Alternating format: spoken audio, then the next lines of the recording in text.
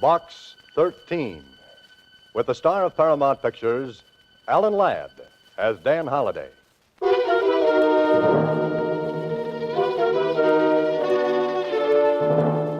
Box 13. Box 13. Box 13. Box 13.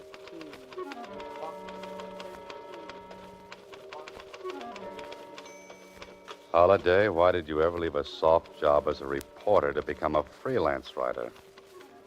Or why did you ever advertise for adventure? Oh, I know it makes you feel like a kid with a box of Cracker Jack. Now you can't stop. You might run across a juicy peanut, or that grand prize is supposed to come in each and every package. But you know by now that storylines, like money, don't grow on trees. Susie, where have you been? You know where I've been, Mr. Holliday. Down at the Star-Times after the mail. Oh, yes, the mail. What's in box 13?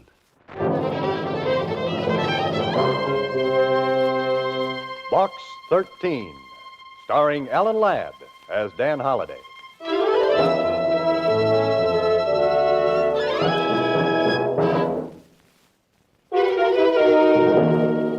And now, Box 13, starring Alan Ladd as Dan Holliday.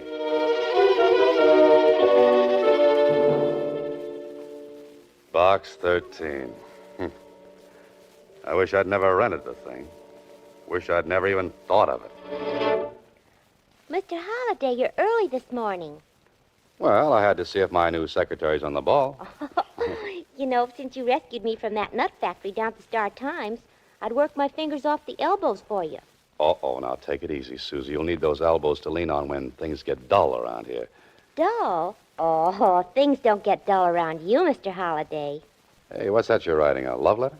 Yeah, it's a love letter to your publisher. Uh-oh. He wants to know where are the chapters you promised for the new book. And what are you telling him, Susie? A lie. A big fat one. Thanks. By the way, where are those chapters, Mr. Holliday? If I had them, my secretary'd have lots of extra work. You don't like extra work, do you, Susie? I don't like your worried look. When you don't have chapters, you have that look. Oh, does it show so much? Like a chinchilla coat in a dime store. It's the hallmark of my profession, Susie. Say, what was in box 13 today? Some goof wants you should fly to Mars with him in his homemade rocket. Oh, brother. Oh, yes. There was a ticket to a radio broadcast. Radio broadcast? Silky Soap presents Time for Drama, starring Jean Blake, 8 p.m. Federal Broadcasting Studios. Now, who would want me to go to a radio show? The advertising agency, maybe? Those guys don't read adventure wanted ads. Too busy dreaming up singing commercials. Someone wants you should go to that broadcast awful bad. Yeah. She wrote please in the back of the little envelope. She? Yeah, she. And I don't like her taste in lipstick. The one she wrote this with is the color of blood.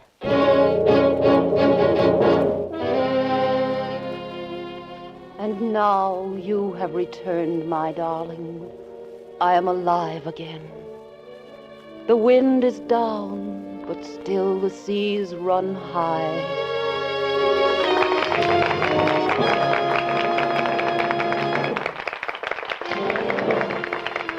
Time for Drama has presented The Wind is Down, starring Jean Blake. In the cast were Robert Baylor as John, Agnes Sloan as grandmother, and Marvin Masterson as the butler. This is FBC, the Federal Broadcasting Company.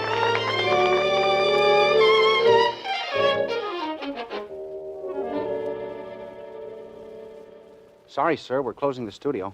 Huh? Oh, sure. I was meeting someone. They must have stood me up. Someone in the cast, sir? Yes, it could be. I think they've all gone, but you might try the stage entrance. Oh, thanks. How do I get there? Around to the back of the building, sir, just opposite the parking lot.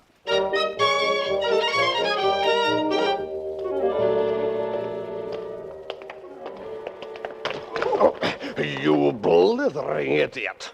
Watch where you're going. Sorry, I didn't see you coming around the corner. You autograph hounds always clutter up the entrance. For that, I'll not give you mine. Step aside there.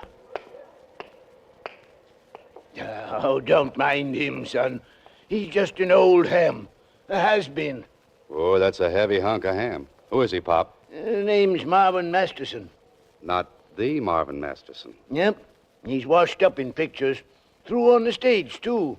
Does bits on the air now. Say, didn't I see him play a butler on Time for Drama tonight? Yep. How the mighty have fallen. Say, Pop, you read that like an actor. Was one once. Oh, nothing like Masterson, of course. And I can appreciate how he must feel. Well, someone else did too when he said, "Fame, it is the flower of a day that dies when the next sun rises." Well, you an actor, too, son? No, writer. Name wouldn't be Dan Holliday, would it? Yes, why? Got a message for you. From whom? Don't know. Found this note on my desk. If Mr. Dan Holliday comes around, ask him to go to the Mayfair restaurant. Hey, what is this? I'm getting passed around like a collection plate. And when you catch up to her, give her a pencil. That lipstick smeared up my call sheet.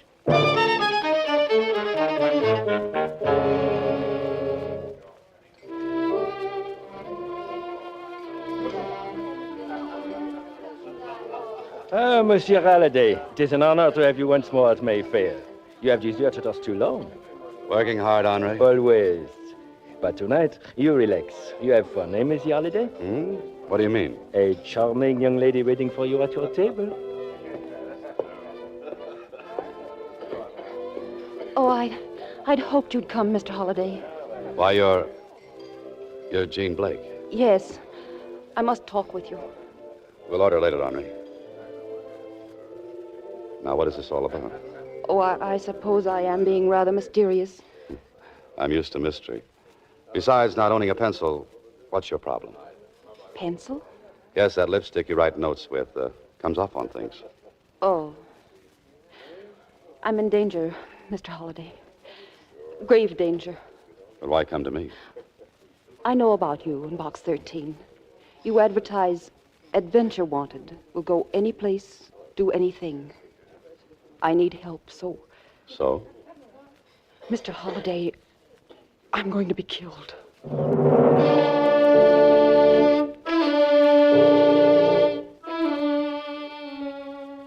I'll do anything you ask, but you must help me. You must. Oh, now, look, Miss Blake, I'm a writer, not a detective. Pardon, Monsieur Halliday. Yes, Henri? There's a call for you. May I plug in the phone? A call? Oh, sure. Excuse me, please. Hello? You're engaged in an interesting adventure tonight. Aren't you, Mr. Holliday? You must be psychic. Who's this?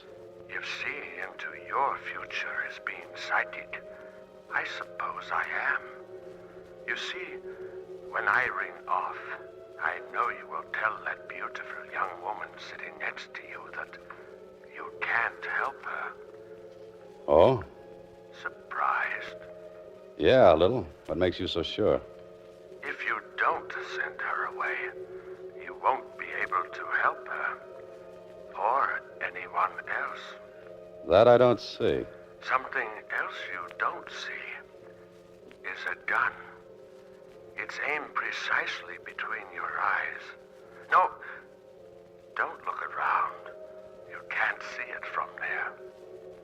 But an expert marksman can see you, however. Every move. You're in this restaurant? Interesting situation, isn't it? Hundreds of people around you, and you don't know which one you're speaking with. Or which will shoot you if you don't do what you're told. Get rid of that girl, Holliday. Now.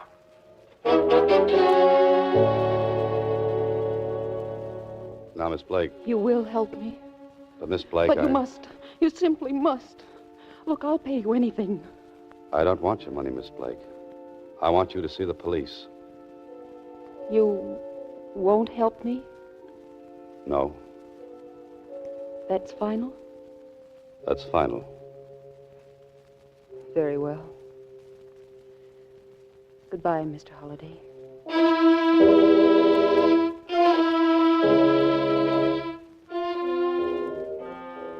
Well, nice going, Holiday. A young woman in distress pleads for help, and what do? Send her out into the night alone. But you had to do it, so that madman on the phone wouldn't hurt somebody. Now you've got to find her, and fast. Henri! Henri! Oui, Monsieur Holliday? That girl who just left, Jean Blake. Did you see where she went? Oui, monsieur. She walked towards the park.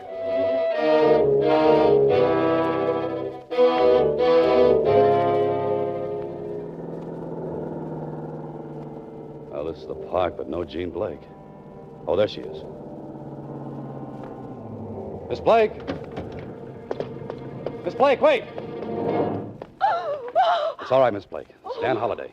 Oh, but I thought... No time for thinking. Get in my car quickly.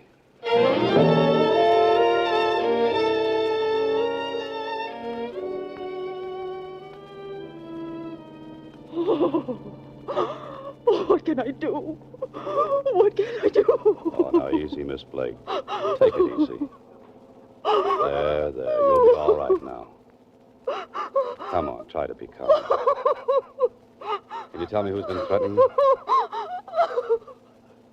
There's only one thing we can do. What? Go to the police.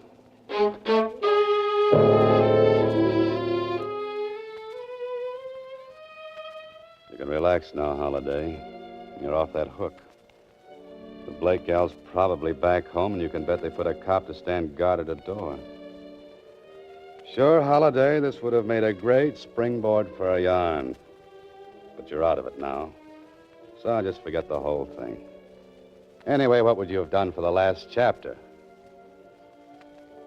Last chapter. Of course, if you should go back to the Mayfair for lunch tomorrow, you just might run across something interesting.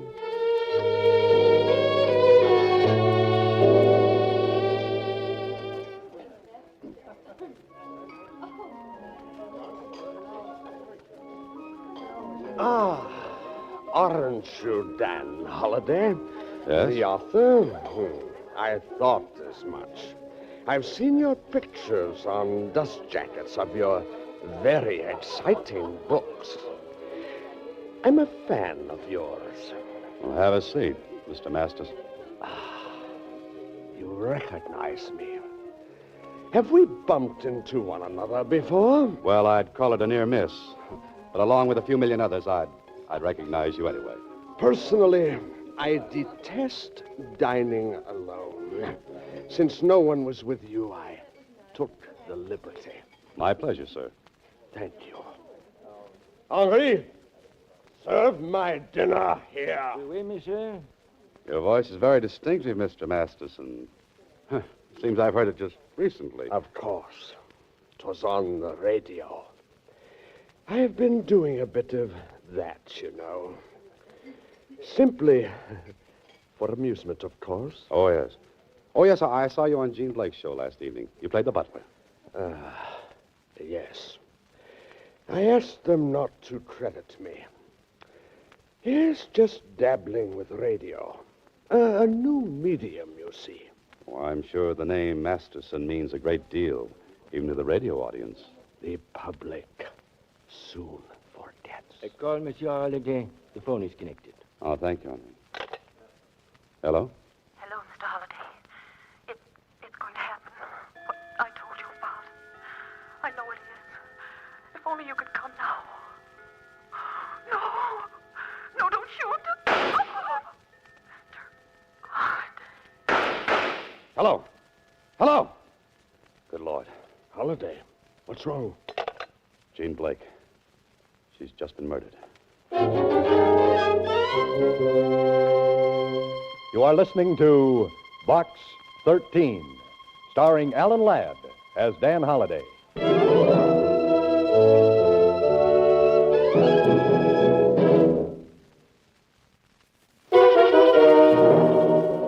And now, back to Box 13, starring Alan Ladd as Dan Holliday. Well, what a sleuth you turned out to be, Holiday. You sit in on a mutual admiration session with a tired old ham actor. And the gal you're trying to protect gets knocked off.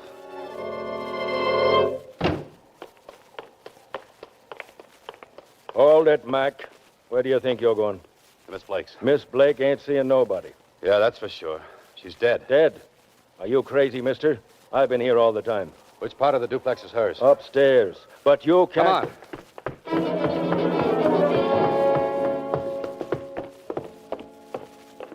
This it? Yes, but I... Come on, bust it in.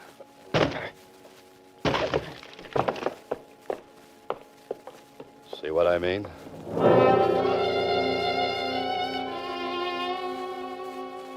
Suicide, huh? What did she take? Suicide. You better look again. She was shot. That's impossible. I'd have heard something. I've been here 6 hours and I ain't heard no shot. But there were 3 shots. I heard them just 15 minutes ago. You heard them. You wasn't here 15 minutes ago. Or was you? Were you? I told you I've been here 6 hours. Didn't you leave for cigarettes or something? I told you I've been here. Yeah, I know you've been here 6 hours. But who was around before I got here? No one.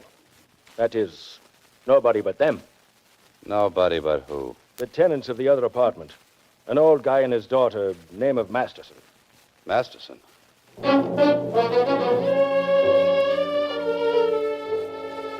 Look, Mac, you know too much about this.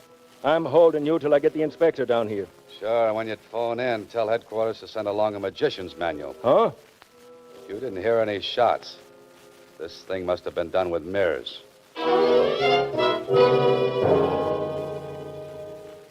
Did you talk to Miss Blake after you left her last night?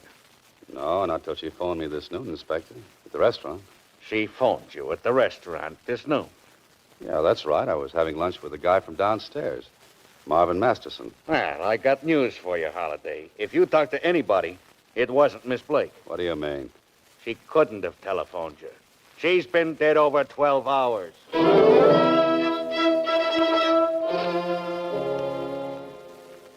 How about that? Holiday. Holiday, where's that good ear you're supposed to have? Sure, you would swear it was Miss Blake's voice. But she was dead 12 hours before. Look, Holiday, you're trying to find the last chapter. But even you couldn't write this one.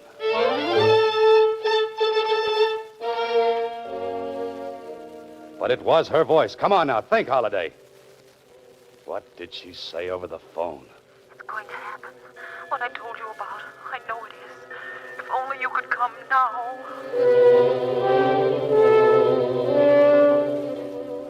There was something else that came over that wire. Something a good ear would have picked up. If only you could come now. If only you could come now. Think, Holiday, think. What else did you hear over that phone?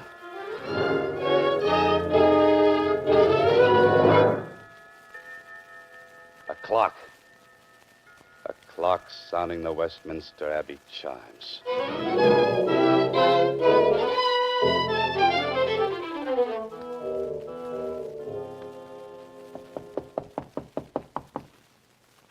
Yes, coming. Yes? Miss Masterson? I'm Dan Holliday. Oh, yes. Good evening. Won't you come in? I'm sorry to intrude. Oh, not at all. Father told me he lunched with you this noon. Oh, yes. Is your father at home? No. Oh. Is there something I can do? Oh, yes. Answer a few questions, if you will. Well, if it's about that poor girl upstairs, the police have already questioned Father and me extensively. Poor Father. He was so upset he went out to our beach cottage for a few days. I'd like very much to know... Can't you get your information from headquarters? No. Why? You see, I know more than the police do. Isn't withholding evidence a crime, Mr. Holliday?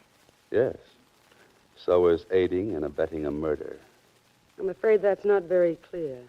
Some details are not clear to me. That's why I'm here. Are you insinuating that... No. I'm accusing. Accusing whom of what? A father and his daughter, of murder and abetting a murder, respectively. That's ridiculous. I don't think so. I get it. This is just a gag cooked up between you and my father. Well, it really isn't very funny. It's no gag. Your father murdered Jean Blake.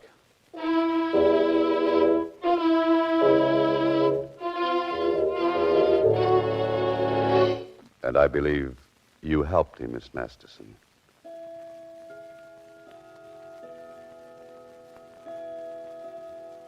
And now I'm sure of it. Is my silence that expressive? No, but your clock strikes the Westminster chimes. Chimes? I don't see what they've got to do with it. I see several things. Your fancy record player, for one. It does have an attachment for making recordings, doesn't it? Mr. Holliday, you have no right to ask questions. The police got all the information they wanted. But not the evidence to convict Marvin Masterson. I know he's a murderer. You'll have to prove that. This noon over the phone, I heard Jean Blake calling for help. Then I heard that shots had killed her. Well, if my father was dining with you at the time, how could he be the killer? I heard the murder, but not at the time it was committed. It was you, Miss Masterson, who telephoned me at the restaurant. Are you trying to say I'm clever enough to go through that shooting routine and then fake Jean Blake's voice over the phone? It was Miss Blake's voice, all right. However, I heard it 12 hours after your father killed her in this apartment. Later, he carried her body upstairs. That's fantastic. Is it? Mind if I go through this collection of records? I should find the one Jean Blake was forced to cut on this machine before she was shot to death. No, don't, please, Oh, you did play that record I heard on the phone. Yes. But I thought it was a joke Father was playing on someone. He phoned me a few minutes before and told me what to do. What did you think when you discovered Miss Blake was dead? I was frantic. You see, Father warned me to forget all about the record. He refused to answer any of my questions. Mr. Halliday, my father can't be responsible for this tragedy. He's just a broken old man. He was the idol of millions for so long, and now they don't want him anymore. It's breaking his heart, and please, I'm begging you to forget all about this, Mr. Halliday. I thought you might be innocently involved. But I'm afraid you can't protect your father from a murder charge. What will they do with him? I'm sorry, Miss Masterson, but I'll have to take that record. Don't touch that cabinet, Holliday. Oh, you didn't like the beach, Masterson. I didn't go. You're too clever to be out of my sight. Being at this end of your gun might indicate otherwise. But I don't like guns pointing at me. Hey, get out of the way. He was going to shoot you. Oh, you're so right. Fortunately, you got in the way. Are you convinced now that he killed Miss Blake? Yes. I'm afraid I am. How did you know it was done here, not up in Jean's apartment? Jean didn't have a clock, which strikes the Westminster Abbey chimes. This is Box 13, starring Alan Ladd as Dan Holliday.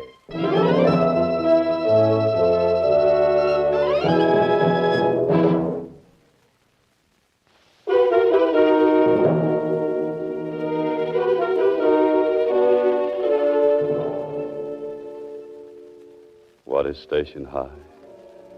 'Tis a proud Bendicut. It boasts and begs.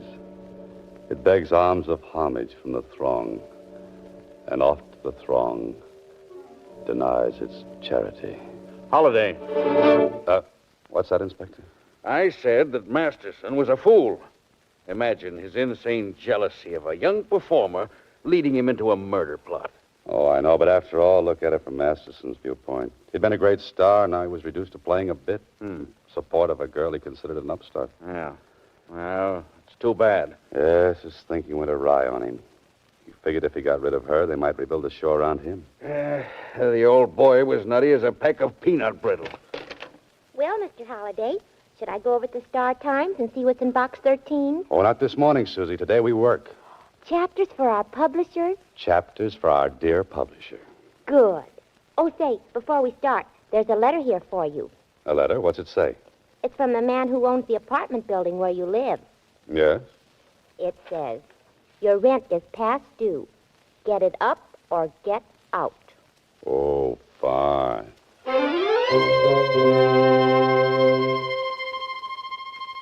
Next week, same time, Alan Ladd stars as Dan Holliday in Box 13.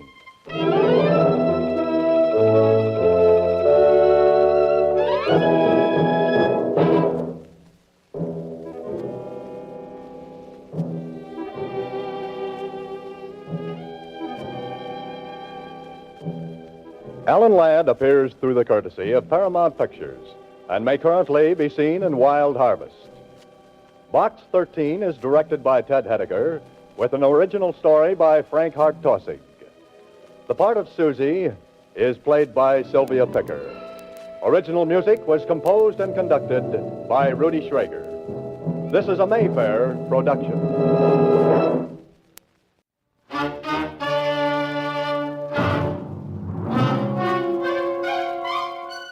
Box 13, with the star of Paramount Pictures, Alan Ladd, as Dan Holliday.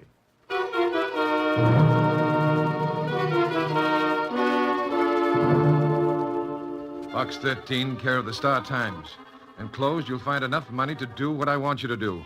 Go to the Mason auction rooms and bid on an old Chinese teakwood box. I must have that box. And if you get it for me, wait for further instructions.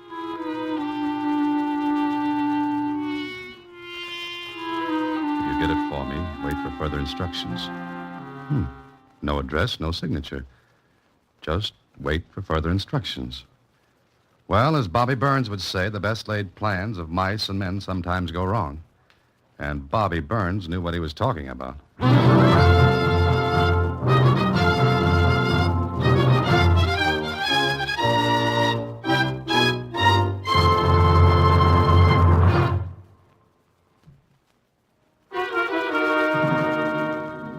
And now, back to Box 13 and Dan Holliday's newest adventure, Hot Box. It doesn't sound very interesting, Mr. Holliday. You never can tell, Susie. Now, suppose this teakwood box contains 1 million crown jewels, and suppose international jewel thieves are after them, and I get mixed up and... Gee, go on, Mr. Holliday. That sounded wonderful. Well, what happens then? Well, and then I... What am I saying? I must be out of my head. Well, I think you should go. To the auction, I mean. Auctions are very interesting. I went to one once. They're like a gin rummage sale. The gin, Susie. That's extra. Oh. Anyway, maybe I'll see what's in that teakwood box. You'll be able to reach me at the Mason auction rooms. Well, right there's where the plans begin to get twisted. I took a wrong turn and landed at the Mason auction rooms after the sale had started. They just sold the teakwood box. Sold it to a scared-looking little guy. He was about 55, pale, and he kept looking around the room while they wrapped the box for him. It wasn't big, that box. Maybe about the size of a cigar box. But the way the little man hugged it to him when he left, it could have been made of beryllium. Okay, so I missed the boat. Or I mean the box. But I wanted something for my trip across town, so I followed the pale little guy from the room. He looked around and saw me. I raised my hand to signal him, and that did it. He sprinted out to the sidewalk like a rabbit. I went after him. I wish I hadn't, because when he saw I meant to follow, he took a couple of wild looks around, and then... Hey, look out! He ran across the street against the traffic signal and then right into the path of a car. What happened here anyway? I pushed my way through the crowd that gathered. The little guy was lying on the street. I couldn't help it. He ran right in front of me. He ran against the light. Hey, did anybody see it? Did anybody see it? Yeah, I saw it. It wasn't your fault. No, it wasn't my fault. I was trying to stop. I wasn't going fast. I was just going to make the turn. Well, is he hurt bad? The little man looked as though he was badly hurt. Somebody sent for an ambulance, then I remembered the box. I looked around for it. It wasn't on the street. He didn't have it anymore. I looked over the crowd. Nobody had it. Then I noticed the cab at the hack stand at the curb. And getting into it was a woman with red hair. And under her arm was the package. Before I could push my way back to the crowd, the cab was gone. But I saw its number. Okay, it'd be easy to check and find the driver's name and maybe ask him a few questions. Well, I waited on the street until the ambulance got there. The intern said it was probably concussion. But that evening, I drove to the Marchmont Apartments. Yeah, that was where the driver of the cab said he took the woman. I looked at the names on the mailboxes. 9 apartments in the building. Well, one way to get in was to push all the buttons and wait for the door to click open. I went in, but as I did, I looked out the door. There was a tail on me. I caught a quick glimpse of a man's face. He hurried past, but not before he gave me a good look. Well, that teakwood box was leading to something. After disturbing 7 occupants of 7 different apartments and getting 7 nasty comments, I rang one buzzer. The name underneath was Ruth Cornwall. Is that you, Tommy? Yes, Ruth. Just a second. Oh, Good evening. who are you? Not the Fuller Brush man. May I come in? Of course not. I've come about a teakwood box. Will you please go? Oh, maybe you didn't hear me. I said I've come about the teakwood box, Miss Cornwall. I don't know what you're talking about. And if you don't go, I'll ring for the manager. All right. Ring for him. Well? Is this a joke? I don't know. That depends on you. Well, Come in. That's better. Now, who are you? My name's Dan Holliday. Do I know you? No, I don't think so. But I know you. Oh, you do? From where? From this afternoon, when you hopped into a cab with a package that belonged to a little man. Oh. If that was supposed to be a careless laugh, you need a lot of rehearsal. What makes you think I'm the person you're looking for? I just managed to catch sight of that beautiful red hair of yours. Really, Mr. Holliday, I thought this was a joke at first, but it's getting a little absurd. Oh, no, wait. I think you'd better go now. All I want is an explanation. What's in that box? What's in that box that makes it so important? Well, if I knew what box you were talking about, maybe I could tell you. Let's quit waltzing, Miss Cornwall. You wouldn't have let me in this apartment if you knew nothing about all this. But you were scared enough to let me come in and talk. That makes sense? Why should it? Because I could swear you seem relieved about something. Maybe you were expecting someone else to come after you. Were you? Of course not. All right, I'll wait. I don't think you will. Oh. Does this make you change your mind? Guns always have a habit of making a man think twice. Just think once, Mr. Holliday, about leaving now. Well, your arguments are stronger than mine, and Get out of here quickly. You're getting more company. Get out! Now, let's see. Anyone planning to sneak up on you could do the same as I did. Ring all the buzzers, get in the building, then come up here, but... If you don't leave, I'll... I don't think you will. You're very anxious to have me get out before this company gets up here. And you'd better click that front door or you'll get impatient and go away. If I give you that box, will you leave? Ah, now we're getting someplace. Okay, you talked me into it. Wait. Here it is. Now get out of here and don't come back. What was in it? Nothing. Now, please, will you go? For heaven's sake, please go. You got what you wanted. Now leave me alone. Well, look, Will you leave me alone if he sees you here? All right, Miss Cornwall. And please never come back. Never try to see me again.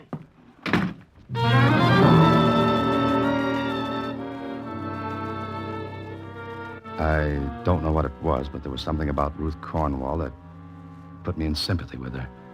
She needed help, wanted it, but it was as though she didn't dare tell me why. I went down the hall, ducked around a corner, and stopped just long enough to look back and see a man go into her apartment. I went downstairs, out onto the street. Keep walking, Bub.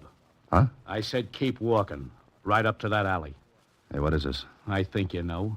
But if you want to play 20 questions, I'll let you ask one. This give you a hint? Oh, when you pull that gun back, take it easy. I think you've got it caught in my ribs. Now, walk.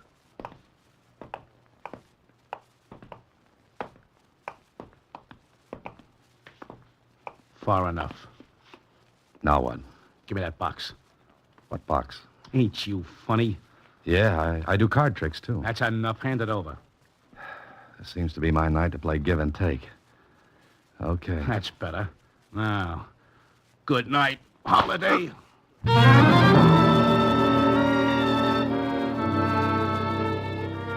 When the alleyway stopped spinning long enough for me to catch it, I stood up on it. I looked at my watch. As closely as I could figure, the character who tattooed my head had put me out for a half an hour. See what you get when you put an ad in the paper advertising for adventure? You get it. With lumps. Well, there was nothing more I could do that night. My head felt like the inside of a bass drum in a band. And all I wanted to do was hit Betty by and let my head rest on a nice, soft pillow.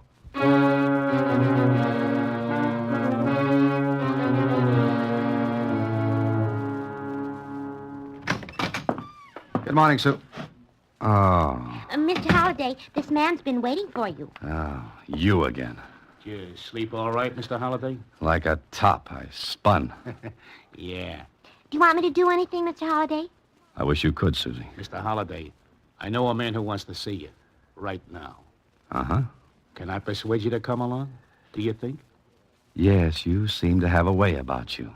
Susie, Yes, Mr. Holliday? if I'm not back in 3 hours, call up the insurance company and get back that last premium I paid in advance. Huh? That's enough. Let's go, Holliday.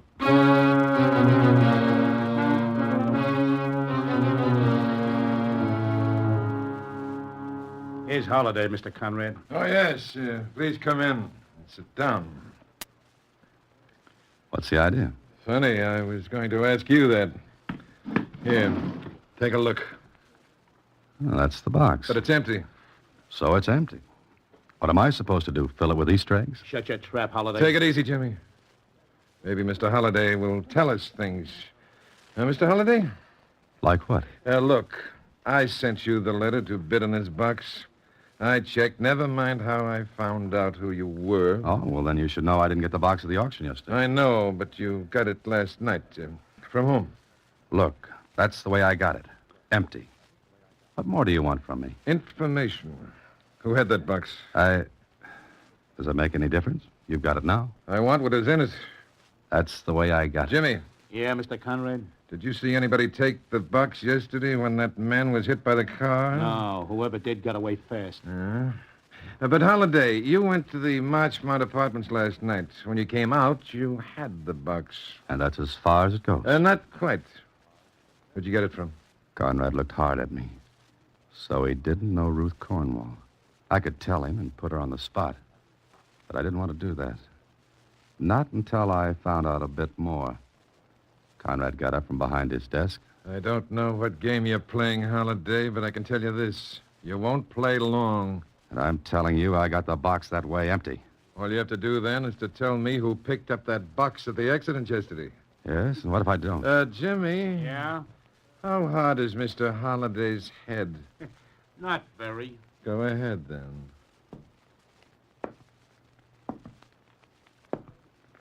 Wait a minute. Hold it, Jimmy.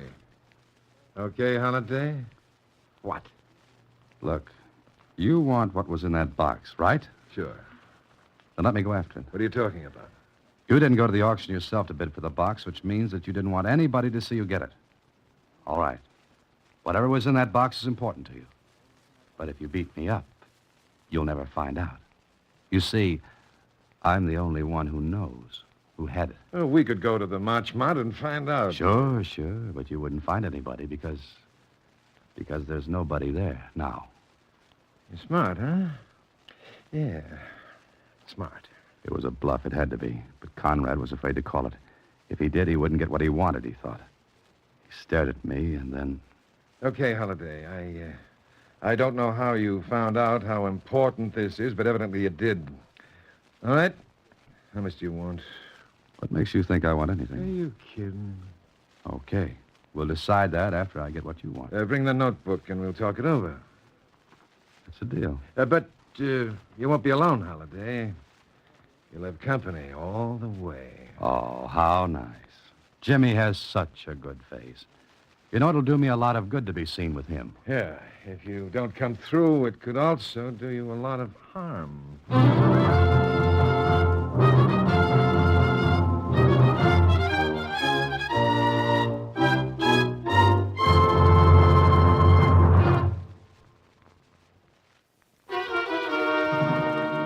And now back to Hot Box, another Box 13 adventure with Alan Ladd as Dan Holliday.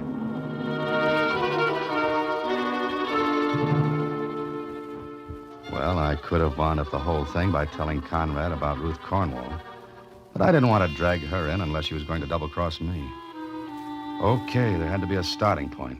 And for me, it was the hospital where the little guy who had bought the box was taken after his accident. Well, I'm afraid you can't talk with him, Mr. Holliday. As a matter of fact, there was another man here yesterday. And he frightened our patient so badly that he had a relapse.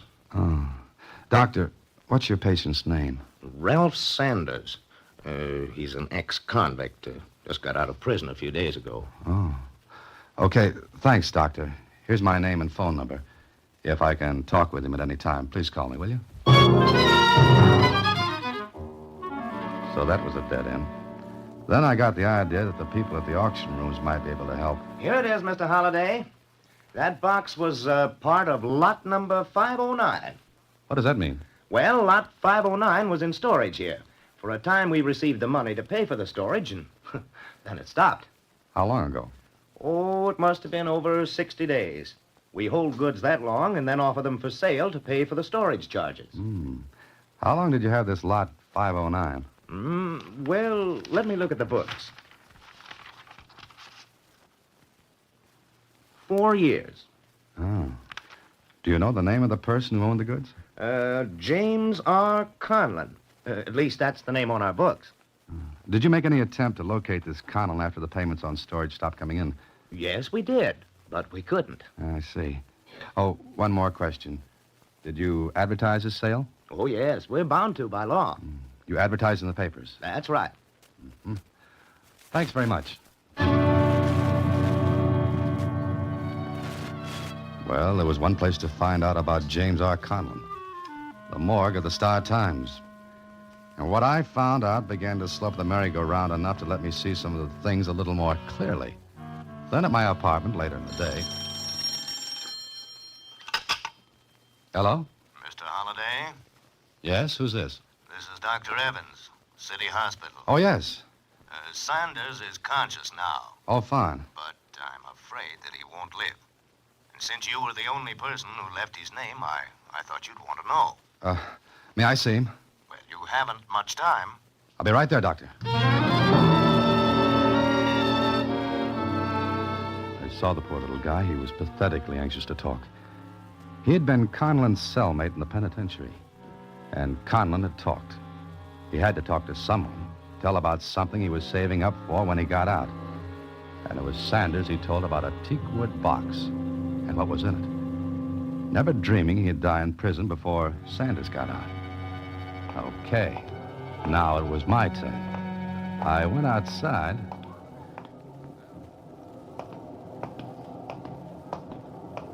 Hello, Jimmy. Still playing tag with me? What's the idea, Holliday? Oh, I'm full of ideas. But the best one of all is, let's go to Conrad. You got that book? Not with me, pretty boy. You want to get your head singed? Look, we're going to Conrad right now. Why, I ought to poke You ought to, right but now. you won't. Now, let's get going. If we stand here one more second, I'll let that notebook loose where it'll do the most good. Or the most harm. And that, big ears, depends on the point of view. Why, Okay. Okay, but you're asking for trouble. Fine. Let's go hunt for it, shall we?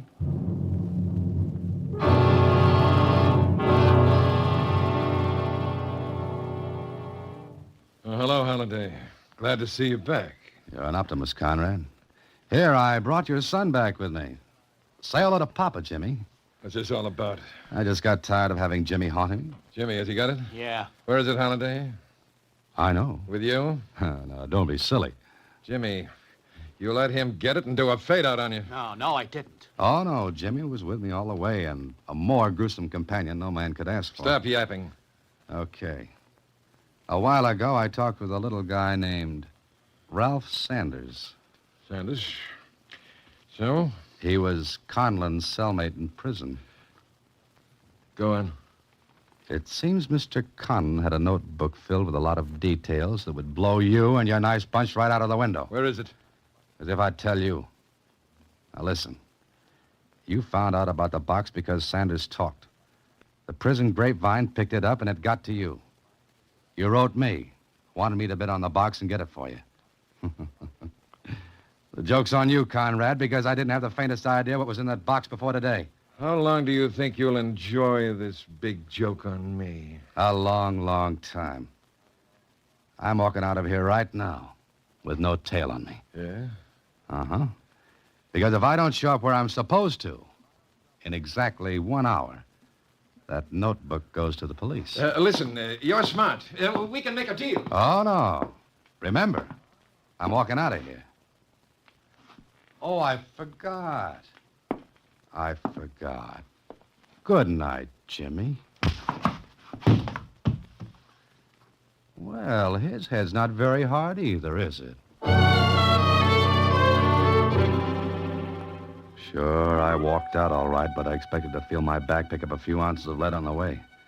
It didn't. I was very happy about that. There was still one more thing to clear up. Ruth Cornwall. If she had that notebook and Conrad found out about it, then I was out in the cold. I got to the Marchmont apartments as fast as I could because it could be that she was going to do a little business with Conrad herself. I got in, went to her apartment.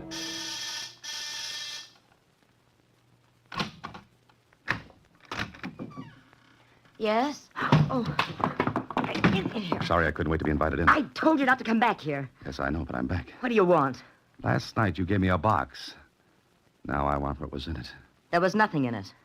Not even a notebook with some very startling things in it about a certain Mr. Conrad and his gang? So you found out about that? Yeah, but in finding out, I put myself in a wonderful spot to get acquainted with a mortician. All right, so you know. But what good will it do you? What good will it do you? That's no concern of yours. Oh, yes, it is. Put yourself in my place. Conrad thinks I've got the notebook. He also knows who I am and where I live. Now, when he finds out I don't have the notebook and can't hold it over his head, he's going to get awfully, awfully rough with me. That seems to be your problem, Mr. Holliday. And you won't give me any help with it. Why should I? Fair question. I'll answer it. Because I don't think you want to see me get killed.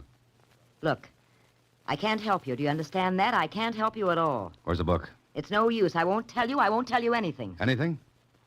Why did you put that on the end? Mr. Holliday, the last time you were here, I was at a disadvantage. Now, our positions are reversed. I think you'll leave now without giving me any more trouble. All right. You asked for it.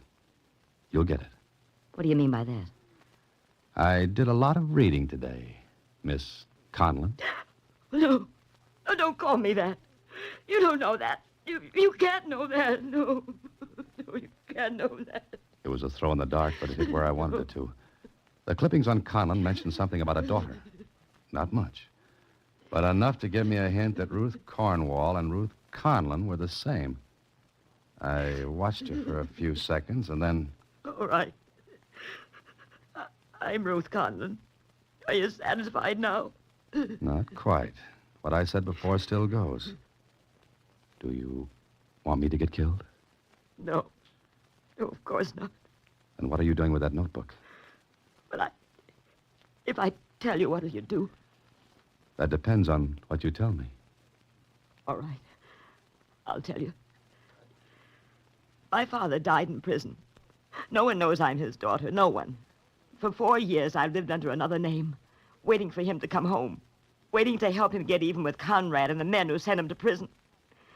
Sure, he could have told things at his trial. He knew he'd been double-crossed, but he wanted to wait. And how? And now I don't know. What don't you know? I'm going to get married.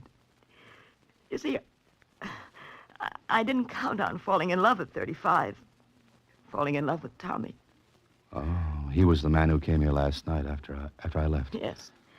I had to get that notebook.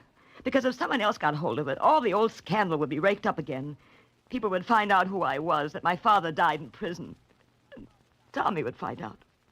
I see. I waited a long time to get even with Conrad, but now I don't want to because of Tommy. Oh, don't you see? I can't let anyone else have that notebook. I want a chance to live like anyone else, like you or a million other people. Yes, I see. So, Now what'll you do? I can't do a thing, Miss Conlon. It's your problem now. Mine. That's right. You can destroy that book and let Conrad go along his merry way. You can forget your father. He's dead. Whatever happens to Conrad now won't help him. That's true. But leave us out of it. If you let a man like Conrad go free when you could put him where he belongs, that wouldn't be any good, would it? Oh, please, please stop it. And maybe something you've never thought about, but What? someday your Tommy might find out. Oh, no. You've got nothing to be ashamed of. It wasn't you. It was your father. Why don't you start with a clean page? If this Tommy's a right guy, he'll understand. Well, Miss Conlon?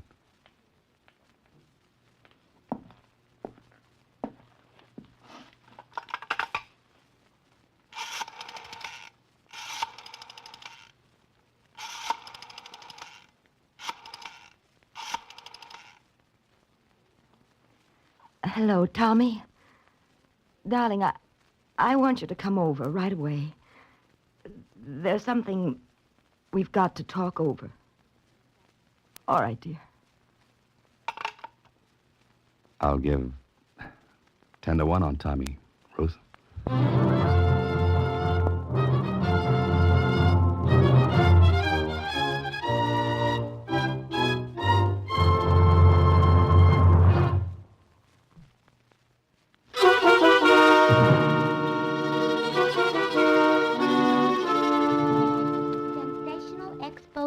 Of notorious racketeer after 5 years.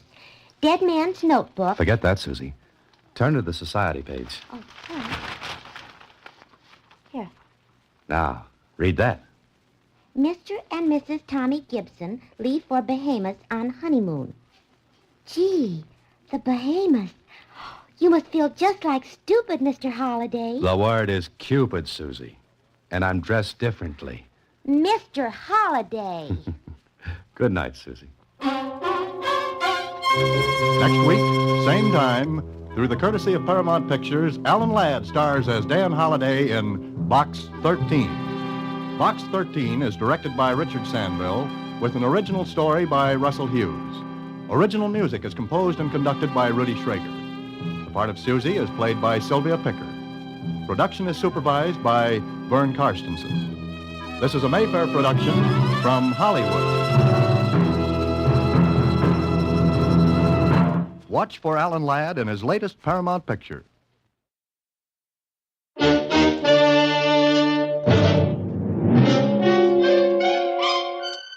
Box 13, with the star of Paramount Pictures, Alan Ladd as Dan Holliday.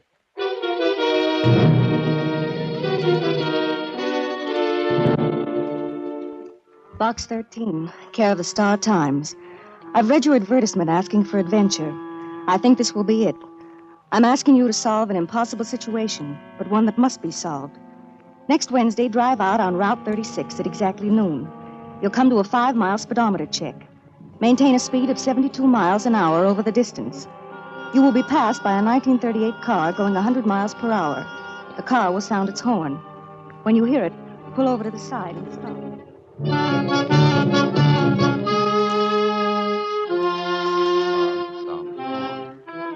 When you hear it, pull over to the side and stop. The letter had no signature, but it sounded intriguing. And it became even more so as time went on. That is, what little time there was.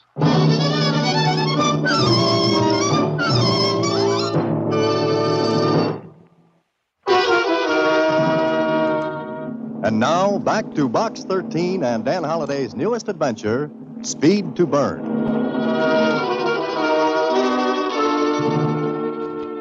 100 miles an hour? Mr. Holliday, that's dangerous. Yes, it is, Susie. That's what makes this letter so interesting.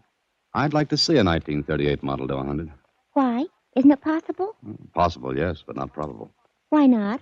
Susie, in the course of time, things wear out. Even a car has to give up sometime. Oh, the letter isn't signed.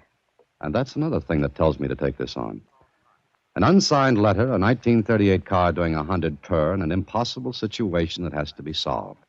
Now, I ask you, Susie, Wouldn't that make anyone pick up his ears?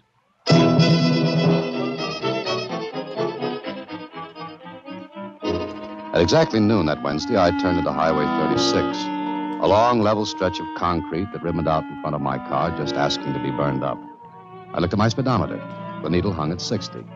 Up ahead, I saw the first sign on the road shoulder. The sign read, "Start speedometer check here." I stepped on the accelerator and watched the needle pass 60 and move to 65. 68, then 70. Just as the nose of my car pushed over the start of the check run. In my rear-view mirror, the road in the back was clear. No cars, no traffic at all. I hit 72 miles per hour and stayed there. The road slipped by underneath, and the scenery on the side was a flashing blur of color. Then I looked in my rearview mirror again, and suddenly there it was. A car that ate up the distance between us as though we were attached by some invisible elastic that pulled us together. And then, before I knew it,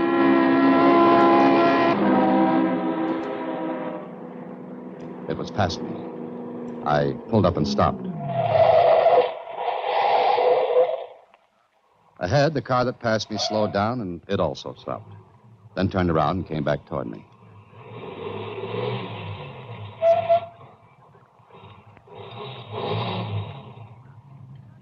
Hello.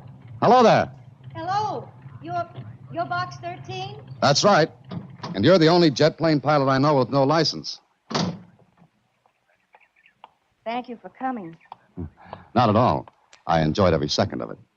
Hey, what do you feed that car of yours? May I get in your car? Oh, please do.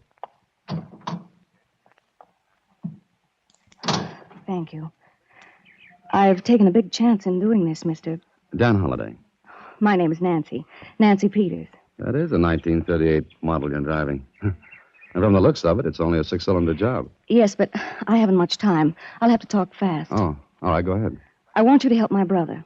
Is he the impossible situation you mentioned in your letter? Yes. He has a prison record.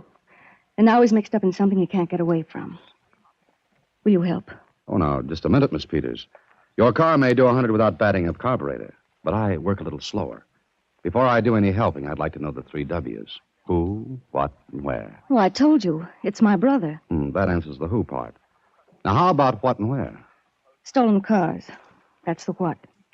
One like yours? That has something to do with it. Go ahead. Tom's mixed up in a stolen car syndicate. Syndicate? It's a business now, huh? Bigger than anyone realizes. Why doesn't he get out? He can't. He's watched night and day. Sometimes I am, too. He didn't know what he was getting into till it was too late. All right, I'll buy that for now. But it'll take more explanation. Look, let's go somewhere else and talk. I just wanted to know if you'd be interested. Well, that car of yours intrigues me. Where do you want to go? Follow me. If you promise not to do any stunt flying, I'll be right in back of you.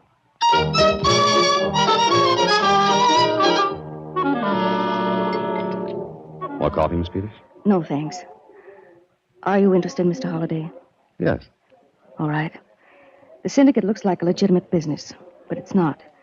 It's tied up with stolen car rackets in every city in the country. In which case, it's an item for the police, or better for the FBI. I suggest you go to them. I can't do that. My brother would be sent back to prison. Well, then let him quit. One man tried it. He was killed. How do you know? Tom told me. Mr. Holliday, I don't know who's at the head of the syndicate. I don't know anything about it, but you can find out and help Tom. And how do I do this? Will you do it? Well, I don't know, Miss Peters. Tell me, how did your brother get into this racket? He's a mechanic. He started to work at the Acme filling station, and it wasn't long before he was offered a job as a mechanic in a big garage in town. Before he knew it, he was in the racket and afraid to go to the police. Did he try? Once.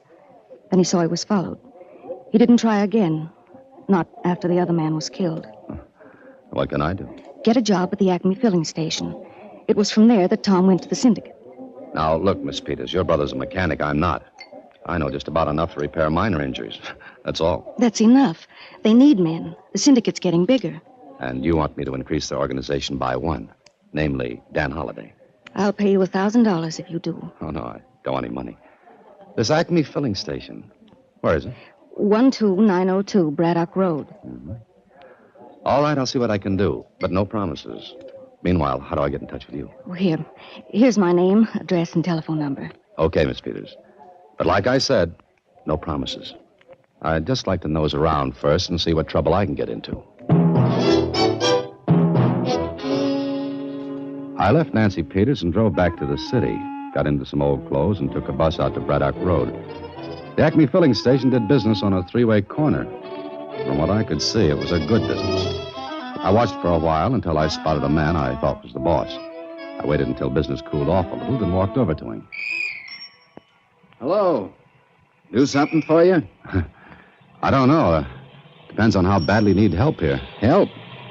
You looking for a job? Yeah, yes I am. I saw you standing on the opposite corner looking over here. Thought maybe you was planning a holdup. No, thanks. That's getting money the hard way. But I saw you hopping around here and figured you could use some help. I don't know. Know anything about cars? Oh, a little. Enough to do minor repairs? Sure. Let me see your hands. Hold them out. Huh? Just hold them out. You ain't done much hard work in your life, have you? Oh, not recently, no. Well, don't think I can use you, bub. But I need a job. Try someplace else.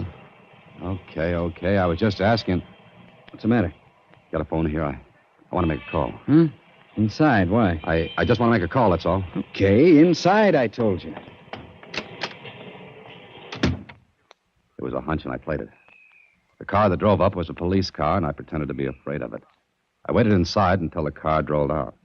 Then the boss came in. Make your call okay? Yeah, sure. Mm-hmm. Had to make that call all of a sudden, didn't you? I just thought of it. Oh, sure. Well, I'll see you later. Wait a minute. Sit down. What for? Maybe we can talk. Wait a second.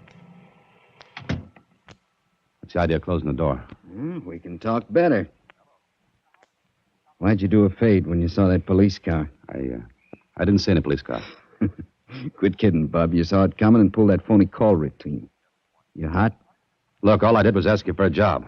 Thanks for your time and so long. Now, take it easy. Take it easy. Sit down again. What's your name? Make it Holiday, Dan Holiday. That sounds phony enough. Want a job? A minute ago, you were tight about that. Now you loosen up. Why? I like to help people. Uh-huh. Got a kind face. You want a job or not? Doing what? Handling the pumps, working on the grease rack, lubrication, wash rack, maybe doing some repair work now and then. How about it? Sounds like a full-time job. That's what you want, isn't it? Yeah, it's exactly what I want. Well, pick up some coveralls in the lockers out back. You start as of now.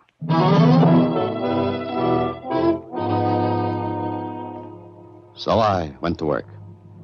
And I learned about cars.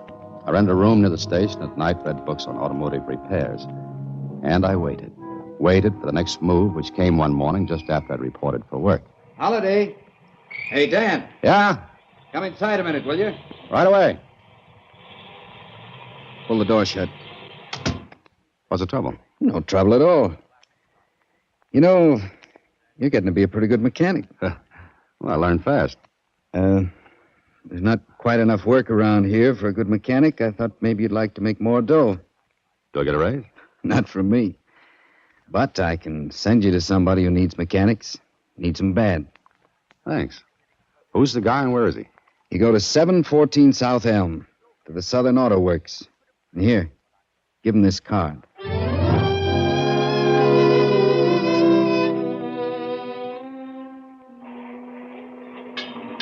So, you're the guy Marty sends along, huh? That's right. He gave me this card to give you. Yeah. Okay. My name is Mike. Follow me. Sure. Kind of busy in here, aren't you? We keep going. Hey, this way. I can see why Marty says you need mechanics. Yeah, you can always use a good one. People crack up their cars and do a million things. Here, go in this door. Good luck, fella. Have a chair, Holiday. Well, thank you. So you're a mechanic. Well, that's what Marty says. And you live at 678 Bender Avenue, and you do a lot of reading at night. I know a lot about you, Dan, more than you think I do. Like what? Like the fact that you're a little shy of cops. I'm not afraid of them. I didn't say that. I said shy. Say like a guy who's just put in a little time would be. Now, don't be afraid, Dan. There's nothing to be afraid of. Look, I took the job at Marty's place because I needed it. But I don't have to be needled by you or anybody else. Maybe I did a stretch. And again, maybe I didn't. It's got nothing to do with the job. So long, Mr. Swanson. Stay right where you are. What's the idea? No idea, Dan. I'm just in need of good mechanics. Marty tells me you're pretty good. Not top-notch, but good enough. Okay, you want a job here? Doing what? Automotive repairs. What else? That's what I asked. What else? My, you're suspicious. Look, you can take the job or not as you like. Pay is $75 a week on a percentage basis for anything over that in time and work. I'd look like a chump if I turned that down. That's right. So I guess you're in, huh? Like you say, Mr. Swanson. I'm in.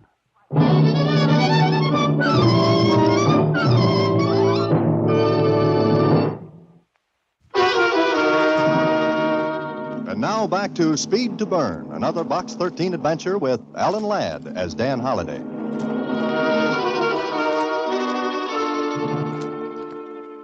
Like I said, I was in.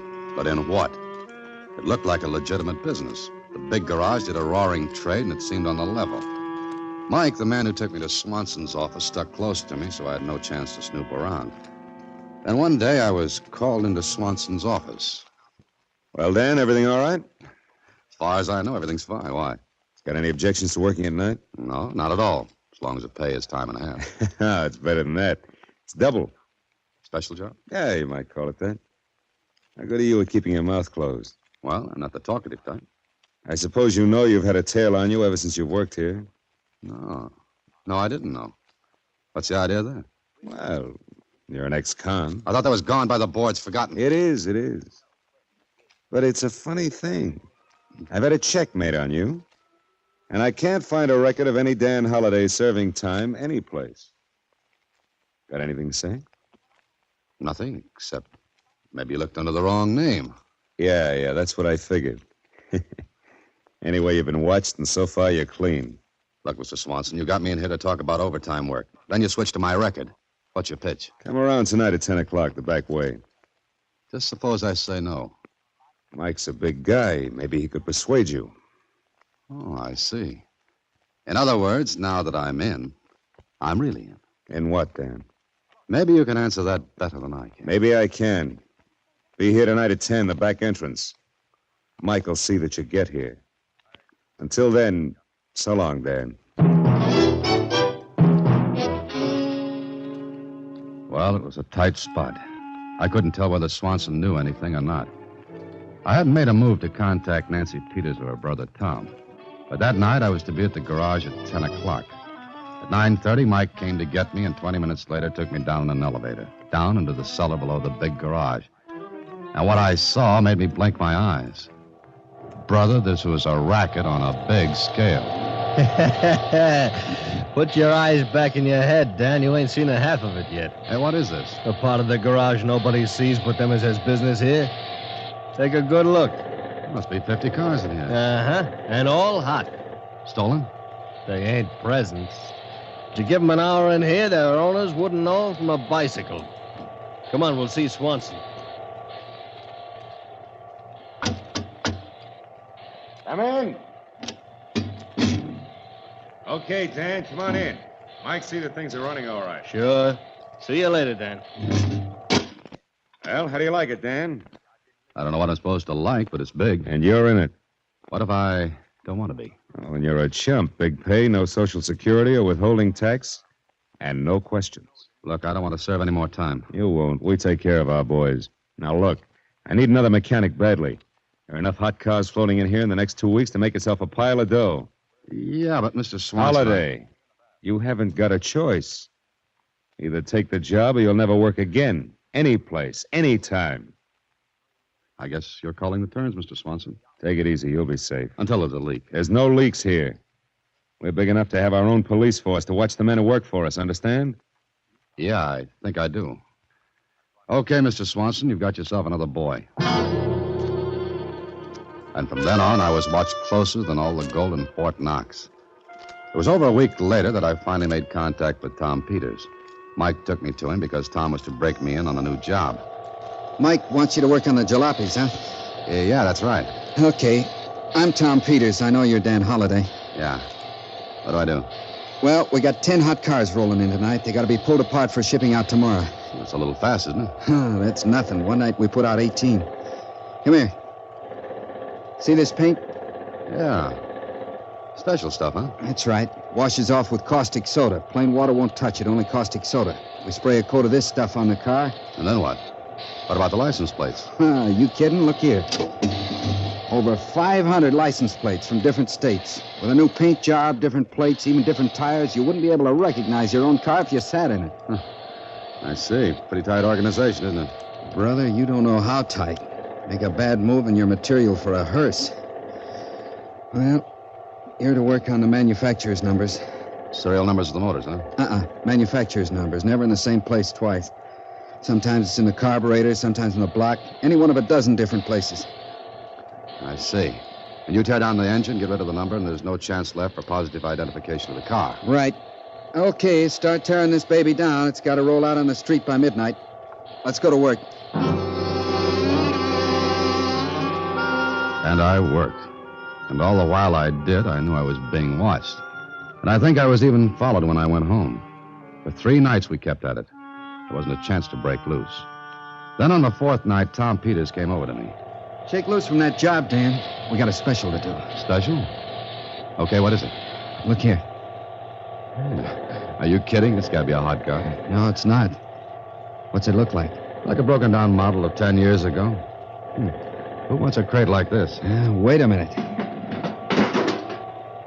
Now, take a look under that hood.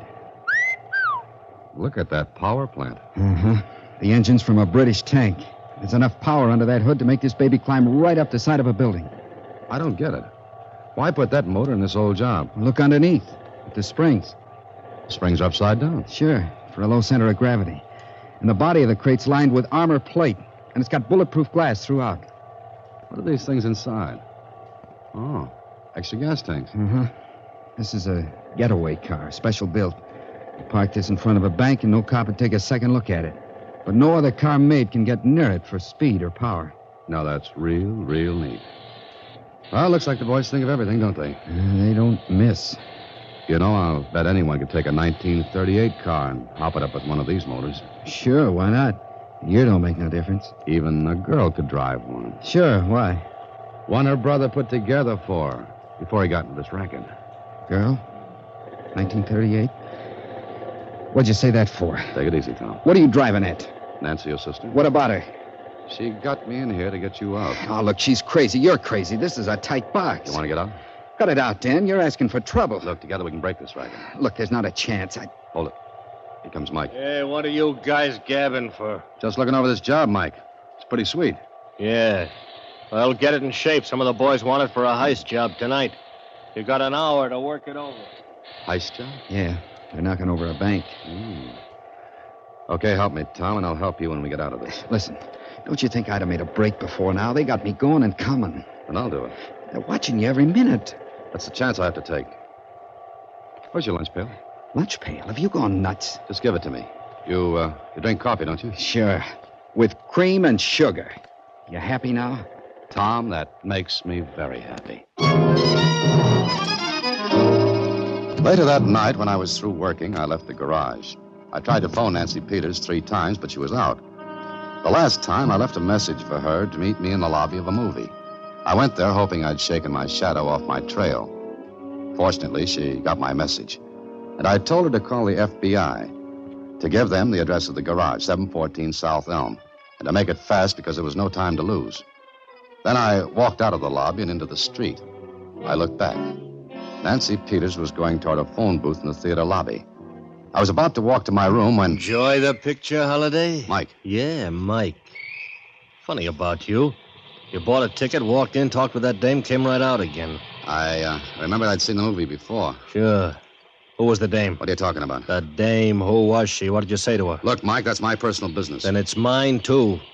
She went to a phone booth inside. Can I help it if some girl wants to use a phone? Yeah, I figure you can. Now, come on. We're going to Swanson. All right, Dan, who was the girl? What'd you say? I never saw her before in my life. Just a chance acquaintance, huh? You could call it that. You're lying. All right, you know everything. Not quite, but I... Wait a minute. Suppose your name is Dan Holliday. Suppose it is. I got an idea. Sit still while I look through the phone book. Funny, I never thought of this before. Let's see. Holiday Dan. Well, you're in the phone book. There's only one Dan Holliday. That makes me unique among the Holidays. What does it make you? Not a sucker, Holliday. Sit still, make a move, and I'll make a nice round hole in your head with this. Now we'll see.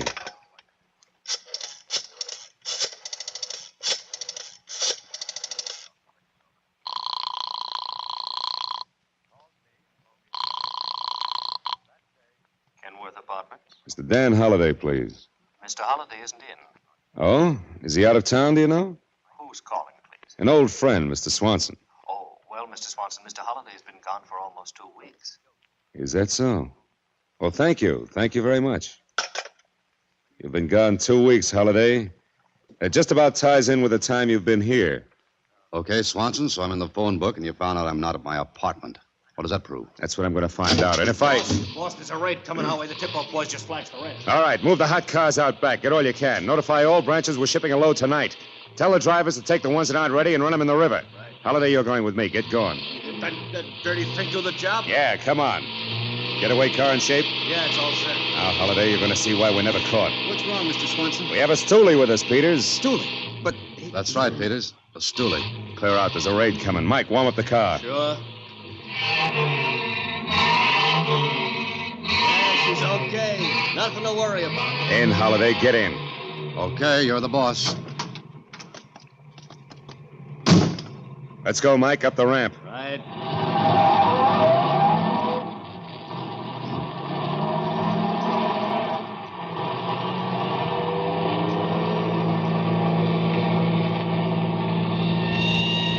There they are.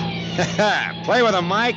Let Holliday see how good we really are. But, boss! You heard me. And I'm almost catch up to us. And Holliday, don't duck when you hear shooting. They can't touch us in this. Besides, I want to save you for myself. They're right on our taillight, boss.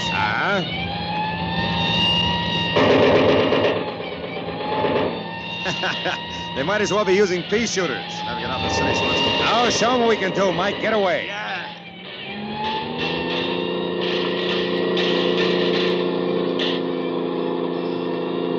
See, Holliday, they're almost standing still. Okay, Mike, head for the state line. Hey, something's gone haywire. What's the matter? You said this car was in shape. Yeah, it was. Get going, you idiot. I can't get me out. The engine's going dead. Run on the curb. We'll make a run for it. Pull in, Mike. Pull in. Oh, no, you don't. Hey, Mike, help me. You dirty rat, you.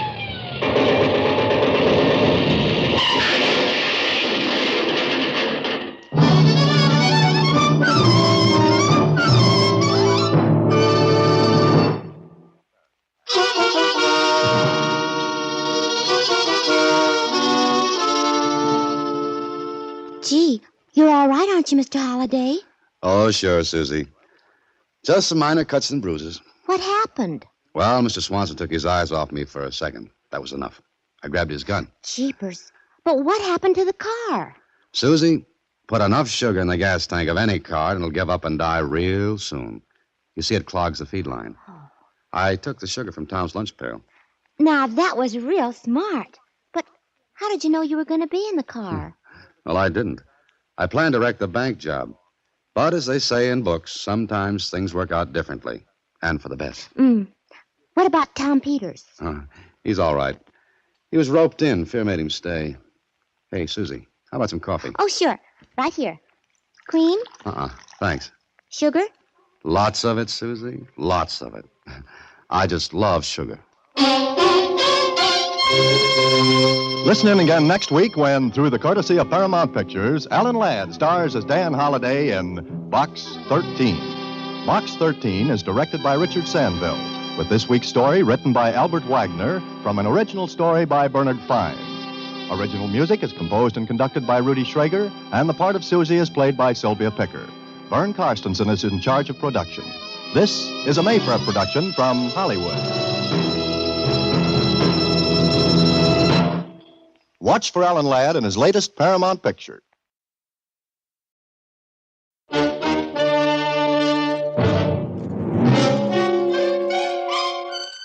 Box 13, with the star of Paramount Pictures, Alan Ladd as Dan Holliday.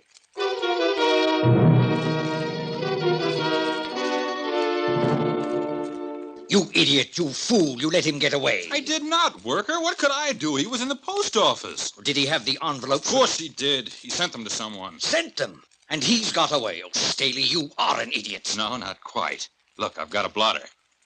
Well, what good's that? Look, in the mirror. What he wrote on the envelope is on the blotter. Well, at least you use your head. I'll see if we can read it. Box 13, care of Star Times. Box 13, Star Times. There's no Star Times in this city. But there is in the city he sent his letter to. You're right. Well, we'll find him later. But first, I think I can get what we want from this Box 13.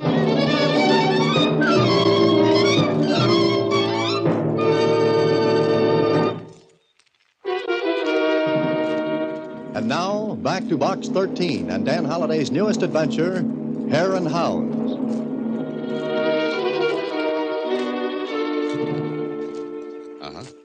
Okay, I'll see you later then. So long. Hello, Mr. Holliday. Oh, hi, Susie. Got the mail?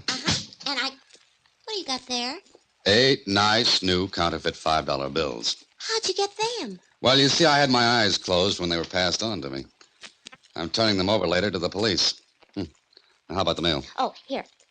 And you know, Mr. Holliday, I had the funniest feeling while I was coming back here at the office from the Star Times. What do you mean? I had a kind of demolition. You mean you blew your top? Huh?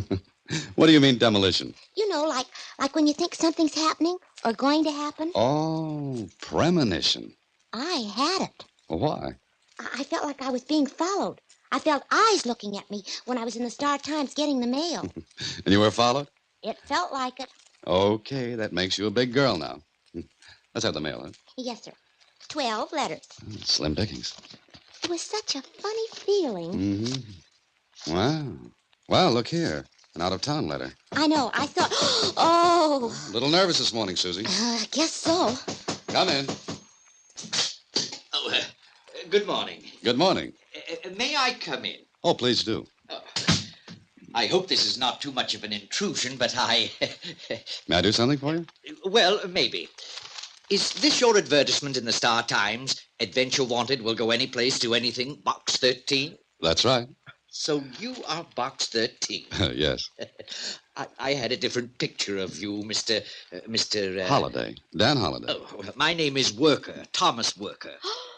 Oh, I saw you at the Star Times. You were the one who was looking at me. Yes, I guess I was. You followed me. It was charming work. And you... Oh, thank you. May I ask why you followed my secretary, Mr. Worker?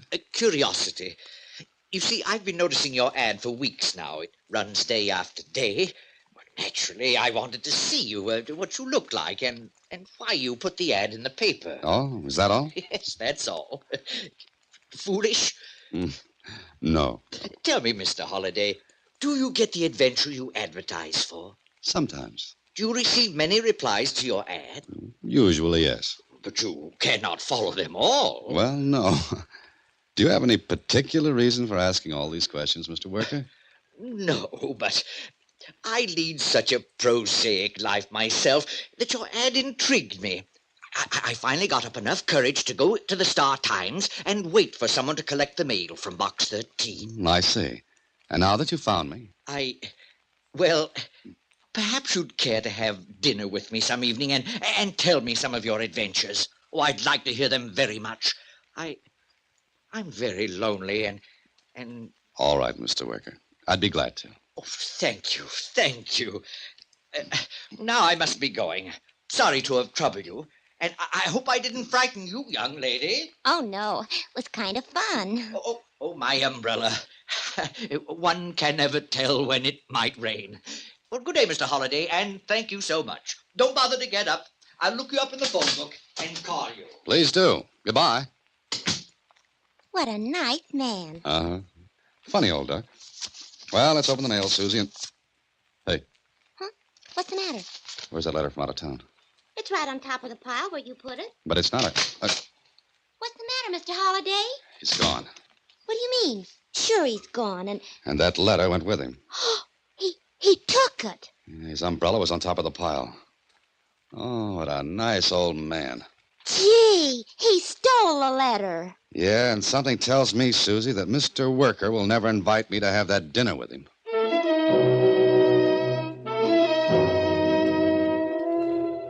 Sure, Worker took the letter. But why? What was in it? Why was it so important? And who sent it? Well, I kept asking myself those questions, and then 3 days after that little visit from Worker, Susie came bursting into the office. Oh, Mr. Holliday, look. Here's another letter from the same place. I mean, it looks like the same handwriting. Yeah, it does. Hey, Susie. Huh? You weren't followed this time, were you? I made sure. Oh, good. What's it say, Mr. Holliday? Well, listen. 3 days ago, I sent you a letter containing a sealed envelope. It contained half of something which is very important to me. It was imperative that I get rid of it until I could get to safety. Gee. I'm all right now, so send the sealed envelope to 243 Marlowe Avenue, Bridgeport. Arthur Holmes. Now what are you going to do, Mr. Holliday? Do? Well, I can't send him the envelope because I haven't got it. And I can't find Mr. Worker because I've got a sneaking hunch that he'll be a little scarce. Maybe you better write to Mr. Holmes. Oh, no, Susie. This looks too good to be handled by a letter. I'm going to find out a few things by seeing Mr. Holmes in person. I went to Bridgeport, found 243 Marlowe Avenue. It was an apartment house. There was no clerk at the desk, but there was a tier of mailboxes. One of them belonged to Arthur Holmes in apartment 6B. So, a couple of minutes later... Mr. Holmes? Oh, Mr. Holmes? I tried the door. It wasn't locked. The apartment was dark. I was fumbling for the light switch when...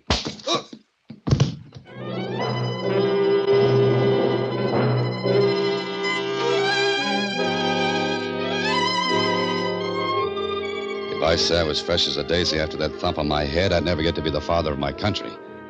I was lying on the floor. The room was still dark except for a flashing light that came from a store sign across the street.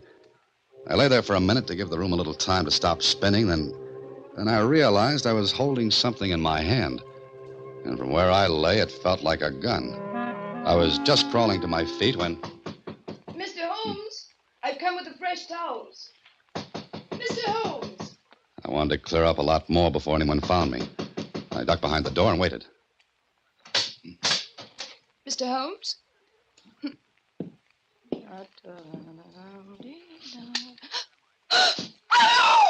Why did you scream? Well, who wouldn't? The room was a shambles. Someone had searched it. And lying on the bed in an alcove was a man who certainly would have no further interest in me. Or anything else. There was a hole in his forehead. And I was sure I held the gun that put it there. Sure, I was innocent. But I'd have a hard time proving that. Figure it out. I received the letter from Holmes. Instead of writing, I went to him. I didn't wait for the clerk in the building to call up first. I ducked behind the door when the cleaning woman came in. Maybe I should have gone to the police right away, but I was innocent. And I wanted to learn a bit more. Besides, the cleaning woman reported the murder. So a half hour later, I was drinking a cup of coffee in an all-night hamburger stand. That winds up the late news for tonight. The next edition of the new... Oh, just a moment, ladies and gentlemen. We have a last-minute flash. A murder was committed tonight in the Roxmore Apartments. Police are looking for a man who answers this description. Medium height, light hair, wearing dark gray flannel suit, blue and white striped necktie, black shoes, carrying light tan topcoat. The description of the wanted man was given to the police by the clerk, who remembers this man asking for the apartment of the murdered man, Arthur Holmes. And that's all for tonight. The next edition of the news... Another murder. You hurt, mister? Yeah, Getting so a person can't feel safe no more. you're so right. More coffee? No, thanks. No, thanks. Pie? Cake? Nothing, thank you. They ought to get that guy that done it pretty soon. You think so? Sure. He ain't gonna get far. Well, every cop in the city will be looking for a guy wearing a gray suit with blue and white. Yeah, you're right. Okay, here's your dime. Yeah, thanks. What's the matter? You... Don't say it. What are you gonna do? Walk out of here. Sure. You stay right where you are and you won't get hurt. Just keep talking to me. Mister, I ain't got nothing to say. And don't say it. Sure. If it makes you feel any better, I didn't kill that man. Well, I ain't said you did. The police said it. They could be wrong. Sure, they could be wrong. Yeah, that's right. Stay right where you are. Don't say a word to either of the other two in here until I'm out of sight. Understand? Sure. Sure. Good night, mister. Come again. Hey, that's him. That's the guy. Somebody call the police. Hey, taxi! Taxi! Know where the park is? Yeah, sure. We'll drive to it fast. Yeah. Hey, stop that guy. Somebody, let's not get in the cab. Stop it. What's all that noise about? I haven't the least idea. Park, huh? Okay. I'd sure like to know what all that noise was about. Well, they're playing a game. Huh? Mm-hmm, sure. Hare and Hounds. Ever hear of it? Oh, yeah. I played it when I was a kid. Huh. Then I've got news for you. It's no longer a kid's game.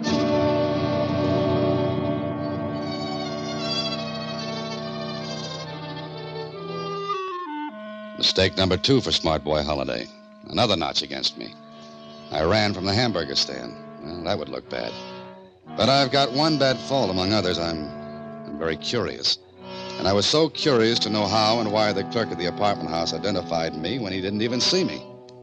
But if somebody paid him off to enlarge this beautiful frame around my neck, well, we'd see. Hey, mister, I've been thinking. Ain't that Hare and Hounds game a little young for grown-ups? I told you it wasn't a kid's game anymore. The whole world's gone nuts. We agree. Say, pull up here, will you? I thought you wanted to go to the park. It's dark there. Huh? Well, it's dark all over. It gets that way at night, mister. Maybe you've got something there. Oh, pull up here by the drugstore.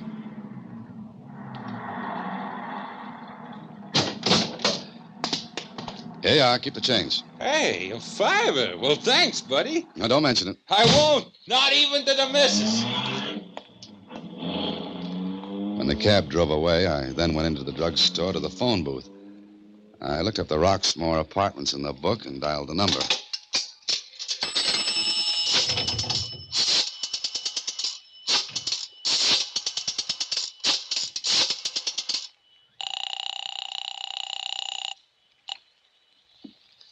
Hello.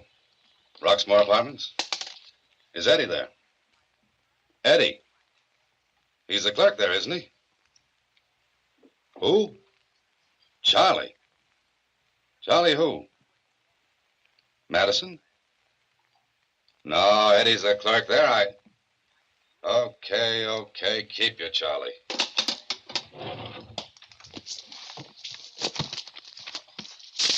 Madison. Charles Madison. There were 3 Charles Madisons in the book. Okay. Maybe one of the 3 was the one I wanted. I left the drugstore and went back out at the street. And as I did, the cab I just got out of drove up. Hey, you, wait a minute. Well, this was it. Hey, you. So, you want to play Hare and Hounds too, huh? Well, I'm sorry, but I warned you. Now, wait a minute. It's no longer a kid's game, not the way I play it.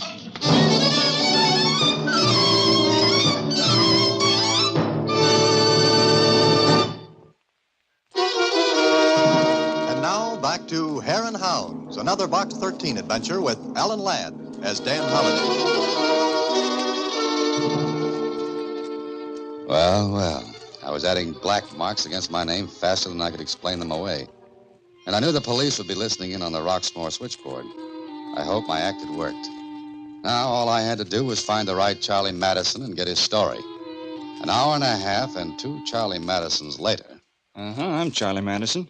Clerk at the Roxmore? Yeah, why?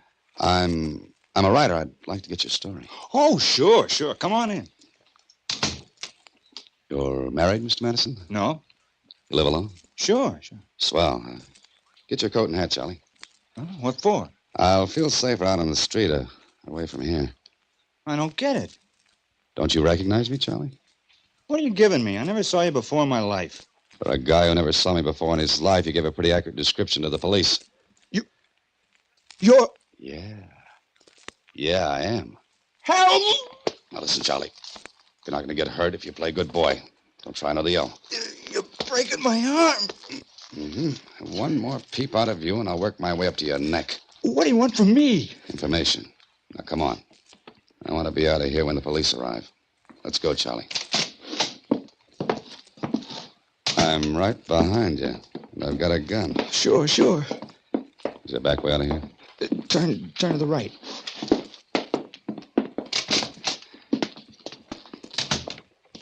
Where does this alley lead to? To the street. Then we go the other way. Listen, maybe I made a mistake. Maybe you ain't the guy I saw. I know that, Sally. There are other things. All right, stop here. It's dark enough. What are you going to do? Nothing. You're going to talk. Now, what do you know about Holmes? Nothing. You only lived at the Roxmore 2 days. Just moved in? Yeah? Now, who paid you to identify me? Nobody. No? Who paid you? I don't know who he was. What's his name, Worker? I don't know, honest. I don't know. Is he short, gray hair, little mustache? Yeah. His name's Worker, isn't it? I don't know his name. I guess you don't. But he paid you to say that you saw me go into the Holmes apartment, huh? Hey? Yeah. Now let me go. Oh, no, Charlie. We've got work to do. Where's the nearest payphone? Down the street on the corner. Okay, I'll furnish the nickel and you furnish the talk. I don't get it. What do you want me to do now? Help me smoke this work out into the open. What for? I told you, Charlie. I didn't kill Holmes. But I'd have a tough time making anyone believe that after the ring around the rosy I played tonight. Work is the boy I want. Now get moving. Now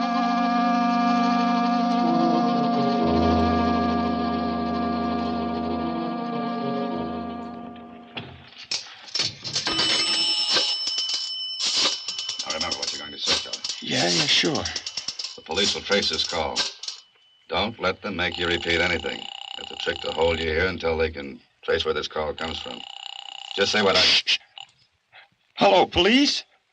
This is Charles Madison. Listen, there's something else I didn't tell you. There's another man in the Holmes murder, and I said there's... Don't repeat. Keep talking. Look for a man below medium height. Gray hair. Little mustache. I don't know his name. But he carries an umbrella and he wears glasses. That's all. What? Hang up. Well, you didn't hear the last part. He heard it all right. Let's get out of here.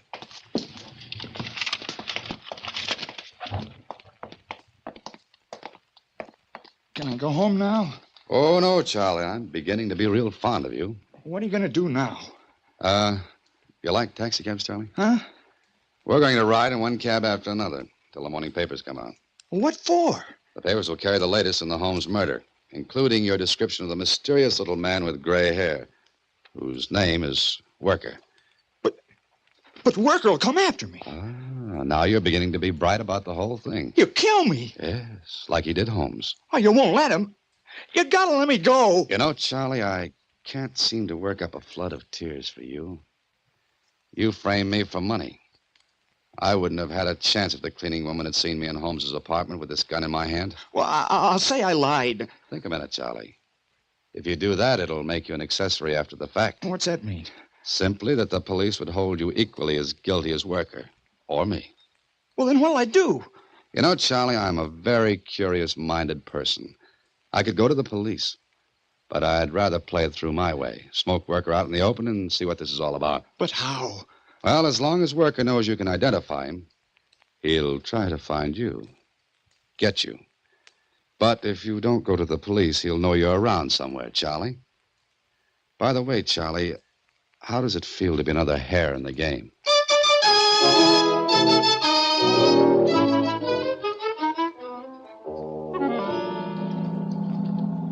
All right, pull up here, driver. Come on, Charlie, you tired of riding? It's almost day. Yeah. We'll stack of morning papers on the corner. Here you are, driver. Keep the change. Charlie, there's nothing gloomier than a city just before dawn. I'll get one of those papers. Where are we going then? Who knows? I've seen the whole city. Go on, get the paper. They're tied up. Untie them. Yeah. Here you are. Did you leave a nickel? Huh? You have a dishonest streak in you, Charlie. Come on, leave a nickel for the paper. All right, down this alley.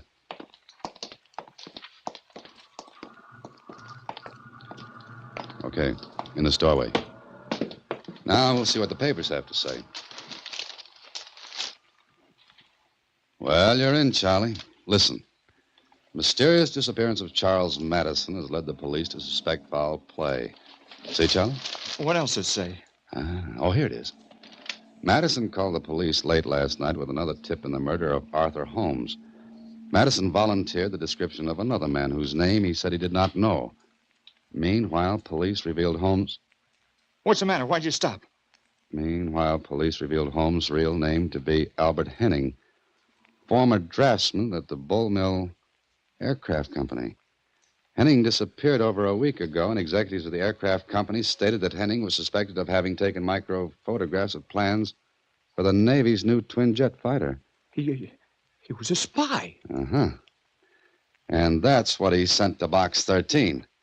He didn't want to be caught with the photographs on him, so he used me as a hideout until he could send for them. I don't know what you're talking about. All I know is we got to go to the police now. You're so right, Charlie. You're so right. Come on, I'm through playing games. This has grown a little bigger than Box 13. Both of you, stay where you are. It's him. It's Worker. Yeah. Don't try to use your gun, Mr. Holliday. It's not my gun. It's yours. The one you killed Henning or Holmes with. That's right. How'd you find us? Simple. You see, Mr. Holliday, when I heard over the radio that you had escaped from Holmes's apartment, I was a little worried. I knew you'd read or heard about this fool giving your description. I thought you might go to him and perhaps to the police. Yes, as I should have in the first place. That's right, but you didn't. I'm glad you like adventure. So, I watched Madison's place, and I've been following you all night to see what you were going to do. And now? Do you want to guess? No. You've made it perfect for me. As perfect as Henning did when he double-crossed us and tried to sell those photographs for a higher price. Perfect for you? Yes. Think of this. Here you are in an alleyway with the only man who identified you as the murderer of Mr. Holmes. Now, you still have the gun, and I'll take it. And be careful how you hand it to me. Please hurry. Thank you. Now, I shoot Mr. Madison first, and then you. And how does it look? Pretty smart, but it looks as though... It's my idea. Let me tell it. There was a struggle, shooting, and both of you are dead. Oh, it has flaws, but not glaring ones. Don't. I'll swear I lied to the police, Mr. Worker. I'll say Holliday killed Holmes. Honest, I will. Oh? Better still. I will give you this gun, Madison, and you will shoot Holliday while I stand in back of you. And then you will go to the police and say you got the gun away from him when he was going to kill you. Here. Now, once you kill our friend, Mr. Holliday, you will be a murderer, and you will have to keep your mouth shut. So go ahead, Mr. Madison. Pull the trigger. Go on, pull it. Don't do it, Madison. Don't do it. Worker can't make two shootings look right. Either you pull the trigger, Madison, or I do. It's a little better to live than to die. Hurry, you idiot! You won't kill me? No. There would be no need for it unless you talk, and you won't. Madison, don't. Hey, you down there. Who's the police? Hit the ground, Madison. Fast. You stop. All right, you asked for it.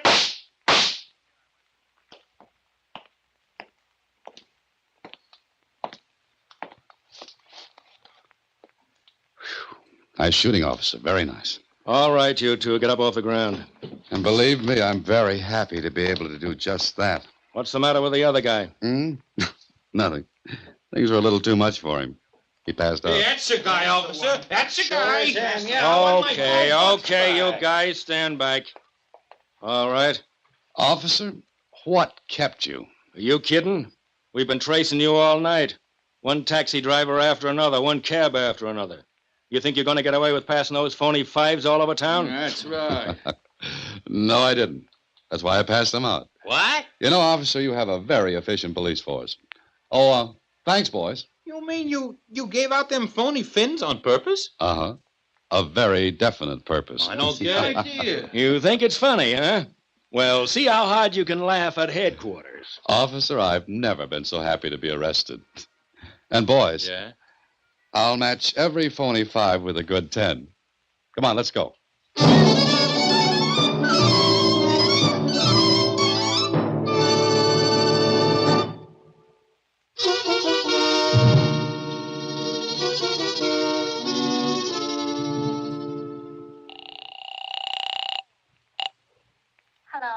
Hello, Susie. Mr. Holliday. Gee, where are you? I was worried. You were worried? Now listen, Susie, I'm in jail. Yes, sir. You're what? Yeah, get hold of Lieutenant Kling. Tell him I've got to talk to him. But why are you in jail? It's a long story, Susie. I'll tell you all about it when I get back. But technically, the charge is passing counterfeit money. Mr. Holliday, you should be ashamed of yourself.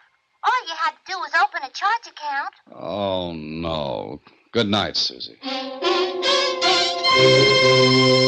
Next week, same time, through the courtesy of Paramount Pictures, Alan Ladd stars as Dan Holliday in Box 13. Box 13 is directed by Richard Sandville, with an original story by Russell Hughes.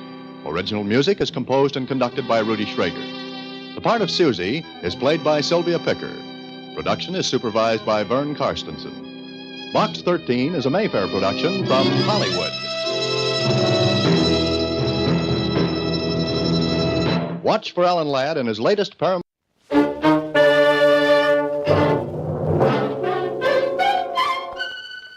Box 13. With the star of Paramount Pictures, Alan Ladd as Dan Holliday.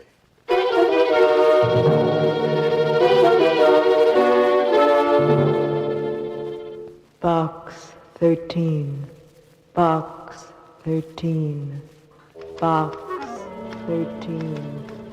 Box.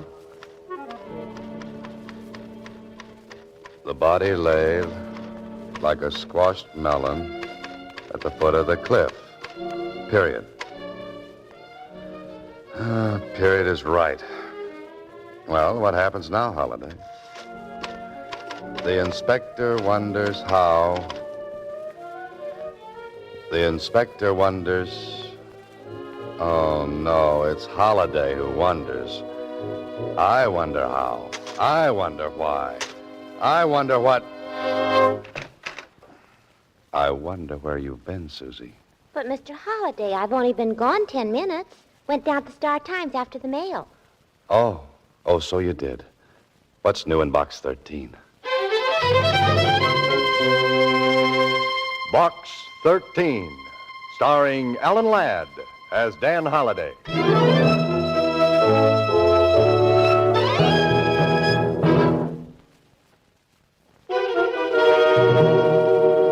And now, Box 13, starring Alan Ladd as Dan Holliday.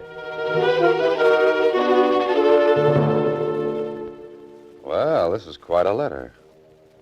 Your ad, Adventure Wanted, will go any place, do anything, reads like a challenge. If it is, I dare you to go to Bay City Pier tonight and do what you will be told when you board the Ruthie J. The Ruthie J. Mr. Holliday. What's the matter, Susie? You wouldn't go on a boat, would you? Oh, why not? As a kid, I was a Sea Scout. Haven't been on a boat since, and I love them. But, Mr. Holliday, what if when you got on that boat you were shanghaied? Susie, the word is shanghaied. Oh, shanghaied, shanghaied. What's the diff? Suppose some smuggler hits you over the head with a sloop or something, and... A sloop? Oh, Susie. Yes, a sloop. And then they sail off and dump you on the beach at Timbuktu. They couldn't sail off and dump me on the beach at Timbuktu. Why not? Timbuktu happens to be in the middle of the Sahara Desert. Oh. Yes, oh. And please tie an anchor to that imagination of yours. Okay, Mr. Holliday. But if you wind up on the other side of the world, please don't write me a letter about your voyage. No? No. Just reading about the ocean makes me seasick.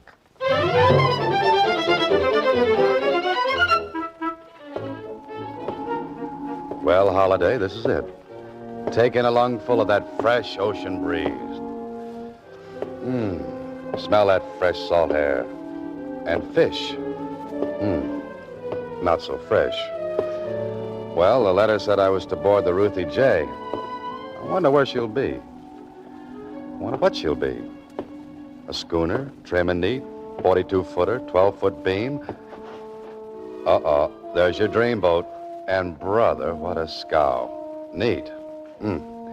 Like a tub of dirty clothes in a mud puddle. Ahoy! Ahoy, mate! Hey, you over there. You're calling me, Mac? Yeah. What's with this, ahoy mate stuff? You're a seafaring man, aren't you? Don't let these tight pants fool you. And just 'cause I'm standing on this sea jitney, don't make me no sailor boy. Oh, my mistake. Where's the skipper? The skipper?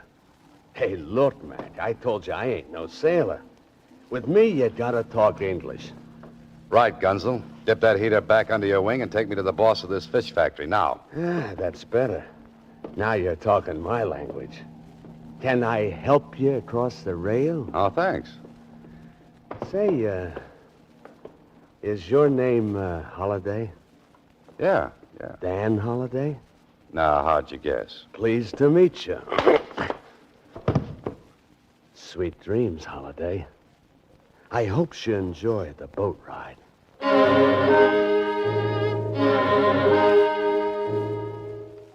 Holiday.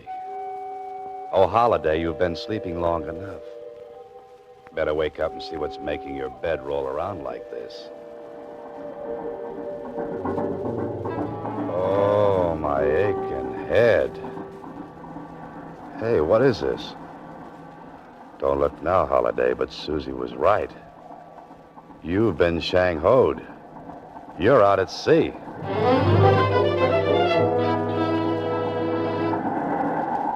Well, and a pretty girl aboard. Hello, Mr. Holliday.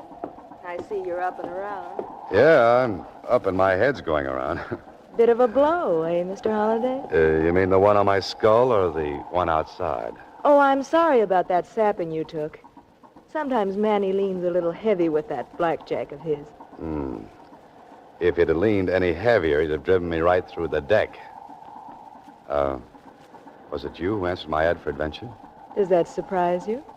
I wouldn't have associated such a violent reception with a lady. You've embarked upon a real adventure. Well, suppose I decide to sit this one out. You could go ashore. Now, which direction is ashore? Immediately astern. Oh, thanks. About 15 miles. Oh, well, in that case, I think I'll stay. Good. I didn't want you to decline my invitation, which explains Manny and his blackjack as a reception committee. Oh? Well, since you're in back of this, just who are you? My name is Marie Gordon. I felt you might be in need of a vacation, Mr. Holliday. Oh, sort of a holiday for Holiday. Is that it? Exactly. Well, great. Now, just where do we go on this vacation? You go fishing with the captain. Oh, I go fishing with the captain. What about you, Miss Gordon? I remain locked in my cabin. I have things to think about. What about Manny and his convincer? He didn't sail. Other business kept him ashore. The plot thickens. I fish with the captain while you stay locked in your cabin, and Manny with his blackjack prowls ashore. Correct. And speaking of plots, Mr. Holliday, I've always admired those in your books. Perhaps you could confirm something for me. I could try. Establish the case of someone having something not his own, wishing to keep it from another person who desires it as well. Where would you put it? Well, in the place you'd least expect to find it, of course. Of course, Mr. Holliday. Good night. Good night, Miss Gordon. Remember, the fish bite early. I know, especially the suckers. There's a strong odor aboard this ship, and it isn't just fish. But there's nothing you can do tonight, Holiday, so you might as well get some sleep. Oh, a sailor's life is the very best life, so it's a sailor's life for me. A sailor's morning. life for... You're the captain? Yep. Morning, sir. Come through last night's squall okay? Yeah, except for this bump on my noggin. Rolled against his tension, eh? 'Twere a bit rough. Rough is right. Oh, I understand you and I are going to do some fishing. Aye, sir. These grounds is good for swordfish. Might even catch us a marlin. Just where are we, Captain? Them islands way off there is the Catalinas. Plenty of albacore here, too. Doesn't Miss Gordon like to fish? Don't know, sir. This is the first time she's hired me in the Ruthie J. Then this isn't Miss Gordon's boat. Nope. She's mine. We're just chartered for this trip. How long are we provisioned for? 4 or 5 days. Could put in at Avalon if you want to stay out longer. I didn't want to stay out this long. Not ready to go ashore so soon, are you, Mr. Holliday? A few days fishing is just what you need. What I need is to have my head examined. That bump still bothering you? No, but what might be happening back in town is. Relax, Mr. Holliday. Everything will be taken care of. Yeah. But I'm wondering how and what and why. Why is right. Just why would a girl like Marie Gordon maroon you on a fishing boat? What's the gag? And how's it going to be pulled and on whom? Holliday, as an author, you're not even a good fisherman. You're quite a fisherman, Mr. Holliday. Why, in just 4 days, you handle that heavy gear like a real deep-sea man. Thanks. But don't you think we've got enough fish? You've got another. There goes your line off the outrigging. It's a big one. Let him run, sir. Now, hit him hard. Good. You've got him, sir.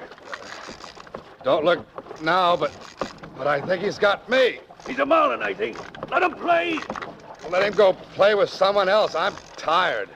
Oh, that's too bad, Mr. Holliday. You set your drag too soon. That's why he broke the gear. I wanted to break the gear. I'm sick of fishing. Captain, I want to be put ashore now. Sorry, sir. Miss Gordon will have to give me new orders. Now, look, Captain, I'm going ashore. I'm going to be there before tonight. But Mr. Holliday... Captain, you heard the gentleman. He's going ashore. Aye, ma'am. Do we run for the mainland or the islands? Neither. We stay here. But you said Mr. Holliday was to go ashore. That's correct. Lower the dinghy, Captain. The dinghy? And hand Mr. Holliday the oars. The oars? Ma'am, we're more'n 10 miles off Catalina. If Mr. Holliday wishes to be ashore before tonight, he'd better start rowing now.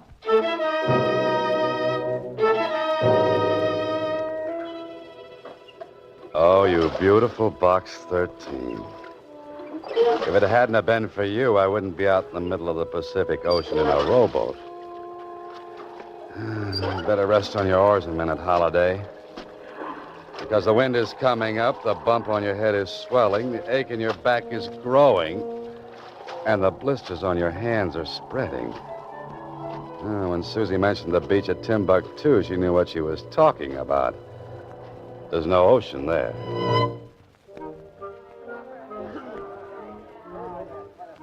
Hey, Spaulding. You looking for me?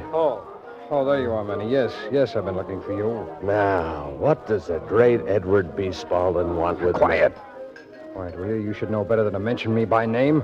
Get in that booth. None of your penthouse-type clientele would be in a joint like this. Have a seat, Spaulding. I tell you, that doesn't matter. I just shouldn't be seen even talking. In that case, hit the road. I gotta keep my rep, too. Meaning what? I'm a nice, honest hood. And even though you act and look like the owner of Tiffany's, to me, you're just a fence. Where's your boss? Marie. She's out fishing. Fishing? She couldn't be. Look, pretty boy. If her and this Holiday want to go on a fishing trip, it's their business, see? It's my business to get what I've paid for. The last shipment's overdue. Now, where is it?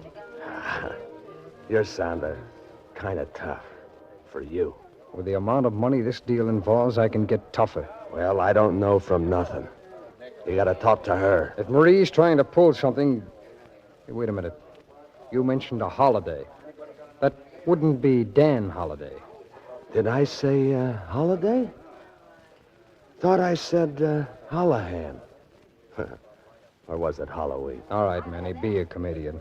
But tell your boss if she doesn't produce that merchandise by tomorrow, there'll be trouble. Ha. If I told her, she might die of fright. If she doesn't come through, somebody is going to die. And it won't be from fright.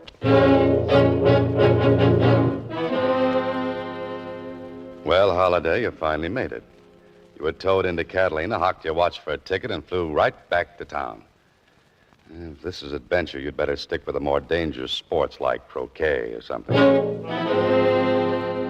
Susie. Oh, I forgot about Susie. She'll wonder what's happened. I'm 4 days late for lunch. She's she's not here. Guess she got hungry. She's not here, Holiday, but I am. Yeah, who are you? Get in that office. All right. All right. All right, now what's this all about? I want to know where you've been for 4 days. I don't think I've had the pleasure. It may not prove to be a pleasure if what I suspect is true. Now, where's Marie Gordon? Marie Gordon? From your expression of surprise, I gather you know what I'm talking about. Did you catch any fish, or was it larger game you were after? Not knowing who you are, I'm at a disadvantage. Disadvantage is even greater now. Now, do you talk, or do I shoot? Oh, do I have a choice? No. In that case, I'll talk.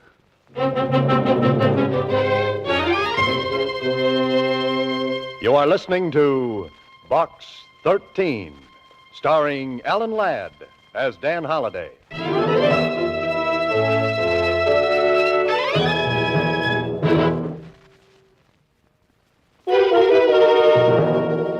And now back to Box 13, starring Alan Ladd as Dan Holliday.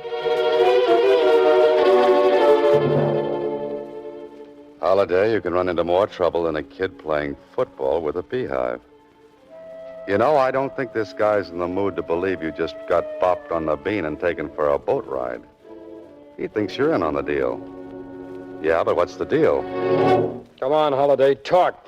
Oh, I'd love to, but what do we talk about? About 5 minutes. And if by then you haven't told me where you and Marie have been instead of fishing, I'm going to pull this trigger. Now, believe me, I caught 5 tuna, 10 albacore, 4 swordfish, and a pair of blistered hands. And that's no fish story. Hey, where you going? Over here to turn up your radio.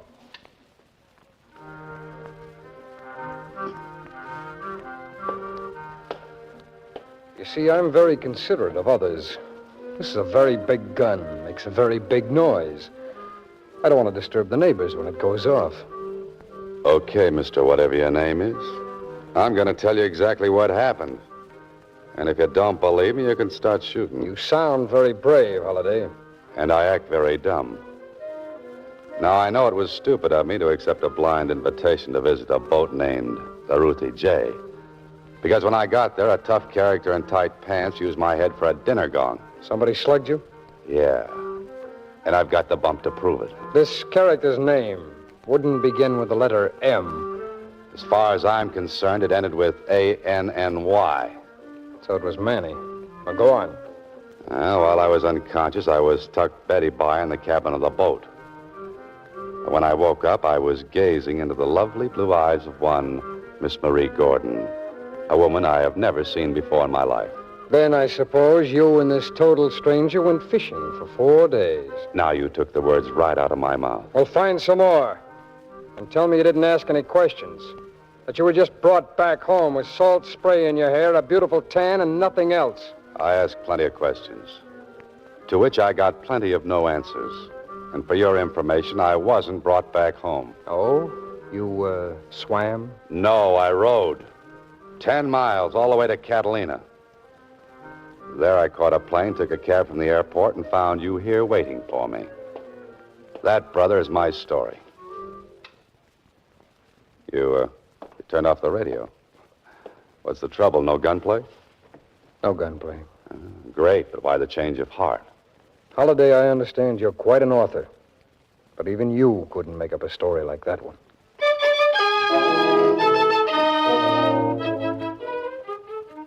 So, Holiday got rid of the mysterious man with a gun. Hey, but what about Susie? She's not here. She's not at home. The Star Times. They'll know what happened to her. Well, if it isn't Dan Holliday. Have a nice vacation? Oh, wonderful, Jonesy. Hey, have you seen Susie? Not since the other morning. She came in with a wire telling her to take a few days vacation. Hey, who told her to take a vacation? Well, you did, of course. Don't you remember? Jonesy, sometimes my left hand just doesn't know what my right hand is writing. Where'd she go? She didn't say. She came in with a man wearing tight pants. She looked for the mail. There wasn't any, and they went away. Man with the tight pants. Manny. I'll see you later. Now, wait. All this mail came while you've been gone. And a box, too. Here. A box? What could this be? Maybe candy. Oh, nobody loves me that much. Wait. What? You hear something tick in that box right now? Tick. You think it's... I think you better get that thing out of here. Oh, but Jonesy, Take it to police headquarters. Get it out of the building fast. It might blow up any minute. You've ridden in many a taxicab holiday, but this is the first one you've taken with a maniac in the driver's seat and a bomb in the back. Inspector Blake. That's my man. You say this thing ticked? Yeah, it sounds like a clock in there. Come on, hurry. Where are we going? We've got a bomb shelter down in the basement. Oh, that's great, but why take the bomb with us? We're going to open that box. That's all I need. Been soaking for 30 minutes. We're safe now. Whew. Thanks, Inspector. Say, do you mind shoving my heart back into place for me? Now, there's nothing to worry about, my boy. We'll open up this beauty and see what we've got. Holy smoke. These are jewels, Holiday. Now, what made you think this was a time bomb? I have an aversion to anything that ticks. And I have an aversion, too. To people like you come in here talking about time bombs when all they've heard are some loose jewels clicking together. Well, I'm sorry, Inspector. Well, I think I'll beat it. Just let me wrap up those stones. Oh, no, you don't. No, you don't. Those jewels stay here until you can prove ownership. Now, where'd you get them? To whom do they belong? Give me about 30 minutes, Inspector, and I think I'll be able to answer you. So that's what it was, Holiday. A stunt to smuggle jewels. Into box 13, no less. That Marie Gordon, she's a clever, clever girl. No wonder the mysterious character at the office was waving that gun at me. Oh, think of what would have happened if I'd tried to lie to him. Come on, Holiday. You've got places to go and some people to meet. I was sure worried about you rowing all that way, Mr. Holliday. Oh, that's okay, Captain. Hey, what I came here for was to locate Miss Gordon. Do you know where I can find her? She's a popular woman. 2 other men come a-looking for her. 2 men? Yep. One was a smooth-looking sort of fella. The other was a tough. With tight pants? That you mention it, yes. He was here when we docked. What happened? Did you hear the conversation? Only that the tough one was to go right quick to a place called Rambler's Inn and wait. Then the other man arrived. Yep. He seemed sore about something. They got in a car together and drove off. That's the last I seen of them. Captain, you're terrific. When my blistered hands heal up, you and I are going back after the Marlin that got away.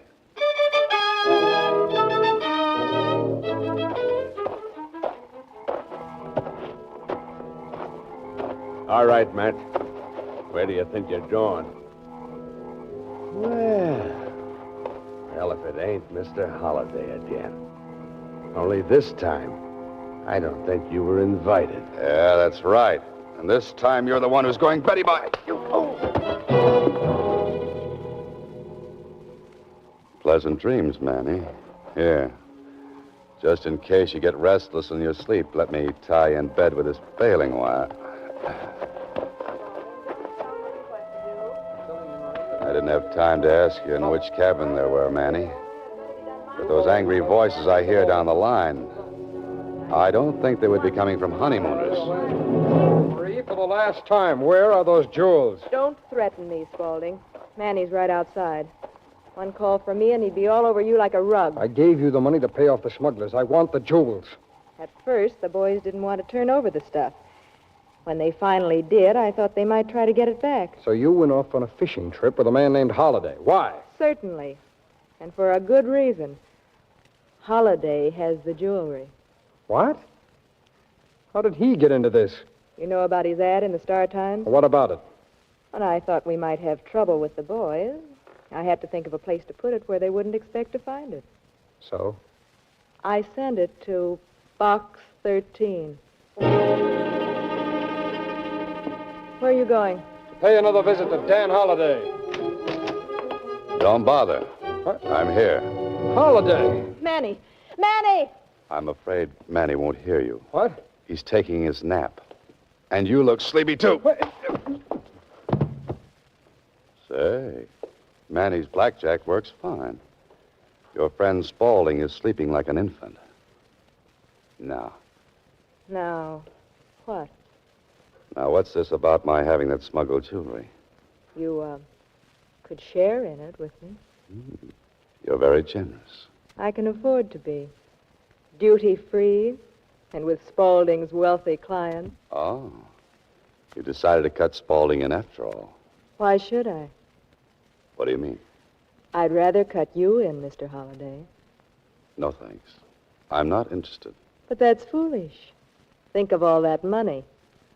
I am, but I'm also thinking of a great tag for the yarn I'm going to write. But what will that get you?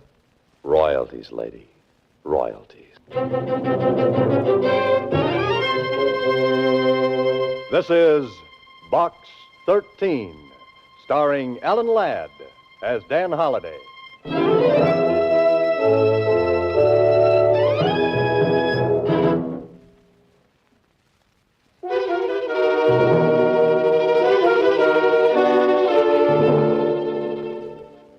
Well, Holliday, prepare yourself for an I told you so from Susie when she comes in. Brother, wait till she finds out she was right about those smugglers and my being Shang-Hoed. Holiday. What is it, Inspector? We've been after that smuggling gang for a long time. If that Gordon dame hadn't gotten so greedy and tried to chisel on Spaulding, we wouldn't have caught up with him so soon. And, of course, you helped a bit, too. Coming from a police inspector, those are very kind words. Well, Susie, it's about time you showed up. Oh, hello, Mr. Holliday. My, what a beautiful tan. Catch any fish? All kinds. Tell me, Susie, where have you been? Out of town. The wire you sent me said to take a vacation for 5 or 6 days. Oh, the wire I sent, which I didn't send. Well, anyway, you didn't specify which, so, Mr. Holliday, I took 6. I see. And, Mr. Holliday... Yes, Susie. You know the nice man that I went down to Box 13 with? Yes.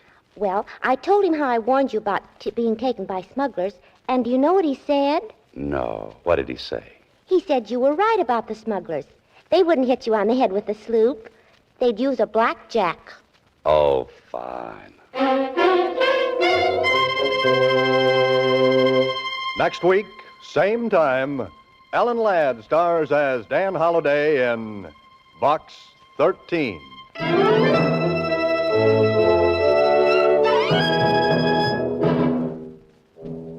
Alan Ladd appears through the courtesy of Paramount Pictures and may currently be seen in Wild Harvest. Box 13 is directed by Ted Hediger with original story by Frank Hart Tausig. The part of Susie is played by Sylvia Picker. Original music was composed and conducted by Rudy Schrager. This is a Mayfair production.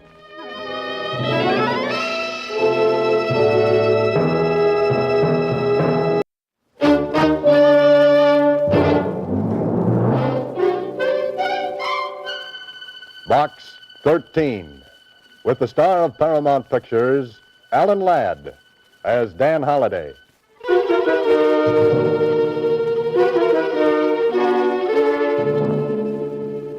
Box 13. Box 13. Box 13. Box 13. Well, this is great. I come to the park to get a hot idea, but the day turns out hot, and my idea turns out cold. Idea. Well, I thought I'd find something different in a public park, and I did. A small boy mashing his ice cream cone against my brand new trousers. And all to meet a deadline. Deadline. Story idea. Why didn't I do what I should have done in the first place?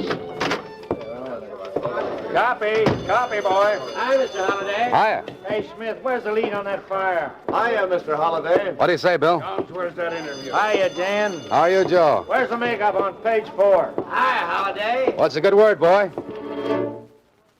Hiya, Mr. Holliday. Hiya, Susie. Anything in Box 13? Box 13, starring Alan Ladd as Dan Holliday.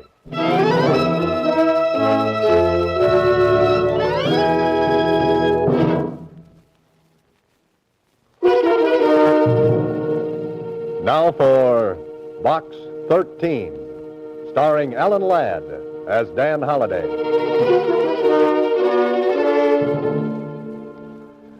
Go to the park and get a story idea about romance. Sure, why not? What do I come back with? Gravel in my socks, sand in my shoes, and a June bug in my hat band.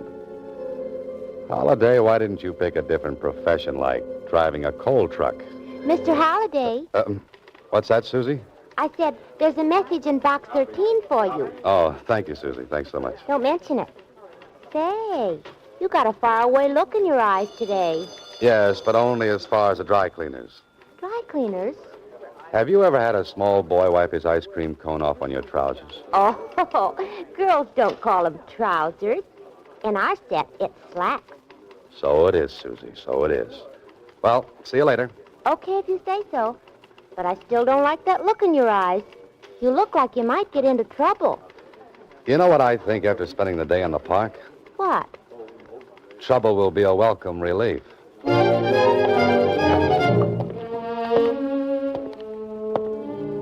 Why did I ever have to decide to be a fiction writer?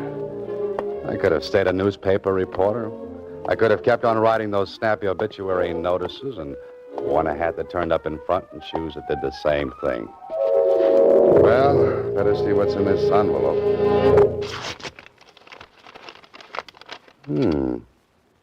If you want real adventure, be at the corner of 7th and Main at 10 p.m. tonight. A black limousine will pick you up at that time.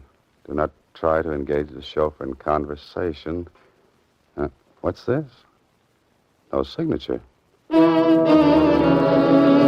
Oh, no signature.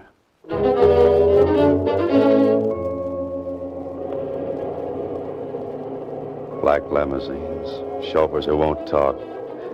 Meetings on street corners at 10 o'clock at night. Well, this should be interesting. Oh, there it is, a black limousine. And look at that chauffeur. This way, Mr. Holliday. Oh, thanks.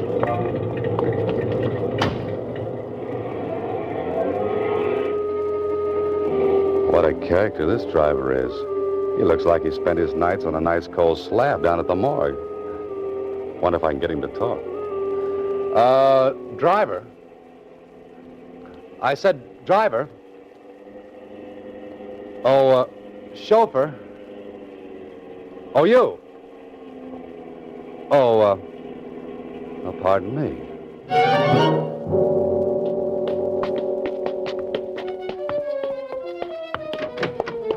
Through there, Mr. Holliday. So you do talk. I was beginning to wonder about that. This way, Mr. Holliday. Who's that? It's only me, Mr. Holliday. That black suit, it makes you almost invisible, you know. Yes, I know. Follow me. You're curious about the way you were brought here. Did it frighten you? Maybe. Maybe not. This room, please. My office. Well, this is very cozy. Well, I'm glad you find it so. To eliminate a lot of questions, I'd like to say this. I know all about you. All? You're a successful writer. Apparently you fear nothing, and I would presume that some of your adventures spring from that ad you run every week in the Star-Times. Did you find it interesting? Adventure wanted. Will go any place, do anything. Do you catch many people with that ad? I caught you. Or is that vice versa? I had you investigated, Holliday. I know where you live, what you do. The newspapers have told me of your experiences. What are you leading up to? You'll notice I had you brought here by a devious route. I wanted to be sure no one knew you were here. Go on. How much do you know about insurance, Holliday? A great many people buy it. A great many don't. And of those who do buy, a great many intend to defraud, to steal from their insurance company. Now, look, if this is a racket, I'm not interested. My name is Abner Blake. I'm the chief investigator for Northern Insurance. Oh. Do you remember the disappearance of Dr. Max Alexander? I read something about it. Why? He carried a very large policy with us. He's been gone almost 7 years. When his 7 years are up, the law will permit his widow to collect. And Holliday. Yes? I don't think Alexander is dead.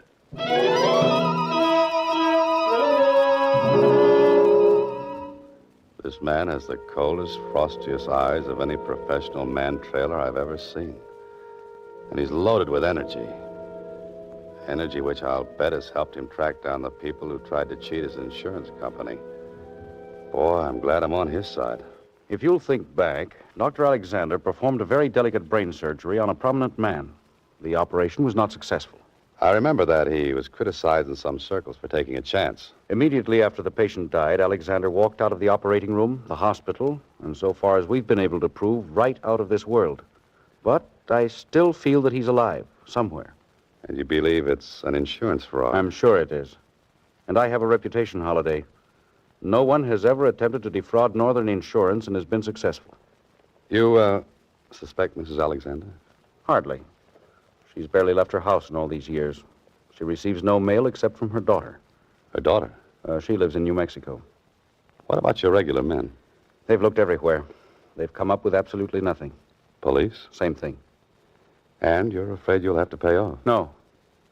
Not if I have a smart man, a resourceful one, a man who can be as relentless as I am. And I think that man is you.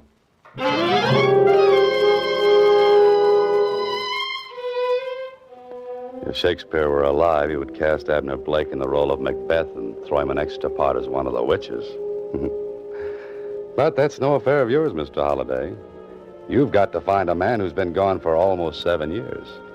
And if you were the hero of this story, you'd go to the files of a newspaper and look into the past. Well, if it isn't Dan Holliday, what are you doing down the morgue of the Star-Times?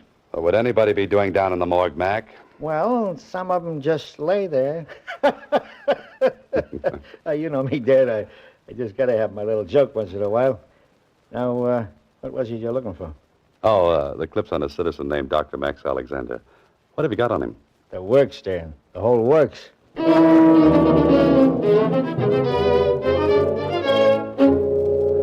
Prominent man dies following delicate operation. Doctor criticized for taking chance. Dr. Alexander walks out of operating room and disappears. Grief-stricken wife employs private investigators when police fail to find Dr. Alexander. Dr. Alexander given up for dead. Not a bad-looking citizen, the doctor. He's been shot from more angles than Miss Philadelphia at Atlantic City. Kindly eyes, intelligent face, strong chin. Yes, Doctor, when I see you, I'll know you. And I hope to see you soon. Yes? Oh, I'm Dan Holliday, Miss Alexander. I'd like to talk to you about your husband. My husband is dead. Well, some people think he isn't. They found something? They think he's alive? Come in. Now then, Mr. Holliday, who are you? And why are you looking for the doctor? A commission from the insurance company. I hoped you might give me some information. It was on all the front pages. That's exactly as it happened? Yes. He was never seen again.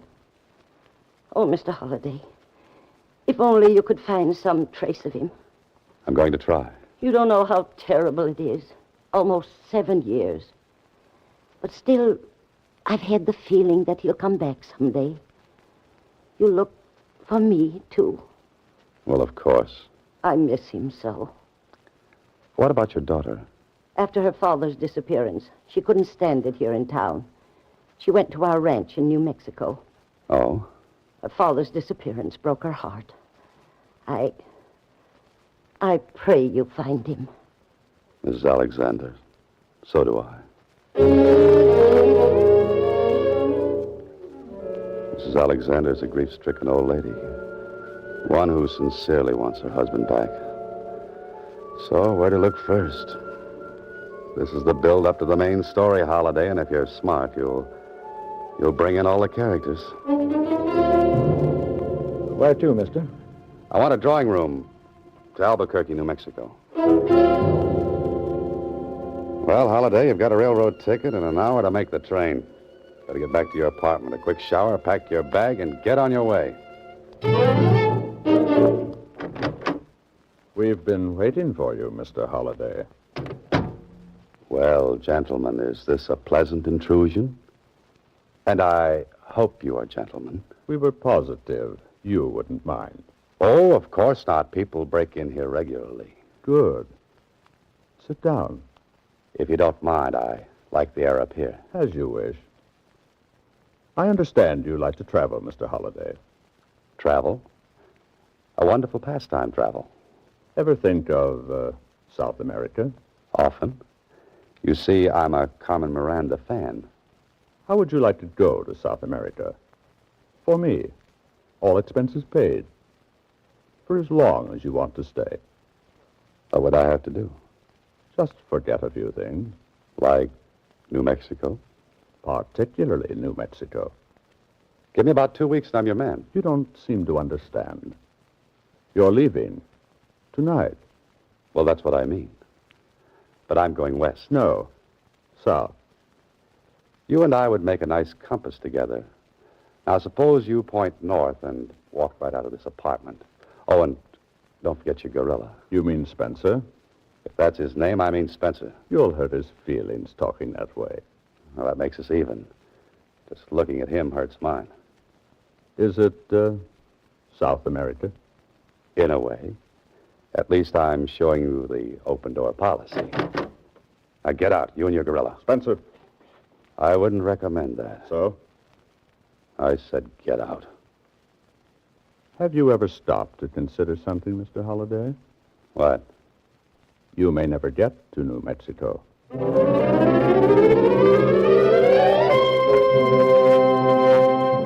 You are listening to Box 13, starring Alan Ladd as Dan Holliday.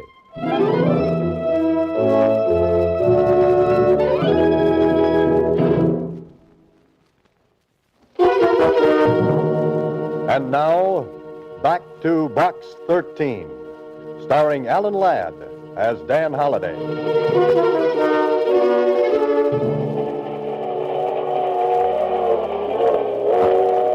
Well. Now you've got all the ingredients for a story. Insurance investigator doesn't believe doctor is dead. Wife doesn't believe doctor is dead. Two men try to stop Ryder from making further investigation. All right, Holliday. Write the rest of the plot. Or maybe you'd better hit the sack.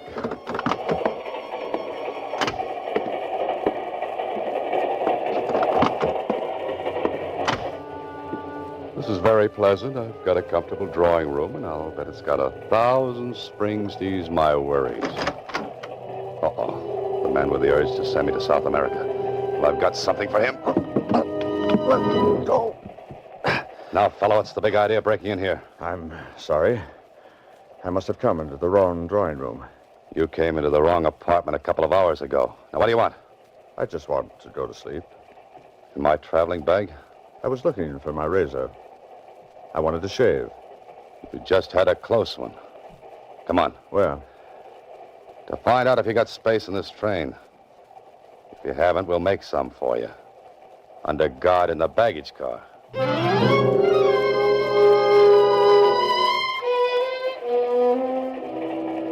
This is fine. I couldn't prove a thing. My friend had space, and to the conductor, it seemed like a perfectly logical thing to mistake car 19 for car 18. I wonder who this man is and who's in back of him. Next stop, Albuquerque. Albuquerque. Well, that's the end of the line for me. And I hope I don't mean that too literally.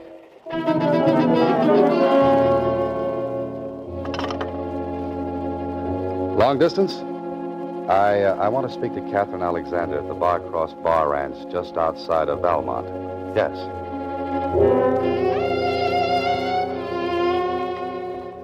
Hello?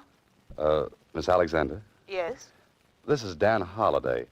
Wonder if I might come out to the ranch and see you. Oh, you're the man who's looking for Father. Mother wired me about you. Was it complimentary? Mother said she believed if anyone could find Dad, you could. Come right out. I want to talk to you. And I want to talk to you.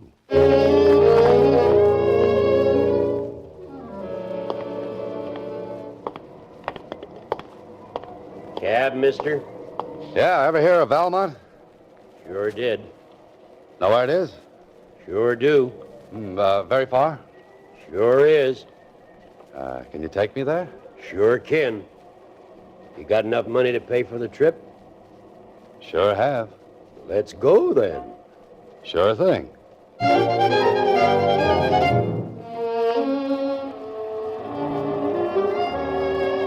This is New Mexico, Holiday. Breathe deeply and treat your lungs to a shot of straight ozone. 20 miles to Valmont, and all you've seen on the whole trip is 4 buzzards, 3 in the air, and the 1 driving.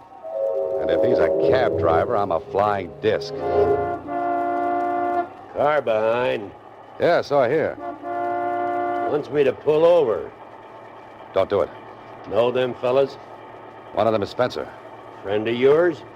That depends on what you mean by friend. I gotta pull up. Those guys are gonna run me in the ditch.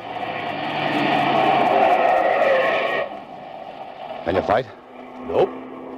Then can you recommend a good dentist? What for? Something tells me that when this is over, I'm going to need a new set of teeth.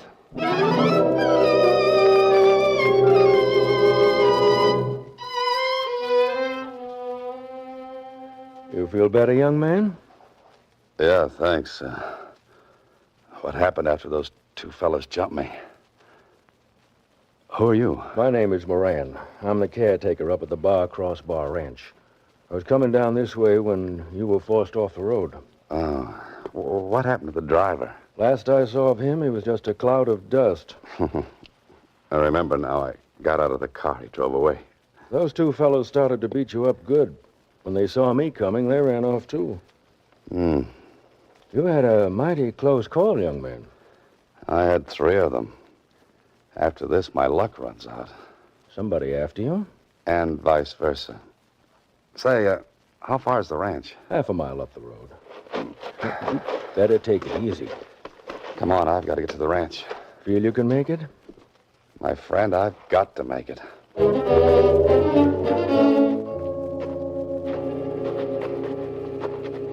This is not good. Spencer and his gorilla followed me all the way out here, trying to stop me at every turn. Maybe I'm getting warm. But if that's true, why hasn't someone else found Dr. Alexander? Here's the ranch house, Mr. Holliday. They say Miss Catherine was expecting you? Yes, but hardly in this condition. You're Dan Holliday? Oh, what happened? You're all beaten up. So this is Catherine Alexander. What a beautiful girl. And what beautiful eyes. You'd better lie down, Mr. Holliday. You're badly hurt. Oh, no, thanks, Miss Alexander. I don't feel that bad. I just look that way. Anything more I could do, Miss Kathy? Oh, no. No, thank you so much. If you hadn't come along, Mr. Holliday might have been badly injured.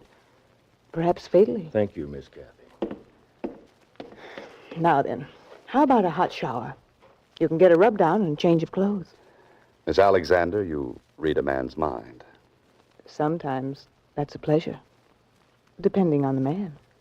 You're depending on me? What do you think?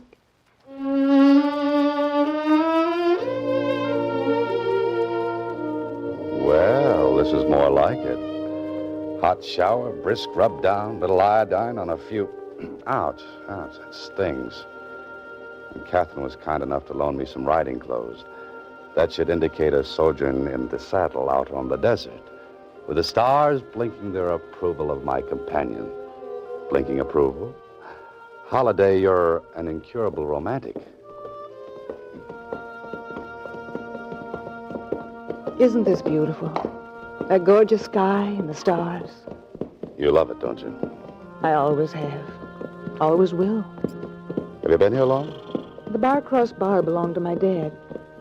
We used to come out during the summer. Now I live here all the time. Alone? Oh, there's always Moran. Moran? He's a strange old fellow. People around here say he's a little touched. But he's been wonderful to me. Oh, say, those men who jumped me down the road. Moran, ever see him before? Well, how could he? They were strangers. Oh. Your mother told me you've been searching for your father a long time. Yes. Mother and I have spent a fortune on private detectives, investigators, following up leads, But nothing ever happened. Yes, I know. Oh, tell me, Miss Alexander. Kathy, please. Kathy, have you any idea where I might begin to look? I thought you might give me a starting point. Not unless he would be back in the city. He just walked out one day. No one ever saw him again. Well, I'd better go back there and start from scratch. You don't have to leave. Right away. I'd enjoy staying a while. Maybe I have been lonesome. Perhaps I've forgotten what companionship can be. Perhaps. You'll stay a while? A while. Good.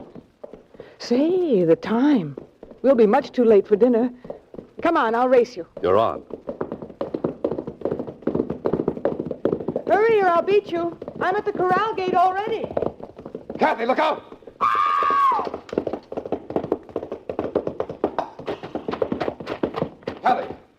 Kathy. Mr. Holliday, what happened? You were racing. The horse stumbled over that lower bar and threw her. Look at that gash in her head. She's unconscious. I hope she isn't seriously hurt. Don't stand there, man. Get into the house. Call a doctor. Yes, a doctor. Doctor. Hurry, will you? Of course. Get into the medicine cabinet in the house. I need some bandages. She may be suffering from multiple contusions. Multiple contusions? Or even a compound skull fracture. Hurry, will you? Compound skull fracture? Iodine, if you can find it. Hurry, I said. There isn't much time. Okay. Dr. Alexander.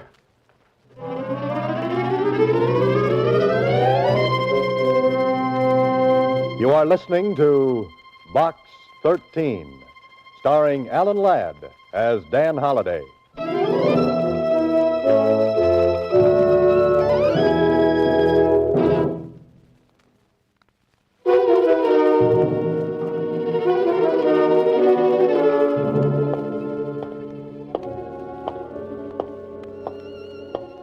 Well, now I'm back in the city again, walking up the street towards that same grim gray house where I first met Abner Blake. Up the steps, Holliday, and write the final chapter. That was a nice job, Holliday. I was nice about it. What do you mean? You didn't see the look in Dr. Alexander's eyes when he recovered his mind. And that lovely, lovely girl being mixed up in a deal like this. If you feel sorry for her, you're making a big mistake. Yes, I know. She was following him the day he walked out into the country. She'd almost caught up with him when a hit-and-run driver knocked him down. That's when she got the idea for the Disappearance Act. Why not? The doctor's face had been so damaged that no one would ever recognize him. And he'd lost his memory to top it off. We've got the daughter and the mother in custody. Just think, if she hadn't have fallen off that horse, I might never have been able to prove that Dr. Alexander was alive. I know. Hiding him on his own ranch was the daughter's idea, too. Why not? No one would pay attention to an old man puttering around the place. I've got a story, and I don't like it. Mother and daughter hide amnesia victim to collect insurance. Oh, excuse me. Blake speaking. Yes, he's here. For you, Holliday. Oh, thanks. Hello. Mr. Holliday, this is Susie. Oh, yes, Susie. There's a message for you in box 13. Shall I read it to you? Now, Susie, you know you're not supposed to open my mail. But this is already open. It's a postcard. Oh. Is it interesting? I think it is. All right, come on. Tell me what it says. It says, rental for box 13, $15. Oh, fine. Goodbye, Susie. Next week, same time, Alan Ladd stars as Dan Holliday in Box 13.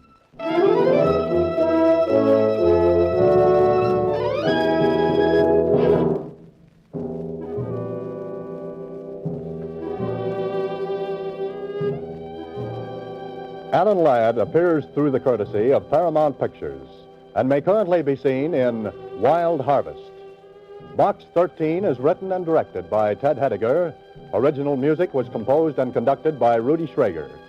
This is a Mayfair production.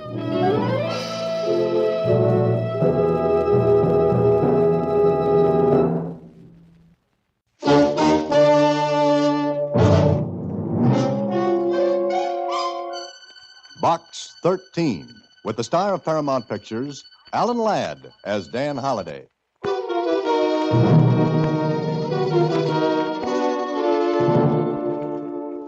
Box 13, care of Star Times. I have a proposition for you. One that will bring you $10,000 if you go through with it. But you've got to make up your mind fast. I'm at 658 Carson Street. I won't be there after tomorrow evening. So, if you're interested, come to see me.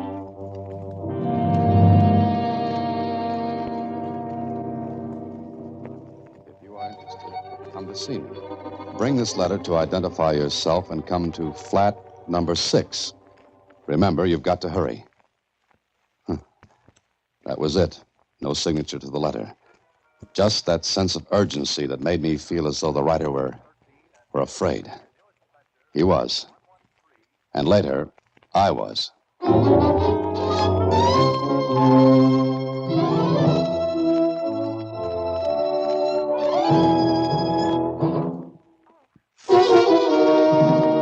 Now back to Box 13 and Dan Holliday's latest adventure, Sealed Instructions.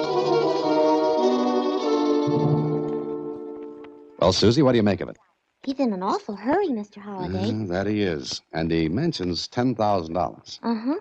And that, as they say in books, is a lot of gold watches. He doesn't even sign his name. I bet he's an income tax invasion. What? He's an income tax evasion? Susie, evader. Well, one or the other. He's got $10,000. Uh-huh. Okay, Susie, it looks like the best letter of the bunch for this week. So my address for the next hour or so will be 658 Carson Street. Carson Street ran through one of those neighborhoods where the houses sat one on top of the other. Crowded, dirty, and teeming with people, trucks, and more people. I found number 658, knocked on the door of flat number 6. Yes? Who is it? Who is it? Box 13. Oh, you got the letter with you? Yes, I've got it. Hey, put it under the door. Okay. Here it comes.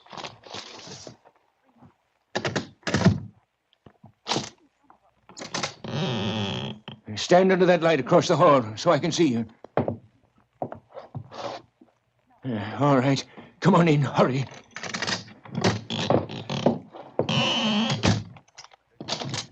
Sit down. Hey, no. Keep away from the window. The shade's down. No one can see you. Keep away from it. You've got enough bolts and chains on that door to hold off a tribe of Indians. I know what I'm doing.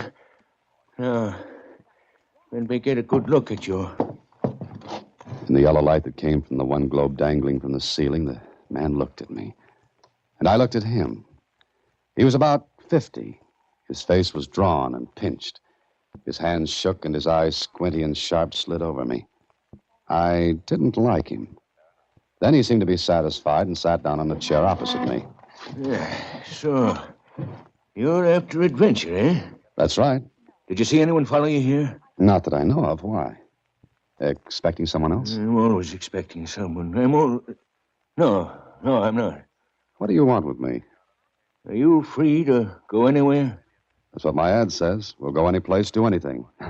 I usually do. Would you be willing to go as far as the Philippine Islands? It's a man-sized errand. Would you go? That's all I want to know. Would you go? Well, that all depends on what I've got to do. If there's anything crooked, the answer is no. There's nothing crooked. I want you to go there and bring back something that belongs to me. Something I've got to have. What's stopping you from going yourself? Look at me. I'm sick. Oh, it could be. But you're sure there's no other reason? What do you mean? Well, the bolts and the locks on the door. That fact that you said in your letter you wouldn't be at this address after tonight. The shades drawn. You were afraid I was followed. So? So 2 and 2 are 4. And the 4 in this case comes out to you're afraid to show your face. I have enemies. The ordinary kind? Or the kind that would kill you? They'd kill me. I see. Oh, what's your name? You have to know that? It's a little peculiarity of mine. I like to know the people I'm dealing with. My name is Krell. Joseph Krell. Does it mean anything to you? No more than mine would mean to you. Holiday. Dan Holiday. There's $10,000 in this for you. Well, I don't care about that. Well, what? Oh, the money doesn't interest me. Doesn't it? Money doesn't... I must have said something very funny. You did, Holiday. You did. You say $10,000 doesn't mean anything to you. Well, no, it doesn't. I'd better explain. You see, I'm a writer. The stories I get in response to that Box 13 ad you answered, well, they pay me amply for my efforts. There's one born every minute. But will you go? And do what? I'll give you the name of a man whom you're to contact in Manila. That's all you have to know now. Mm-hmm. Then what happens? That will take care of itself. What do you want me to bring back? I told you something that belongs to me. Something I've got to have. Something that means life or death to me. That important, huh? We're wasting time. Will you do it? It's adventure, and when you get back, I'll give you $10,000. Do anything you want with it. I don't care. But bring me what I want. When do I have to leave? As soon as you can. Oh, one more question. What? Where are you going to get the $10,000? Well? I'll have it when you get back. Oh, I see. Do I come here? No, I won't be here. I've got to keep moving because he... He? Never mind.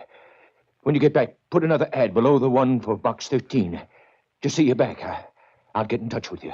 And the name of the man I'm to meet in Manila? You'll find him at the address on this slip of paper. He's expecting someone from me. And, here, take this envelope. Don't open it until you get in touch with the man. Sealed instructions, huh? Yes. And Holiday, take good care of that envelope. Hide it. If he knew you were carrying it, he might kill you.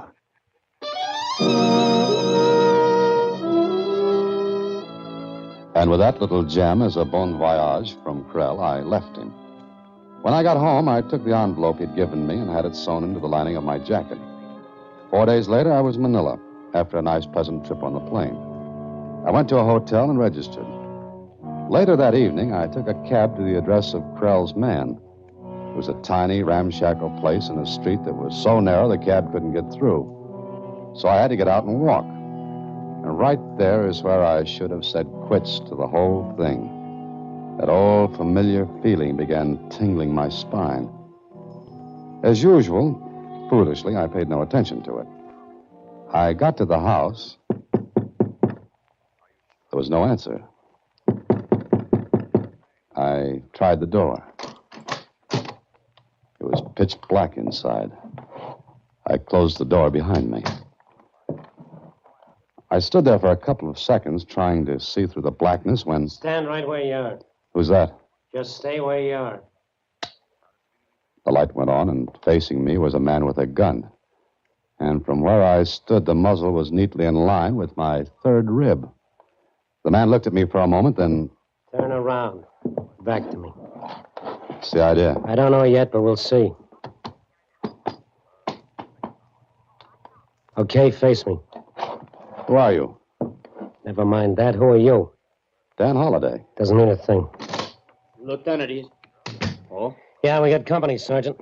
So I see. Sergeant? What is this? Sit down. Look, I came here to see someone. Uh-huh.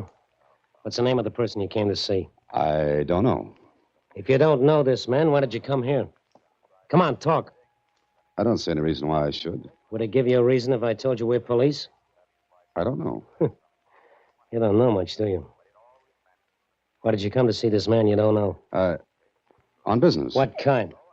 I was sent here. By whom? A man named Joseph Krell.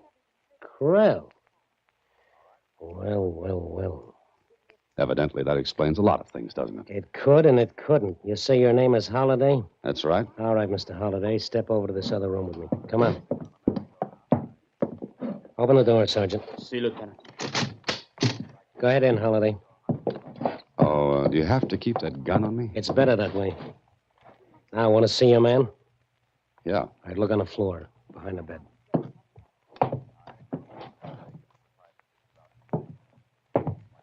Now you've seen him. Who killed him? We'd like to know that, too. You didn't think I did? Maybe you'd like to talk now.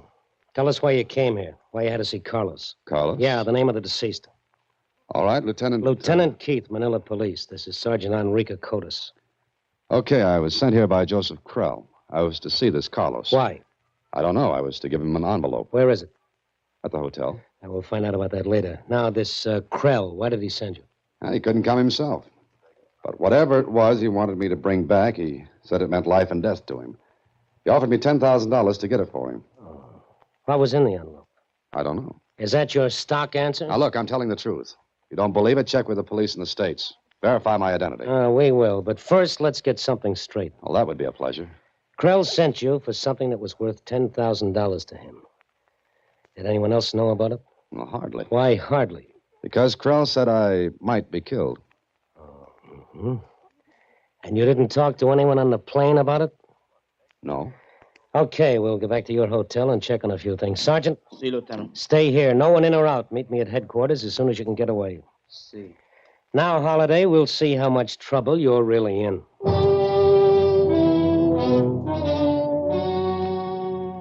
On the way back to my hotel, Keith didn't say much. Neither did I. But I was doing a lot of thinking, and suddenly it hit me. Something Keith had asked me. Something he had no right to ask. And something he couldn't have asked unless... I looked at him. He was smiling to himself. Okay, I had to take a chance. Oh, by the way, Lieutenant. What? That building over there. Where? Just to your right. Look out the window. What building are you talking about? Driver. Driver, stop the cab. What is it? What's the matter?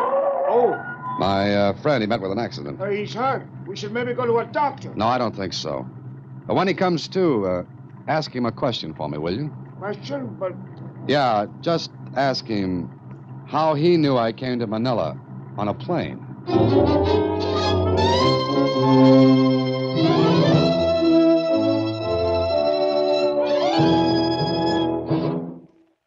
And now back to Sealed Instructions, another Box 13 adventure starring Alan Ladd as Dan Holliday. So there I was, out in the middle of a big puzzle and a murder. Sure, Keith had killed Carlos to keep me from getting to him. Keith must have followed me from the States.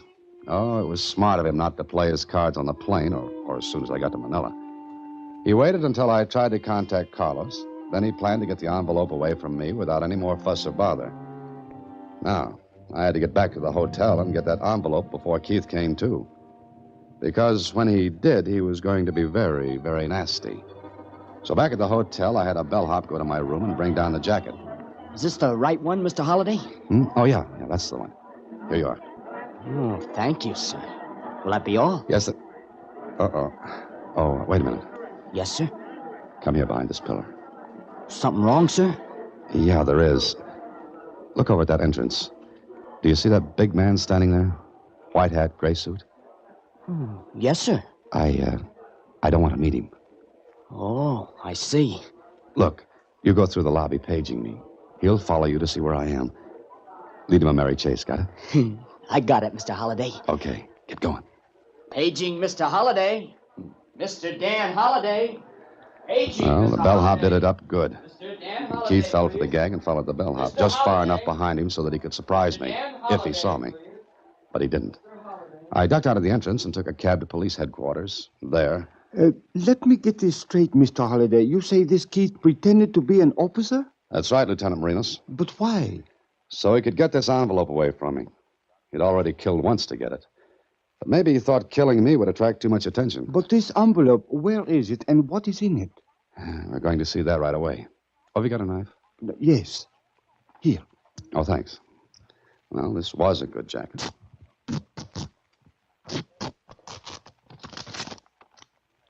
Here it is. Open it. Sure. Well, what's this? May I see it? Here you are. This is very curious, Mr. Holliday. It looks like a map. It's half a map, Lieutenant Marinos. Carlos had the other half. Of course. But a map of what and to what? To whatever Krell wanted. Krell? Yeah, that's the name. Why? You did not mention his name before. Why not?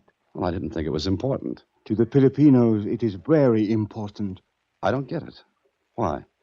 During the Japanese occupation of the islands, Joseph Krell was a collaborator. Oh, no wonder he didn't dare come back.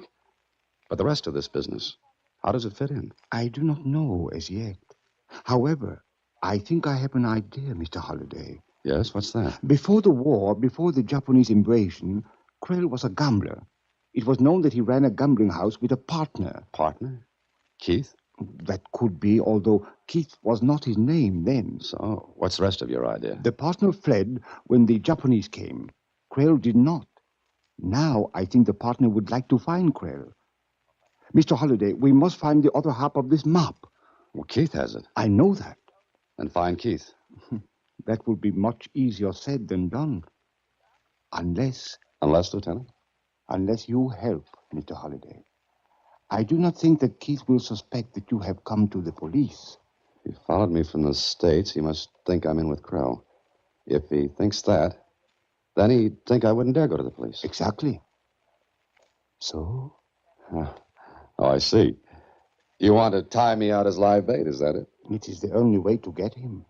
Because he will come after this half of the map. Uh-huh. Of course, you can refuse. And I do not say that I will blame you. No, I guess not. But, well, you've got yourself a piece of live bait. And I hope it stays that way. It was the only way to get Keith. Besides, I was very curious as to what that map meant and why getting something meant life and death to Joseph Krell. So I checked out of the hotel, and with one of Lieutenant Marino's men following at a distance, I took a room on the other side of town and waited. An hour passed. 2. Then, when it was beginning to look as though our Mr. Keith was smarter than we'd figured... Come in. Well, hello. Mr. Holliday, you've given me a lot of trouble. You don't want an apology, do you? No. All I want's the other half of that map. Oh, sure. You knock on the door, I say, come in, give you the map, and that's that. Very simple. Yeah, very simple and very smart. Mm-hmm. But you don't think I'd have the map on me, do you? Maybe not, but you know where to get it. Let's go. Oh, wait a minute. What for? Why don't we make a deal? What kind? Well, neither half of the map is any good without the other. And I'm sure you haven't got yours with you. Oh, but I have. I see. Was it very hard getting it from Carlos? No, not very. No harder than it will be to get the half you got. Oh, look, we can still make a deal, Keith. Or whatever your name is. Keith will do. Okay. How about it? Maybe you're smart at that. Okay, let's go. After you, Holliday, and don't forget this. It's loaded. You make it easy to remember. Yeah, I can make it very easy to forget by pulling the trigger. No, the back way, Holliday. The back way. Back way? Holliday, how dumb do you think I am? Or how smart do you think you are? You forgot all about Enrique, didn't you? Oh, the sergeant. Yeah. Here, this door. You see, Enrique followed us away from Carlos' place. He knew you slugged me in the cab. Enrique seems to have done all right. Just perfect. Get in this car. Go ahead, Enrique. Looking for your cop friends, Holliday? Cops? Yeah. You see, when you pulled that bellhop trick at the hotel, Enrique was outside. He followed you, so you go to the police. It's too bad, Holliday, but there are no police. Oh, I see. Enrique took care of him, is that it? Enrique has been very busy. Now, let's have that half you got. I told you I haven't got it. Quit stalling. It was to be bait for me, wasn't it? You and Marinas were so sure you'd have me, you didn't bother to leave the half at headquarters. Let's have it now. Keith looked at me. Sure, he knew he held all the aces, and he held the gun right at my head. Well, there was nothing to do but drag out my half of the map and give it to him. He looked at it, held it against his half. They matched. All right, Holliday, this is the end of the line. You get off here. What do you mean? What do you think? Take the next turn right, Enrique, and slow down a little. Mr. Holliday is leaving us. For good. Keith meant it. Enrique started to take the next turn to the right, but I had a different idea. I grabbed the handle of the door, twisted it hard, and jumped. Took a full fall on my shoulder. Rolled over into the ditch on the side of the road. Keith jumped out of the car, started toward me, shooting as he came. And then...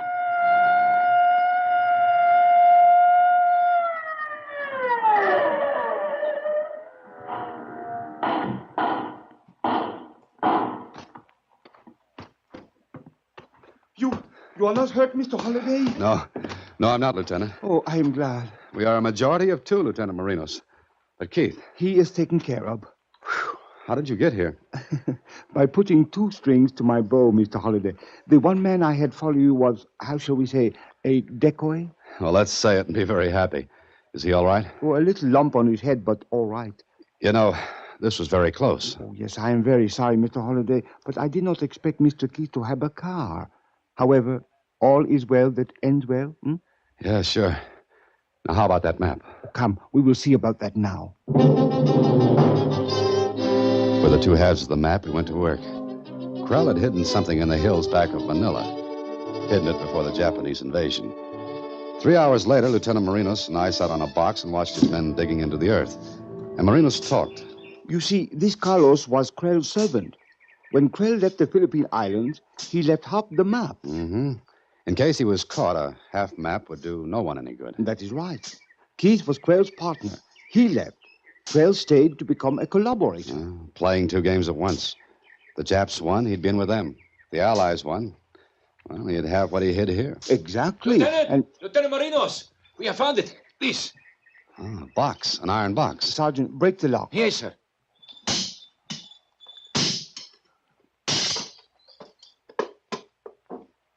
Mr. Holliday, you may have the honor of opening it. Oh, thanks. I lifted the lid and unwrapped a large package done up in waterproofed oiled silk. It is quite a lot of money, yes? Quite a lot of money. Perhaps $500,000, Mr. Holliday. From the looks of it, yes. And it all belongs to Mr. Krell, a man who betrayed my people and his country. We shall be happy to hold it in trust for him until he cares to come and claim it. Yeah, I think I'll take him back something else, though. Something else? What? That. That what? That over there. Mr. Holliday, you are a poet.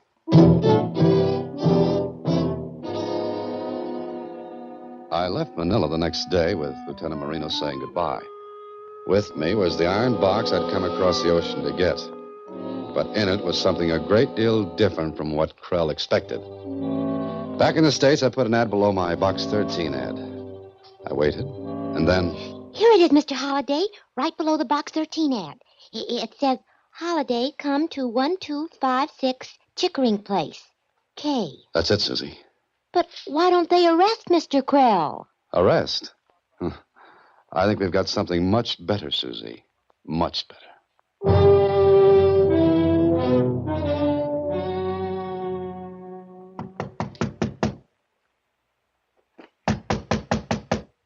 Who is it? Holliday. Let me in.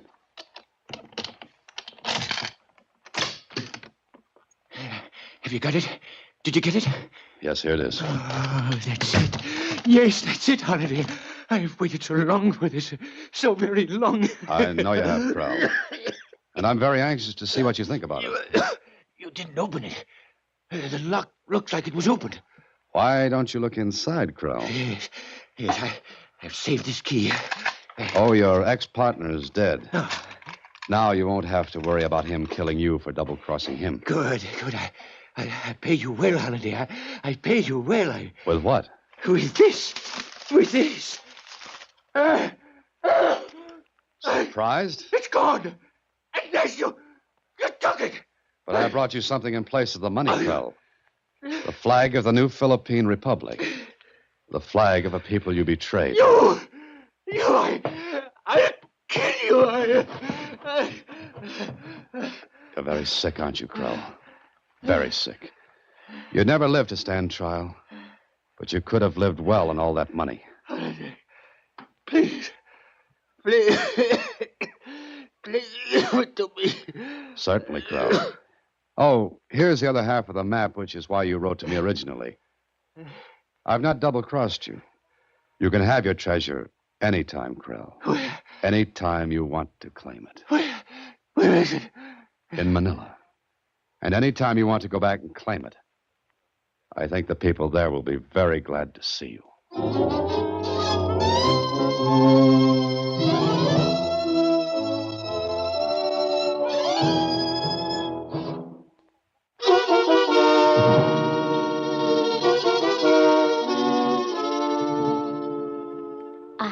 million. Wow. Who does it belong to, Mr. Holliday? It's Mr. Krell. But I don't think he'll ever claim it. Gee. But what about him? Where'll he go? Well, what'll he do? I don't know, Susie. And I don't think I really care about a man who would double-cross his own country. Well, anyway, it was exciting for you. You know, I wish I could take a plane trip like that sometime. A plane... Good night, Susie. Next week, same time, through the courtesy of Paramount Pictures, Alan Ladd stars as Dan Holliday in Box 13. Box 13 is directed by Richard Sandville, with this week's original story written by Charles Gurnett. Original music is composed and conducted by Rudy Schrager. Part of Susie is played by Sylvia Picker. Production is supervised by Vern Karstensen. Box 13 is a Mayfair production from Hollywood. Watch for Alan Ladd in his latest Paramount picture.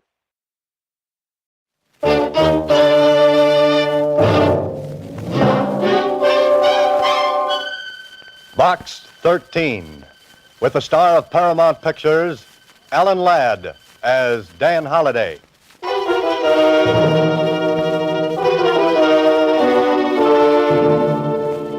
Box 13.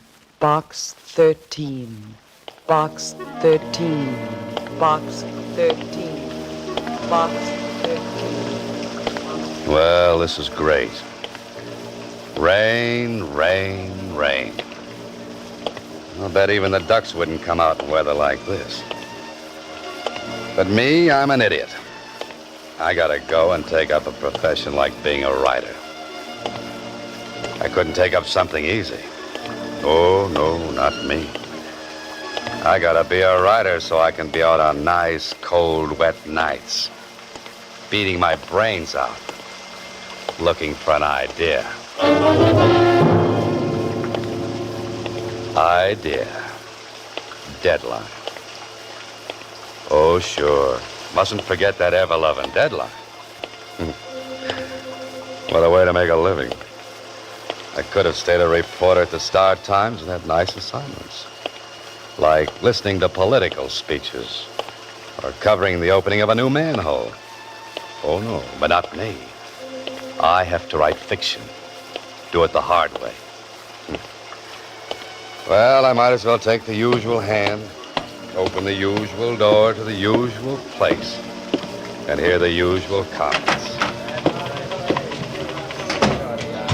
Hiya, Mr. Holliday. Hiya. Coffee boy. Hiya, Dan. What do you say, Ed? Smith, editor wants you. How goes it, Holliday? Oh, pretty good. Where's the makeup on page 4? Hi, Mr. Holliday. How are you? Hiya, Mr. Holliday. Hello, Susie.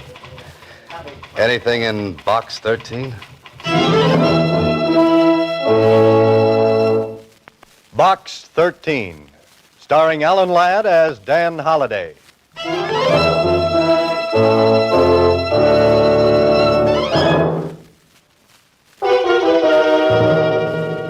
Now for Box 13, starring Alan Ladd as Dan Holliday.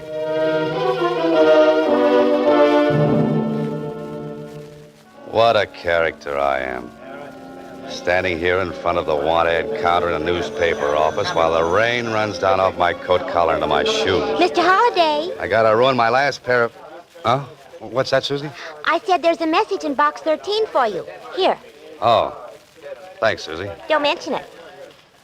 Say, aren't you going to open it? Sorry. Not here, Susie. You know, you got all of us down here at the Star Times awful curious, Mr. Holliday, running that ad. Have I? You've been running it for months. Why don't you change it? Well, I haven't read it for so long I've forgotten the words. How's it go? Don't you remember? Adventure wanted. We'll go any place, do anything. How about that? I still like it. You'd do a lot better with adventure if you ran your picture with the ad. Oh, no, thanks. Just keep on running it the way it is. But gee, aren't you ever going to tell us what you do for a living? Why you keep running that ad? Susie, same old question, same old answer. No.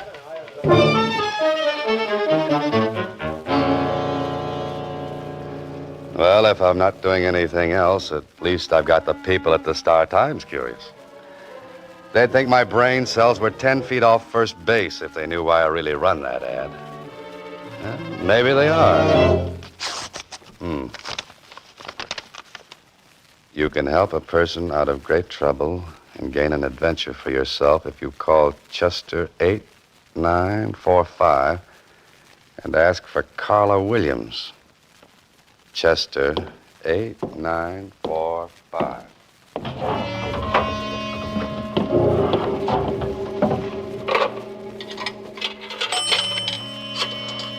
Carla Williams. Sounds like an interesting name. Well, I hope she's home. Hello? Oh, this is the man from Box 13. Oh. Tell me, are you serious, or was that ad just a joke? No joke, Miss Williams. Are you willing to try anything? Well, that depends. What's on your mind? I can't discuss it over the phone. Will you meet me? Of course. There's a little French restaurant down on Ledge Street. Meet me there in the cocktail lounge. What time? Make it 10 o'clock tonight. Tell the bartender you want to speak to Carla Williams.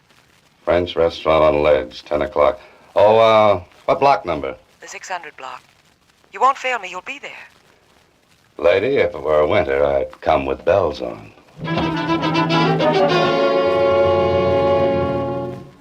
This sounds like the beginning of a very interesting story. Beautiful woman in distress calls on struggling writer for help. Only she doesn't know I'm a writer, and I don't know she's beautiful.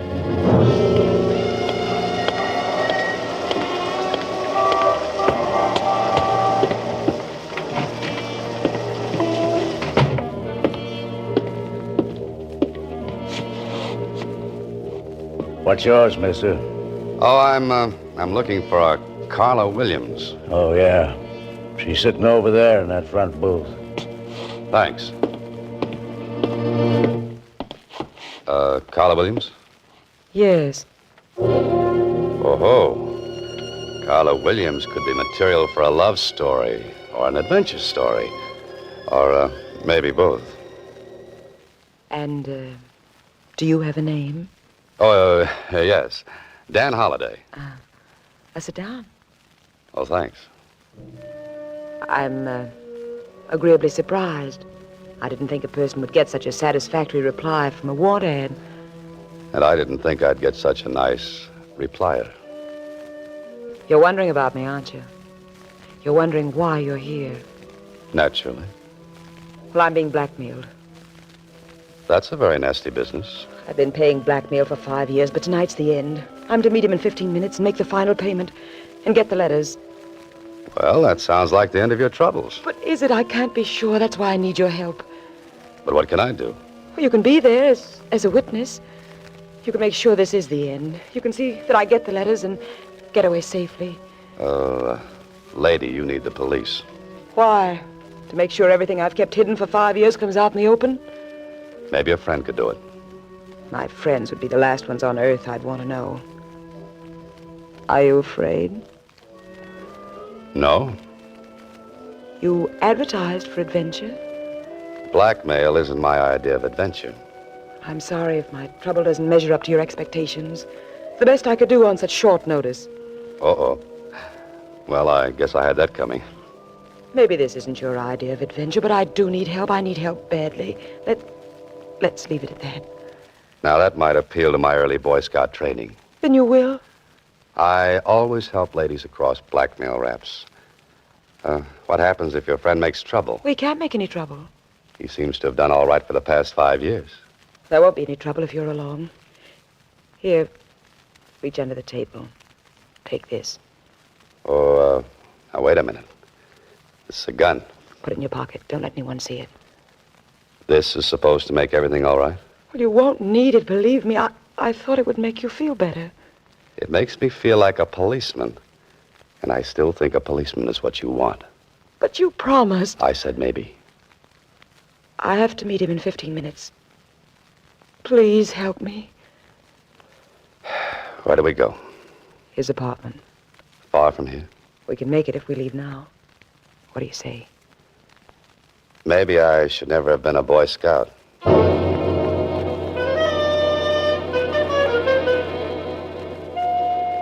I watched Carla Williams closely as we ride over to the apartment where she's to meet this man she's been talking about.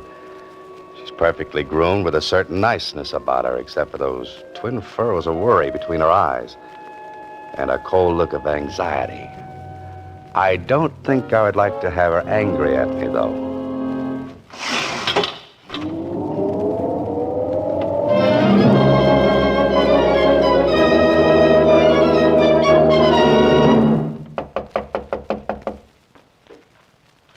That's funny. You should have been here 20 minutes ago. Huh. Why don't you try the door? It was unlocked. Might as well wait inside. Unless you have any objections. Not at all. There's a light switch on your right. The living room is straight ahead. Say, you sound like you're familiar with the place. Why not? I've been here many times before. There's a light on in there. Suppose he might have fallen asleep? Waiting for his money? Hardly. Well, this is more like it. This spot is nicely furnished. With my money. But at least we can sit down and make us... Oh, no. Miss Williams, what's the matter? What happened? By the floor, by the desk, look. You stay here. Well... You'd better call the police. He's dead. Dead? Yeah, he's been shot. Once. Through the heart. I'm glad. He's the one? The man who was blackmailing you? Yes. Could you go through his pockets? He must have some of those letters with him. Look in his coat pocket. Just a minute, Miss Williams. You don't understand. This man has been murdered. We've got to call the police. Murdered? What makes you so sure? There's no gun around any place. Just the same before the police come. His pockets. Please, I've got to have those letters. Okay. But it isn't right. Are these what you wanted? Let me see. Yeah. They're all here. Now, where's the telephone? We've got to get the police up here and fast. There is no phone. No? How do you know without looking, unless... I told you I've been here before. Oh, yes, I forgot. We'll go downstairs. There's a payphone in the lobby. Tell the police to come up here right away. Then come back and we'll wait for them. You're not planning to leave while I'm downstairs, are you? No. Here's a nickel. Just dial low and tell the operator you want the police. Hurry. But you'll be here. Call, I said.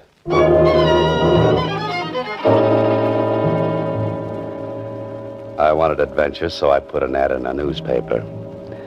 And I certainly found what I wanted. Only this isn't good. The man is lying dead on the floor of this apartment. And Carla Williams and I will have to get down to the police headquarters and answer 1,000,000 questions. All of them embarrassing. I hope she's made the calls. Say, that's funny. Why would there be a telephone directory in a place where there's no phone?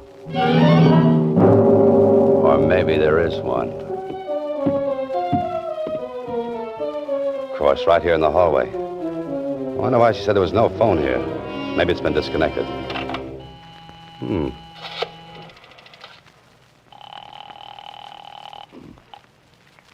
Operator. This is the operator. Oh, fine. I've written a dozen stories like this. And whenever I've reached this point, the hero always finds that he's been framed. Framed? The gun. Yeah, I gotta look at that gun. Gotta find out if it's been fired. One shot has been fired. And the police surgeon will probably find a bullet from this gun in that dead man's body. The police. Seems like little Carla took care of that. Me, I'm gonna take care of something else. I'm leaving.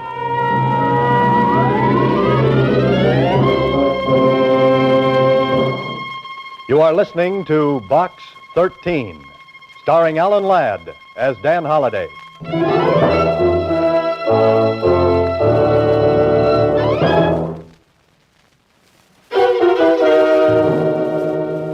Once again, Box 13, starring Alan Ladd as Dan Holliday.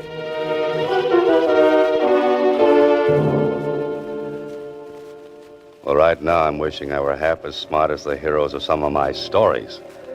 I've got a murder, strange woman, a strange apartment, and a strange feeling that this might not work out to a happy ending. What I need is a cab, a quick trip home, a short drink, and a long, long think.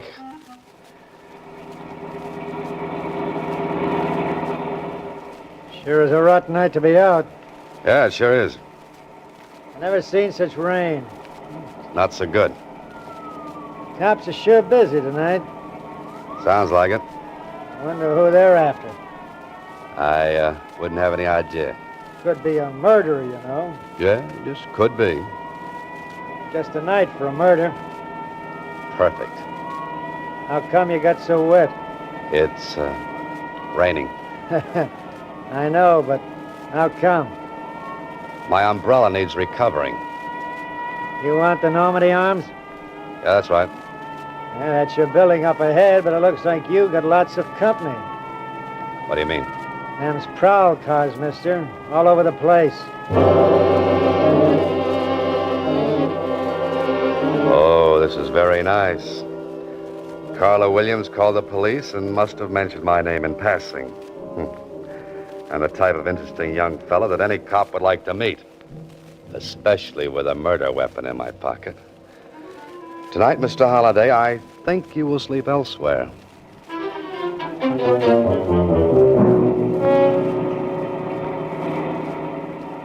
Want me to pull right in where all them cops are? No, they look busy, so maybe we'd better not bother them. Just keep on driving. But this is where you live, ain't it? I don't feel like going home tonight. I could shove them cops aside, you know. This is legitimate hack. That would be fun, but don't bother. You're the boss, mister. Where to? There's a place down on Franklin Avenue. 1612, I think. I know that place. That's the cheapest hotel in town. Yes, I believe it is. Hey, how do you know about a place like that? I got information there for a story. But a joint like that, what are you going there tonight for? To sleep. You writing another story? I'm living one. Living one? Yes, I left my typewriter at home.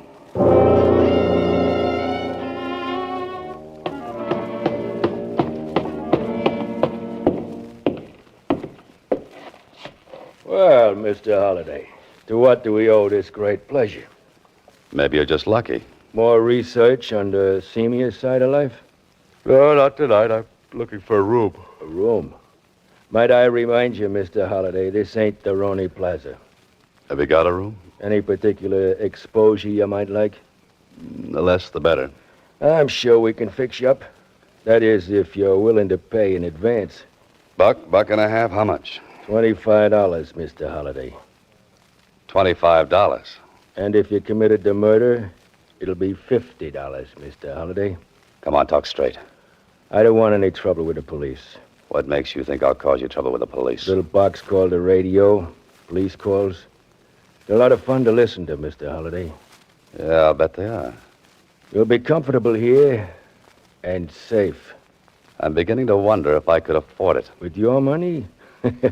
Don't make me laugh. I wasn't trying to. Where's your phone? The one on the wall costs a nickel. Thanks. You're staying tonight, Mr. Holliday?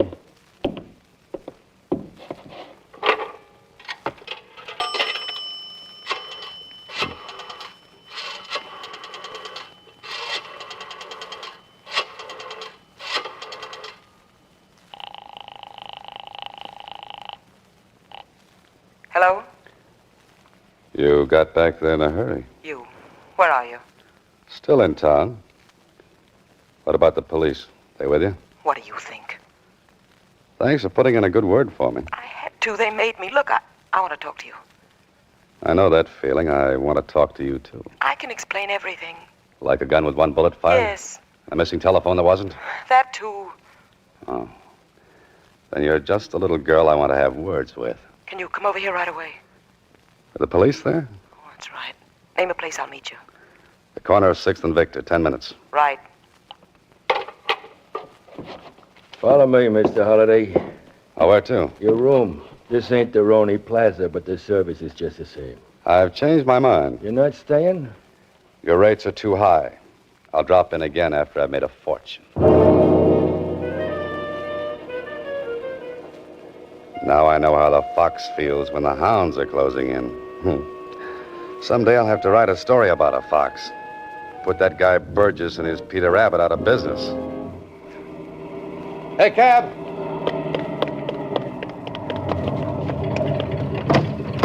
Oh, it's you again. Yeah, I get around, don't I? I thought you were set for the night. No running ice water. 6th and Victor. Where did you say you wanted to go? 6th and Victor. But there ain't no place to sleep there. Oh, I'm not sleepy. I just want to examine a fire hydrant. Okay, mister.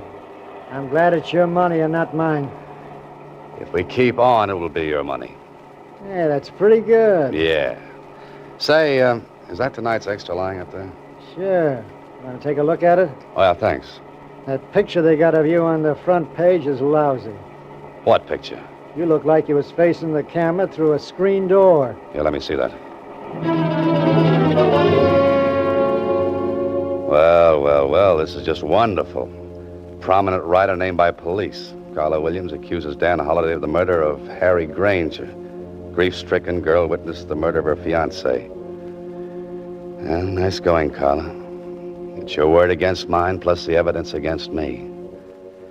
Now I know why they wrote that song, I Get Along Without You Very Well. Well, there's 6 and Victor. Cruise on by. You ain't gonna stop? I haven't made up my mind. Looks like a couple of cops waiting around for somebody. It's the way it looks to me. That might be the law. Yes, they might be. What do you want to do now? Get away from here and find a city directory. A chap by the name of Harry Granger should have a home, and he should have stayed in it.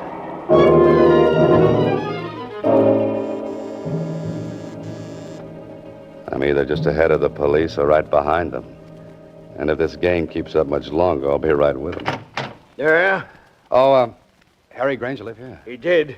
You the police? Well, no, not exactly. A reporter? I used to be. Come here, you. I wonder if you're one of them blackmailers. Just a minute, friend.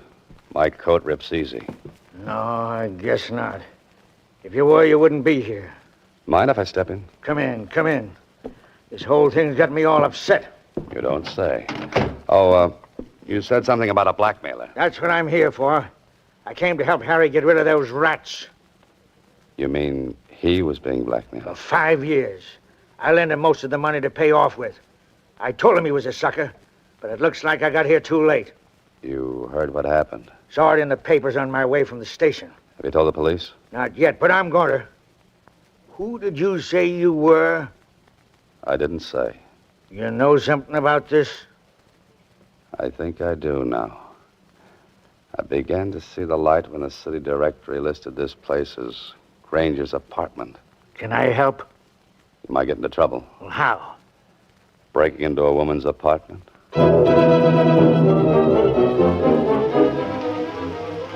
After this, I'll use a fire escape, and more of my stories are the most interesting things about a building.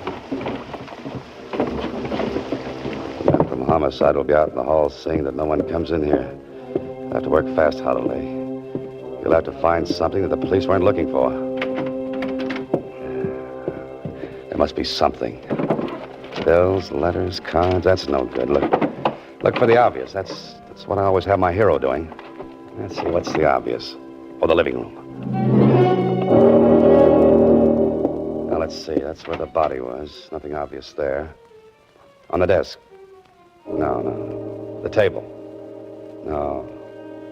The fireplace. Hello. A small frame snapshot. And I think it might be just what I'm looking for. My old friend, the bartender, and Carla Williams. And with your arms around each other. You know, you two make a nice couple, a wonderful couple. I wonder if they'll let you have your arms around each other in the electric chair.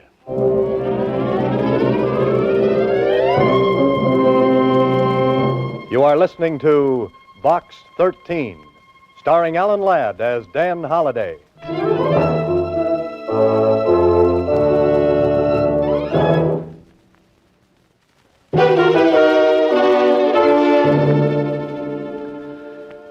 I finally made it. I'm down at police headquarters in the office of a tall, gangly character named Lieutenant Kling. Of course, a few things have happened. Carl and the bartender were brought in, too. So much cooler than I am. Oh, those cell bars give you such fine ventilation. Holiday. What's that, Lieutenant? I said you were a very lucky citizen. After what Carla Williams told us, we thought you were guilty. If she'd have told me that story, I'd have believed it myself. But proving that she and the bartender were married put a crimp in her act as the injured fiancé. Yeah, you showed it up as the same old racket. Smart woman teams up with smart man to blackmail innocent citizen.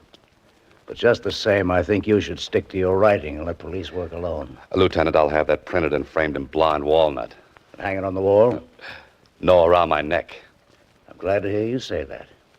You may not always have a guy like this Grant who backed up your story. Oh, Granger's friend? That's the one. Say, he's a nice fella. Wants me to visit him on his ranch. Why don't you do that? Riding the range all day when I could be cooking in town? Pardon me. Homicide, Lieutenant Kling. Oh, yes, he's here. It's for you, Holiday. Oh, thanks. Hello? Mr. Holliday, this is Susie. Yes, Susie. Can you come down to the Star Times right away? Well, what's the matter? There's another letter for you in box 13. Oh, no. Should I open it and read it to you? Oh, not now, Susie. I've got enough material to last me for a month. 3 weeks of which will be a rest. Tell me where. Maybe I can come down and help you. You really want to help me? Sure I do, Mr. Holliday. Then put that letter back in box 13. But, Mr. Holliday... Good night, Susie. Next week, same time, Alan Ladd stars as Dan Holliday in Box 13.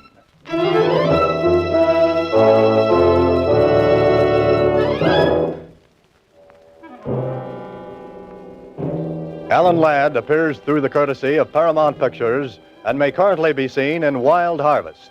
Box 13 is written and directed by Ted Hediger. Original music composed and conducted by Rudy Schrager. This is a Mayfair production.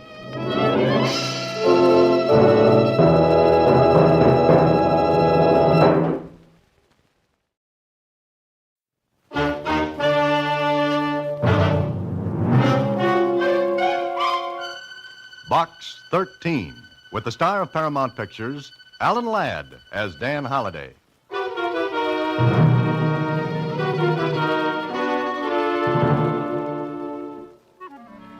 Dear Mr. Box 13, I address you as Mr. because I assume you are of the male sex. If you're a woman, disregard this letter. Come to my home at 7546 Brandon Drive as soon as you receive this. I shall be expecting you at once, and I shall state my reason for writing. And I shall state my reason for writing this when I have satisfied myself as to your qualifications. Very truly yours, Mrs. Matilda Cortland. Mrs. Matilda Cortland? Now, why should one of the richest women in the world and one of the least accessible be writing to Box 13?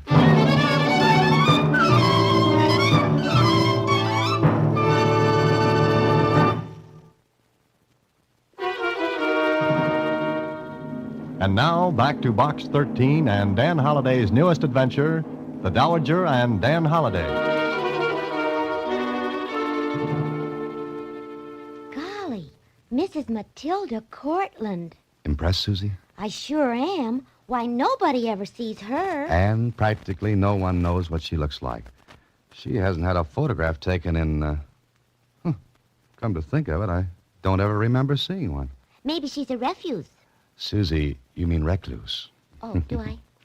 When Matilda Cortland wants help, it's got to be something big. Okay, Susie. Mrs. Cortland's wish is my command. See you later. The Cortland Mansion on Brandon Drive was the showplace of the city. People craned their necks to look at it. But all they ever saw was the dignified, prim exterior. Now, I was privileged. I saw the inside. Because when I rang the front doorbell... Yes, sir? Oh, how do you do? I'm the man from Box 13. Oh, will you come in, sir? Follow me, sir. I followed the butler down the hallway. The house was just as I expected. It was the 19th century refusing to believe that the 20th had ever rolled around. Then... One moment, if you please, sir. Yes? I beg your pardon, madam, but the gentleman you were expecting has arrived. Show him in. That will be all, Jessup. Yes, madam. Stand there for a moment. Huh? I said stand there for a moment. The room was darkened, the shades were drawn over the windows, and the heavy old-fashioned drapes let in very little light. Then my eyes became more accustomed to the darkness, and I saw her. Mrs. Matilda Cortland, practically a legend. She was about 75. Her white hair was drawn tightly back over her head and was covered by a jet-encrusted scarf. Her dress was a museum piece, and it fell to the floor in heavy folds. Now you've seen Matilda Cortland. That's an accomplishment, young man. Yes, I know it is, Mrs. Cortland. Come closer. That's enough. Now, turn around. Turn around? Yes. Are you a sample of what this modern age has produced? It's very nice out there, Mrs. Cortland. Matter of opinion. Mhm. How old are you? 32. You may sit down. Oh, thank you. Why didn't you come sooner? I only received your letter this morning. It's after 1. I ate lunch. I've developed that bad habit. You could have had lunch with me. Well, the letter didn't invite me. No matter. This is your advertisement in the Star Times? Yes, it is, Mrs. Cortland. I saw it by chance. I never read newspapers. I form my own opinions, political, social, and moral, without aid from the press. Some of us, Mrs. Cortland, like to hear other sides of the questions that may come up. Stop arguing with me. Mrs. Cortland, I came because you asked me to. I assumed you had something in mind when you wrote to Box 13. I didn't know it would be a discussion, which neither of us... That's enough, young man. Do you have a name? Oh, yes, Dan Holliday. Daniel? Only when I'm being formal. Why did you put this advertisement in the paper? Well, I told her. She listened without changing expression. When I finished... Then you don't accept payment for your services. No, I don't. Very well. You're going to help me. Oh, just a moment now. I haven't heard what you want me to do. Does that matter? You advertised that you would go anywhere, do anything. Well, maybe what you have in mind won't interest me. Mr. Holliday, I want you to do this for me. All right, then tell me what it is. Come here this evening for dinner. Oh, I'm sorry, but I have an engagement. Cancel it. Well, I can't. Nonsense. Anyone can cancel an engagement. Look, Mrs. Cortland, this is the 20th century. I know there were days when the word of Matilda Cortland was law to the society of this city, when engagements were canceled right and left to leave room and time for your dinner parties. But I still have an engagement I intend to keep.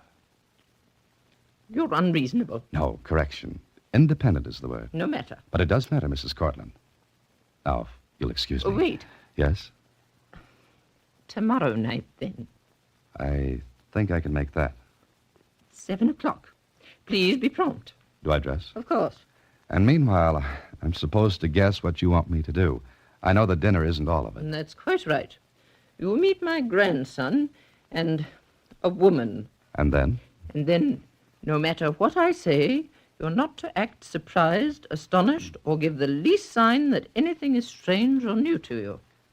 No matter what you say. You think you can manage that? I'll try, Mrs. Cortland. I'll try. Remember, what I say or do may startle you, even shock you, but under no circumstances are you to betray your feelings. Now, Jessup will show you to the door. I shall expect you tomorrow evening at 7. Well, Box 13 has brought out some pretty fancy routines, but this one was different. I found out what it was all about that evening at dinner. I met her grandson. He was about 25, and a girl who was, well, maybe a little younger than he. I was still wondering what it was all about, and so was the grandson, Peter. The girl seemed nervous, ill at ease. Matilda Cortland wasn't making it any easier for her. That's right. Yes, Mrs. Cortland. Did you say your father had been an engineer? Oh, please, Grandmother. Peggy's told you he was 5 times. Peter, I am speaking to Miss Wright. Sorry. What sort of an engineer, Miss Wright? Well, he... Civil, mining, chemical, what? He was a locomotive engineer. Oh, really? On what railroad? Grandmother, please. Peter, do not interrupt. Peter, I'd like to go now. But, my dear, we were to spend an evening together. I'd heard so much about you from Peter that I feel that I'd like to know more. Yes, Mrs. Cortland. We really got to go, Grandmother. We're expected somewhere. Oh? Where are you going? What does that matter? Yes. Where are you going? To the Club Pierre. What's that? Daniel, do you know? Oh, yes, it's a very nice club. Dancing, dinner. A cabaret? They don't call them that anymore, Mrs. Cortland. Very well. I shall go along. What? I shall go along. But... Stop sounding like a motorboat, Peter. Well, Daniel, would you like to go? If you would. But, Grandmother, you can't go. Would I be barred because of my age? Oh, no, of course not, but... Then why can't I go? Well, I guess there's no reason, but you'd have to leave the house. I didn't expect to carry it along like a turtle with his shell. Oh, of course not. There's a very good reason I want to come along. Isn't that right, Daniel? Yes, there is. I've decided that I've been locked away from the world too long. Now I have a reason for getting out into it, renewing an old acquaintance, so to speak. Moreover, since I'm going to be married, What? What did you say? Yes. Daniel and I are engaged. Mr. Holliday, are you all right? I never felt better in my life, I think. You must be more careful, Daniel. Yes, I can see that. Well, Peter, you and Miss Wright run along then. Daniel and I will join you later. Yes, Grandmother. Come on, Peggy. Excuse me. I've reserved a table. You can just ask for me at the club. Very well. Look, Mrs. Cortland. Quiet. Now, what were you going to say? Why did you say that? About you and me, Daniel? Yeah, that's it. You saw that girl. Miss Wright? Yes. What about her? What's she got to do with this? That girl's a fortune hunter. She's after Peter's money. My money right now. And where do I fit in? I think when she realizes Peter is not liable to inherit my money, we can forget her. In other words... Exactly. You would inherit my money as my husband. Now, wait a minute. You don't have any intention of keeping on with this, do you? I never start what I cannot finish. Well, I'm sorry, but you can count me out. Why? Because it's ridiculous. I love my grandson. I would do something ridiculous to make him happy. Well, go talk to him, then. I've tried. He's infatuated with that girl. All right, forget that. What kind of a reputation do you think this will give me? I'll be the fortune hunter. Not at all. You earn a very good living from your writing. Yeah, I know, but... I have enough influence to keep this out of the papers. I promise you, this will be between you, Peter, that girl, and myself. No. No, I can't. Daniel, I'm an old woman. I have nothing in the world but that boy whom I love dearly.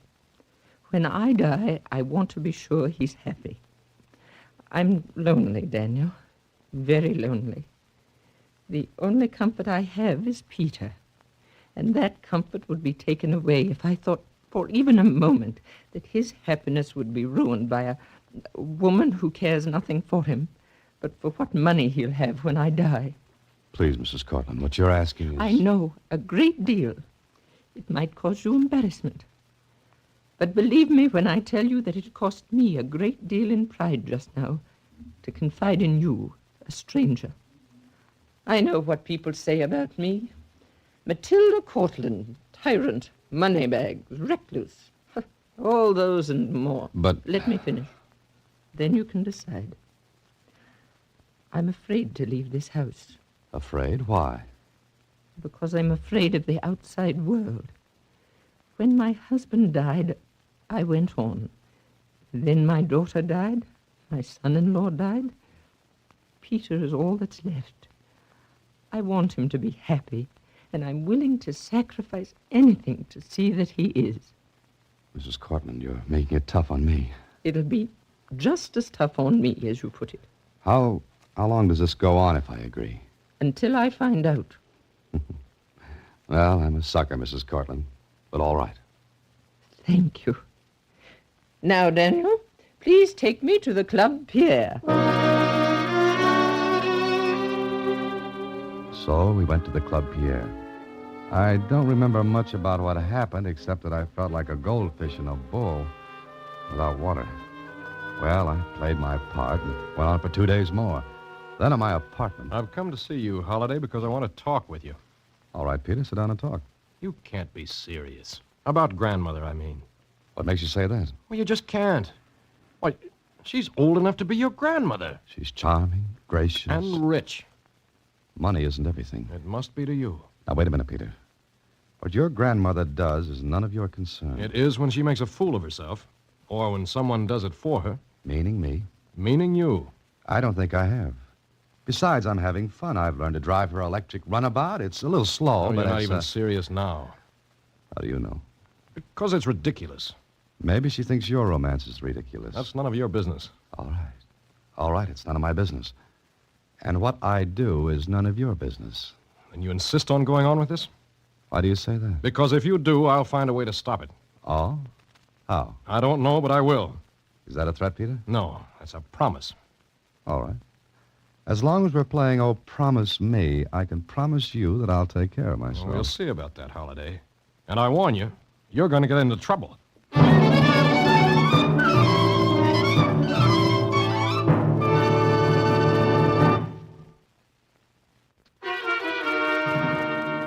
And now back to The Dowager and Dan Holliday, another Box 13 adventure with Alan Ladd as Dan Holliday.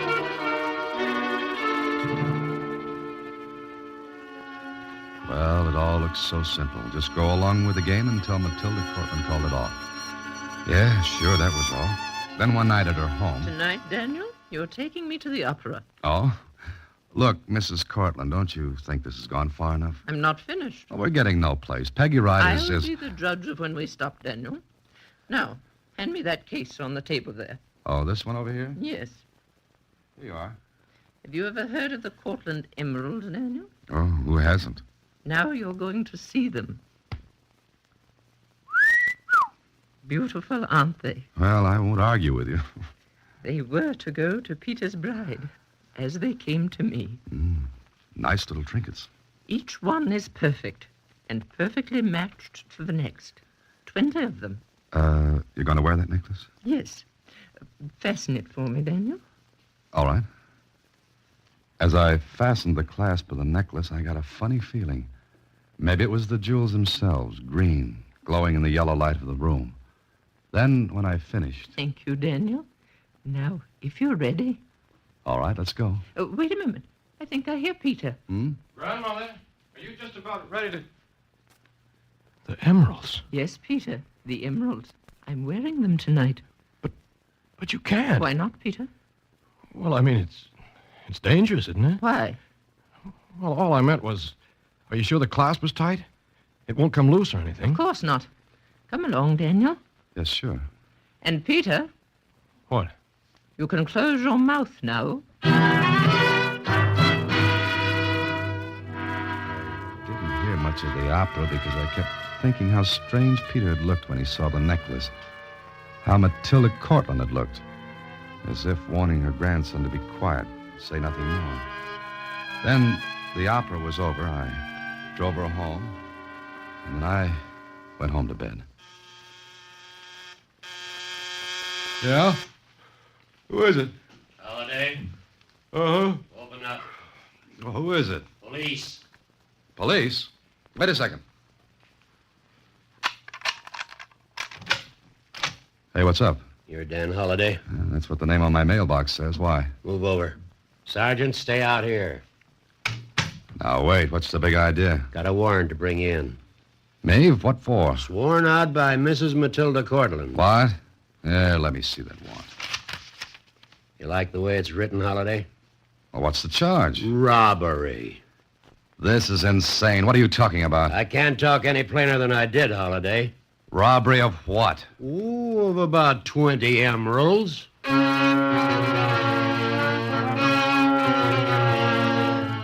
necklace almost immediately after I came inside this house. It was just after I'd left Mr. Holliday. No one else was with you. You know as well as I do that I didn't take that necklace. It was missing. Then look all over the house. The insurance company has already done that. Well, Holiday? You said that once. Did I? Well, you didn't answer it. I can't.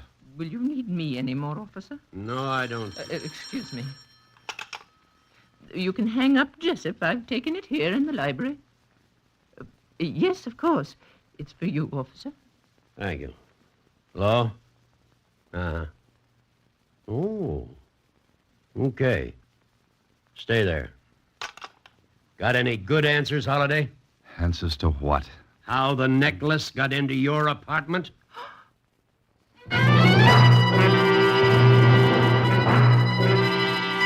Oh, this was a beauty.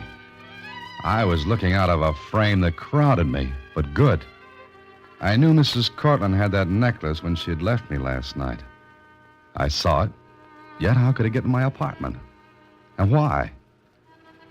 So I saw Kling, and he pulled some strings, and I was out on bail. I had to get some answers fast, and I thought Peter could give them to me. I'm sorry, Holiday. I can't do a thing. Listen, you saw that necklace when your grandmother and I left for the opera last night. And I saw it when I brought her home. Then how did it get into your apartment? Maybe you've got an answer. No. Listen, your eyes popped out of your head when you saw your grandmother wearing that necklace last night. Why? I knew something would happen. How did you know? What gives you the right to question me? I'm doing it. All right, go ahead and ask. I was with your grandmother all evening. And I wasn't. If you want to check, go ahead. But it looks as though you're in a mess, Holiday. Well, there's nothing I could add to that. Sure, I checked. Peter was in the clear. He hadn't been near his grandmother from the time he saw us until the next morning. Yet someone had to take that necklace and plant it in my apartment. And it looked like a frame-up between Peter and his grandmother. But why? Why frame me? Why go through this whole elaborate fix just to fasten a crime on a guy they'd never seen before? And I got an idea. I went to the insurance company. Of course, Mr. Holliday, now that the necklace is recovered, we have nothing more to do with the case. But if it hadn't been recovered, you'd have paid the claim, right? Certainly. But it's not the insurance money they were after. Mrs. Cortland? Certainly not. Why, she's enormously wealthy. Yeah. But you know, it is a little strange, come to think of it. What's strange, come to think of what? Probably nothing, but we were due for our routine checkup in just 2 days. Checkup? Of what? Well, you must know we make a checkup on insured objects every so often. And one was due in 2 days. Yes. Oh, I see. I beg your pardon? Oh, nothing. Well, thanks very much. But it still didn't make sense. It still came back to the necklace being found in my apartment. Then I figured out another angle. And my next stop was to see Miss Peggy Wright. What do you mean? What are you talking about? I asked a simple question, Miss Wright. And that was, when were you and Peter planning to leave? Leave? Leave where? Now, cut it out. You know what I'm talking about. I say you and Peter plan to elope. We didn't. We never even thought of it. Are you telling the truth? Of course I am. Why should I lie about that? I don't know. Look, Miss Wright, are you in love with Peter? Yes. You want to get married? If it weren't for her, But if I marry his grandmother, then you wouldn't get the money. Oh, I don't care about that. Well, I could swear she was telling the truth. At first, I'd thought Peter had taken the necklace so that he and Peggy could get away from Mrs. Cortland. But it was a dead end again. And there was that other thing bothering me. Why frame me? Then I went back to see Mrs. Cortland. I can give you 10 minutes, Mr. Holliday. That's all I want, just a couple of questions. Wait. If I promise not to prosecute, if I drop the whole thing, will you forget it? Now, wait a minute. Let me get this straight. You're willing to forget all this? Yes, Why? because perhaps I like you. Oh, no. That's not it. Then I have nothing more to say. Yes, but I have. Why did you decide to wear that necklace to the opera last night? It's mine, and I wear it when I please. But why last night? And why was it missing this morning?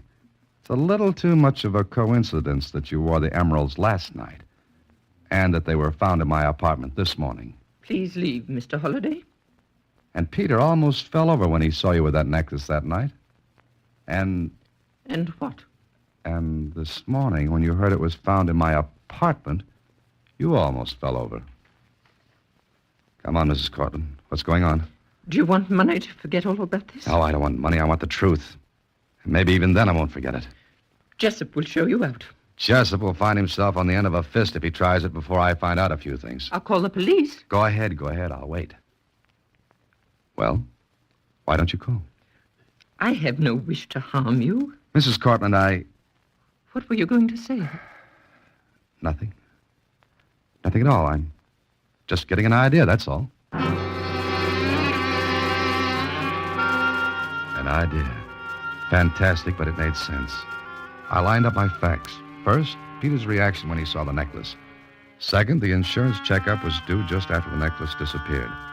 Third, Peter hadn't had a chance to touch the necklace between the time I saw it last and when it appeared at my apartment. Unless he and his grandmother were trying to frame me. That didn't make sense because there was no reason in the world for them to do it. So I called the Kling, another chase around the city, and I found the man I was looking for. Okay. I had everything I needed. And I called that evening at the Cortland Mansion. I made sure Peter and his grandmother were there, and I took Peggy with me. And in the library... This is the last time we'll see you, Mr. Holliday. I don't think so, Mrs. Cortland. Not after the little game we played. What do you mean? When we first started this, Twister, you said you'd do anything for Peter. What are you getting at, Holliday? And you, Peter, you said you'd get me in trouble. Listen. No, you listen. You planted that necklace in my apartment. Silence after that, huh? But it's true. You wanted to frame me. Mm-hmm. But you, Mrs. Cortland, you suspected he took the necklace, didn't you? You're quite mad. Oh, no. With the insurance checkup coming, you wanted to avoid a scandal because you thought Peter had taken the necklace. You had a paste one made. Uh-huh. I checked and found out. The paste one was the one you wore to the opera. And, Peter... What? That double take you did when you saw the paste necklace almost floored you. Because you thought you had the necklace. You didn't mean to steal it, did you, Peter? No way. Holliday's right, Grandmother. So you reported the missing necklace, the paste necklace, Mrs. Cortland, never thinking the real one would show up. Peter, you owe Mr. Holliday an apology. And there is the understatement of the year. Mr. Holliday, what can we do? Peggy, Yes? come here. You too, Peter. All right. Peter, you wanted to protect your grandmother by showing me up as a crook. Mrs. Cortland, you wanted to protect your grandson any way you could. It seems to me a lot of energy was wasted that could be used to good advantage. What do you mean? Why don't you stop trying to run other people's lives, Mrs. Cortland? Let Peter and Peggy get married. I'm sure it isn't his money she's after. If you don't, this would make juicy reading in the papers, I'm afraid. You wouldn't. Oh, yes, I would. Very well. Okay, Peter. You and Peggy run along, huh? Holliday, that's good enough. So long.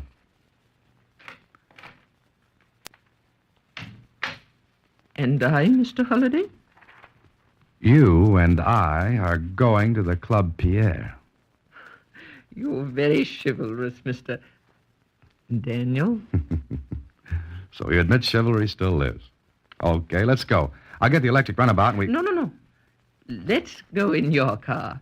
The runabout's a little slow.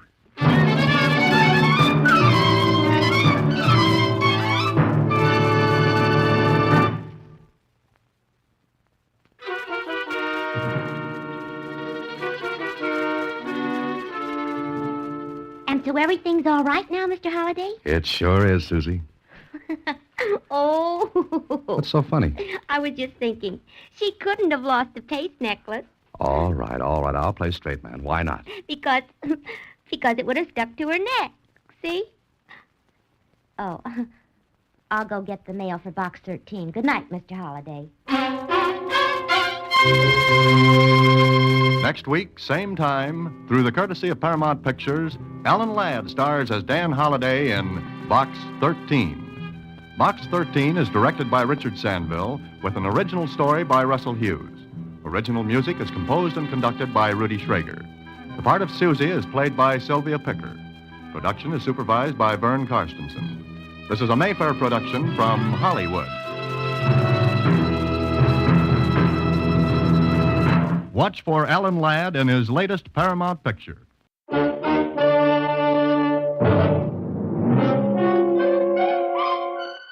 Box 13, with the star of Paramount Pictures, Alan Ladd as Dan Holliday.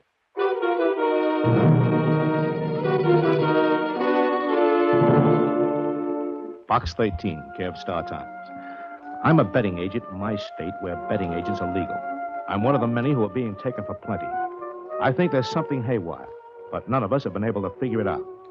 Now, since you'd be a stranger here, we figure you'd have a better than even chance of nosing around.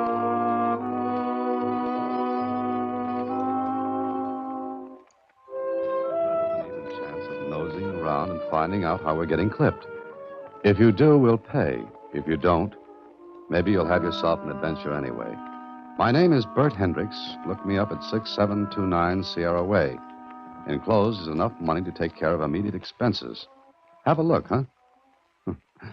Yeah, I had a look, all right. Right into the muzzle of a nasty 25 automatic.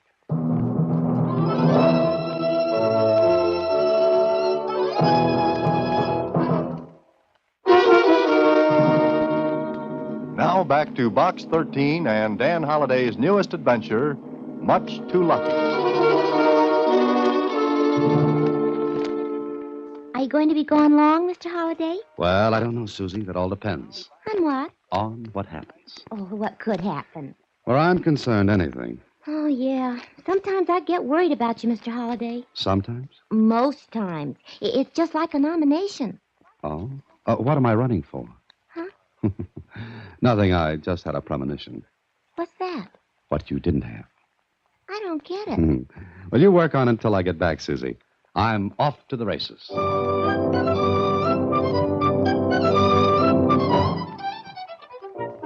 plane trip was quick and pleasant.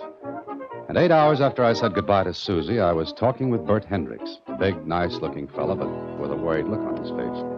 After we had introduced ourselves, Hendricks let me know what was putting the wrinkles between his eyes. Oh, it's got us roped and tied like a Christmas package, Dan. Oh? How much are you losing? Plenty. Runs into 4 or 5 figures every week. Maybe somebody's being lucky. To be that lucky, a guy'd have to be born with a silver horseshoe in his mouth. Look, yesterday I paid off on a long shot at 40 to 1. The clip ran to the tune of 20,000. And that, as they say in books, is sugar with a capital S. It'd buy a lot of coffee. Anyway, we figure we're getting it the wrong way. Clip, bamboozled. Well, why don't you go to the police? With what? Troubles? That's not the answer. Have you tried to find out? Are you kidding? We ran ourselves into a lather trying to catch the angle. No dice. Dan, somebody in this town's plenty smart. Smart enough to know our boys. And that brings me in. That's right. You're a stranger. They won't take a second look at you. I caught your ad in the Star-Times and played the bet. Well, here you are. With nothing to do. How much do you want?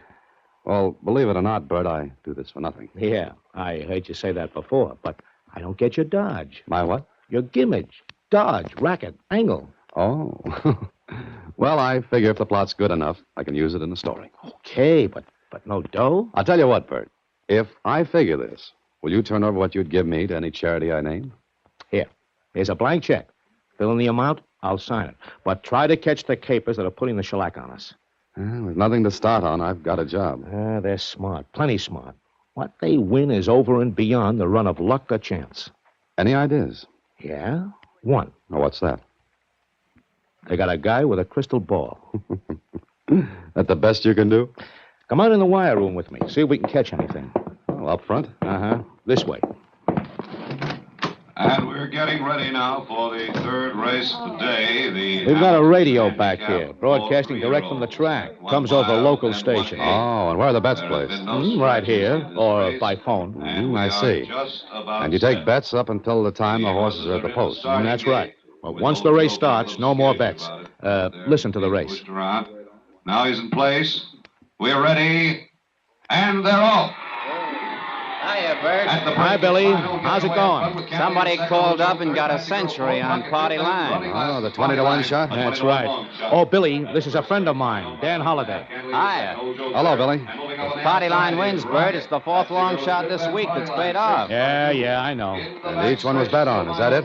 But heavy. I still say there's one of them guys that's doing it by telepathy. Listen. At the half, it's mine owned by half a length over Cantilever. Rocket is third and falling back with Old Joe as Party Line still swings wide and moves up on the outside. Coming into the turn now with mine owned by a head over Cantilever and moving up fast on the outside is Party Line in third. There he comes. Who made that bet on Party Line? Mike took the call. Okay. Get me to the name of the guy who made the bet. Sure. Right away. Listen to that. Mine owned and Party Line. It's mine owned by a half over Party Line, and it's a driving finish with mine owned in front by a nose. Party Line getting up the whip and moving up, and across the finish is Party Line by a head over mine owned. Oh, 20 to 1. And $100 at 20 to 1. Don't say it. Don't say it. Come on. Let's go back to my office. Oh, Dan, I don't get it. How can they pick long shots like that? Is it only long shots? No, not always. Sometimes it's the favorite, but it's always a winner. And I say no guy can pick a winner every race, especially every long shot. Come in. Want to know who placed that 100 on party line, Bert? Yeah. Here's the tab. Oh, her again. She's awful lucky. Yeah, too lucky. Who is it? Name's Vaughn. Terry Vaughn. Singer at one of the clubs here. She's done this before, huh? Yeah, she's done it before. 20 grand today, 5 last week. Why doesn't she retire and leave here? Well, she can. Look, Dan, we've got this betting narrowed down to about 20 people. 20? Yep. The most consistent winners. They never lose. Oh, a ring, is that it? That's right. But not one of them is ever at the track. You mean they just don't go? That's right, never. I don't get it. Neither do we. Oh, Billy. Yeah? This call from Terry Vaughn came in just before the horses were at the post, huh? Sure. We take bets up to the break. What are you thinking about, Dan? I was just wondering if there was any way of getting advance information on a race. You kidding. Not a chance. This is a business with us. Legitimate. On the level.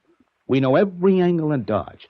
There's no way anyone could know before the race that a long shot like Party Line was going to nose across first.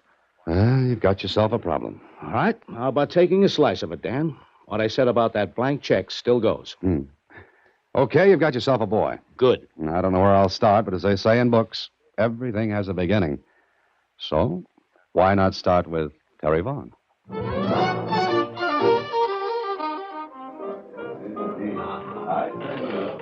Waiter. Oh, waiter. Oh, yes, sir? I wonder if you'd deliver this note for me. Certainly, sir. Where to? Miss Terry Vaughn. I'll see about it, sir. Will this make you see any better? Oh, yes, sir. Thank you, sir. Oh, and tell Miss Vaughn I'm a journalist. Newspaper man? Yes, I guess that's it. You see, I'd like an interview. Well, I'll see what I can do, sir. I'll do my very best. I waited.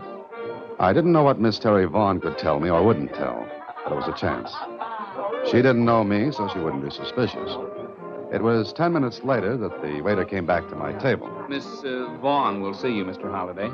Oh? How did you know my name? It was on the card you sent with the note. Simple, isn't it, Dr. Watson? I beg your pardon? Oh, never mind. Now, where's Miss Vaughn? Oh, she'll be here in a moment. Oh. Okay, I'll wait. Yes, sir. Glad to have been of service. I waited, and I'll admit the wait was worthwhile. Miss Terry Vaughn glided across the floor to my table, smiled $5,000 worth of teeth, tossed $1 million in red hair over her shoulder, and put $10 million of the rest of her in the chair across from me. You're Mr. Holliday. You're Miss Vaughn. Mm-hmm. Your note said you wanted to interview me. That's right. Well, I'm flattered. I imagine that's a fairly common situation with you. What paper are you with, Mr. Holliday? I have a connection with the Star-Times. Oh, you're a big city boy. I didn't know it showed. Why do you want to interview me? Oh, lots of reasons, Miss Vaughn. Name one. Well, I heard you were very lucky today. Lucky? How? Or do you win $20,000 every day? What does this have to do with an interview? Well, it's human interest stuff, Miss Vaughn. Very human and very interesting. I see. But why pick on my lucky streak? Because it was so lucky. Oh, I've always been lucky. Oh, I can understand that. Oh, how did you happen to pick Party Line today? I like long shots. Always? When I feel lucky. Do you ever lose? Sometimes. Why? Oh, I'm just asking. Mr. Holliday, this is a peculiar interview. Oh, I don't think so. Just pleasant. What paper did you say you were with? The Star-Times. And what are you doing here? Vacation. When is it over? Couple of weeks. I see. Well, Mr. Holliday, as far as I'm concerned, it's over now. Have a nice time. Oh, wait, I'm sorry. Please stay here. Why? I feel that I owe you an apology. For what? For being so curious. All right. We'll forget it. Let's do. Let's forget all about $20,000, long shots, and lucky streaks. And what shall we substitute? Terry Vaughn. Do you mind? I don't mind if I do, Mr. Holliday. Well, it was a pleasant way to spend an evening. But when it was over, I was just as smart as at the beginning, which was 0. Maybe Terry Vaughn was lucky, but how lucky can you be? The next day, I met Bert Hendricks, and he had more trouble. Well, somebody did it again today, Dan. Not quite as big as Terry's play yesterday, but enough. Enough. One of the same 20 people you've tabbed? Yeah, one of the 20. If it weren't for the fact that it's those same 20 people all the time, it could be just luck. Yeah, could be. You saw Terry last night? Yeah. Oh, yeah, I saw Terry. And? A very lovely girl. I wish I had her money. It's mine. That's funny. Oh, I'm sorry, Bert. I don't have to ask if you've watched those 20 people. Oh, sure we have. They don't talk to anyone connected with the track. As far as I know, they don't even know anyone there. There's got to be a gimmick. Yeah, that's what I keep telling myself in the head. Look, Bert, let's try to figure it out logically. You say every one of those bets is placed just before the race is run. And that's right. And each of those 20 people picks a winner. Yeah. Not only with me, but with all the other agents who have the same setup I've got. Then how could they get advance information? They can't. They've got to, Bert. Dan, we've been all over that. Yeah, maybe there's an angle you've overlooked. Okay, name it and I'll buy it. Is there any particular race or races they always bet?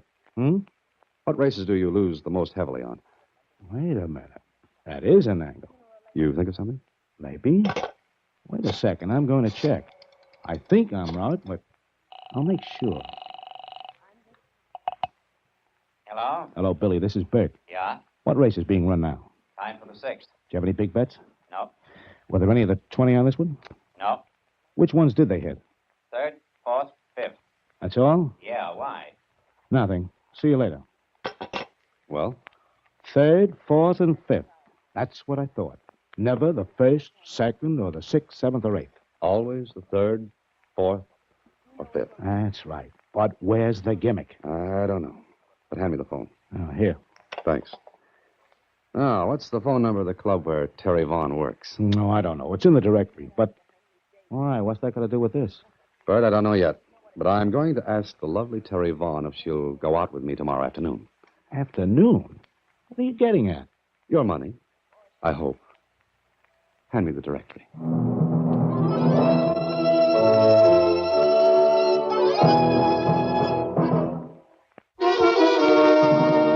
And now back to Much Too Lucky, another Box 13 adventure with Alan Ladd as Dan Holliday.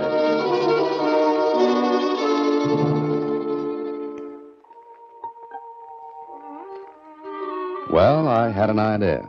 Not a big one, and not one that made sense yet. But I was going to play it.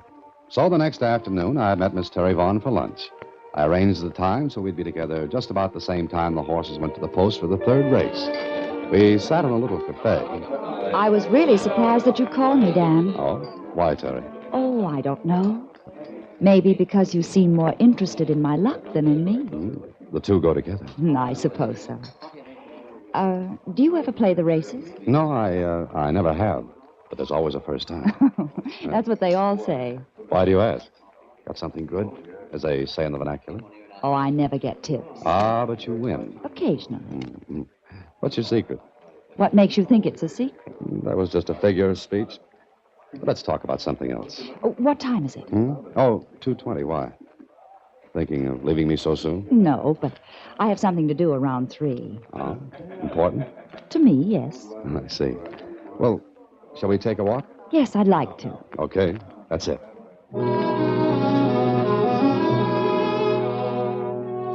So we walked. Terry was very charming. I was beginning to wonder about my hunch. Maybe it was luck after all. Then, a few minutes after 3... Dan, will you excuse me for a few minutes? Oh, your important 3 o'clock date. That's it. I have to make a phone call. Want me to wait? Yes, if you want to. Oh, I do. I'll make it from this drugstore. All right. I'll wait right here. I won't be more than a few minutes. She went into the drugstore and straight to a phone booth. I slipped inside, went to a counter. The clerk came up to me. May I help you, sir? Oh, yes. Let me see a pair of those binoculars, will you? These? They're not very good, except for children, just toys. Oh, I like to play with toys. May I see a pair? Certainly. Here you are. Thanks.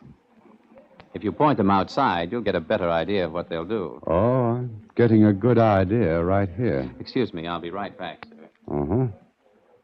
I watched Miss Terry Vaughn in that phone booth.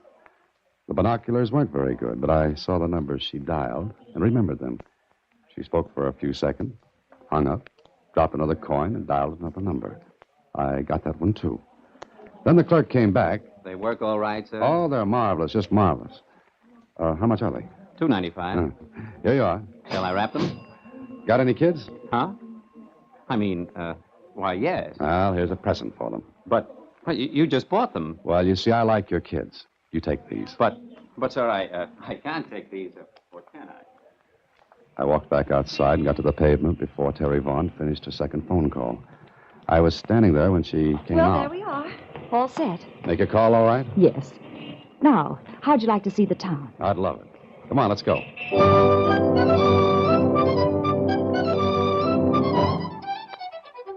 We spent a pleasant afternoon, but my mind wasn't on my work. I was trying to keep those phone numbers straight in my head. Then Terry had to go to the club for rehearsal. As soon as she left me, I headed for a phone booth and dialed the first number she'd called. Hello? Hello, Bill? Bill? What number do you want? Is Bill there? There's no Bill here. I'm sorry. You're sure there's no Bill there?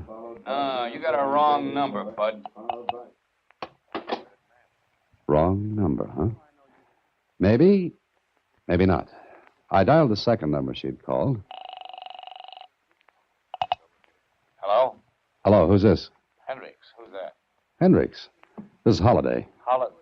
What's up? Listen, did Terry Vaughn place a bet this afternoon? Yeah, on the 4th. Did she win? She had 50 on the winner's nose. Look, she was with me when she made the bet. You had her make it? No, she was in a phone booth. Was that the only bet she made? That was enough. How many winners did you have in that race? 6 of the other 20 people had the winner. How about the other races? 3rd, 4th, and 5th. All winners among the 20 people. Uh-huh. You got the gimmick? Maybe. But I've got to prove it.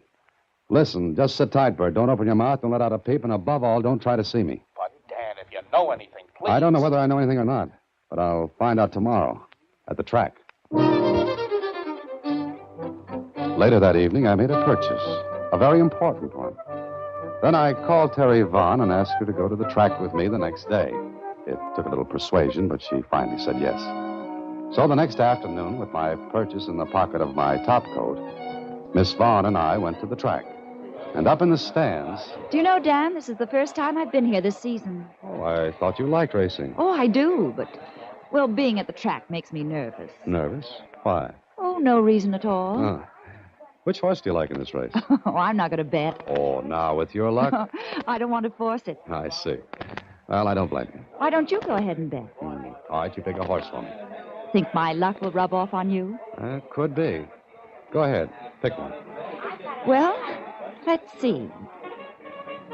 How does this one sound? Bright Angel. Bright Angel it is, in the 3rd. It's almost post time. Uh-huh. Well, these are good seats. Yes, they are. I reached in my pocket and took out the important purchase I had made the previous evening and started to unwrap it. What's that, Dan? Oh, I just bought this, a portable radio. I wonder if I can hear the race on it. Don't turn that on. But why not? Put down that radio, Mr. Holliday. Put it down. Why don't you want me to turn it on? You're just a little too smart, Mr. Holliday. This is a gun in my purse. You're getting out of here. Go on. I carry radios. You carry guns. You're well equipped. Go on. Lead the way. Oh, okay.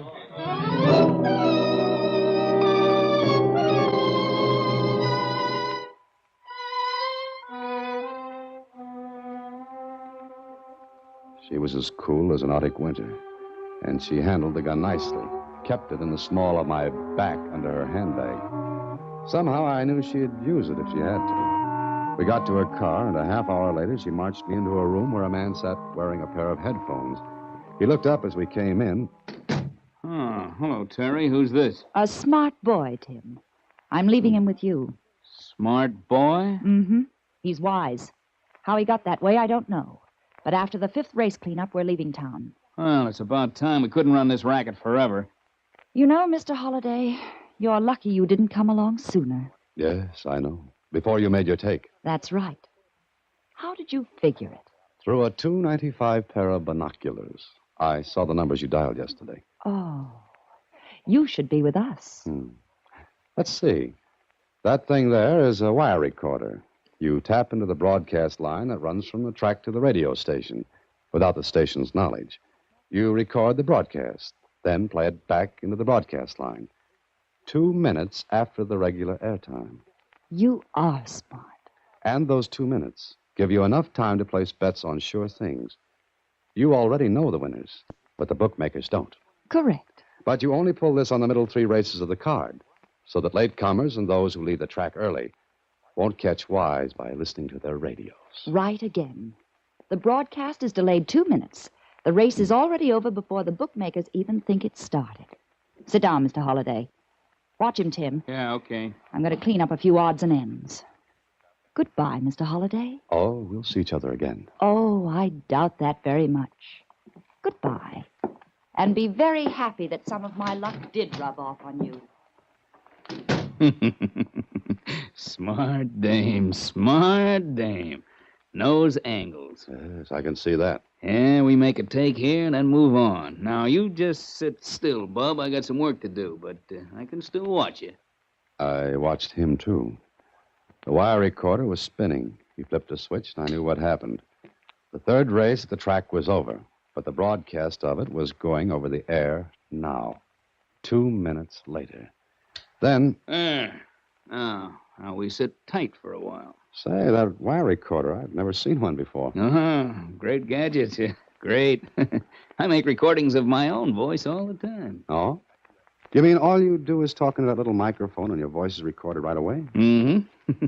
Hey, you want to say something? Hey, you're obliging. Oh, sure. Anything to pass the time. Gets dull in here. Go on, say something, and we'll play it back for you. Go on. Well, what'll I say? Oh, anything. First thing comes to your mind. Well, my name is Dan Holliday. I'm being held prisoner at 758 Condo Street at the point of a gun. Please help. Oh, great. Just great. Don't you wish someone on the outside could really hear that? Yeah, I guess I do. Now, you mean that thing will play it right back, huh? Sure. Just got to switch from the record to playback, that's all. He turned his back for a second, flipped a switch. I flipped a switch, too, and waited. Well, my name is Dan Holliday. I'm being held prisoner at 758 Condo Street at the point of a gun. Please help. See? That's all there is to it. Well. What do you know about that? Isn't science wonderful? Yeah, sure is. Too bad you had to come along and spoil this racket, mister. But I guess we made a big enough take, and keep your hands up, mister. I can shoot and answer the phone at the same time. Yeah? Tim, what happened? Happened? Nothing. Why? The guy is Listen, still... get out of there fast and take him with you. We'll take care of him later, but get out of there fast. Terry! Terry! Something wrong? I don't know. Get up and move out. Go on. I did. But I did something else first. We walked out of the place, a gun in my ribs. I hoped what I'd done would work. We walked up the street a piece, and then... That's cops. All right. Duck in here. Go on. In this hallway. Now, just keep quiet and let them go past. Guess they won't find nobody there, will they? No, I guess not. Well, what now? Well, wait for a minute, and we go. All right. Now get in front of me and stay there. Go on. Drop that gun. What? Who? Better drop it. There's a lot of cops. Okay, don't shoot. Dan Halliday. You all right? Sure, Hendricks. Did you hear my broadcast? Yeah. Your voice cut in right in the middle of the regular broadcast. Huh? I don't get it. How'd they find us? How'd they trail us? Oh, look on your coattail, Tim. You didn't know it, but when we left that room, I hooked the end of the wire from the recorder on your coat. You see, Tim, you were wired for sound.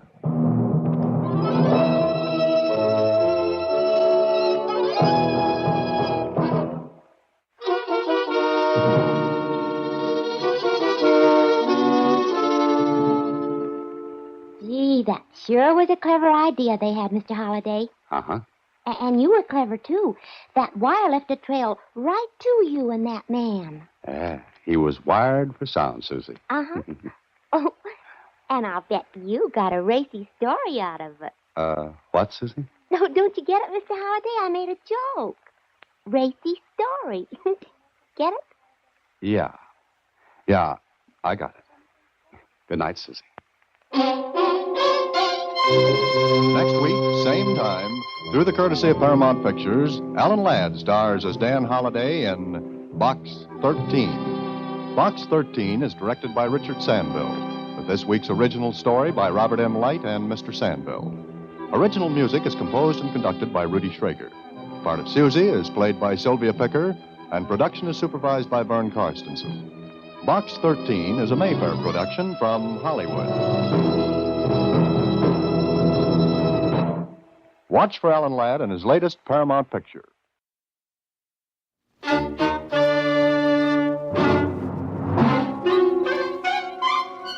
Box 13, with the star of Paramount Pictures, Alan Ladd, as Dan Holliday.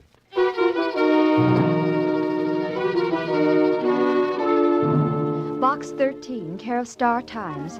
Please meet me at 2 o'clock tomorrow afternoon in front of the Mercantile Building. You can do me a tremendous favor, perhaps change the whole course of my life. I shall be wearing a brown gabardine suit, and I'll be carrying a forest green suede hat. I'll be carrying a forest green suede handbag. That was all. No name, no initials. Just the letter. Well, it didn't sound like much of an adventure. Brother, but how I could have used a crystal ball in good working order.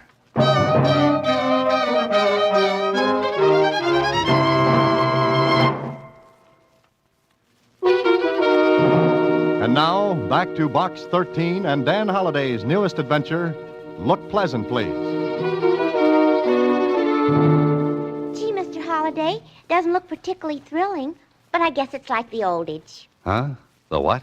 The oldage. You know, when somebody says something smart that means something different from what it says, only it's the same thing. Oh. On your next trip around the office, fix that one up, Susie. What? Never mind. Just save up for your adage. Okay? Okay. Hey, I can just make it to the Mercantile Building by 2 o'clock. So long, Susie. There were lots of people standing in front of the building, but only one girl in a brown gabardine suit, green hat, and handbag. I didn't walk up to her right away because, well, I wanted to take a good look. And what I saw was good. Maybe about 24, slender, lots and lots of brown hair that fell down from that cute hat in a nice wave. Her clothes spelled money with 2 capital M's. Well, I walked over to her.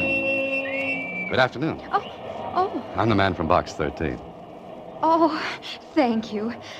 Look, I know this sounds terribly foolish and silly, but I do want your help. Mr.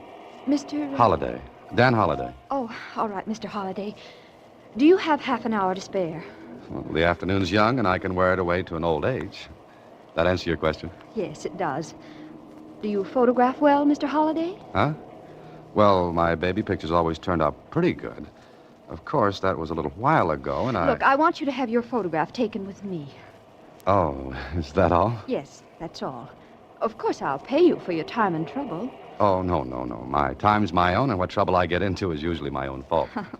All right, Mr. Holliday. There's a photographer in this building. He's ready for us. Oh, by the way, what's your name? Jones. Mary Jones. Oh. You know, Miss Jones, a writer often spends hours thinking of the right name for the characters in his stories. But here you come along and without batting an eye, think up a very unusual one.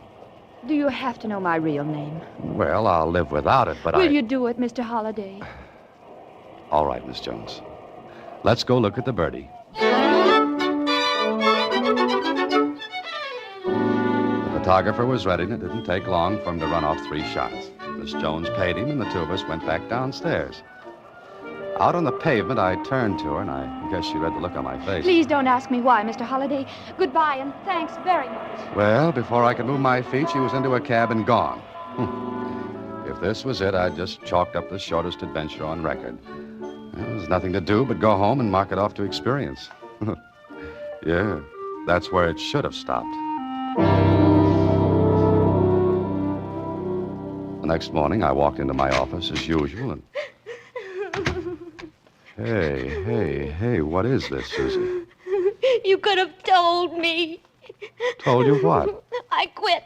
You didn't trust me. Oh, Susie, will you stop? Oh, and the phone's been ringing all morning. Everybody wants to know about it. About what? Just answer the phone and find out. You... Careful, Susie, careful. Hello. Good morning, lover boy. Oh, Kling. Well, how's the police department? It's bright and early. It's not good to hear your voice. I called for information. Yeah, what kind? What about? Well, shall I wear my organdy hat and crepe de chine badge? What are you talking about? What is the matter with everyone? Well, nothing, angel face. All's well with the world. And about 15 million bucks. Everybody's crazy. Yeah, everybody but you. Oh, nice going, Holiday, nice going. Am I invited, or don't you want cops? It might make the thing look bad, you know. In 2 seconds, Kling, I'm going to hang up on you. What goes? Don't you ever read the papers? Or don't you know what's going on in your life? Now, listen, Oh, go arrest somebody. Now, look, Susie, what's this all about? Look at the morning paper. All right, I'm looking at... Holy mackerel. She's awful pretty. Be quiet, Susie. Prominent heiress announces engagement to Dan Holliday. Dan Holliday, that's me. That's my picture with her. Sure it is. I've been framed. Oh, but you wouldn't frame a newspaper picture, would you? Shh. Marcia Jameson, beautiful heiress to Jameson Lumber Fortune announces engagement. You're just a demijohn. Don Juan. Oh, one of the two. But you could have told me. I could have told myself. Susie, if that phone rings anymore, don't answer it until I get this thing cleared up, one way or another. Goodbye. I got Marcia Jameson's address from the society editor at the Star Times, and a half hour later, I was ushered into the big library at the Jameson home. Sitting behind the desk was a youngish-looking man. He rose to meet me as I walked into the room. Ah, Mr. Holliday. I'm very happy to know you. Yeah, I wish I could say the same. I beg your pardon? Where's Miss Jameson? I've asked her to come down. Good. I suppose I'd better introduce myself. I'm Roger Jameson, Marcia's uncle and guardian. Well, she needs one. I don't understand. Well, that makes two of us. Suppose we pool our facts and get one good, twisted story out of them. Mr. Holliday, you're acting very strangely. I must say that my niece's choice of a husband is, well, peculiar. All right, I'm peculiar. At parties, I'm a standout, but I'd like to... Dan, darling, how nice of you to come this morning. What did you expect? You, of course. You've met Uncle Roger? Yes, Marcia, we've met. Oh, I want you two to like each other. Oh, fine. I love everybody in the world, but Uncle Roger, could I speak to Dan alone, please? Certainly, Marcia. You'll stay for lunch, Mr. Holliday? No, thank you. Oh, yes, he will, Uncle Roger. Good. We'll have a long talk. Now, Miss Jameson. Why did you come here? Maybe you haven't seen the morning paper. Mr. Holliday, Dan, help me. I did, and I've got engaged. Look, Miss Jameson, Marcia. I don't know you that well. We just became engaged this morning. Dan, it's imperative that you act as my fiancé until after the 16th of this month. Well, what happens then? Oh, Dan, if you'll just do what I ask until the 16th. On that day, yes, come in. Lunch is ready any time. You are staying, Mr. Holliday. Yes, he'll stay, Uncle Roger.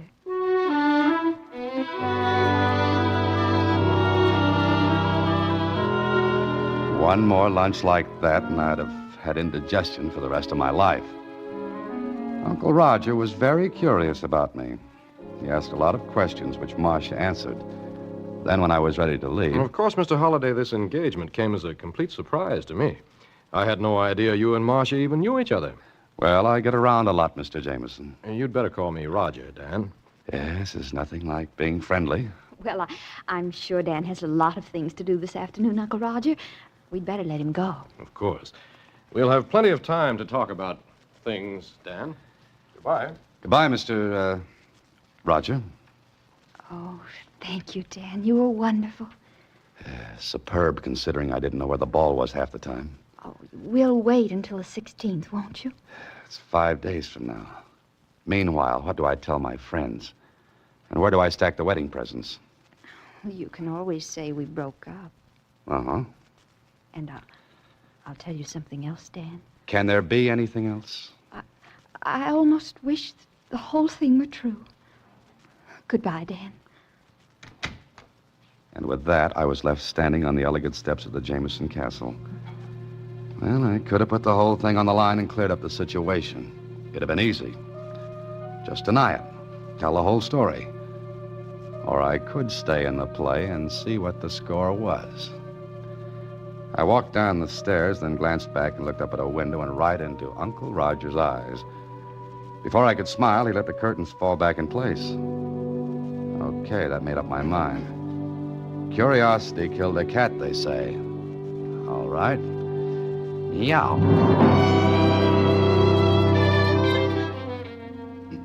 Well, Danny, welcome to the Star Times. And what brings you into the morgue? Jonesy, I want to do some research. So you came to the right place. Oh, congratulations. Thanks. That's a lot of dough you're marrying. Yeah. Kinda sudden, wasn't it? Known her a long time? Jonesy, I feel as though it was just yesterday. Now, get me everything you've got on her. Huh? You're gonna look up your own fiancée? Yep. What's the idea? Kind of silly, isn't it? Well, it's your business. I can put my fingers right on the stuff you... You got much? All here. Matter of fact, I was reading about her this morning. When I heard you were marrying her, I did some work. And? Well, on the 16th of this month, she comes into about 15 million. What? Yeah. But she has to be married by then. Oh. How come? Her father's will says so. If she doesn't marry by the 16th of this month, this year, her 15 million goes to, Roger Jameson, uncle. Oh-ho. You didn't know? I don't know a lot of things. What else have you got, Jonesy?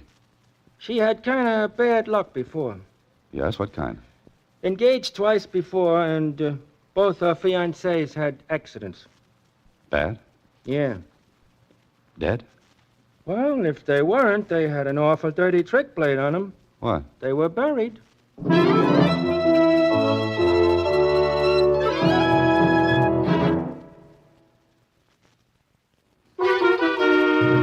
And now, back to Look Pleasant, Please. Another Box 13 adventure with Alan Ladd as Dan Holliday.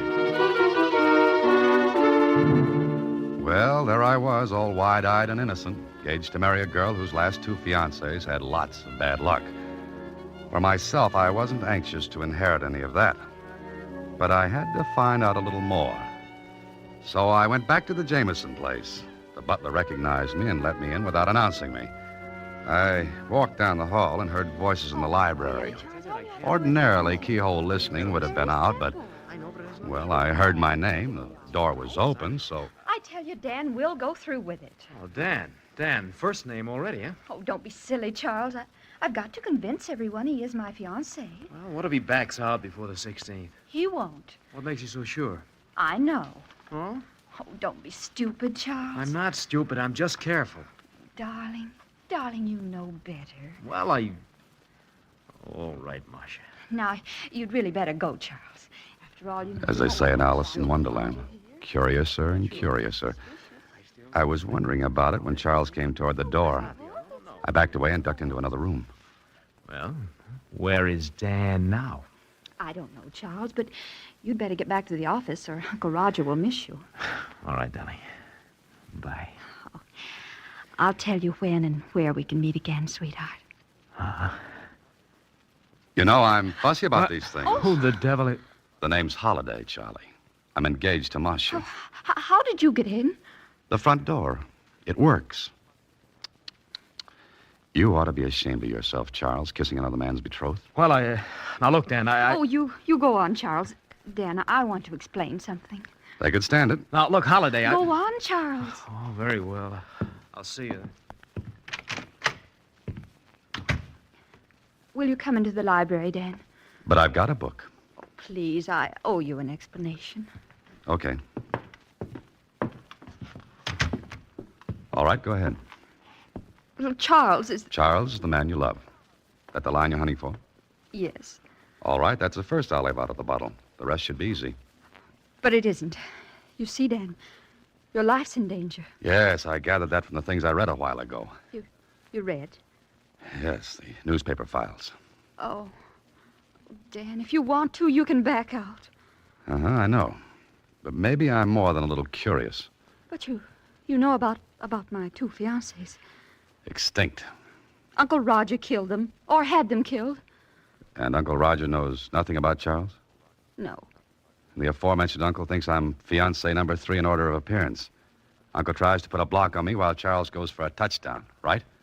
Oh, you make it sound so brutal, heartless. Got any other words for it? You and Charles live happily ever after. I don't. All right, you can do as you please. I was going to ask you to go through with it, but I can't. So before I left, I promised Marcia I'd stick it out another day. Okay, I'm a sucker. But if Uncle Roger was going to toss a curve, I'd at least be waiting for it. But before I went any further, I called on Lieutenant Kling, told him what was up. He was very sympathetic. Oh, what a story. Ha, ha, ha, ha. Strikes you funny, huh? Yeah. All I want to know is, was there anything that might have tied the uncle in with the deaths of Marcia's fiancés? No. You're sure? Sure I am. When I read about your engagement, I remembered her name. And? Those deaths were accidents. And the uncle? Clean. Look, Kling, maybe he's smart. Yeah, could be. There are lots of smart people in the world. Oh, but I'm not one of them. Is that it? Look, Holliday, I warned you that someday your Box 13 routine would land you in a slippery spot. Okay, it's up to you to keep your footing. Kling, just suppose I lead with my chin, and Uncle Roger takes a poke at it. Would that open up the other 2 cases? Sure. All right, maybe I'll do it. Holliday. What? Look, take it easy. Why, Lieutenant, you sound concerned for me. I'd miss having to hold your hand every once in a while. Well, what are you going to do now? Call on Uncle Roger and make like a sucker.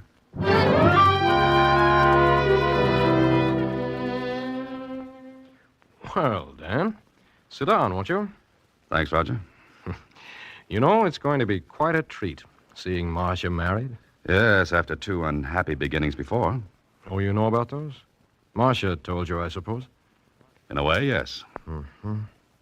You wanted to see me about something, Dan? Oh, just a social call. If you're busy, I can... Oh, no, not at all. I was about to leave anyway.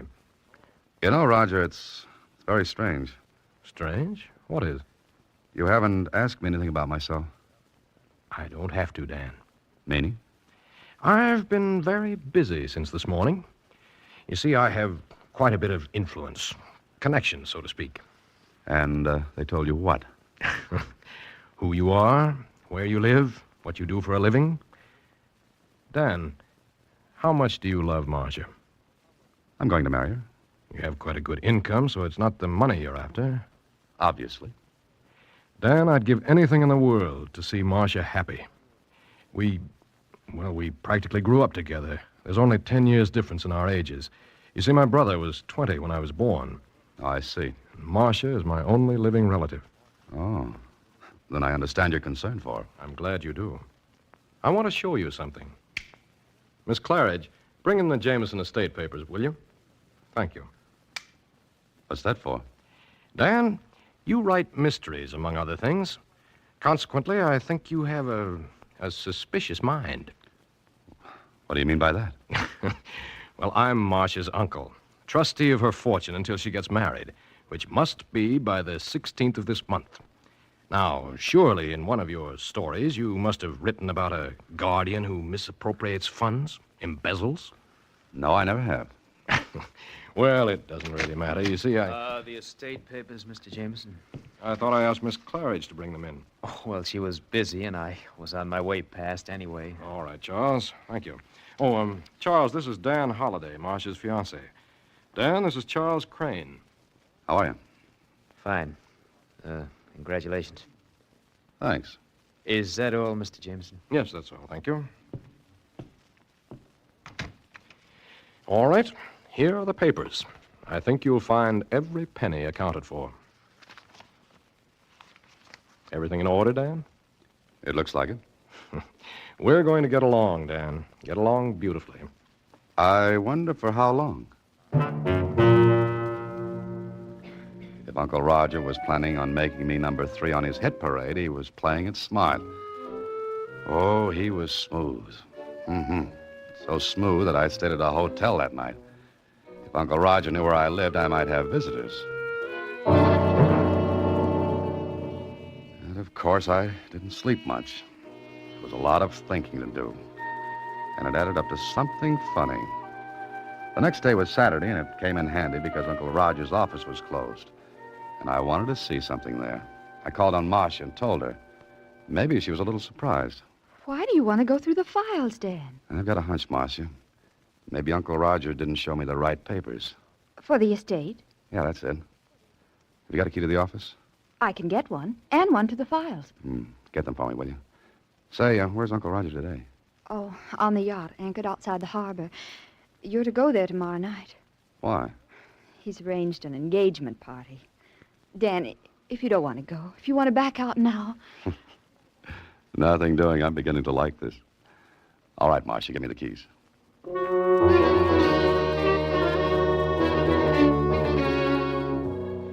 Getting into the office was easy. I went to the files marked Jameson. Yeah, the papers were there all right. But not the set Uncle Roger had shown me. These were different.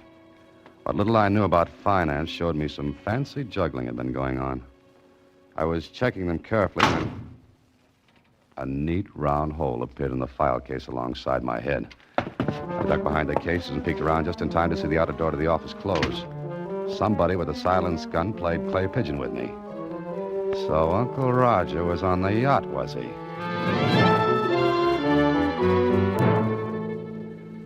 When I got back out on the street, a storm had kicked up.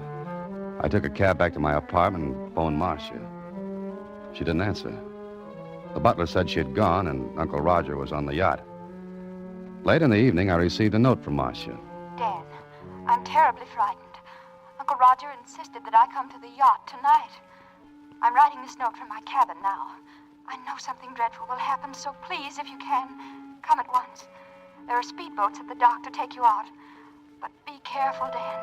Be careful. It could have been a trap, but I compared the writing on this note with her first letter to Box 13. Oh, it was hers, all right. Careful, neat, precise. Okay, if this was a showdown, might as well get it over with.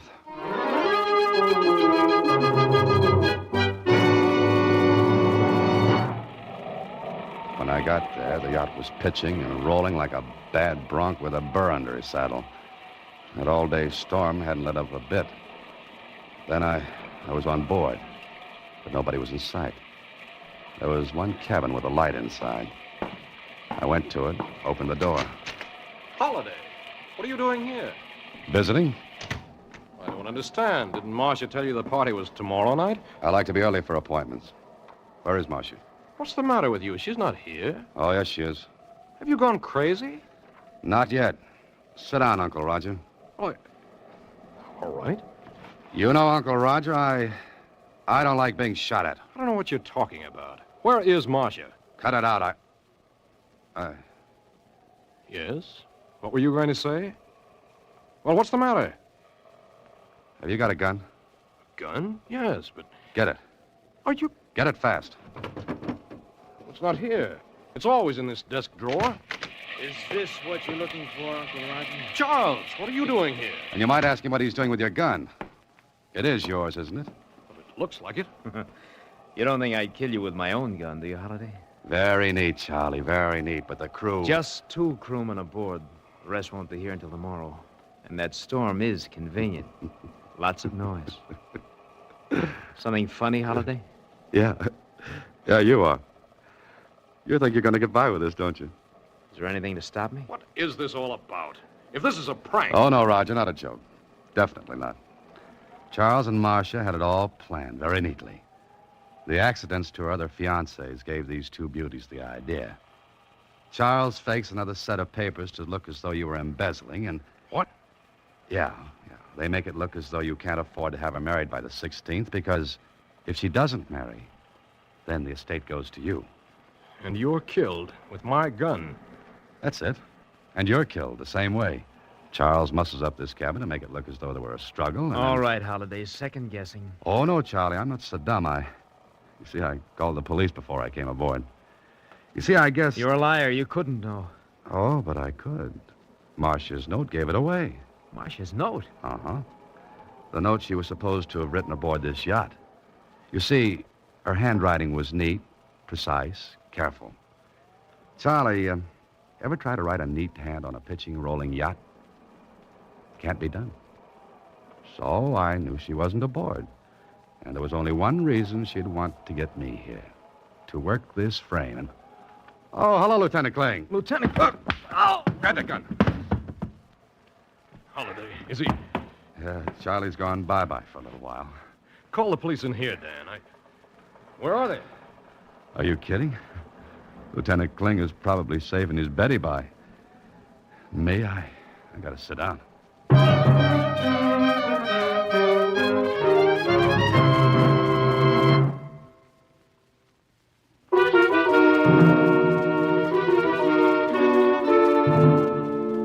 You see, Susie, they weren't satisfied with $15 million.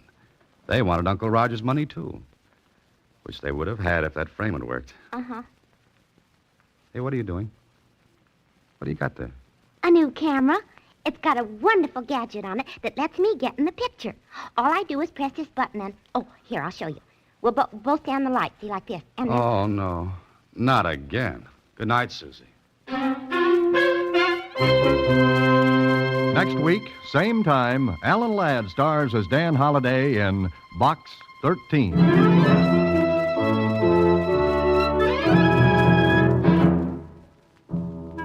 Alan Ladd appears through the courtesy of Paramount Pictures. Watch for him in his latest picture, Saigon.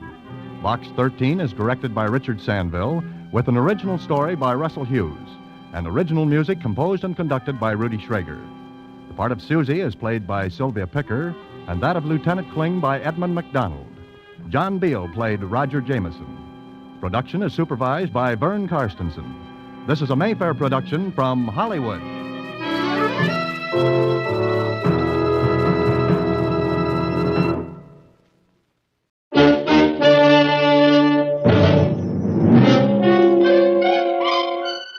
Box 13, with the star of Paramount Pictures, Alan Ladd as Dan Holliday.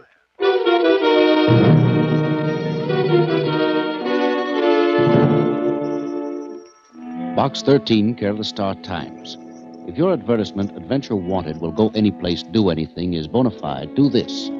Call Yorkside 89078 and ask for Dr. Ogden. Make an appointment with him. Then phone Madison 9548 and ask for Mr. Alexander. When you've done these two things, you will receive further instructions. I will wait until 3 tomorrow afternoon. I will wait until 3 tomorrow afternoon for your call. If you want money, I can arrange that. If you want adventure only, this will give it to you. There was no signature, so I assumed the letter was from the mysterious Mr. Alexander, who liked telephones. I was right. It was his nickel and $1 million worth of trouble.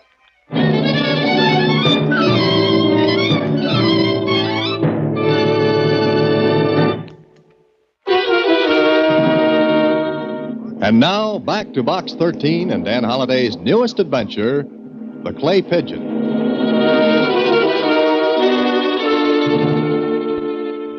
I wonder why you're to make an appointment with a doctor, Mr. Holliday. I don't know, Susie, but it's a very interesting letter. I'll tell you what, suppose you dial the first number for me, and we'll get in touch with Dr. Ogden. Uh-huh. Let's see, that was Yorkside 89078. When you get the number, ask for Dr. Ogden, Susie. Mm-hmm. Hello? Hello. Dr. Ogden, please. This is Dr. Ogden speaking. Oh, thank you. Just a minute. He's on the line. Answered the phone himself. Oh, thanks. Hello, Dr. Ogden. Yes. I'd like to make an appointment to see you. Today? Well, let's say at your convenience. Well, would tomorrow be all right with you? Fine. What time? 2 o'clock sharp. 2 o'clock sharp. Fine. You know the address? Well, no, you'd better give it to me. Certainly. 7869 River Lane Terrace. Oh, just a second. Susie, Uh-huh. take this down. That was 7869 River Lane Terrace. Yes, that's it. Okay, tomorrow at 2 then. I'll be waiting for you. Oh, just a second, Doctor. Yes? Don't you want to know who I am? No. I prefer to find it out my way. Goodbye. What'd he say? I don't know, but it sounded like I prefer to find it out my way. Well, what's he mean by that? I wish I knew. Let's call that other number, Madison 9548. Want me to get it for you? Might as well. There's no fun being on first base if there's a chance of scoring. Go ahead. Now, what kind of a doctor prefers to find out the names of his patients his own way? Hello? Mr. Alexander? Yes, who's this? Just a second. Here he is, a party of the second part. Oh, okay. Hello, this is Box 13, Mr. Alexander. Oh, yes. Did you call Dr. Ogden? Yes, I did. I have an appointment with him for 2 o'clock tomorrow afternoon. Good. Will you keep it? Well, that all depends on what's going to happen next. I think you'll like it. Now, can you remember a name and a message? Well, I think so. I've remembered my own name for a long time. Good. Here's the name. Listening? I'm still here. Matthew Carey. Did you get it? Matthew Carey, right? Yes. Now, remember this. The dead shall not stay dead. Did you hear it? I thought you said the dead shall not stay dead. That's correct. It's not difficult to remember. You're right, Mr. Alexander. But now that I have the name Matthew Carey in the message, what do I do with him? I think you'll know what to do when you see Dr. Ogden. Goodbye. Hey, Alexander. Hey. He hung up, huh? Yeah, he hung up. Susie, this is either a big rib or it starts out as one of the craziest chases I've ever had. Well, all you can do is see Dr. Ogden tomorrow at 2. Yeah, see Dr. Ogden tomorrow at 2. Okay, Susie, hung for a sheep as well as a lamb. Dr. Ogden will see me tomorrow. So, the next day at 2 o'clock sharp, I pushed a bell button underneath the neat little brass plate that said Dr. Ogden. I waited, and the door clicked and swung open by itself. I stood in a dimly lighted hall. I was getting accustomed to the lights when the door closed behind me. Then I heard, Please come down the hall. Where are you? Second door to your left as you walk this way down the hall away from the front door. Please come in. Oh, thank you.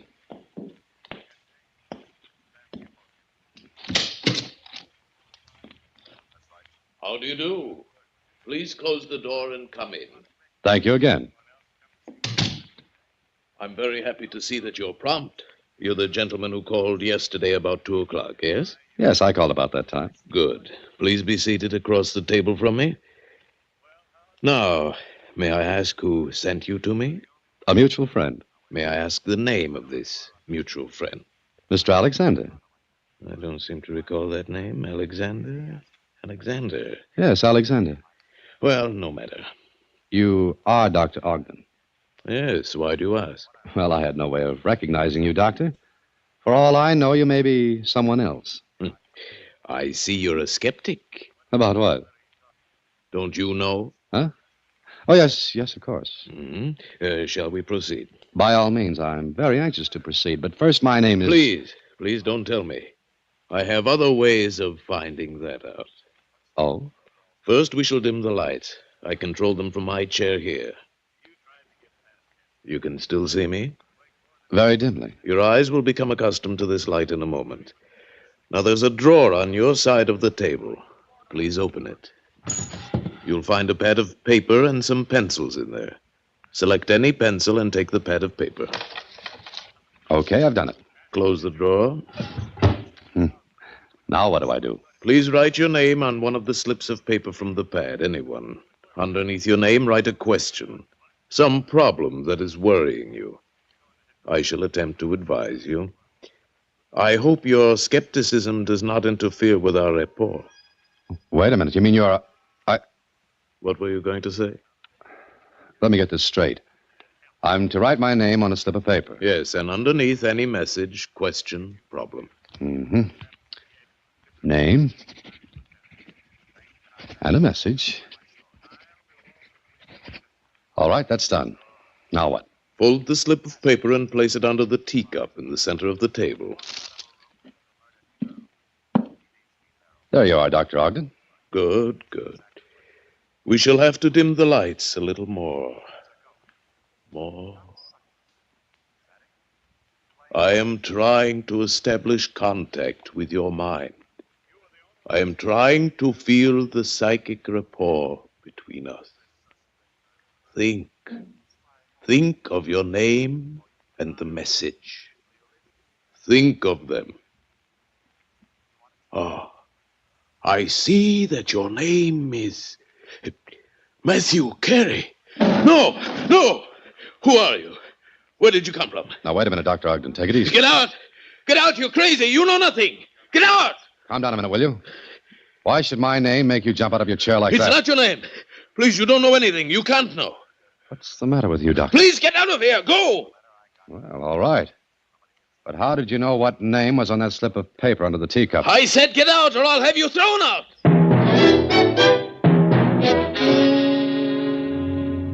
Well, an invitation like that, what else is there to do?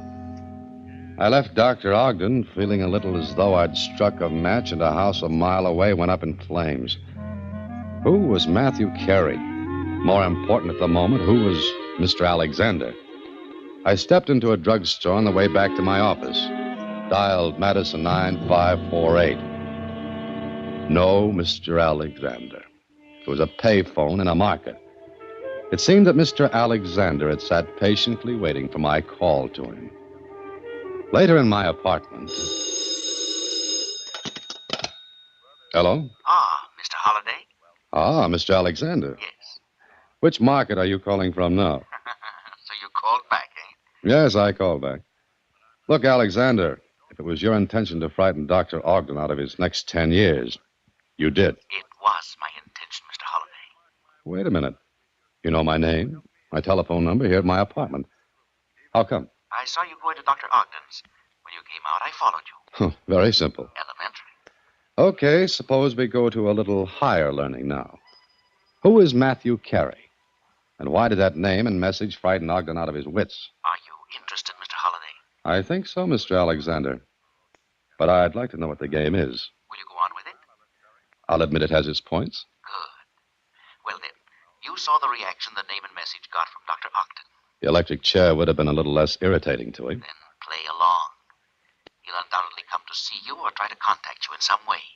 See him, talk with him. But whatever he says or does, don't let on what you're doing. Mr. Alexander, that is the simplest thing in the world for me to do because I haven't the least idea what it is I'm doing. When he contacts you, be mysterious. Pretend you know something. What makes you think that I'm that good an actor? Please do it. You won't be sorry. I still think it's a rib, a joke. Oh, it is, Mr. Holliday. But the joke is on our friend Dr. Ogden. Oh, he's not laughing. He doesn't have a sense of humor. But will you play along for just a little while longer? If you'll tell me one thing. And what's that? Where does it all end? And what good is it doing you? I'm not sure where it will end. As for the good it does me, it will keep me from being killed. Good night.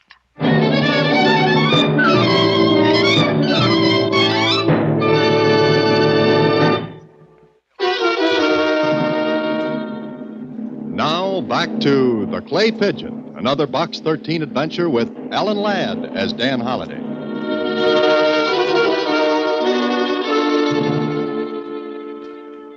Well, Mr. Alexander's last words sat me up straight. I wanted to go to the police, but with what?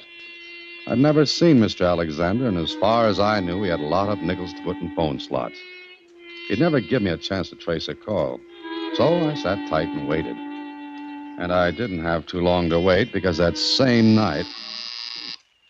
Yes, who is it? Dr. Ogden. Mr. Holliday, may I see you? Oh, Dr. Ogden. Just a second. How did you find me? Psychic rapport? No, I followed you earlier this afternoon. Oh. Did you have company? Company? Skip it. Is there something on your mind, Dr. Ogden? Yes. Look here. Why did you come to me this afternoon? Maybe because of Matthew Carey. How did you know? Who are you? You followed me here. You came to my apartment. You want to know my name? Yes, Holiday, but that isn't your real name. For heaven's sake, man, will you please talk? I'd like a little time to think it over. Then you haven't gone to the police? No, I haven't. You want me to? Are you crazy?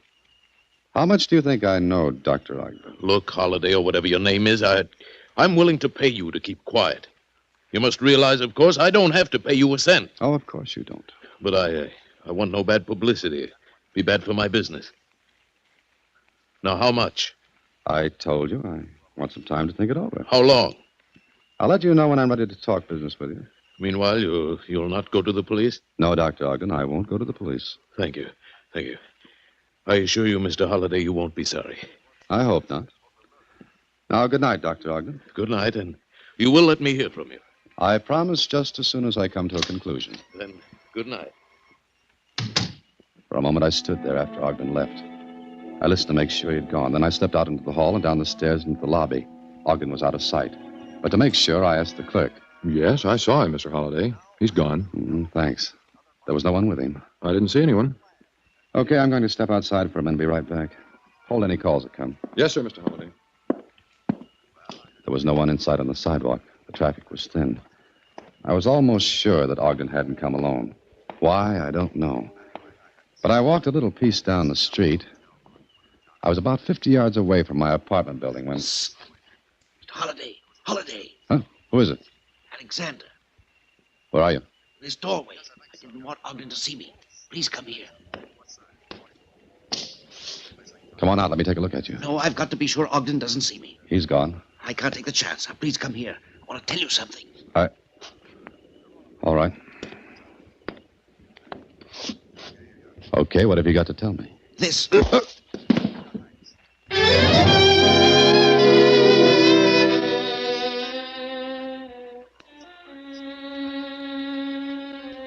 better now, Mr. Holliday? Oh, how'd I get back in the lobby? I found you. How did you happen to be looking for me? Well, there was a call for you. I stepped out on the pavement and saw someone lying in that doorway. Yes, and there I was, all tucked away. The original Clay Pigeon, Dan Holliday. Shall I call the police? No, wait a minute. You've got your wallet. Mm-hmm. My watch, my change, my ring. There's nothing missing? No, not a thing missing. Well, that's funny. The word you want is peculiar. It's anything but funny anymore. But I would like to know why he slugged me and then left me with all my money and... Your keys. Have you got all of them? Yeah. Yeah, they're all here, but look at this one, Charlie. You see anything? Well, yeah, there's some green stuff on it. Mm-hmm. Modeling clay. Looks like it. So Mr. Alexander wanted to make an impression of this key to my office. Why? Charlie, someday I'm going to catch up with Mr. Alexander and get an answer to a lot of questions.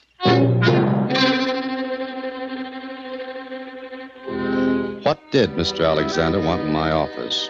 The only way to find that out was to go there. I called Susie, got her out of bed, and an hour later met her at the office. Gee, I was scared when you called, Mr. Holliday. Yeah, but I needed you to take a look around this office. See if anything's missing. You take that side of the room, Susie. I'll try and come over here. But there's nothing here worth stealing.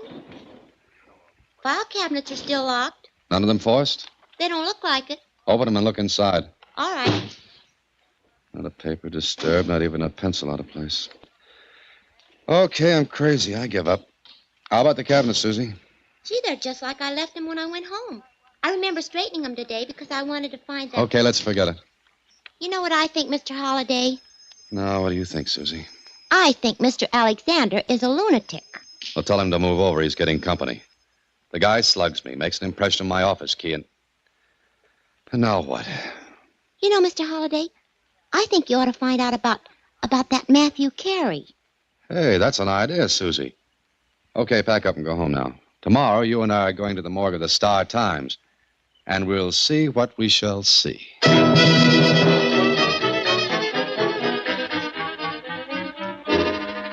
It took Susie and me the better part of 2 hours to dig through old files. But finally, we came up with something. Susie read a paragraph to me. A paragraph from a Sunday supplement. The murder of Matthew Carey has never been solved. The only suspect was Marvin Smith, who disappeared mysteriously and has never been located. Carrie and Smith were partners in a mind-reading and psychic act, and they... Hold it, Susie. Does that give you a hint? More. It tells me Dr. Ogden's real name. Marvin Smith. Susie, Ogden is a mysteriously disappeared suspect. Sure, but who is Mr. Alexander? Go ahead, read some more. Okay. Matthew Carey's body was claimed by a brother, Philip Carey. Philip, at his brother's inquest, was dramatic in his denunciation of police and in his vow to track down his brother's killer. Later, he too disappeared. The Matthew Carey case remains another famous unsolved murder. Gee, Dr. Ogden killed Matthew Carey. Yeah, that's the way it looks. Now, all I've got to figure out is what I'm doing in the act. Why did Philip Carey send me to Dr. Ogden in the first place? To scare him. That was only part of it. Obviously, Susie, Carey, or Mr. Alexander, as I shall fondly remember him, wanted to make Ogden think that someone was on to him. But why pick on me? Later, I called the police and let them know that Dr. Ogden and Marvin Smith were one and the same. Or at least I thought they were. The police went in to see him, but once more he had dropped off the face of the earth, and I looked like a prize sap for giving the tip-off. Then that afternoon... Want me to answer it, Mr. Holliday? I bet let me take it, Susie. Hello? Holiday? Yeah. Dr. Ogden, isn't it? Yes. Where have you been? Listen to me. I agree to your terms. You what? I said I agree to your terms. Oh. You agree to my terms? Well, that's nice. I can't talk any longer. I've got to go now. But I agree to your terms. Goodbye. Ogden. You know, Susie, someday I'm going to have that instrument taken out and thrown in the river. Is something the matter? Yeah, something's the matter, and it's all with me. That was Dr. Ogden, huh? That was Dr. Ogden. And he agrees to my terms. He agrees to your terms? What terms? That's the question, Susie. What terms? Now...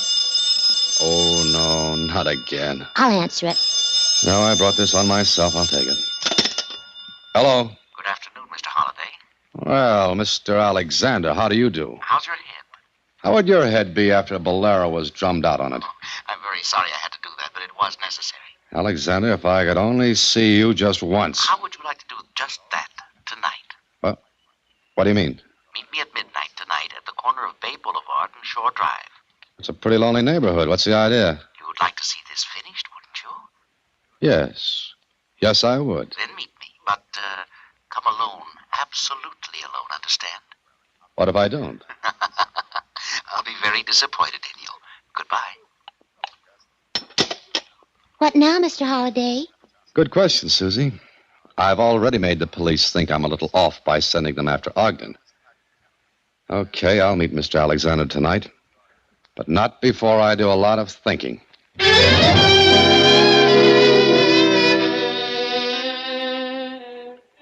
So I thought, and made up my mind to meet Alexander. But I also made up my mind to get there ahead of time. So I drove to within 3 blocks of Bay Boulevard and Shore Drive, parked, and began to walk quietly. I stayed in the shadows and made sure I wasn't being followed. Then I saw him. A man crouched behind a billboard. Someone had the same idea I had. Get there early and avoid the rush. Well, at last I was going to meet Mr. Alexander, but not face to face. I crept up in back of him and... Easy, Alexander. Take it easy. Holiday. Huh? Ogden. Please. I was going to meet you as you asked. I was just seeing if everything was clear. Meet me? At Bay Boulevard and Shore Drive? Yes, that's what you said. I said? Let that go for a minute. Why are you waiting a block away from the corner? Why, I told you I just wanted to see if all was clear. Hold still a minute. Oh, nice gun you've got here, Dr. Ogden. Was I going the way of Matthew Carey? No, I swear it. Look, see? I brought the money. $5,000, as you said in your letter. Letter? What letter? This one. Give it to me. And stand a little distance from me. Do you want more? I'll get it. Only please, don't kill me. Please. Shut up. Was this letter sent to you? Yes, Why are you asking that? Now I get it. I think. Huh? Look, Ogden, it's still 20 minutes before midnight. You're going to do what I say. Walk to the meeting place. I'll join you at midnight, and you pass over the money. But I'll keep your gun just in case. What are you talking about? You'll do as I say. We'll go to the police right now. Mr. Marvin Smith. Smith? Oh, that hit home, didn't it? Okay, we wait 10 minutes, then you start toward the meeting place.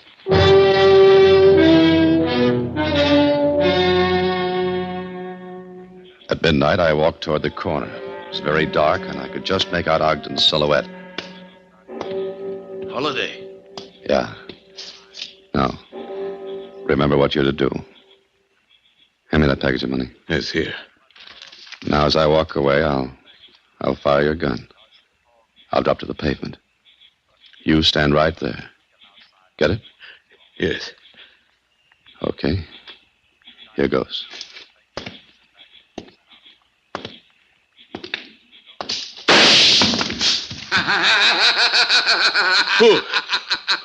Who is it? Hello, Smith. Philip. Philip Carey. You did just exactly what I thought you'd do, Smith. You killed him. Now I'm going to kill you as you killed Matthew. Don't move. Keep your back toward me. Now take a moment, Smith. Take a moment to think how it must have felt to my brother. But now... Drop that gun, Carey. Drop it. You dirty meddler. Ogden, quick, down, drop. Oh! You shot him, Holiday. Just in the hand. Oh, killed Matthew. Let me get at him. The police will take care of him and you. And I'll be glad to see it. Because I don't like being a clay pigeon. Now, let's get going, both of you. I've got to explain a few things to my secretary.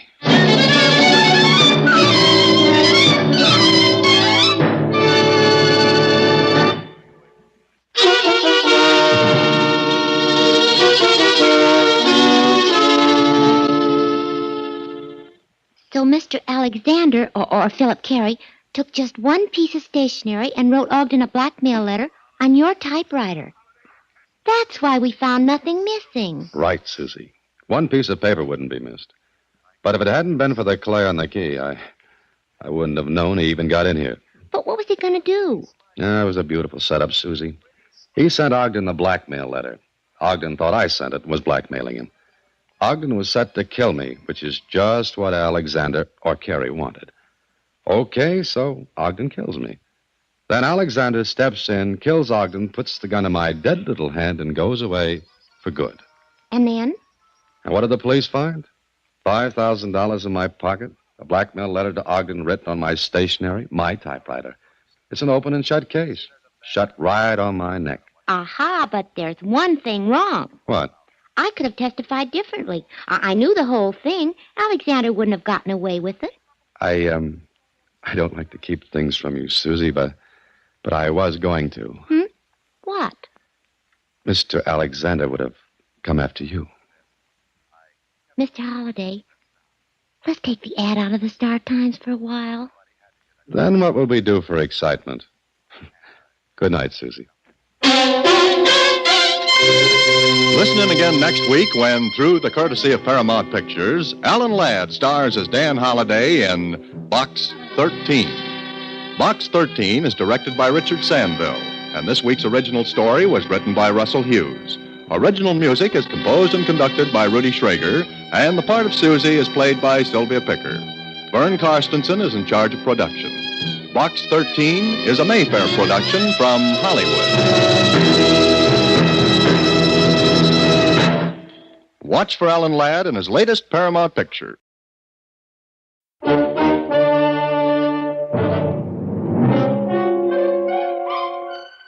Box 13, with the star of Paramount Pictures, Alan Ladd as Dan Holliday.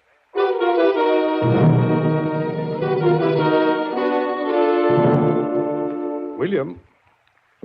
Yes, sir, Mr. Mallory? We're ready to leave at a moment's notice, aren't we? Yes, sir. Very well. Please put this in the mail for me. Very well, sir. Oh, you'd better take it ashore and post it there. I'm rather anxious to see who this Box 13 is. The letter I received was short and to the point. Enclosed with it was a plane ticket and another ticket. First class on the biggest luxury liner afloat. And the letter read, "Be at the end of Pier 9 tomorrow night at 8. Please be prompt." That was all. A command, not a request. When I received it, I wondered who'd written it. Well, I found out.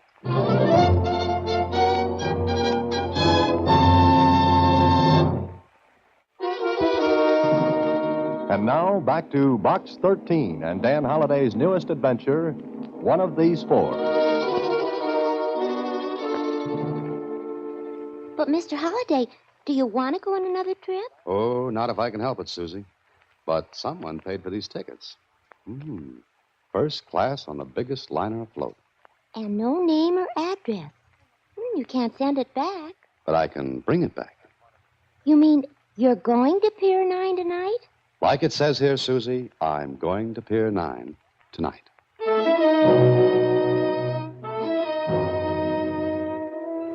I got to Pier 9 promptly at 8 o'clock. There was no liner there.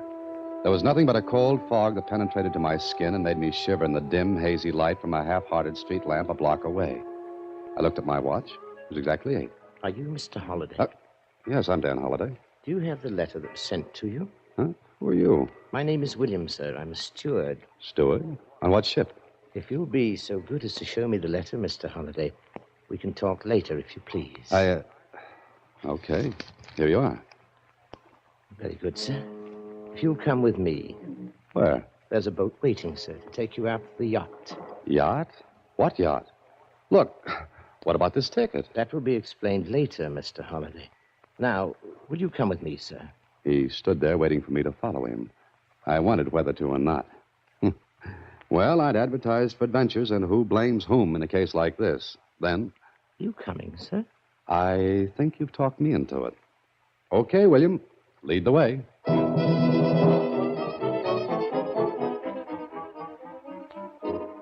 10 minutes later, I was aboard a yacht.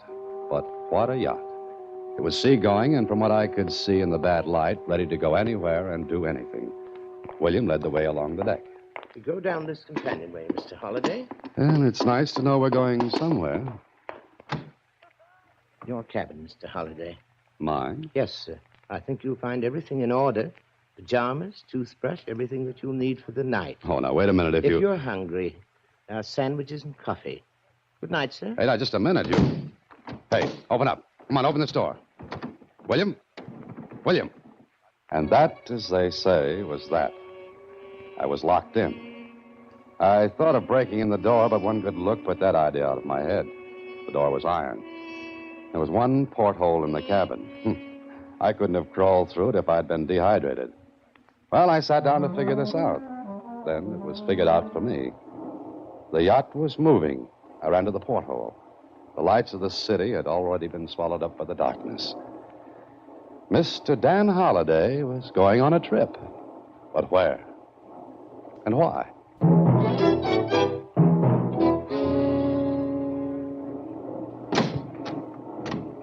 Mr. Holliday. Surprise, funny man.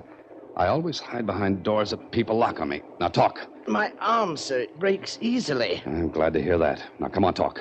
This will do you no good, Mr. Holliday. We've been underway all night.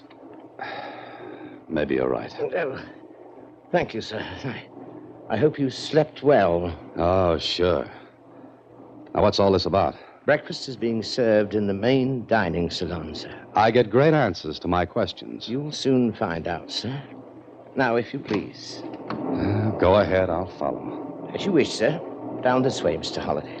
I followed him down the passage, then into the dining salon. And there, seated around a table, were two men and a woman. They looked up as I entered, and one of the men spoke. Look here. Just what's the big idea? You talking to me? I certainly am. If I may have a word. Go ahead. All four of you are in the same position. You mean each of us was kidnapped? No, sir. Invited. Invited my foot. I was locked up in the cabin. So was I. And me, too. Well, well, well. And when do we learn why, William? As soon as Mr. Mallory wishes to tell you, sir. Now, breakfast is served.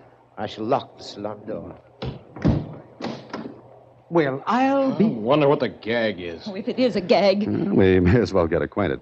My name is Holliday, Dan Holliday. I'm Stanley Waring. How do you do? I'm Philip Clayton. Hello. My name's Lansing, Catherine Lansing.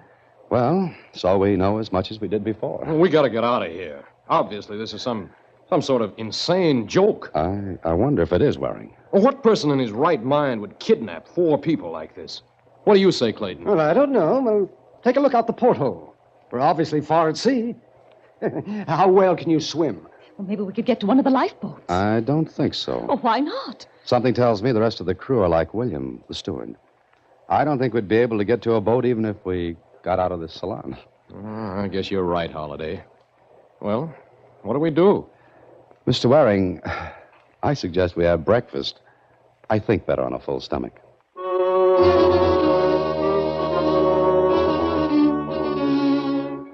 1 hour later, William came and unlocked the salon door and took us back to our cabins. I caught sight of some of the crew. They paid no attention to us, but went on with their work. Lunch was essayed, locked in the salon, then back to the cabins. But at dinner time... Good evening, Mr. Holliday. Hello, William. I see the dinner jacket fits you, sir. Very thoughtful of someone to provide the correct size. Dinner is being served, sir. Thank you. And will we be honored by Mr. Mallory's presence this evening? I can't say, Mr. Holliday. Perhaps. Say, William, where are we? I'm not a navigator, sir. I have no idea. There's still an ocean under us, isn't there? When I last looked, it was there, sir. Well, lead on, William. Thank you, sir.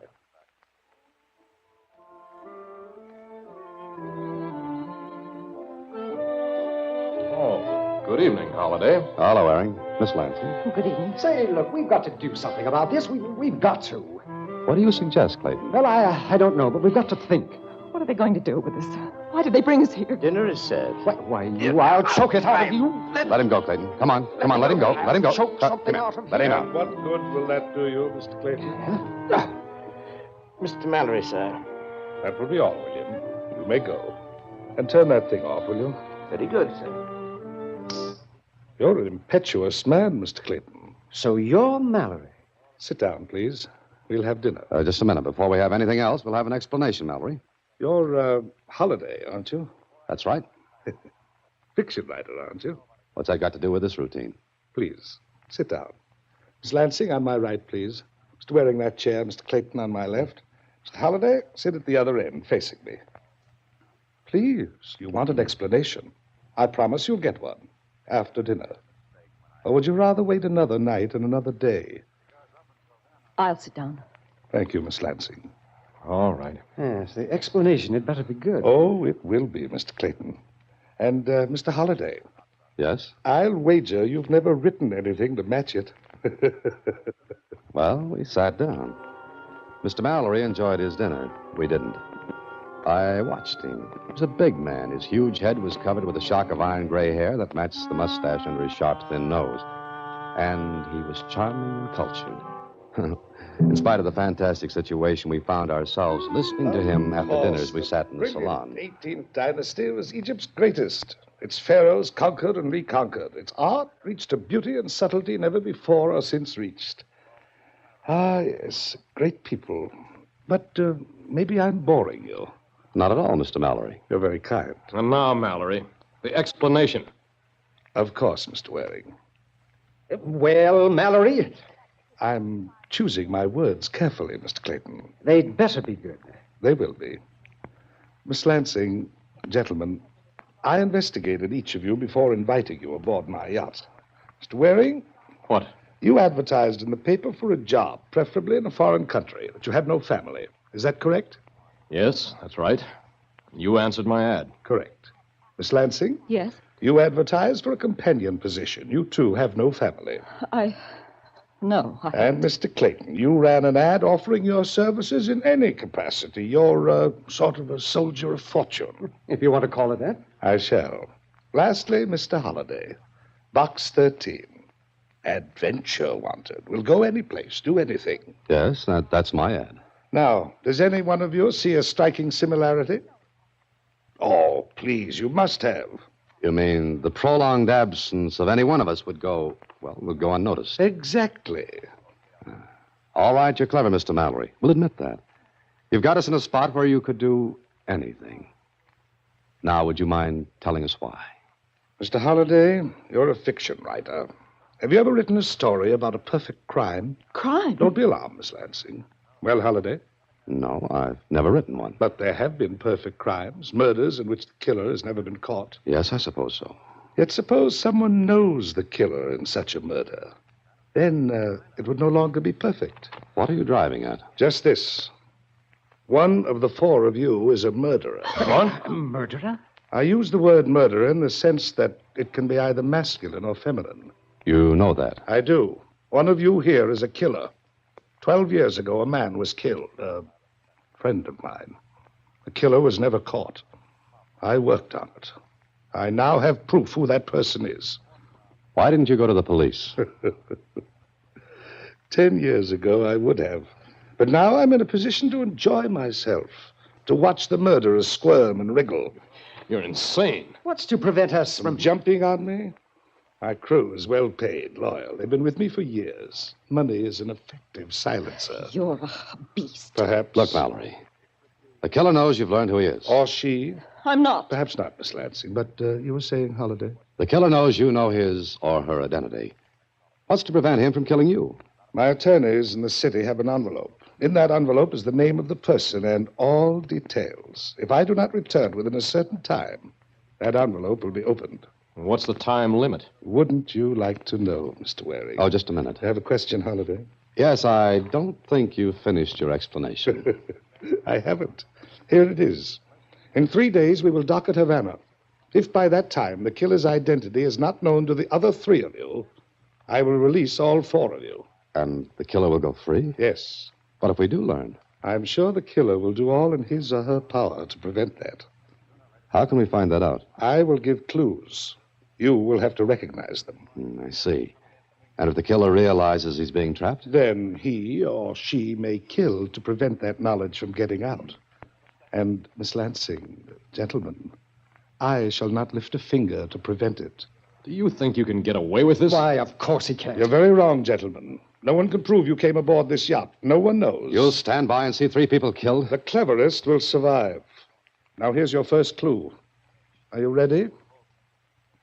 The Roman god, Janus. Janus? The Roman god? Yes. And now, good night. And may the cleverest among you live to see Havana.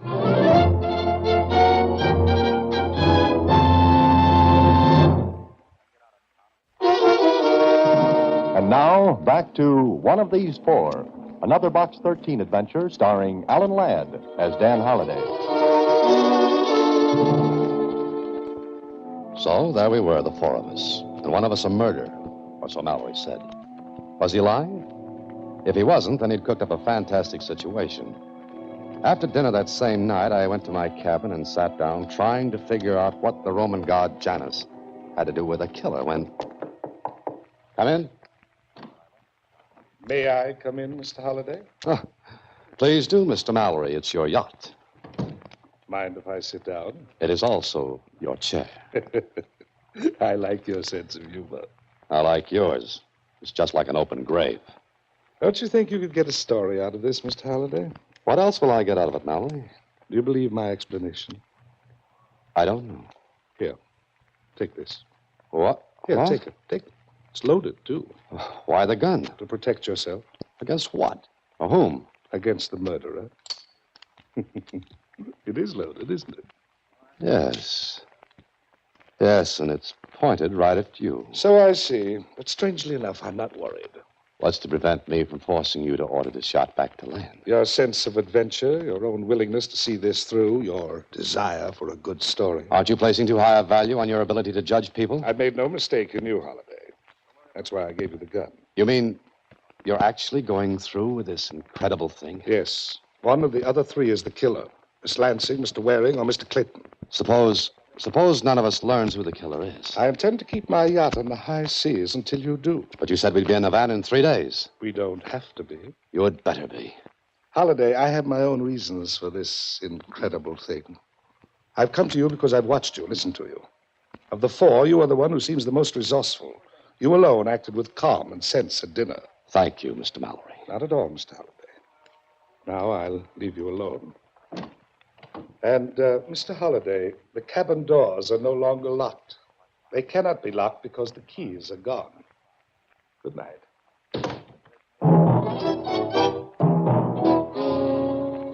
And that was that. Mallory's statement that the cabin doors were no longer locked meant that the killer, if there was one, could go and come freely. And whoever it was would be watching, waiting. Oh, Mallory was clever. He was safe because of that envelope with his attorneys. And the rest of us? Well, we'd have to do something to protect ourselves. It was midnight when I got up from the bed. I hadn't undressed. I'd kept my eyes on the door. Then I thought again about Janus. Janus, the Roman god. What kind of a clue was that? Well, I decided to find out. There were books in the main salon. Maybe I could learn something from them. I stepped into the passageway. It was dark. Not a light showing. I groped my way along the passage toward the main salon. I opened the door. Who's that? Mr. Holliday, is that you? Yes, what are you doing in here? Oh, I was afraid. I was in my cabin. I was afraid. I had to get out. It was so small, I felt as though I'd smother. But why did you come in here? I don't know. Why didn't you turn on the lights? Well, I tried to. I couldn't find the switch. Did you see anyone else? No, no one. You'd better get back to your cabin. No, I can't. I won't go back there. Mr. Mallory said the door couldn't be locked. Oh. Mr. Holliday, I didn't kill anybody. I'm innocent. Please get me off this yacht. In the middle of an ocean? We can get a boat. We got to. You wouldn't have a chance in the world. Oh, but we'll all be killed. Come on. I'd better get you back to your cabin. Come on. Oh, no, I won't go. I won't go. Now, don't get hysterical. That won't help. Oh, please help. What makes you think I can? You mean you won't help? I didn't say that. Oh, you're the murderer. You're the one. Oh! Be quiet. That's good advice, Miss Lansing. Be quiet. Mallory. The lights will go on in a moment. Turn them on now. I can't. The main switch is off. I had it turned off because... Ah, there we are. I turn off the main switch, Mallory. Added protection and... What's the matter? Who's that screaming? Ah, Mr. Waring. Did Mr. Clayton come with you? Yes, I'm here. What happened? Well, it seems that Mr. Holliday and Miss Lansing... Holliday? What about it, Waring? What were you doing in here? Yes. What were you doing in here? Perhaps he couldn't sleep. Just a moment. I walked to the bookshelves, hunted for a moment while they all watched. It's still there, Mr. Holliday. What's still there? A book of mythology. Mythology? What are you talking about? Mr. Mallory gave the Roman god Janus as a clue. Now, Janus would appear in a book of mythology. Mm-hmm. Here it is. You're very clever, Mr. Holliday. Would you mind looking in the index for Janus, Janus? I can spell. Here you are. Page 86. Turn to it. There's no page 86. That's right. Someone tore it out of here. Exactly. And that's the only book of mythology on board. It's obvious the killer took it out to prevent the others from finding the clue. In other words, the killer knew that reading that page would give him away. Yes, provided the reader was sufficiently acute. But the killer forgot one thing. Yes, forgot what? He or she is the biggest clue of all. What do you mean by that? I mean, Mr. Waring, there's something about him or her that gives away the show and ties in with Janus. What is it, Mallory? Find that out and you'll have the person, Mr. Clayton. Look at one another and remember what I said. Good night. Which one of us took that page from the book? He did. Mallory did, deliberately. So he could go on with this preposterous game. I wonder. There was someone in here when I came in. You don't know who it was? No. I left the door open when I came in. I couldn't find the light switch. I think someone slipped out when I came in. And you, Holliday, you were here? Yes, I was. What of it? What do you think? What were you going to do here, Holliday? I came here to... He's turned off the lights again. I don't think that anyone should move. We'd better get back to our cabins. I don't like being in the dark with a killer. The next morning on deck, I saw Waring standing at the aft rail. I stopped because he looked around as though seeing if anyone were near. Then he raised his arm and threw something into the sea. I wondered what it might be. Then he turned quickly and came toward me. Oh, hello, Holiday. Hello, Waring. Nice day, isn't it? I hadn't noticed. Has anything happened? I don't know, has it? What's the matter with you? What did you throw overboard, Waring? Throw overboard? Me? Nothing. Look, Waring. We're all in this together. We've got to cooperate. One of us is a killer. I won't cooperate with anyone. Now, let me get past. All right. All right, go ahead. You left me standing there. I walked toward my cabin down the passageway and opened the door. Clayton. Oh, Holiday. Well, I thought you were on deck. Well, I'm not. What are you doing in here? Well, I wanted to see you. You can't find me in that drawer. Well, it was open when I came in. It was not? All right, it wasn't. So what? That's my question. What were you looking for? The missing page from that book. Stop lying. Where did you get that gun? What are you going to do now? Please, don't. Get out of here. Go on, get out. I'm going to tell Mallory that you have a gun. Sat down. Things were moving fast. I thought about Catherine Lansing. She'd been in the salon. I thought about Waring, who had thrown something overboard. And what he had thrown hadn't been paper, so it wasn't the page from the book. And I thought about Clayton searching my cabin. Which of the three was the killer? By now, I believed Mallory's story. Then I remembered something about Janice. And it tied in with what Mallory had said. Tied in with the killer and something I'd seen. I left my cabin and hurried down the passage. I was almost to the end when... Oh!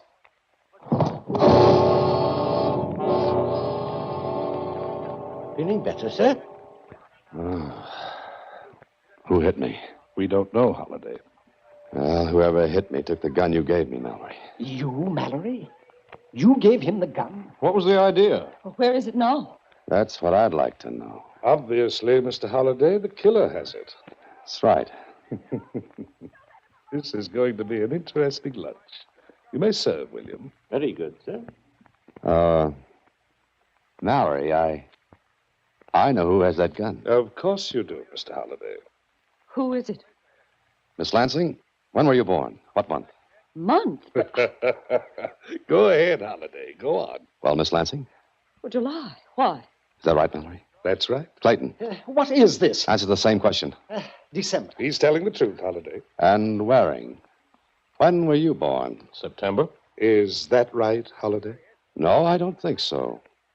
Waring, you were born in January, the month named after the Roman god Janus. Be careful, Holiday. What you threw overboard was a ring. A ring with a dark red stone. Your birthstone. A garnet. That's perfectly true, Holiday. Keep your hands on the table, all of you. And thank you for this gun, Mr. Holiday. You are not welcome. What do you intend to do, Waring? Kill all of us? I'm not that stupid. You killed my brother. Yes, but I'm not going to Havana or anyplace else on this yacht. Now stay where you are. I'll shoot the first person who gets up from that table. And I'll shoot to kill. Clayton, William. No. Sit still. Let him go. Let him go? Yes, the crew has instructions to let anyone go. They won't see him take the lifeboat. They'll let him go. But he'll get away. I don't think so. He'll be picked up. You see, Miss Lansing, we haven't been many miles from shore. Now, shall we go on with our lunch? Miss Lansing, Mr. Clayton, you've been put to a lot of trouble. I hope these checks will make you feel happier. I think they will. Mr. Holliday, you got a story, I hope. Oh, yes, I did. You see, Mr. Holliday, I had to do it this way. I had no proof that Waring was the murderer. I spent 10 years getting evidence, but no proof. I had a hope that he would break, put him under tension. But that envelope with your attorneys. Mr. Holliday, there was no envelope.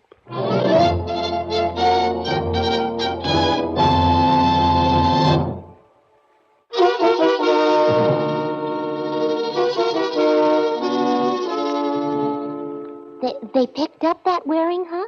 Yes. Mallory radioed the police.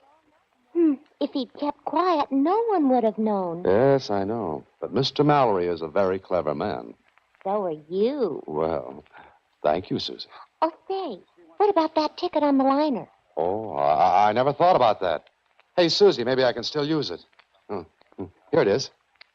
Uh-oh, Mr. Holliday. Huh? What's the matter? Look, the date. The boat sailed yesterday. Oh, fine. Good night, Susie. Next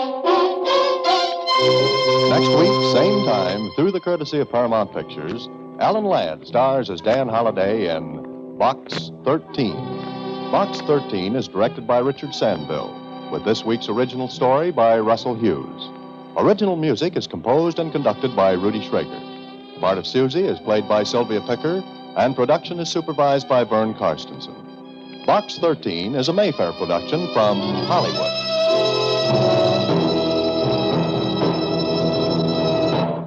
Watch for Alan Ladd in his latest Paramount.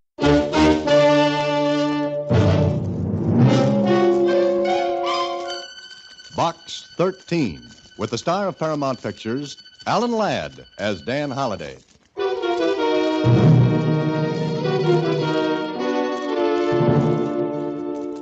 Dear Dan, knowing your Box 13 angle, I hope what I have to offer is intriguing enough to tempt you. At least I think it can be interesting. As a matter of fact, Dan, this thing has got to the point now where it's becoming downright vicious, and it scares me a little. What the thing is, I'll tell you when and if I see you. If you can drag yourself away from town for a few days...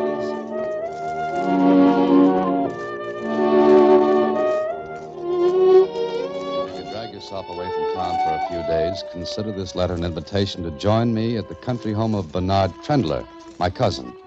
Enclosed are the directions for getting there. I'll meet you at the station. Wire me first, as ever, Alex. Yeah, it sounded harmless and simple. 2 words I'd never apply to murder.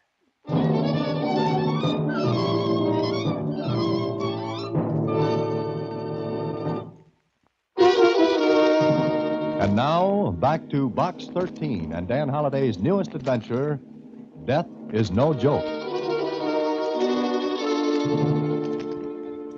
I don't think you should go, Mr. Holliday. And why not, Susie? Well, every time you accept an invitation like this, something bad happens to you. Susie, every time someone reads that ad in the Star Times, it means trouble. But here I am, still alive and kicking. You just better watch out. You're not intolerable, you know. Well, thanks, Susie. But did you mean intolerable? Well, sure. Like Achilles was after he was dipped in the river Styx. Oh. It was the Styx, and you mean invulnerable. Oh, intolerable, invulnerable. You could get hurt. Okay, we'll see.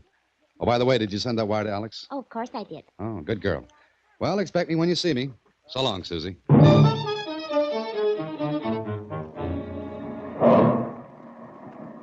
Dan! Alex, how are you? Dan Holliday. So you're still alive, Oh, huh? why not? It's a good idea. Is this your luggage? Oh, yes, just that flat stuff. Good. My car's just around the other side of the depot. This way. Am I supposed to ask what your letter meant? Or do I wait until you get ready to tell me? Wait till we get into the car. That's it. Blue convertible. Well, you've done all right. There's no motor under the hood. Hop in. How's Ruth? Oh, great. Any children yet? No, not yet. Oh, now look, I thought you'd have about 5 by now. Maybe. What's on your mind, Alex? You're worried about something. Yeah, I don't know whether I am or not, Dan. Look, maybe asking you to stick an oar in this was, well, presuming upon friendship. That's what friendship's for? Yeah, it's up to a point. Okay, let's get to the point. Well, it's practical jokes. I knew you'd look blank at that. I'm glad I didn't disappoint you. What's the angle? Practical jokes. Go ahead. Ruth and I are guests at Bernard Trendler's. He's my cousin. You ever heard of him? Oh, yes. Showed up not too long ago to claim a fortune, didn't he? Yes, that's right. He ran away from home when he was 17. He was gone 15 years. Recently, his father, that's my uncle, he died and left the entire Trendler fortune to him. If he hadn't been found, it would have been divided among the rest of us. But he showed up and claimed it. So, where do the practical jokes come in, and why? Ruth and I have been here for a week and a half now. Every day, there have been 2 or 3 practical jokes played. At first, they were ordinary, not very funny, just amusing. But what? Now they're getting vicious, mean, contemptible. How do you mean that? Just that way. Who's the funny man? We don't know. Any idea? Nope. That's why I've asked you to come up. Oh, and look, Dan, Don't let on I told you. Let me do the talking when I introduce you and take your cues from me, huh? I see. I'm to be the silent observer, is that it? Well, figure it out for yourself. Could I or anyone else call in the police? No, because no one's been hurt. Yet. Hey, you say that as though you expect trouble in large chunks. I do, Dan. I do. Somebody's going to get hurt. And badly. Alex drove on to the Trendler place. There was nothing else he could tell me about the practical jokes. Then we pulled up before we got to the house, because a tall, thin man was walking down the drive. Alex stopped the car and spoke softly to me. There's Bernie Trendler coming down the drive. What do I say or do? How do I explain my presence? Now leave that to me. Just take the cues as I throw them. Bernie! Hey, Bernie! Alex? Is that you, Alex? Yeah. We'll get out of here. Pick up your bag later. I've been looking for you, Alex, and, Oh, I beg your pardon. Bernie, I'm afraid I'm guilty of a guest's worst crime. Dragging in a friend. Oh, nonsense. Don't talk like that. Dan, this is my cousin Bernie Trendler. Bernie, Dan Holliday. How do you do? Fine. You? I'm sorry I barged in like this, but I haven't seen Alex in quite a while. Dan's a writer, Bernie. I thought he might, stop over a day or so. He's going away soon. That right, Dan? Oh, yes, I'm going away. Oh, of course it's all right. Plenty of room. Oh, well, thank you. It's very nice of you. That's all. Now, if you'll excuse me, I've got to see the gardener about a couple of things. Alex, have Elsie show Dan his room. Sure thing. Thanks, Bernie. Not at all. Glad to have you, Dan. So that's Bernard Trendler. Why do you say it like that? Like that? As though you didn't believe it. Oh, what gave you that idea? I don't know. Any man who's inherited a $20 million fortune has no right to look that worried. He has. Huh? What's that mean? There are two people in this house who hate him. Hate him enough to kill him.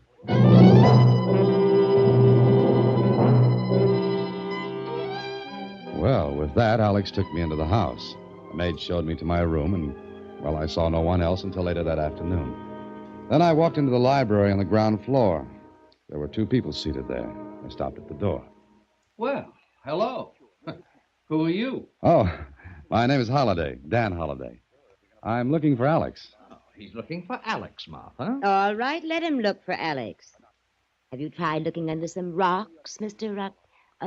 Oh, Holliday, Dan Holliday. Oh, did you just arrive? Just after lunch. Too bad. The lunch was horrible. You didn't help it, Martha. I didn't try to, Henry. You don't have to try, my dear. Well, I suppose we may as well introduce ourselves. I'm Henry Trendler. This is my wife, Martha. How do you do? I'm Bernie's cousin. Oh, I've met Mr. Trendler. Isn't that nice? Henry, I'm going down to the lake. Well, don't go out too far, my dear. I don't know how to swim, my dear. Yes, I know that. Goodbye. Nice to have met you, Mr. Holliday. Oh, she remembers Mr. Holliday. It's just one of her irritating little tricks. Oh, I see. She's an attractive woman. Is there any chance you might fall in love with her? Fall in love with her? Why do you ask that? I'll agree to a divorce immediately. Am I supposed to laugh at that? Anything you like. You staying long, Holiday? 1 or 2 days. That's quite enough. Of course, with such lovely people around, I may decide to postpone my departure until this evening. Oh, you love us once you get used to us, Holiday. I'll grant it takes a little doing. Hello there. Well, I see you two have met. Yes, we've met, Alex. Oh, where's Martha? She's gone to the lake. Well, I think I'll take a little walk. Nice to have met you, Holiday. Thank you. See you later. Well, Dan? Charming people. Lovely people. In fact, I've never met two such delightful personalities. Means you've met Martha, too. Oh, yes. And, what do you think? Well, if I'd known, I'd have brought my two-edged sword. The big one. Dan, maybe you'd be a little sour if you had 20 million slip away from you like we have. Ah. If Bernie Trendler hadn't shown up, you, Henry, and Martha would have had the whole watermelon. Seeds and all. But now... Ruth! Dan, that was Ruth. Which way? Where is she? I left her in her room. Come on, Ruth! Ruth! Which way? The end of the hallway. Ruth, darling, what's the matter? My closet in there. Alex! Stay with her, Alec. I'll see what it is. Now, dearest, it's all right. Please, it's all right. Alec, come over here. Don't go, Alex! Don't go! Stay where you are, Ruth. Look. Dan, kill it. No, it's harmless. It's a black snake. Harmless? Close the closet door until we can get a sack for it. Ugh. Alex, is this the kind of practical joke you meant? This is the kind they're getting to be. I see. Ruth, Where is it? it's all right now.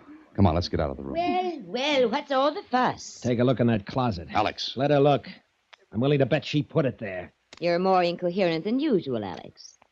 Mr. Holliday, What? what's in the closet? A snake. Really? Well, how nice for Ruth. I'll slap that smirk off your face. Bravo, Alex. I've been thinking about it for years. Well, Henry, this is the first indication I've had that you could think for years. Stop it, all of you. Get her out of here, Alex. Hurry. Come on, darling. Now, what's all the excitement? It seems that Ruth found a snake in her closet. Oh, I thought you went to the lake. You do a great deal of thinking, don't you? When I have to. Then stop thinking about me. Did you put that snake in there? I never touch the things. Sorry. Were you at the lake? That, Mr. Holliday, is none of your business. I'll leave you to your snake. Oh, did something strike you funny, Henry? Yes. You should feel really flattered, Holiday. Flattered? Why? My wife remembered your name. Oh, it was a lovely household. Hate dripped from the rafters. I could feel it. Oh, why should anyone take it out in stupid, vicious pranks such as that snake in Ruth's closet? Why? It was before dinner that I decided to take a walk with Alex. He talked, I listened. First, it was amusing. A frog in one's bed, clothes missing from the bathhouse at the lake, wild, incredible phone calls for all of us. How long has this been going on, Alex? Just about a week now. Have you any idea who it is? None. But why, then? Why should anyone want to frighten Ruth out of her wits? Does Martha hate Ruth? Martha hates everyone. Martha's a chronic congenital hater. What does she have against Ruth? That's it. Not a thing in the world. Has everyone been a victim of these pranks? Yes. Dan, they've got to stop. Yeah, I can see what you mean. Oh, how's Ruth? She's all right. We changed rooms. She won't go near the one we had. It was a harmless snake. Obviously, no one meant to harm Ruth. Oh, no. Just frighten her half to death. Why don't you leave, Alex? As a potential heir, that'd be a little ridiculous, wouldn't I see. What about Henry and Martha? it? They won't leave. Not as long as they can stay here free. Well, look, you say these things started about a week ago. Are you sure? Yes. They started just like that. No warning, no talk of pranks or jokes. None. And they're getting worse. Vicious. I give up. No, Dan, please. Well, what do you want me to do? Obviously, the person or persons doing these things won't admit it. Apparently, he or she intends to go on with it until... Go on? Until what? Until the person gets to the real reason. The real objective of his viciousness. Who, Dan? Who? The person he or she means to kill.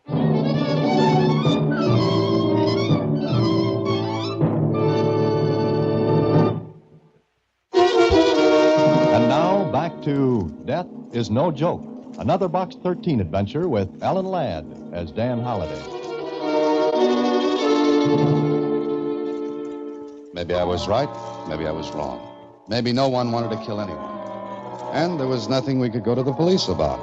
What do you say in a case like this? Somebody's playing jokes? And what about my host, whom I hadn't seen since my arrival? Well, I saw plenty of him that same evening after dinner. There were 5 of us in the library. Alex and Ruth, Henry and Martha and myself. What little conversation there had been was down to an occasional cough. Everyone was as jittery as a rookie pitcher facing the Yanks for the first time. Then... I'm glad all of you are together for a change. Bernie, how nice to see you. Sit still. What's the matter, Bernie? You look... Mad? I am.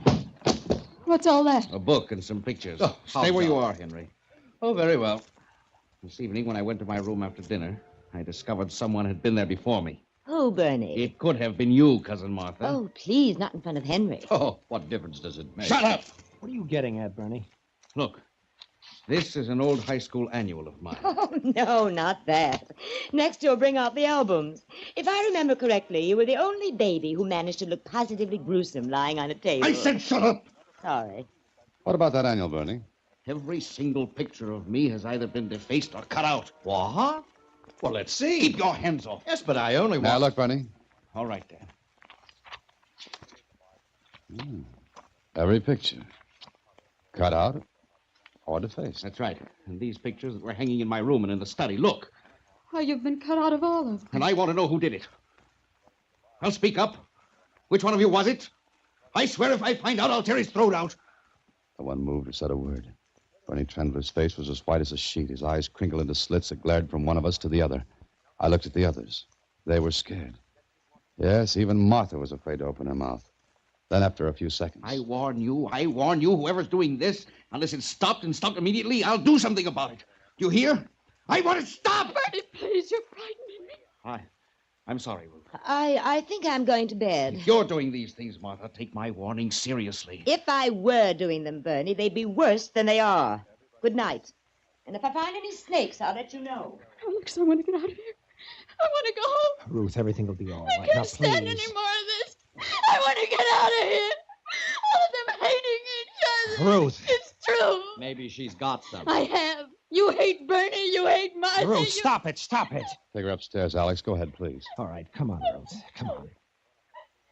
Well, I guess the party's over. I'll turn in, too. Just a moment, Henry. Yes? I hope you know I meant what I said. Why, look at me. Get out of here. Go to your room. Thank you. I will. Good night. And close the door after you. I'm sorry for that display of temper, Holiday. This nonsense has been too much. I don't suppose you have any idea who's behind it. No, but this is the last straw. I wonder if there'll be any more. Huh? Why do you say that? I wonder if this is the last joke. It had better be. Suppose it's not. Then I'll send for the police. And tell them what? That someone's been playing jokes? Defacing and ruining these books and pictures is vandalism. They meant quite a bit to you, didn't they? Of course they did. High school annual and photographs. Oh, when were the pictures taken, Bernie? Oh, years ago, 15, 16 years ago, when I was in high school. Why? I was just thinking.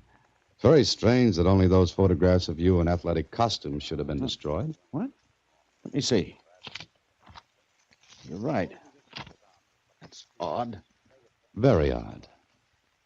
Oh, here's one of you that hasn't been destroyed. Well, let me look at it. 17 years old. What happened when you were 17, Bernie? What do you mean? Just that.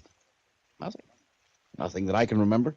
But something that someone else could remember. What the devil are you talking about, Holiday? I don't know yet. Maybe I'll find out. Not being able to sleep, I went for a walk in the moonlit garden. Suddenly, I heard voices. A man's and a woman's coming from the garden house. I walked closer.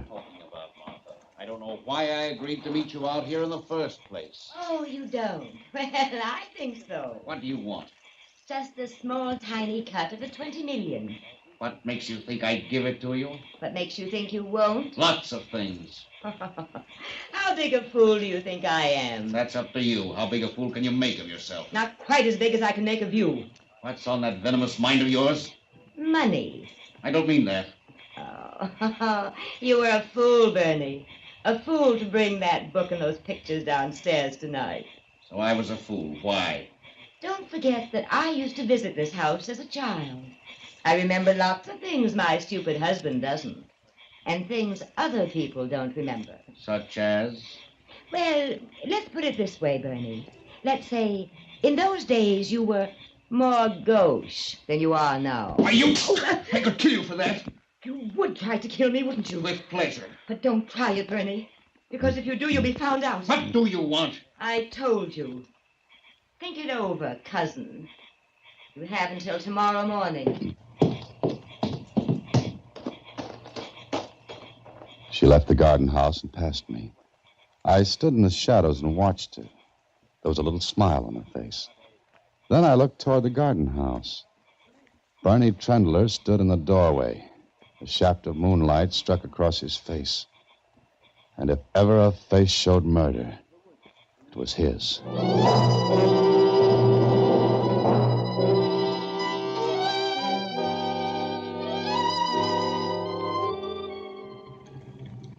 Why don't you tell me where you're going, Dan?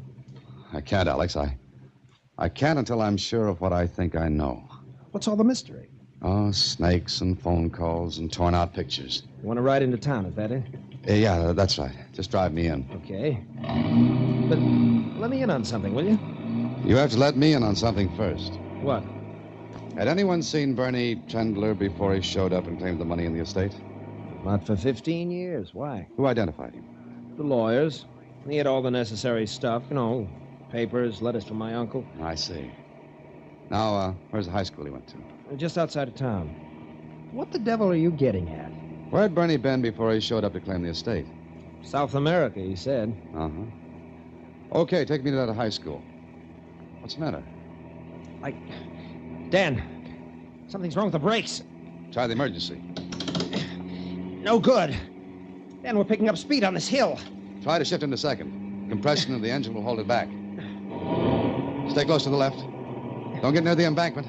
What if someone's coming up the hill? We've got to take that chance. Where's the nearest side road? There isn't any. No turnoffs. Keep your hands on the wheel.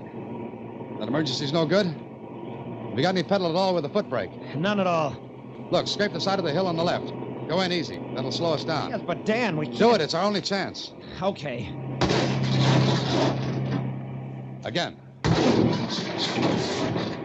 Keep close and keep scraping.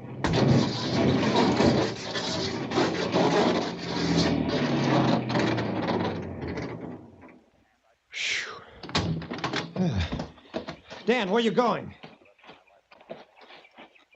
Look. Someone cut through the brake fluid lines. What? Well, Dan, you're crazy. Why should anyone want to cut through Did you tell anyone we were coming into town? Sure, everyone knew it. Oh, that's great. Alex, you stay here and warn people away from this. Where are you going now? I'm going to high school. Well, I was right. I had to be right. After I left the high school with the information I'd found, I went to the sheriff's office, told him my story, and piled into his car. I picked up Alex on the way back, and then to the Trendler house. There's Ruth. Ruth! Ruth! Better sit close, Sheriff. Alex, you were gone so long. Never mind that. Where's Bernie? Bernie? Well, I don't know why. Hello, everybody. What's all the fuss? Hiya, Sheriff. What are you doing here? Henry, where's Bernie? Bernie? He and Martha went out on the lake. The lake? Yes, they went rowing. She can't swim. She's in a boat. She doesn't have to swim. That's what you think. Alex, is there a boat we can use? There's a speedboat tied up at the wharf. Well, come on, let's go. They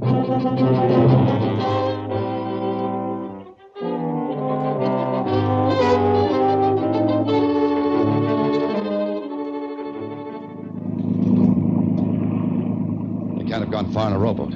Dan, are you sure of what you told me? I'm positive. We've got to get to them before there's a murder. A murder that'll look like an accident. There they are. Get more speed out of this. I can't, Dan. Bernie? Bernie! Look, he's rowing for shore. Cut in ahead. I'll try to.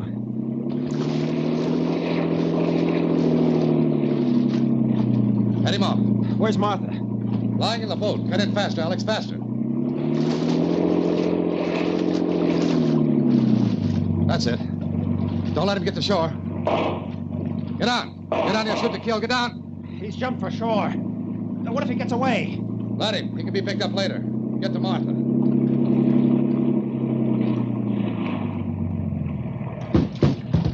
Martha! Martha! Keep this boat alongside.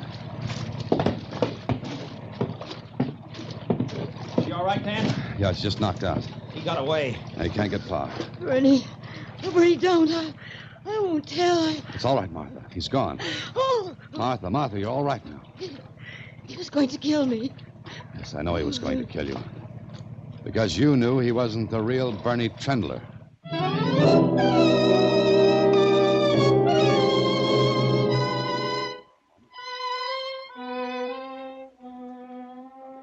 He hit me. And I saw him start to... But I couldn't do anything about it. Are you all right now, Martha? I mean, are you all right? She's all right, Henry. Oh, I'll get it. It's probably the sheriff. I suppose I should thank you, Mr. Holliday. That might be nice. Thank you. They got him. Alive? Yes. You're right, Dan. Will someone please explain all this? The real Bernie Trendler is probably dead. Killed by the man who passed himself off as the real Bernie. Isn't that right, Martha? I don't know anything about it. Martha? Oh, all right. I knew he wasn't the real Bernie last night. When you realized the pictures were defaced, cut out. Yes. Bernie Trendler was left-handed. George, that's right.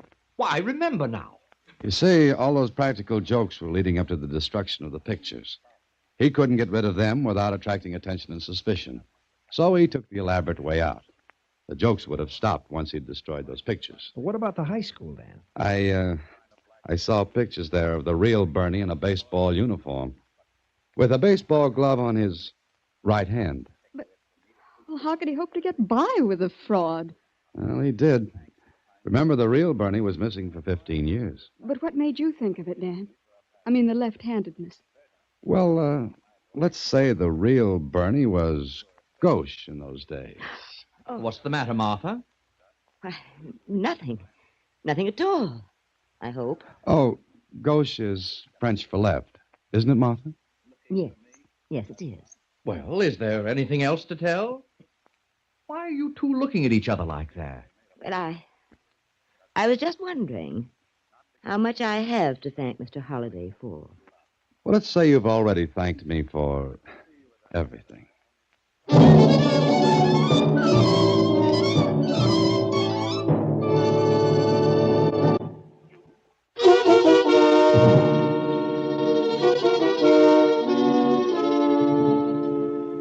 I knew it. I knew it. You go away someplace and someone tries to kill you. Mm-hmm. Tried to by cutting the brake lines, because he thought I'd guessed. Oh, and just think, those two nasty people will get all that money. Oh, not all. Alex will get his share, which is all I care about. And you didn't tell what you heard in the garden house. Now, why should I, Susie? Well, I think that's carrying Chevrolet too far. Chevrolet. Oh, good night, Susie. Next week, same time, through the courtesy of Paramount Pictures, Alan Ladd stars as Dan Holliday in Box 13. Box 13 is directed by Richard Sandville, with this week's original story by Orrin Blackstone. Original music is composed and conducted by Rudy Schrager. The part of Susie is played by Sylvia Picker, and production is supervised by Vern Karstensen. Box 13 is a Mayfair production from Hollywood. Watch for Alan Ladd in his latest Paramount.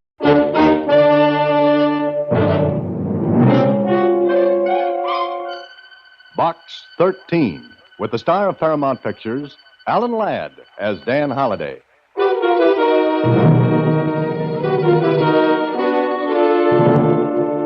William. Yes, sir, Mr. Mallory? We're ready to leave at a moment's notice, aren't we? Yes, sir. Very well. Please put this in the mail for me. Very well, sir. Oh, you'd better take it ashore and post it there. I'm rather anxious to see who this Box 13 is. The letter I received was short and to the point. Enclosed with it was a plane ticket and another ticket. First class on the biggest luxury liner afloat. And the letter read, "Be at the end of Pier 9 tomorrow night at 8. Please be prompt." That was all. A command, not a request. When I received it, I wondered who'd written it. Well, I found out.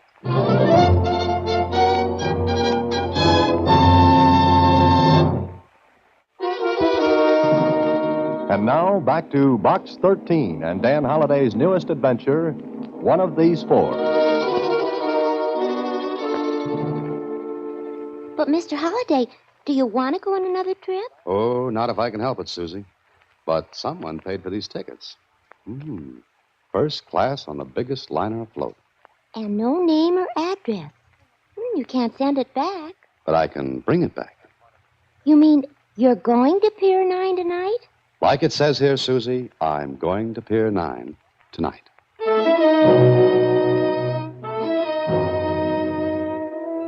I got to Pier 9 promptly at 8 o'clock. There was no liner there. There was nothing but a cold fog that penetrated to my skin and made me shiver in the dim, hazy light from a half-hearted street lamp a block away. I looked at my watch. It was exactly 8. Are you Mr. Holliday? Yes, I'm Dan Holliday. Do you have the letter that was sent to you? Huh? Who are you? My name is William, sir. I'm a steward. Steward? On what ship? If you'll be so good as to show me the letter, Mr. Holliday, we can talk later, if you please. Okay. Here you are. Very good, sir. If you'll come with me. Where? There's a boat waiting, sir, to take you out to the yacht. Yacht? What yacht? Look, what about this ticket? That will be explained later, Mr. Holliday. Now, will you come with me, sir? He stood there waiting for me to follow him. I wondered whether to or not. Well, I'd advertised for adventures, and who blames whom in a case like this? Then... You coming, sir? I think you've talked me into it. Okay, William. Lead the way.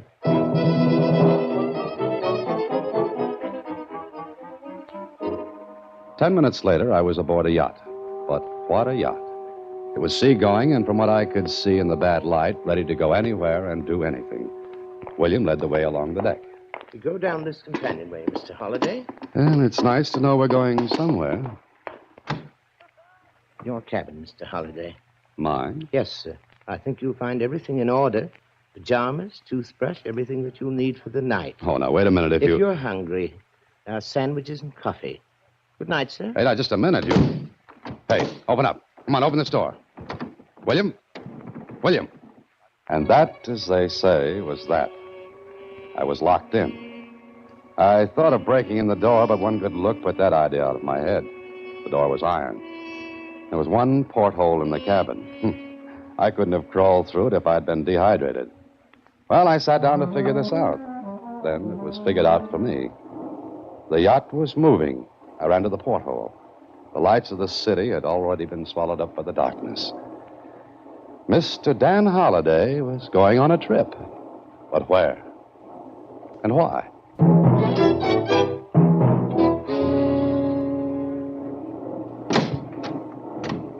Mr. Holliday. Mr. Surprise, funny man. I always hide behind doors that people lock on me. Now talk. My arm, sir. It breaks easily. I'm glad to hear that. Now come on, talk. This will do you no good, Mr. Holliday. We've been underway all night. Maybe you're right. Oh, thank you, sir. I hope you slept well. Oh, sure. Now, what's all this about? Breakfast is being served in the main dining salon, sir. I get great answers to my questions. You'll soon find out, sir. Now, if you please. Go ahead, I'll follow. As you wish, sir. Down this way, Mr. Holliday. I followed him down the passage, then into the dining salon. And there, seated around a table, were two men and a woman. They looked up as I entered, and one of the men spoke. Look here. Just what's the big idea? You talking to me? I certainly am. If I may have a word. Go ahead. All four of you are in the same position. You mean each of us was kidnapped? No, sir. Invited. Invited? My foot. I was locked up in the cabin. So was I. And me, too. Well, well, well. And when do we learn why, William? As soon as Mr. Mallory wishes to tell you, sir. Now, breakfast is served. I shall lock the salon door. Well, I'll be... I wonder what the gag is. Oh, if it is a gag. We may as well get acquainted. My name is Holliday, Dan Holliday. I'm Stanley Waring. How do you do? I'm Philip Clayton. Hello. My name's Lansing. Catherine Lansing. Well, so we know as much as we did before. Well, we gotta get out of here. Obviously, this is some sort of insane joke. I wonder if it is Waring. Well, what person in his right mind would kidnap four people like this? What do you say, Clayton? Well, I don't know. Well, take a look out the porthole. We're obviously far at sea. How well can you swim? Well, maybe we could get to one of the lifeboats. I don't think so. Oh, why not? Something tells me the rest of the crew are like William, the steward. I don't think we'd be able to get to a boat even if we got out of this salon. I guess you're right, Holliday. Well, what do we do? Mr. Waring, I suggest we have breakfast. I think better on a full stomach.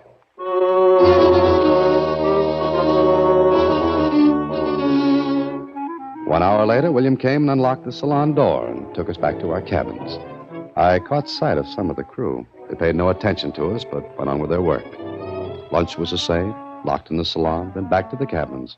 But at dinner time... Good evening, Mr. Holliday. Hello, William. I see the dinner jacket fits you, sir. Very thoughtful of someone to provide the correct size. Dinner is being served, sir. Thank you. And will we be honored by Mr. Mallory's presence this evening? I can't say, Mr. Holliday. Perhaps.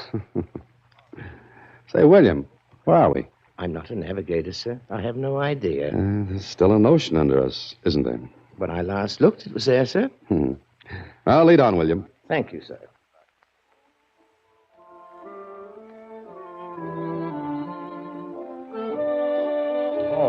Good evening, Holiday. Hello, Waring. Miss Lansing. Good evening. Say, look, we've got to do something about this. We've got to. What do you suggest, Clayton? Well, I don't know, but we've got to think. What are they going to do with us? Why did they bring us here? Dinner is served. I'll choke it out of you. Let him go, Clayton. Come on, let him go. Let him go. Choke Come something here. out of Let him you. out. What good will that do you, Mr. Clayton? Mr. Mallory, sir. That will be all, William. You may go. And turn that thing off, will you? Very good, sir. You're an impetuous man, Mr. Clayton. So you're Mallory. Sit down, please. We'll have dinner. Just a minute. Before we have anything else, we'll have an explanation, Mallory. You're Holiday, aren't you? That's right. Fiction writer, aren't you? What's that got to do with this routine? Please, sit down. Miss Lansing, on my right, please. Mr. Waring, that chair. Mr. Clayton on my left. Mr. Holiday, sit at the other end, facing me. Please, you want an explanation. I promise you'll get one. After dinner. Or would you rather wait another night and another day? I'll sit down. Thank you, Miss Lansing. All right. Yes, the explanation had better be good. Oh, it will be, Mr. Clayton. And, Mr. Holiday.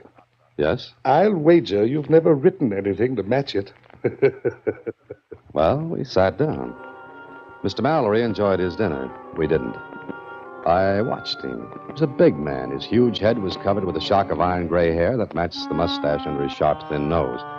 And he was charming and cultured. In spite of the fantastic situation, we found ourselves listening to him after dinner as we sat in the salon. The 18th dynasty was Egypt's greatest. Its pharaohs conquered and reconquered. Its art reached a beauty and subtlety never before or since reached. Ah, yes, great people. But maybe I'm boring you. Not at all, Mr. Mallory. You're very kind. And now, Mallory, the explanation. Of course, Mr. Waring. Well, Mallory, I'm choosing my words carefully, Mr. Clayton. they'd better be good. They will be. Miss Lansing, gentlemen, I investigated each of you before inviting you aboard my yacht. Mr. Waring? What? You advertised in the paper for a job, preferably in a foreign country, that you had no family. Is that correct? Yes, that's right. You answered my ad. Correct. Miss Lansing? Yes? You advertised for a companion position. You, too, have no family. No. And Mr. Clayton, you ran an ad offering your services in any capacity. You're sort of a soldier of fortune. If you want to call it that. I shall. Lastly, Mr. Holiday. Box 13. Adventure wanted. We'll go any place, do anything. Yes, that's my ad. Now, does any one of you see a striking similarity? Oh, please, you must have. You mean the prolonged absence of any one of us would go unnoticed? Exactly. All right, you're clever, Mr. Mallory. We'll admit that. You've got us in a spot where you could do anything. Now, would you mind telling us why? Mr. Holiday, you're a fiction writer. Have you ever written a story about a perfect crime? Crime? Don't be alarmed, Miss Lansing. Well, Holiday? No, I've never written one. But there have been perfect crimes, murders in which the killer has never been caught. Yes, I suppose so. Yet suppose someone knows the killer in such a murder. Then it would no longer be perfect. What are you driving at? Just this. One of the four of you is a murderer. What? A murderer? I use the word murderer in the sense that it can be either masculine or feminine. You know that? I do. One of you here is a killer. 12 years ago, a man was killed. A friend of mine. The killer was never caught. I worked on it. I now have proof who that person is. Why didn't you go to the police? 10 years ago, I would have. But now I'm in a position to enjoy myself, to watch the murderers squirm and wriggle. You're insane. What's to prevent us from jumping on me? My crew is well paid, loyal. They've been with me for years. Money is an effective silencer. You're a beast. Perhaps. Look, Mallory. The killer knows you've learned who he is. Or she. I'm not. Perhaps not, Miss Lansing, but you were saying, Holiday? The killer knows you know his or her identity. What's to prevent him from killing you? My attorneys in the city have an envelope. In that envelope is the name of the person and all details. If I do not return within a certain time, that envelope will be opened. What's the time limit? Wouldn't you like to know, Mr. Waring? Oh, just a minute. I have a question, Holiday. Yes, I don't think you've finished your explanation. I haven't. Here it is. In 3 days, we will dock at Havana. If by that time the killer's identity is not known to the other three of you, I will release all four of you. And the killer will go free? Yes. What if we do learn? I'm sure the killer will do all in his or her power to prevent that. How can we find that out? I will give clues. You will have to recognize them. I see. And if the killer realizes he's being trapped? Then he or she may kill to prevent that knowledge from getting out. And, Miss Lansing, gentlemen, I shall not lift a finger to prevent it.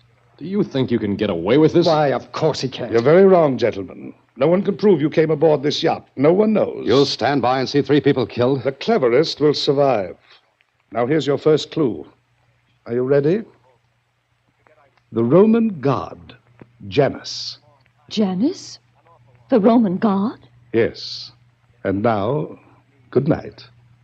And may the cleverest among you live to see Havana.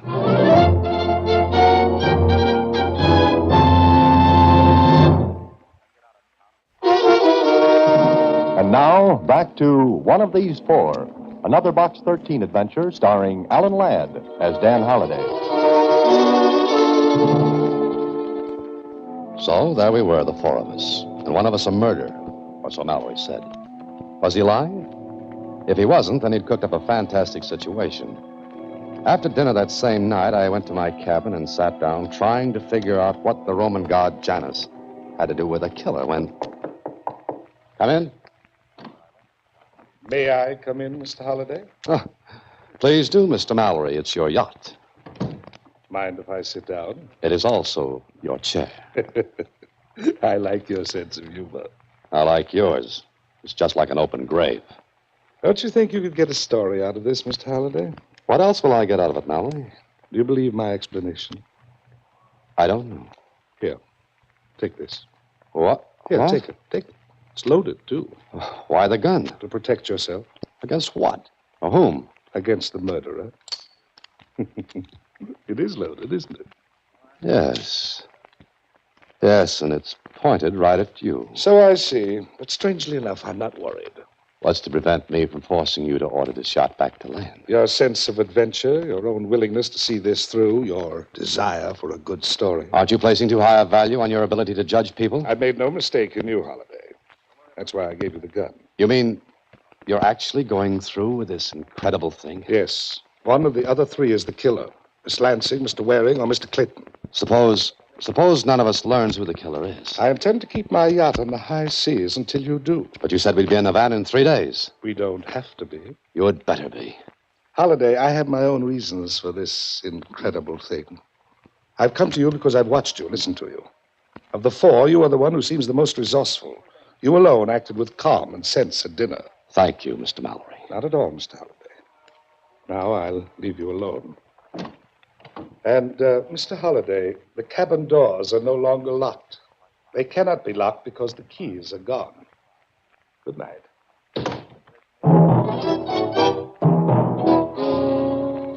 And that was that. Mallory's statement that the cabin doors were no longer locked meant that the killer, if there was one, could go and come freely. And whoever it was would be watching, waiting. Oh, Mallory was clever. He was safe because of that envelope with his attorneys. And the rest of us? Well, we'd have to do something to protect ourselves. It was midnight when I got up from the bed. I hadn't undressed. I'd kept my eyes on the door. Then I thought again about Janus. Janus, the Roman god. What kind of a clue was that? Well, I decided to find out. There were books in the main salon. Maybe I could learn something from them. I stepped into the passageway. It was dark. Not a light showing. I groped my way along the passage toward the main salon. I opened the door. Who's that? Mr. Holliday, is that you? Yes, what are you doing in here? Oh, I was afraid. I was in my cabin. I was afraid. I had to get out.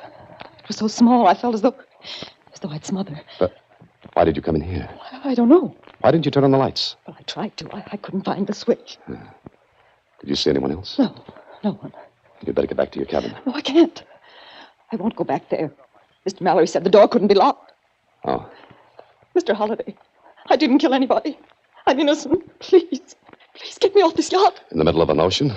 We can get a boat. We got to. You wouldn't have a chance in the world. Oh, but we'll all be killed. Come on. I'd better get you back to your cabin. Come on. Oh, no, I won't go. I won't go. Now, don't get hysterical. That won't help. Oh, please help.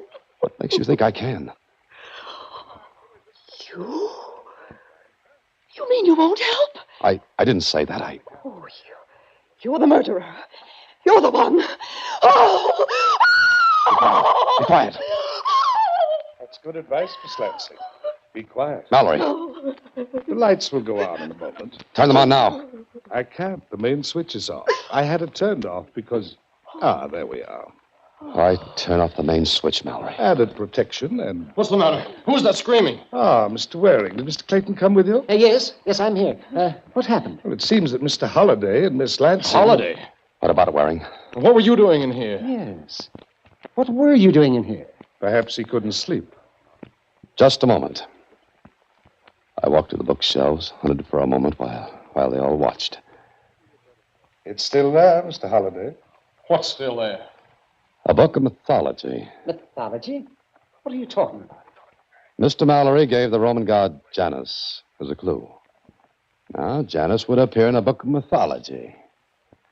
Here it is. You're very clever, Mr. Holliday. Would you mind looking in the index for Janus, Janus? I can spell. Here you are. Page 86. Turn to it. There's no page 86. That's right. Someone tore it out of here. Exactly. And that's the only book of mythology on board. It's obvious the killer took it out to prevent the others from finding the clue. In other words, the killer knew that reading that page would give him away. Yes, provided the reader was sufficiently acute. But the killer forgot one thing. Yes, forgot what? He or she is the biggest clue of all. What do you mean by that? I mean, Mr. Waring, there's something about him or her that gives away the show and ties in with Janus. What is it, Mallory? Find that out and you'll have the person, Mr. Clayton. Look at one another and remember what I said. Good night. Which one of us took that page from the book? He did. Mallory did, deliberately. So he could go on with this preposterous game. I wonder. There was someone in here when I came in. You don't know who it was? No. I left the door open when I came in. I couldn't find the light switch. I think someone slipped out when I came in. And you, Holliday, you were here? Yes, I was. What of it? What do you think? What were you going to do here, Holiday? I came here to... He's turned off the lights again. I don't think that anyone should move. We'd better get back to our cabins. I don't like being in the dark with a killer. The next morning on deck, I saw Waring standing at the aft rail. I stopped because he looked around as though seeing if anyone were near. Then he raised his arm and threw something into the sea. I wondered what it might be. Then he turned quickly and came toward me. Oh, hello, Holiday. Hello, Waring. Nice day, isn't it? I hadn't noticed. Has anything happened? I don't know, has it? What's the matter with you? What did you throw overboard, Waring? Throw overboard? Me? Nothing. Look, Waring, we're all in this together. We've got to cooperate. One of us is a killer.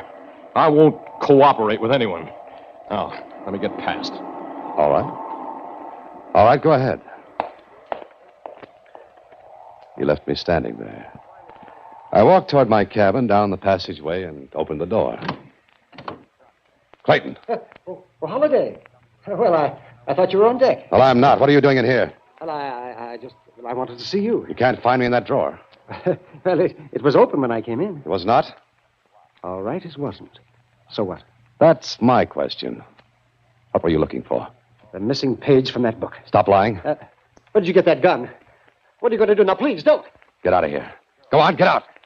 I'm going to tell Mallory that you have a gun. Sat down. Things were moving fast. I thought about Catherine Lansing. She'd been in the salon. I thought about Waring, who'd thrown something overboard. And what he'd thrown hadn't been paper, so it wasn't the page from the book. And I thought about Clayton searching my cabin. Which of the three was the killer? By now, I believed Mallory's story. Then I remembered something about Janus. And it tied in with what Mallory had said. Tied in with the killer and something I'd seen. I left my cabin and hurried down the passage. I was almost to the end when... Oh!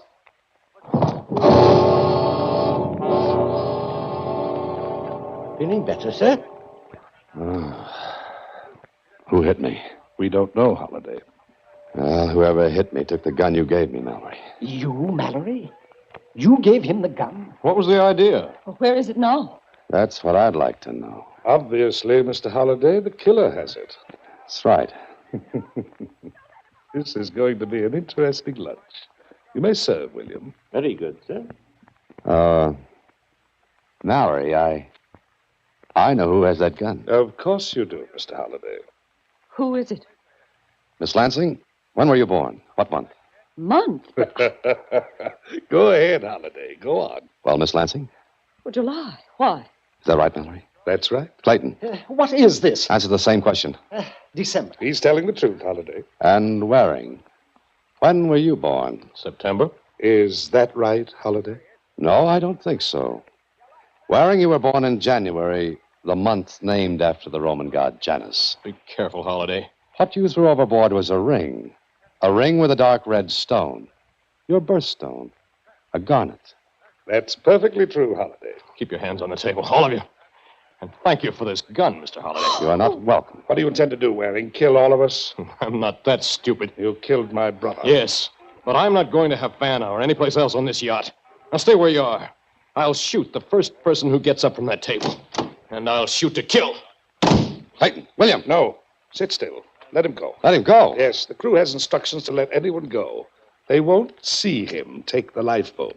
They'll let him go. But he'll get away. I don't think so. He'll be picked up.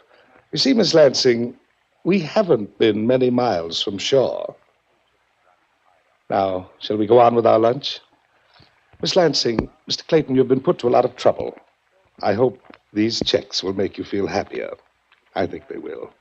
Mr. Holliday, you got a story, I hope. Oh, yes, I did. You see, Mr. Holliday, I had to do it this way. I had no proof that Waring was the murderer. I spent 10 years getting evidence, but no proof. I had a hope that he would break, put him under tension. But that envelope with your attorneys. Mr. Holliday, there was no envelope.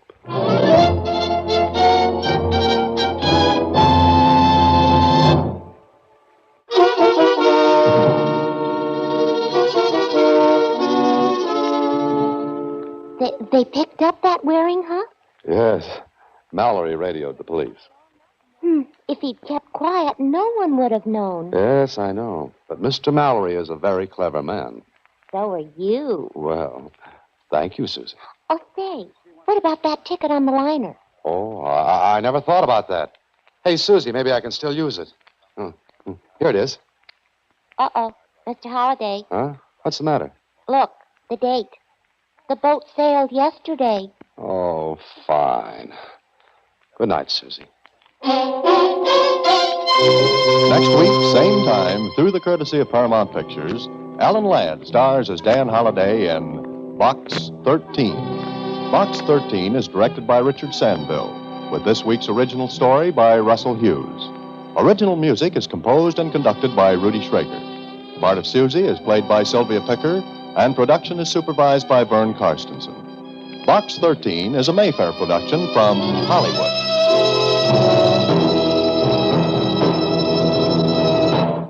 Watch for Alan Ladd in his latest Paramount.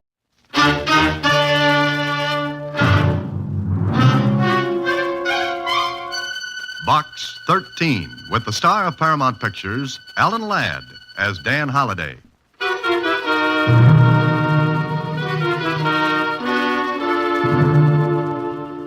Box 13, care of Star Times.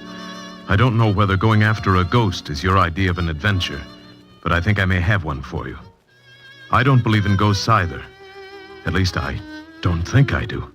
However, if you're interested, my name is Michael Davis. I'm an artist, and my studio is at 183 Lincoln Mews. I'm there almost all day.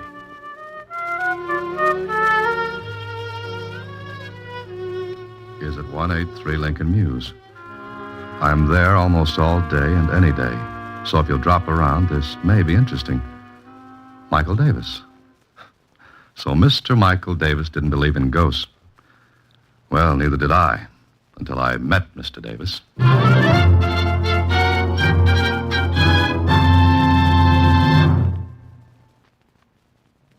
And now, back to Box 13 and Dan Holliday's newest adventure, The Haunted Artist. Ghosts? Gee, Mr. Holliday, are there such things? Ever see a bank account after March the 15th? Huh? Skip it, Susie.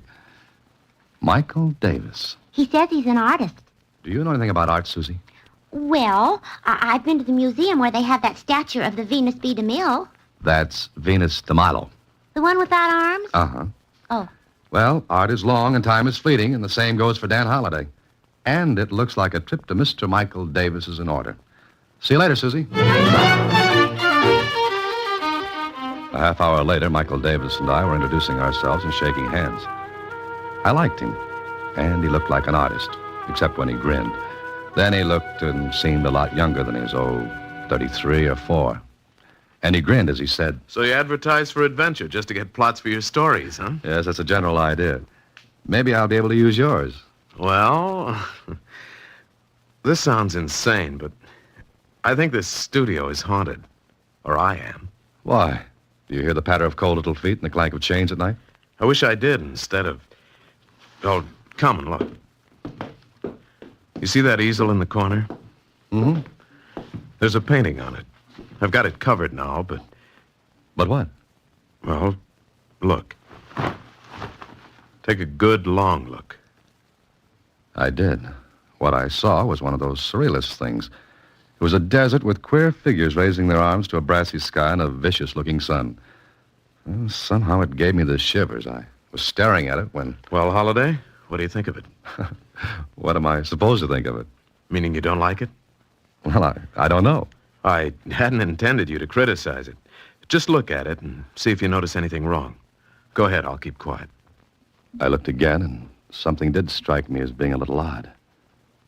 I moved in for a closer look, stood there for a moment. Uh-huh. You've got it, Holliday. That stone quarry painted in the right-hand portion of the canvas. Yes, it doesn't belong. I mean, it's out of place. I didn't paint it. Maybe we'd better go over the signals again, Davis. I lost the ball on that play. I don't blame you. But it's the truth. I did not paint that quarry in there. Look at it. The technique is different. Yes, the brushwork's not like the rest. Exactly. And that painting has to be done in 3 days. I've been working on it for 7 months, and it has to be finished. Why? What's the rush? Well, I've been invited to hang a canvas in the Bernier galleries. Oh, which means you've arrived. Berner's being to art what the big leagues is to baseball. Exactly. You see, Holliday, I started the painting 7 months ago. Everything was fine for a time. Then this started.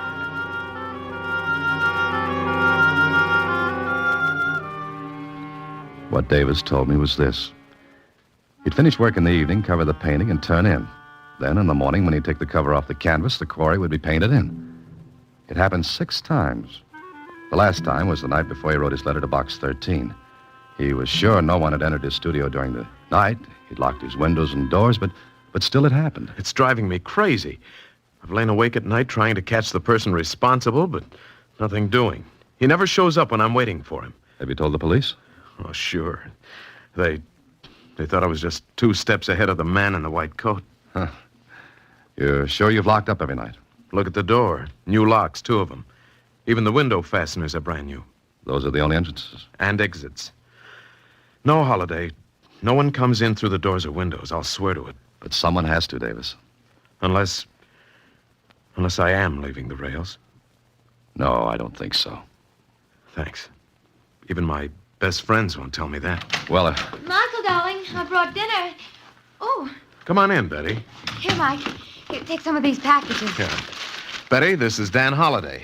Dan, this is my fiancée, Betty Harper. Hello, Dan. And my name is Betty. well, thanks. I'll use it. Mike, darling, I've invited Kit and Ann for dinner. Is that all right? Sure. Will you stay, Dan? Oh, I'm afraid I can't. Besides, I'm unexpected. Oh, no, we've got plenty. Spaghetti, salad, wine. Oh, be careful of that bottle, Mike. Here, let me have it. The bag's bursting. Please, I'm not a child. That's a matter of opinion. You will stay, won't you, Dan? Well, Oh, please do. We can talk some more about my problem. Problem? Your problem, Mike? Oh, yes. Dan's going to help about the painting. And I'm a child, huh? There goes the wine. That was clumsy, wasn't it? Accidents will happen, Betty. If I can put in that bromide. Oh, Mike, I just remembered. We're to go to the Suttons after dinner. Huh? Oh, that wasn't a promise. We can't refuse them again. But Dan's going to... As a matter of fact, I can't stay anyway. I have an engagement, too. Well, all right, but you will return tomorrow, won't you? Sure, I'll be glad to. Good night.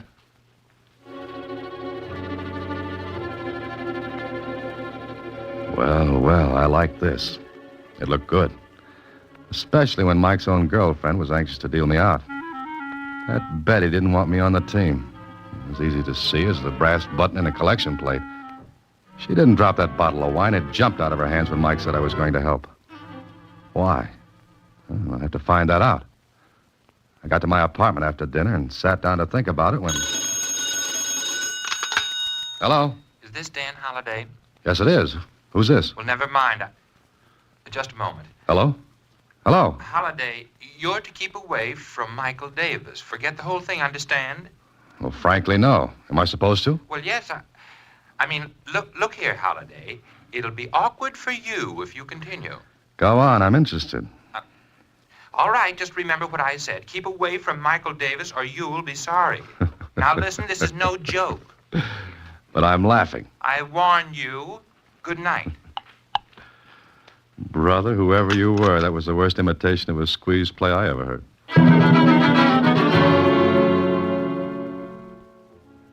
Are you kidding, Dan? No, someone called me last night, wanted me to keep away from you. Why, it must have been a joke. Does anyone want to keep this painting out of the burner galleries for some reason? I thought of that. You mean sabotage, sort of? Yeah, that's it. Well, who? No one I know of. You're sure, Mike? Of course. You done any work on the canvas today? Yes, I scraped off the stone quarry and started my own work again. Then I've got an idea. What time is it? 4 o'clock. Why? Got any sealing wax? Sealing wax? Well, no, I haven't. Oh, can you get some? Well, yes, there's a store a block down the street, but what do you want with sealing wax? Well, for one thing, we're going to prove there's no ghost. Or what? Or that there is one. I'll run down and get the wax. All right, you're the boss. Make yourself at home. I'll be back in a few minutes. I worked fast to get the thing done before Mike came back. I took every tube of paint, every brush, every palette I could see and wiped them clean. Then I put them back where they had been. And just in time, Mike came back, handing me the sealing wax. Oh, will this be enough, Dan? Oh, yes, I think so. Okay. Now we'll lock all the windows. And be sure they're locked. What are you up to? You see, we can find out if someone gets in here while you're asleep. We'll seal the locks and bolts with this wax and... Yes, but wax can be broken. If it is, we'll know someone came in the windows of the door. Yeah, but the person could reseal the locks. And sealing wax melts easily enough. Sure, but he couldn't put the imprint of my signet ring back in the wax without getting the ring from me first. And I'm very fond of this ring. Never take it off my finger. Okay, Mike, let's go to work on the windows.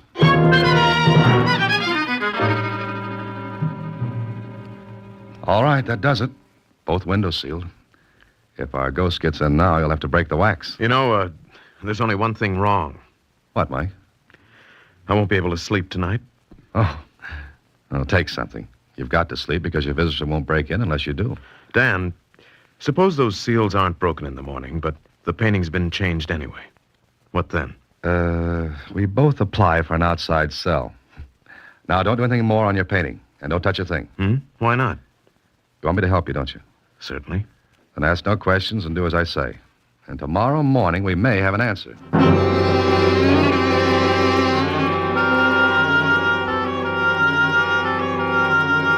was 11 o'clock that night before I left Mike's studio. He had taken a sedative and was sleeping like a baby. I turned off the lights, checked the seals in the windows. All okay. I let myself out, tried the door. Locked, but good. Then I took the sealing wax and melted a hunk of it to go over the keyholes. And I pressed my signet ring against the wax. I even forced wax into the crack above the door, initialed that. Michael Davis was sealed in. And whoever, or whatever was doing the dirty work, was sealed out. I hoped. When I got home, I set my alarm for 5 the next morning. Yeah, it went off all right. I stumbled out of my bed into my clothes and drove to Davis's studio. I wanted to get there before he woke up. I did, because when I listened at his door, there wasn't a sound. I looked carefully at the seals I'd put there the night before. Well, they were intact. I'll swear to it. Then I rang his buzzer. He was quite a sleeper. Well, he'd taken something and... Who is it? Why don't you come back in a week? It's Dad, Mike. Let me in. Huh? Oh, sure. Do you always get up this early? I have a contract with the park commissioners to wake up the birds. Fine. Shouldn't happen to a vulture. Sleep all right? Oh, like a top. Disturbed at all? Nope. Okay. Let's look at the seals. You bet. Well, this one's all right.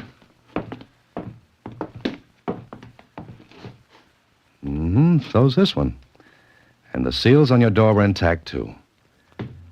Now, take the cover off the painting, Mike. What if it's been changed again? If it has, I'll buy you a new hat. I wear a size 7 and 3/8. And make it a gray one.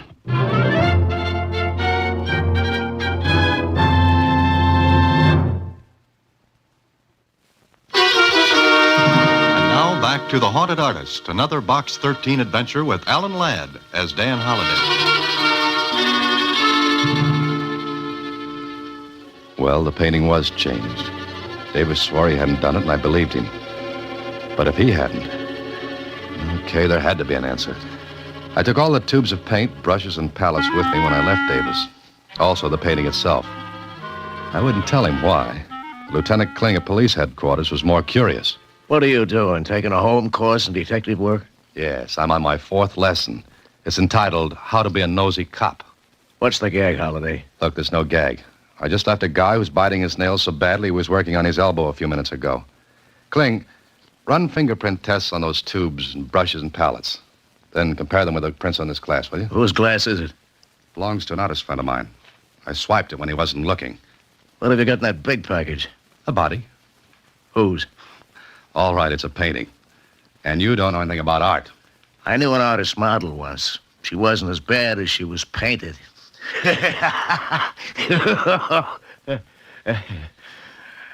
Okay, so I don't slay you. All right, I'll laugh at your joke.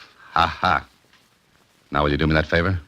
Okay. Fingerprint test in the tubes, brushes, and palette. Compare with prints on the glass, right? How soon can I have them? For anybody else, in a half an hour. For you, 3 hours, okay? Great. Be back in 3 hours.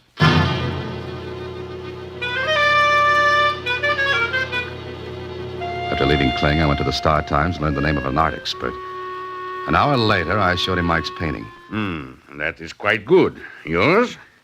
No, it's a friend of mine's. Good brushwork. Excellent composition. Wonderful color. And with this has no place in the picture. Look, I've got a lot of things to do. What I want you to do is look at the painting and tell me whatever you can about it. I'll pay you, of course. Oh, very well. But it will take maybe 2 hours to do a good job. You understand? Oh, yeah, sure. I'll be back in 2 hours. Well, it was a merry-go-round. From Kling to the art expert, from him back to Kling. A little less than 3 hours, Dan. Haven't you finished? Sure. There's your stuff, and here's the report. What's the matter with you? Kling, there's no mistake about this report, is there? Mistake? Look, Dan, our boy knows his business. Bet on it. Anything you like. Weren't there any other prints at all? None. The prints on the paint tubes and the rest of that stuff were the same as on the glass. All from the same person. But it can't be. I've got news for you. It is. Well, the only person who could have touched those tubes and brushes was Davis himself. Yet why should he sabotage his own painting? One that meant so much to me. And yet, he was asleep when it happened. Or was he? I stopped thinking about it then. I had to get back to the art expert and find out something. Well, it was a day of surprises because when I saw him... Yeah, a fine thing. They pushed me and they took your painting. Who? I'm standing here looking when they come in. I have no time to see who they are. They push me, they grab the canvas, and they're gone. Did you call the police? Yeah, the police come, but I can tell them nothing. Never mind. Were they men, the ones who took the painting? One man, one woman. You're sure there was a woman? Young man, I'm an art expert, but I also know other things. I know a woman when I see one, even for a second. All right. Never mind them now. What did you find out about the painting? Well, not much. I had not much time, but I can tell you this. I think that the right side of the picture was painted by somebody other than the one who painted the rest. You mean that stone quarry wasn't painted by the same artist who did the rest of the picture? No, I do not think so. There's a different technique, one that is familiar, and I think I recognize it. You do? Well, what's his name? The one who painted the quarry. Well, it's a peculiar technique. Some years ago, I handled some paintings by this man. And All right. Who is he? Luigi Antonetti. Oh. Where can I get in touch with him? Well, what? I want to see him. Where can I reach him? Oh, you're crazy, young man. Luigi Antonetti is dead. Oh, that was great. One more twist like that, and I need a corkscrew to take off my hat. Well, there was one person who could answer a few questions for me. Betty Harper. I got her address from Davis and told him to hold base until he heard from me. I guess Betty didn't expect me. Mr. Holliday, I was just getting ready to go out. Correction, you just came in. Where's that painting? Painting? What are you talking about? Betty, Oh, hello. Hello. Kit, this is Dan Holliday. Kit says Mr. Holliday. How are you, Holliday? Oh, that voice. The voice of doom over the phone. Well, really, Kit, that was a bad job. Well, Be quiet, Kit. Where's that painting? Now, Mr. Holliday. You know you've let yourself in for a vacation on the taxpayers' money with that trick? Now, really, it was a joke, wasn't it, Betty? Mr. Holliday, Kit really thought he was helping out in a practical joke. Well, wasn't I? Look, will you go? Now, Holliday... Oh. All right. But I must say, it all turned out very stupidly. Okay, Betty. So you've got the painting. Yes. Now, will you please let me alone? Will you let Mike alone? Not before I find out what's going on. What if I told you his career would be ruined? His life ruined, too? Would you still go on? Maybe I don't believe that. But you've got to. I love Mike, and I'm trying to help him. Help him? Look, if Mike doesn't finish that painting, it won't hang in the Burners' galleries. What becomes of his career then? You're robbing him of his chance, not helping him. Then I'll rob him of it. I'd rather do that than... Then what? I've said enough. Oh, please, you've got to believe me, Dan. All I want is for Mike to be happy. And all I want to know is what's going on. And what does Luigi Antonetti have to do with all this? How did you find that out? It doesn't matter. Is Luigi Antonetti still alive? He's dead. And how can he paint that quarry on Mike's canvas? Get out of here. You get out. All right. All right, but I'll find out. If you do and any harm comes to Mike, I swear I'll kill you. Now get out.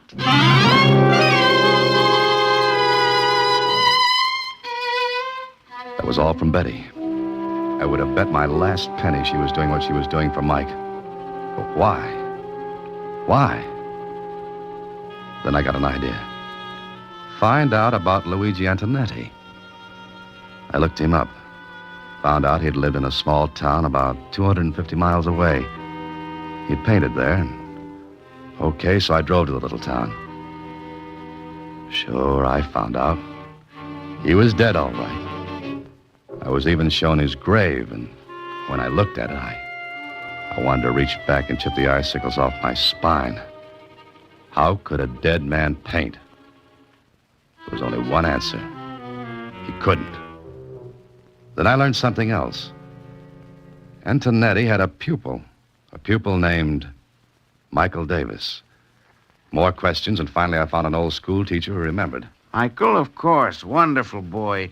Luigi Antonetti taught him painting. He said Michael had a brilliant career ahead of him. I see. Well, Mr. Evans, do you know what became of Michael? Well, I think he went to the city, although I haven't heard. When did he go? I believe shortly after he graduated from high school. That must be 16 years ago. Yes, it was right after his best friend was killed. His what? Yes, poor boy. He fell into the old quarry. Quarry? Stone quarry? Well, yes. It was one night after a senior party. I think, yes. Both lads, Michael and Arthur, were in love with the same girl, you see. Would her name be Betty Harper? Oh, It's amazing you should know that, yes. How about this Arthur? Well, it was quite dark. Arthur, I believe, went back to get something. The bridge across the quarry must have broken. Michael was upset for days, even though Arthur was his rival for Betty. Thank you. Thank you very much, Mr. Evans. You'll excuse me, but I've got to hurry. I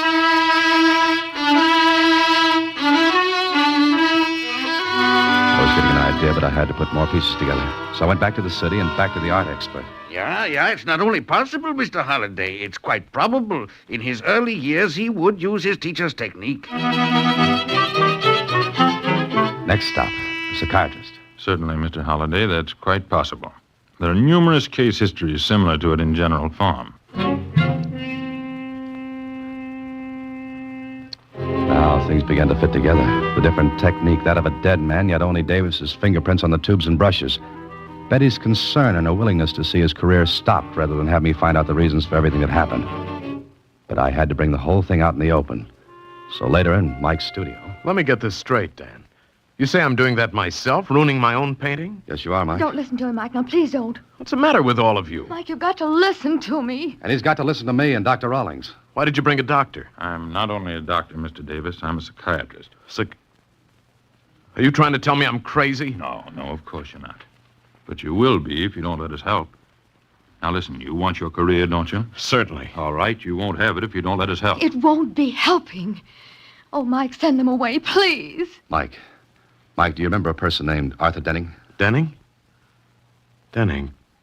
No, I don't. Now, will you let him alone? Betty, believe me, this is better for him. Ask Dr. Rawlings. Tell him, Doctor. I'm sure Mr. Davis has a guilt complex. Oh, yes. And unless we find out why, he'll never finish this painting. Perhaps never finish any other. Why not? What would stop me? Your own mind, Mr. Davis. Mike, you know as well as I that no one came into your studio the night we sealed it up. No one. You were the only person in here. Now do you see? Not quite. What do you want me to do? Well, Dr. Rawlings told Mike what had to be done. Davis agreed. And I think that... It took only a few seconds for Rawlings to inject a drug into Davis's arm. Then we waited until... All right. He's under. You asked the question, Mr. Holliday. Mike, can you hear me? Yes. Now listen, Mike. It's 16 years ago. You're in high school. A senior. There's a senior party. It's night. Remember? Yes. It's dark. Who's with you, Mike? Betty and Arthur. What happened that night, Mike? I killed Arthur. Mike, no. Be quiet. How did you kill him, Mike? He had to go back for something. I told him take the shortcut over the quarry. Then what happened? I forgot. You forgot what? The bridge. The bridge was broken. It was dangerous. But I forgot. I wouldn't have sent him. Yes, I know. He was killed, wasn't he? Yes. I loved Betty. So did he. Everyone would have said I killed him. But I didn't. I just forgot about the bridge. I didn't mean... All right. That's all. I thought he did it deliberately. You see, Miss Harper, his conscious mind refused to admit his guilt, so he forgot completely. His conscious mind forgot to protect him from the terrible feeling of guilt. But ultimately it came out. He learned painting from Luigi Antonetti 16 years ago. So it was natural at first that he used Antonetti's style, technique. Then, 16 years later, his mind goes back into the past, controls his hand, and he paints as he did 16 years ago. But he paints that quarry. The quarry which was associated in his mind with his guilt, or what he thought was his guilt. And now? What about now? Now, when he wakes up, we'll tell him and he'll be all right. For good.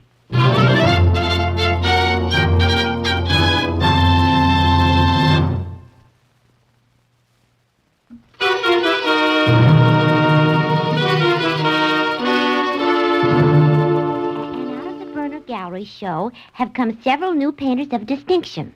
Not the least of them is Michael Davis, whose intensity of feeling and whose brilliant... That's good enough, Susie. Well, looks like he's all right, doesn't it? Gee, isn't the human mind wonderful? Well, that depends on which way you look at it. Uh-huh. I was psychoanalyzed once. Oh? And what did you find out? We've got a lot of mail to open, Mr. Holliday. Oh. Good night, Susie.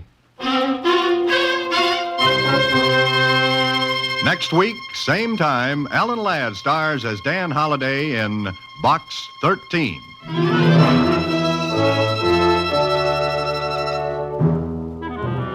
Alan Ladd appears through the courtesy of Paramount Pictures. Watch for him in his latest picture, Saigon. Box 13 is directed by Richard Sanville with an original story by Russell Hughes and original music composed and conducted by Rudy Schrager. The part of Susie is played by Sylvia Picker, that of Lieutenant Kling by Edmund MacDonald. Production is supervised by Vern Karstensen. This is a Mayfair production from Hollywood.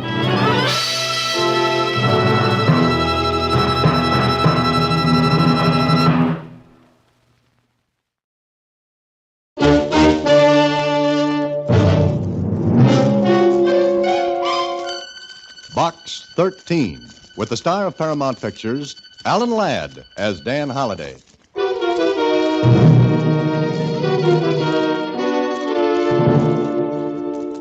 Dear Dan, knowing your Box 13 angle, I hope what I have to offer is intriguing enough to tempt you. At least I think it can be interesting. As a matter of fact, Dan, this thing has got to the point now where it's becoming downright vicious, and it scares me a little. What the thing is, I'll tell you when and if I see you. If you can drag yourself away from town for a few days.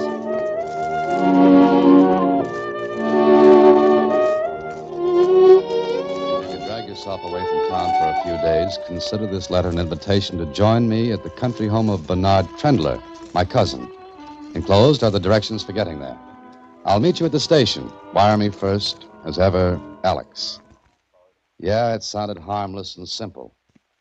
2 words I'd never apply to murder.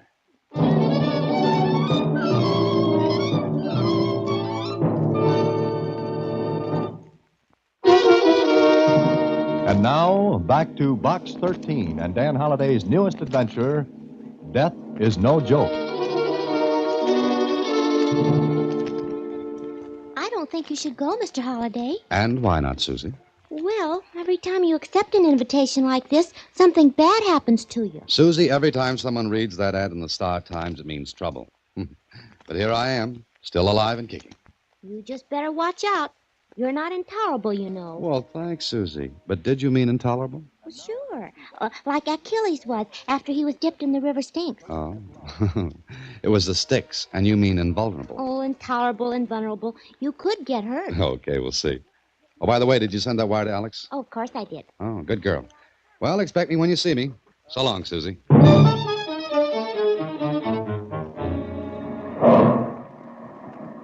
Dan! Hey, Dan! Dan! Alex, how are you? Dan Holliday. So you're still alive, Well, huh? why not? It's a good idea. Is this your luggage? Oh, yes, just that flat stuff. Good. My car's just around the other side of the depot. This way. Am I supposed to ask what your letter meant? Or do I wait until you get ready to tell me? Wait till we get into the car. That's it. Blue convertible. Well, you've done all right. There's no motor under the hood. Hop in. How's Ruth? Oh, great. Any children yet? No, not yet. Oh, now look, I thought you'd have about 5 by now. Maybe. What's on your mind, Alex? You're worried about something. Yeah, I don't know whether I am or not, Dan. Look, maybe asking you to stick an oar in this was, well, presuming upon friendship. That's what friendship's for. Yeah, it's up to a point. Okay, let's get to the point. Well, it's practical jokes. I knew you'd look blank at that. I'm glad I didn't disappoint you. Well, what's the angle? Practical jokes. Go ahead. Ruth and I are guests at Bernard Trendler's. He's my cousin. You ever heard of him? Oh, yes. Showed up not too long ago to claim a fortune, didn't he? Yes, that's right. He ran away from home when he was 17. He was gone 15 years. Recently, his father, that's my uncle, he died and left the entire Trendler fortune to him. If he hadn't been found, it would have been divided among the rest of us. But he showed up and claimed it. So, where do the practical jokes come in, and why? Ruth and I have been here for a week and a half now. Every day, there have been 2 or 3 practical jokes played. At first, they were ordinary, not very funny, just amusing. But what? now they're getting vicious. Mean, contemptible. How do you mean that? Just that way. Who's the funny man? We don't know. Any idea? Nope. That's why I've asked you to come up. Oh, and look, Dan, don't let on I told you. Let me do the talking when I introduce you and take your cues from me, huh? I see. I'm to be the silent observer, is that it? Well, figure it out for yourself. Could I or anyone else call in the police? No, because no one's been hurt. Yet. Hey, you say that as though you expect trouble in large chunks. I do, Dan. I do. Somebody's going to get hurt. And badly. Alex drove on to the Trendler place. There was nothing else he could tell me about the practical jokes. Then we pulled up before we got to the house, because a tall, thin man was walking down the drive. Alex stopped the car and spoke softly to me. There's Bernie Trendler coming down the drive. What do I say or do? How do I explain my presence? Now, leave that to me. Just take the cues as I throw them.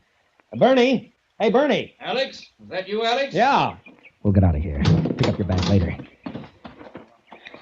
I've been looking for you, Alex, and, Oh, I beg your pardon. Bernie, I'm afraid I'm guilty of a guest's worst crime. Dragging in a friend. Oh, nonsense. Don't talk like that. Dan, this is my cousin Bernie Trendler. Bernie, Dan Holliday. How do you do? Fine. You? I'm sorry I barged in like this, but I haven't seen Alex in quite a while. Dan's a writer, Bernie. I thought he might, stop over a day or so. He's going away soon. That right, Dan? Oh, yes, I'm going away. Oh, of course it's all right. Plenty of room. Oh, well, thank you. It's very nice of you. That's all. Now, if you'll excuse me, I've got to see the gardener about a couple of things. Alex, have Elsie show Dan his room. Sure thing. Thanks, Bernie. Not at all. Glad to have you, Dan.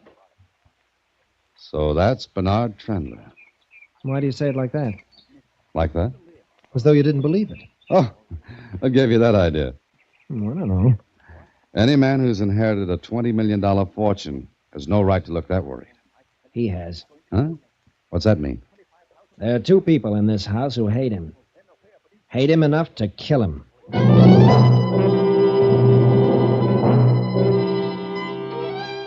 Well, with that, Alex took me into the house.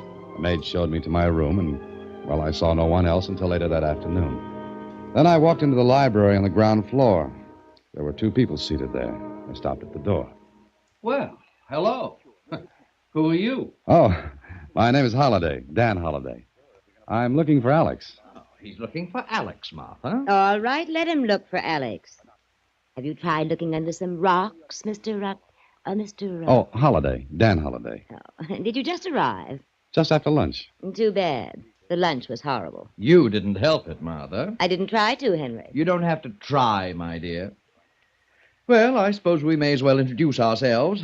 I'm Henry Trendler. This is my wife, Martha. How do you do? I'm Bernie's cousin. Oh, I've met Mr. Trendler. Isn't that nice? Henry, I'm going down to the lake. Well, don't go out too far, my dear. I don't know how to swim, my dear. Yes, I know that. Goodbye. Nice to have met you, Mr. Holliday. Oh, she remembers Mr. Holliday. It's just one of her irritating little tricks. Oh, I see. She's an attractive woman. Is there any chance you might fall in love with her? Fall in love with her? Why do you ask that? I'll agree to a divorce immediately. Am I supposed to laugh at that? Anything you like. You staying long, Holiday? 1 or 2 days. That's quite enough. Of course, with such lovely people around, I may decide to postpone my departure until this evening. Oh, you love us once you get used to us, Holiday. I'll grant it takes a little doing. Hello there. Well, I see you two have met. Yes, we've met, Alex. Oh, where's Martha? Oh, she's gone to the lake. Well, I think I'll take a little walk. Nice to have met you, Holiday. Thank you. See you later. Well, Dan? Charming people. Lovely people. In fact, I've never met two such delightful personalities. Means you've met Martha, too. Oh, yes. And, what do you think? Well, if I'd known, I'd have brought my two-edged sword, the big one. Dan, maybe you'd be a little sour if you had 20 million slip away from you like we have. Ah. If Bernie Trendler hadn't shown up, you, Henry, and Martha would have had the whole watermelon. Seeds and all. But now... Ruth! Dan, that was Ruth. Which way? Where is she? I left her in her room. Come on, Ruth! Ruth! Which way? The end of the hallway. Ruth, darling, what's the matter? My closet Alex! Stay with her, Alec. I'll see what it is. Now, dearest, it's all right. Please, it's all right. Alec, come over here. Oh, don't go, Alex. Don't go. Stay where you are, Ruth. Look. Dan, kill it. No, it's harmless. It's a black snake. Harmless. Close the closet door until we can get a sack for it. Ugh. Alex, is this the kind of practical joke you meant? This is the kind they're getting to be. I see. Ruth, Where is it? it's all right now. Come on, let's get out of the room. Well, what's all the fuss? Take a look in that closet. Alex. Let her look. I'm willing to bet she put it there. You're more incoherent than usual, Alex. Mr. Holliday, What? what's in the closet? A snake. Really? Well, how nice for Ruth. I'll slap that smirk off your face. Bravo, Alex. I've been thinking about it for years. Well, Henry, this is the first indication I've had that you could think for years. Stop it, all of you. Get her out of here, Alex. Hurry. Come on, darling. Now, what's all the excitement? It seems that Ruth found a snake in her closet. Oh, I thought you went to the lake. You do a great deal of thinking, don't you? When I have to. Then stop thinking about me. Did you put that snake in there? I never touched the thing. Sorry. Were you at the lake? That, Mr. Holliday, is none of your business. I'll leave you to your snake. Oh, did something strike you funny, Henry? Yes. You should feel really flattered, Holliday. Flattered? Why? My wife remembered your name. Oh, it was a lovely household. Hate dripped from the rafters. I could feel it. Well, why should anyone take it out in stupid, vicious pranks such as that snake in Ruth's closet? Why? It was before dinner that I decided to take a walk with Alex. He talked, I listened. First, it was amusing. A frog in one's bed, clothes missing from the bathhouse at the lake, wild, incredible phone calls for all of us. How long has this been going on, Alex? Just about a week now. Have you any idea who it is? None. But why, then? Why should anyone want to frighten Ruth out of her wits? Does Martha hate Ruth? Martha hates everyone. Martha's a chronic congenital hater. Well, what does she have against Ruth? That's it. Not a thing in the world. Has everyone been a victim of these pranks? Yes. Dan, they've got to stop. Yeah, I can see what you mean. Oh, how's Ruth? She's all right. We changed rooms. She won't go near the one we had. It was a harmless snake. Obviously, no one meant to harm Ruth. Oh, no. Just frighten her half to death. Why don't you leave, Alex? As a potential heir, that'd be a little ridiculous, wouldn't it? I see. What about Henry and Martha? They won't leave. Not as long as they can stay here free. Well, look, you say these things started about a week ago. Are you sure? Yes. They started just like that. No warning, no talk of pranks or jokes. None. And they're getting worse. Vicious. I give up. No, Dan, please. Well, what do you want me to do? Obviously, the person or persons doing these things won't admit it. Apparently, he or she intends to go on with it until...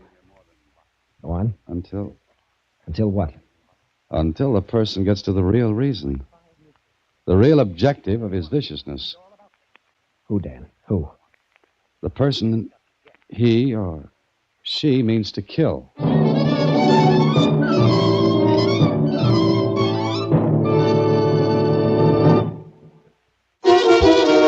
And now, back to Death is No Joke, another Box 13 adventure with Alan Ladd as Dan Holliday.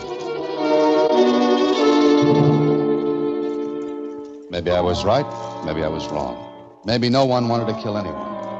And there was nothing we could go to the police about. What do you say in a case like this? Somebody's playing jokes? And what about my host, whom I hadn't seen since my arrival? Well, I saw plenty of him that same evening after dinner. There were 5 of us in the library. Alex and Ruth, Henry and Martha and myself. What little conversation there had been was down to an occasional cough. Everyone was as jittery as a rookie pitcher facing the Yanks for the first time. Then... I'm glad all of you are together for a change. Bernie, how nice to see you. Sit still. What's the matter, Bernie? You look... Mad? I am. What's all that? A book and some pictures. Oh, Stay where so? you are, Henry. Oh, very well. This evening, when I went to my room after dinner, I discovered someone had been there before me. Who, Bernie? It could have been you, Cousin Martha. Oh, please, not in front of Henry. Oh, what difference does it make? Shut up! What are you getting at, Bernie? Look, this is an old high school annual of mine. Oh, no, not that. Next, you'll bring out the albums. If I remember correctly, you were the only baby who managed to look positively gruesome lying on a table. I said shut up! Sorry. What about that annual, Bernie? Every single picture of me has either been defaced or cut out. What? Well, let's see. Keep your hands off. Yes, but I only want... Now, look, Bernie. All right, Dan. Every picture. Cut out or defaced. That's right. And these pictures that were hanging in my room and in the study. Look. Why, you've been cut out of all of them. And I want to know who did it. I'll speak up. Which one of you was it? I swear if I find out, I'll tear his throat out. No one moved or said a word. Bernie Trendler's face was as white as a sheet. His eyes crinkled into slits that glared from one of us to the other. I looked at the others. They were scared. Yes, even Martha was afraid to open her mouth. Then, after a few seconds... I warn you, whoever's doing this, unless it's stopped and stopped immediately, I'll do something about it. Do you hear? I want it stopped! Bernie, please, you're frightening me. I'm sorry, Ruth. I think I'm going to bed. If you're doing these things, Martha, take my warning seriously. If I were doing them, Bernie, they'd be worse than they are. Good night. And if I find any snakes, I'll let you know. Alex, I want to get out of here. I want to go home. Ruth, everything will be all I right. can't Now, stand please. any more of this. I want to get out of here. All of them hating each other. Ruth. It's true. Maybe she's got something. I have. You hate Bernie. You hate Martha. Ruth, stop it. Stop it. Take her upstairs, Alex. Go ahead, please. All right, come on, Ruth. Come on. Well, I guess the party's over. I'll turn in, too. Just a moment, Henry. Yes? I hope you know I meant what I said. Why, look at me. Get out of here. Go to your room. Thank you. I will. Good night. And close the door after you. I'm sorry for that display of temper, Holiday. This nonsense has been too much. I don't suppose you have any idea who's behind it. No, but this is the last straw. I wonder if there'll be any more. Huh? Why do you say that? I wonder if this is the last joke. It had better be. Suppose it's not. Then I'll send for the police. And tell them what? That someone's been playing jokes? Defacing and ruining these books and pictures is vandalism. They meant quite a bit to you, didn't they? Of course they did. High school annual and photographs. Oh, when were the pictures taken, Bernie? Oh, years ago, 15, 16 years ago, when I was in high school. Why? I was just thinking. It's very strange that only those photographs of you in athletic costumes should have been destroyed. What? Let me see. You're right. That's odd. Very odd. Oh, here's one of you that hasn't been destroyed. Well, let me look at it. 17 years old. What happened when you were 17, Bernie? What do you mean? Just that. Nothing. Nothing that I can remember. But something that someone else could remember. What the devil are you talking about, Holiday? I don't know yet. Maybe I'll find out. Not being able to sleep, I went for a walk in the moonlit garden. Suddenly, I heard voices. A man's and a woman's coming from the garden house. I walked closer. I don't know why I agreed to meet you out here in the first place. Oh, you don't? Well, I think so. What do you want? Just a small, tiny cut of the 20 million.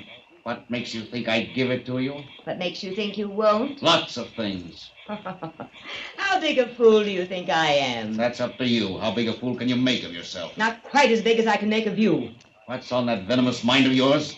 Money. I don't mean that. Oh, you were a fool, Bernie. A fool to bring that book and those pictures downstairs tonight. So I was a fool. Why? Don't forget that I used to visit this house as a child. I remember lots of things my stupid husband doesn't. And things other people don't remember. Such as? Well, let's put it this way, Bernie.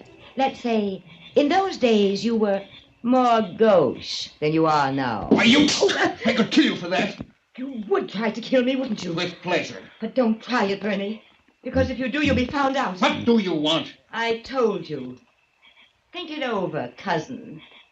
You have until tomorrow morning. She left the garden house and passed me. I stood in the shadows and watched her. There was a little smile on her face. Then I looked toward the garden house. Bernie Trendler stood in the doorway. A shaft of moonlight struck across his face. And if ever a face showed murder, it was his.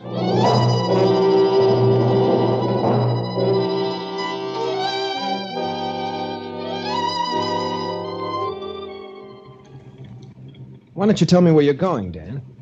I can't, Alex. I can't until I'm sure of what I think I know. What's all the mystery?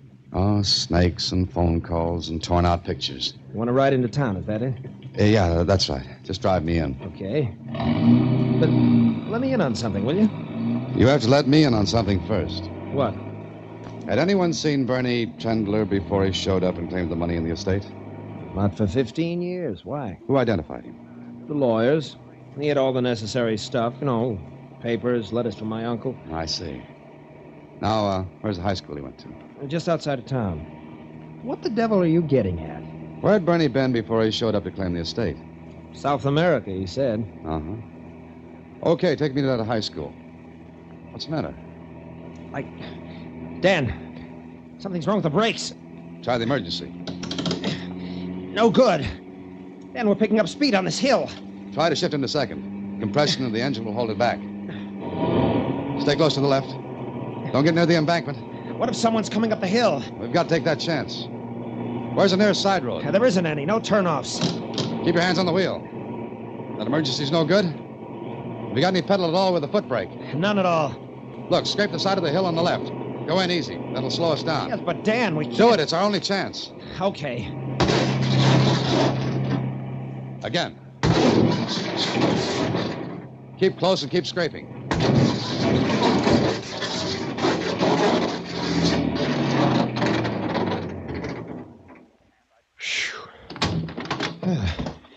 Dan, where are you going? Look. Someone cut through the brake fluid lines. What? Well, Dan, you're crazy. Why should anyone want to cut through Did you tell anyone we were coming into town? Sure, everyone knew it. Oh, that's great. Alex, you stay here and warn people away from this. Where are you going now? I'm going to high school. Well, I was right. I had to be right. After I left the high school with the information I'd found, I went to the sheriff's office, told him my story, and piled into his car. I picked up Alex on the way back, and then the Trendler house. There's Ruth. Ruth! Ruth! Better stay close, Sheriff. Alex, you were gone so long. Never mind that. Where's Bernie? Bernie? Well, I don't know why. Hello, everybody. What's all the fuss? Hiya, Sheriff. What are you doing here? Henry, where's Bernie? Bernie? He and Martha went out on the lake. The lake? Yes, they went rowing. She can't swim. She's in a boat. She doesn't have to swim. That's what you think. Alex, is there a boat we can use? There's a speedboat tied up at the wharf. Well, come on, let's go. They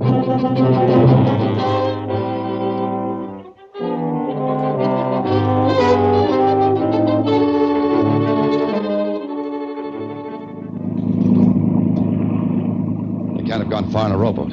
Dan, are you sure of what you told me? I'm positive.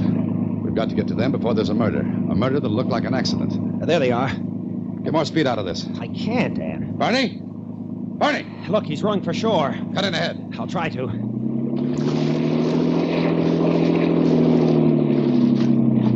Head him off. Where's Martha? Lying in the boat. Cut in faster, Alex, faster. That's it. Don't let him get to shore. Get on. Get on here, shoot to kill. Get down. He's jumped for shore. Now, what if he gets away? Let him. He can be picked up later. Get to Martha.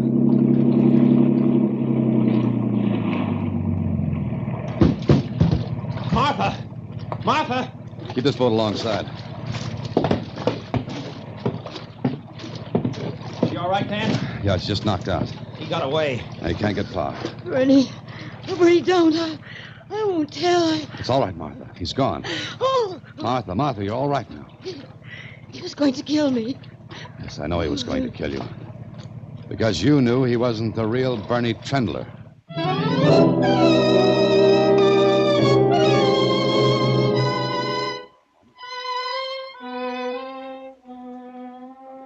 He hit me. And I saw him start to... But I couldn't do anything about it. Are you all right now, Martha? I mean, are you all right? She's all right, Henry. Oh, I'll get it. It's probably the sheriff. I suppose I should thank you, Mr. Holliday. That might be nice. Thank you. They got him. Alive? Yes. You're right, Dan. Will someone please explain all this? The real Bernie Trendler is probably dead. Killed by the man who passed himself off as the real Bernie. Isn't that right, Martha? I don't know anything about it. Martha? Oh, all right. I knew he wasn't the real Bernie last night. When you realized the pictures were defaced, cut out. Yes. Bernie Trendler was left-handed. George, that's right. Why, I remember now. You see, all those practical jokes were leading up to the destruction of the pictures. He couldn't get rid of them without attracting attention and suspicion.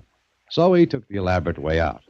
The jokes would have stopped once he'd destroyed those pictures. Well, what about the high school, Dan? I saw pictures there of the real Bernie in a baseball uniform, with a baseball glove on his right hand. Well, how could he hope to get by with a fraud? Well, he did. Remember, the real Bernie was missing for 15 years. But what made you think of it, Dan? I mean, the left-handedness. Well, let's say the real Bernie was gauche in those days. Oh. What's the matter, Martha? Nothing. Nothing at all, I hope. Oh, gauche is French for left, isn't it, Martha? Yes. Yes, it is. Well, is there anything else to tell?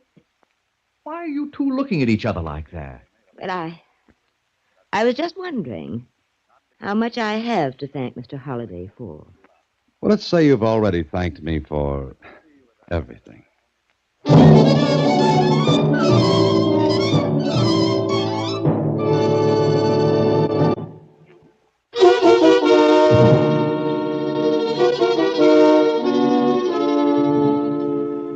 I knew it. I knew it. You go away someplace and someone tries to kill you. Mm-hmm. Tried to by cutting the brake lines, because he thought I'd guessed. Oh, and just think, those two nasty people will get all that money. Oh, not all. Alex will get his share, which is all I care about. And you didn't tell what you heard in the garden house. Now, why should I, Susie? Well, I think that's carrying Chevrolet too far. Chevrolet. Oh, good night, Susie.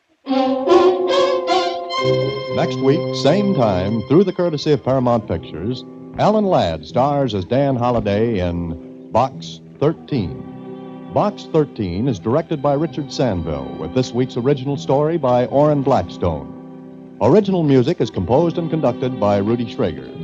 Part of Susie is played by Sylvia Picker, and production is supervised by Vern Karstensen. Box 13 is a Mayfair production from Hollywood. Watch for Alan Ladd in his latest Paramount.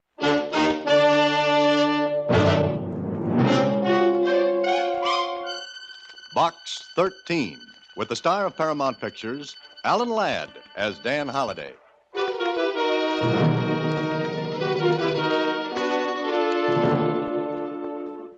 Box 13, care of the Star Times. If you mean what you say in your advertisement, perhaps you're the one to help me. If help does not come for me soon, I will be killed. Please use the enclosed airline ticket and come to Mexico City at once. When you arrive, go directly to the Hotel Mariposa and wait. Please hurry, because every hour brings me closer to death. Because every hour brings me closer to death. Arthur Meade. Sure, the letter had a ring to it that made me believe it. And I felt sorry for him. But 48 hours later, I had someone else to worry about. A fella named Dan Holliday.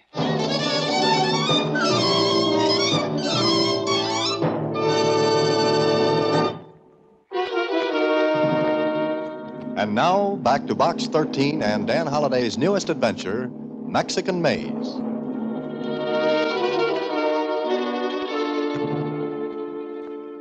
Mexico City.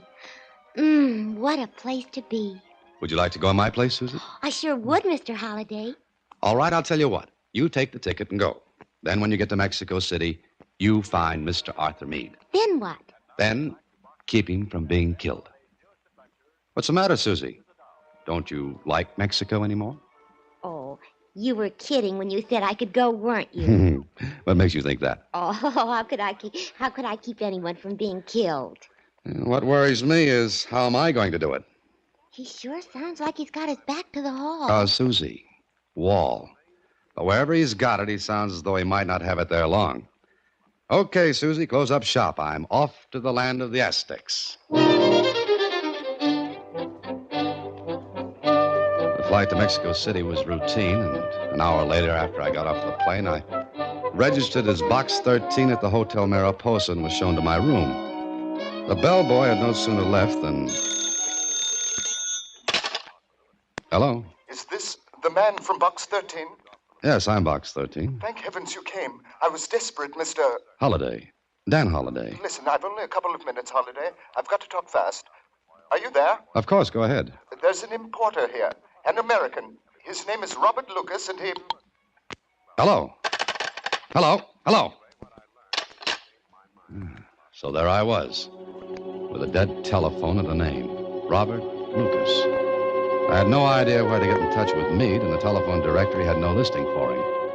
But it had one for Mr. Lucas. And it was with Mr. Lucas that I made an appointment for that afternoon.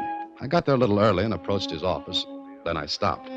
The door was open, and I couldn't help overhearing. And if that's your idea of an explanation, we're through, Robert. We're finished. That's what you think, Marilyn. It's not quite that simple, my dear. Not at all. I'll make it simple.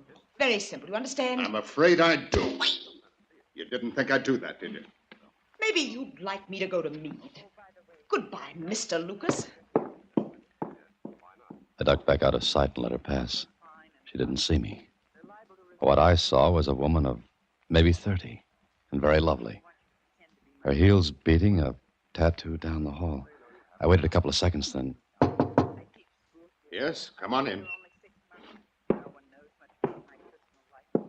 What can I do for you? I telephoned for an appointment, Mr. Lucas. Oh, yes. You're Mr. Holliday? That's right. Please sit down. Oh, thank you. Now, sir, you said over the phone that you were an importer. In a way, yes. In a way. You are or you aren't. Let's say I was imported. What are you driving at? Now, look, I'm a very busy man. If this is some sort of ruse to get in here and pester me for a job, I've no time. If you need financial help, go to the... Oh, I don't American need help, consulate. Mr. Lucas. I give it. Will you come to the point? Certainly. The point is Arthur Meade. You said Arthur Meade? That's right. You know him? What business is it of yours? Mr. Meade asked me to come here. He said he was in danger of being killed. Killed? The same. He telephoned me about an hour after I got in. But we were cut off. Or he was. Where was he? I don't know. What did he say? He mentioned your name, that's all. Oh, that's all? He didn't have time for chit-chat. What's your connection with him? Let's say business. Mr. Holliday, I don't know where Arthur Meade is. I haven't seen him for days. What's he afraid of? I don't know. You don't seem to know very much. That makes us even. Yes, I guess it does. So you've no idea where I can find Arthur Meade? No, there are a great many places in Mexico City where a man could hide. What makes you think Meade is hiding? I assume he is, since neither of us knows where he is. Then I guess our little chit-chat is over. It would seem so, Mr. Holliday. Well, I may call on you again. Oh, please do. We'll talk about the importing business. Perhaps we may even talk about exports.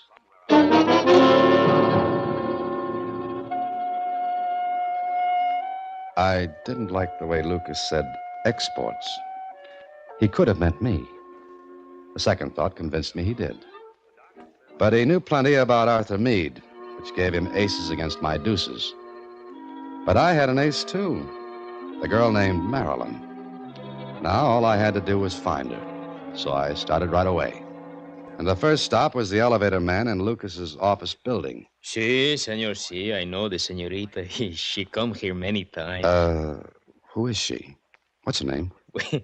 Why do you want to know this, senor? Well, she's very pretty. You like her, see? If you want it that way, yes. Bueno. I'm going to tell you. She's Senorita Marilyn Cooper. Oh, an American. Si. Where can I find her? I do not know where she lives, senor. Oh, I see. But I know where she works. Oh, that's better. Where? She's a dancer in the club de las Tres Flores. Where's that? El Calle Alameda. Alameda Street? Sí. Oh, thank you. And here. Gracias, senor. Muchas gracias. You're welcome. In Spanish.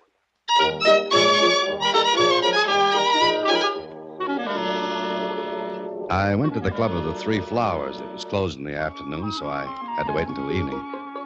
My Spanish being somewhat on the rusty side, I had a little trouble getting to see Marilyn Cooper. But I managed it, and 10 minutes later, I was sitting across from her at one of the tables. I don't know you, do I? No, you don't, Miss Cooper. You're an American. Mm-hmm. So are you. Uh-huh. Why'd you come to see me? 2 reasons. One, Arthur Meade. What? The other, Robert Lucas. Who are you? I'm the man who always pops up to scare people with things I'm supposed not to know. Well, I'm not scared. No. How do you know about Meade and Robert? Why do you call Meade by his last name and Lucas by his first? Does that make any difference? No, except that I happened to overhear your little spat with him today. Well, Please don't get up. I didn't mean to. But you were talking in something more than a soft whisper, and Then you know what he did. if you mean that slap, yes. What's your name? Dan Holliday. Do you know Arthur Meade? No, I'm beginning to think I'll never know him. What are we going to say? If I tell you where you can find Arthur Meade, what'll you do? That all depends. You'd better find him before Robert Lucas does. Oh, why? Listen, I'll talk fast. I'll say it once because Robert's capable of having me watched and getting even with me. Go ahead. What have you got to say? Robert's got Meade tied up. Meade's only chance to get back on his feet financially is a deal he's got on the fire with a man named Barnes. What kind of a deal? I don't know exactly. Something to do with the export business. Robert's trying to prevent that. Why doesn't Meade go to the police? Police? Meade's no angel. He's got plenty of tar on his record. But he's got to keep out of Robert's way until he closes the deal with Barnes. Oh, that's why he's hiding. Yeah. And our Mr. Lucas would like to close a deal with Meade permanently if he found him. Yeah, he would. Lucas has got a lot of friends. Some of them are real ugly, outside and inside. All right. Where can I find Meade? 34 Alvarado Drive. 34 Alvarado Drive. You better get out of here. That's one more question. What? Tell me how you know where to find Meade. I got friends, too. I found out. Oh. And we're going to make Lucas pay for the information. What do you think I am? Someday we'll go into that matter. Right now, I'm going to find Meade and get myself straightened out, if possible. I left Marilyn Cooper, and I was firmly convinced that a nicer pair of characters than Marilyn and Lucas I'd never meet again. And no tears shed if I didn't. I took a cab to 34 Alvarado Drive, and when I got there, a clerk told me Senor Meade was in number 107. I walked down the hallway, then I stopped. The door to Meade's room was open, and I looked in. Waited a second, and then... Aren't you far from home plate, Mr. Lucas? You! Let's not be hasty, Mr. Lucas. Take your hands off. Let's go inside. Take your... Inside, please. Where's Meade? Do you see him? I'd like to. Take a look around. You'll see what I saw. Empty drawers, empty closet, empty room.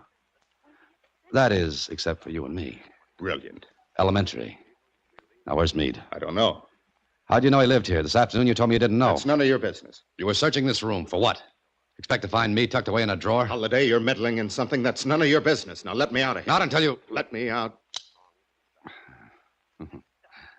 Is that loaded? It is. Now get away from the door. Certainly. It's all yours. You show good sense, Holiday. Good night. First trick to Mr. Lucas. But I still wanted to know what became of Meade and what I was doing in the game. I was sure Lucas didn't know where Meade had gone. I looked around the room. Nothing was left in the drawers, the closet. Meade had cleared out, clean. Then on the battered telephone table, I found a bus schedule. The departure time of a northbound bus had been ringed in red. I wondered if Lucas had seen it. If he had, I had to beat him to the bus depot. As I opened the door... ¿Qué tal, amigo? I speak English. So do I. You will please to sit, senor. Please to sit. Aren't you in the wrong room? Senor, when I'm a little muchacho, I have learned to throw a knife. Very good. I have not forgot. You like to see me do it with this knife? No, thank you. Then you will be pleased to sit. Ever come face to face with a big toothy grin holding a knife in your face? Well, it isn't pleasant. I sat. Does this make you happy? Sí. Bueno. Look, I'm afraid you've made a mistake, senor. Oh, no, senor. You make the mistake. Ay, es muy triste. It's very sad. What do you mean? Nada. Nothing, senor. I have only come to kill you. He said it so calmly, so matter-of-factly, but he meant it. His grin got wider, and the knife that glinted in his hand looked very, very sharp. Then I am paid to kill you, senor. I do not have something against you, but business is business. You will please to stand, amigo, with your back to me. Now listen, With your back to me, senor. I like your face, and I do not wish to see it when I do with the knife what I am paid to do.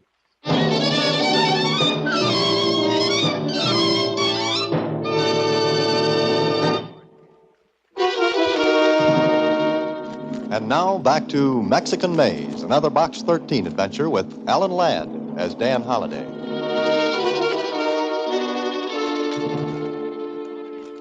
I turned my back on the grin. It wasn't easy to do. I saw his reflection in the window I faced. He came toward me. The knife held straight out in front. Then he did something I couldn't understand. Until later. Much later. He stopped and spoke. Amigo, I like your face. How much you pay me not to kill you? What did you say? A peso is a peso, amigo. If I did not like your face, I would kill you. But since I like your face, I will make the bargain. How much do you want? How much it is worth, your life. I haven't got that much with me. I will take what you have. Turn around. Do not try the tricks, no? Oh, no, don't worry. Give me what you have. All right. Bueno. The little coins you keep. Now, amigo. Adios. And por favor, do not try to follow me. I would not like to break this bargain. Adios. I didn't get it. Why didn't he kill me? I stopped thinking about it because I had to get to Meade. It was too late to get to the bus terminal before Meade's bus left. The next best thing was... Bueno. Hello, give me the Mexico Central bus terminal. Sí, señor. Gracias. Hello.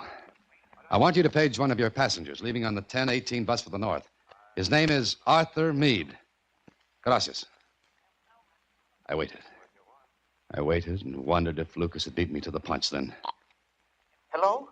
Meade, this is Holliday. Where have you been? Never mind that. Why did you ring off this morning? I had to. Listen, Holiday, I've got to leave Mexico City. I think Lucas knows where I'm staying. I know he does. He was here. Here?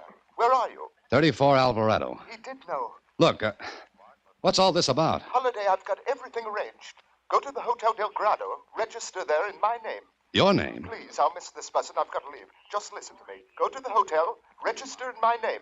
A package will be delivered to you. Later, a man named Barnes will come to see you. Give him the package. It contains money. He'll give you an envelope. Keep it until you hear from me again. Have you got that?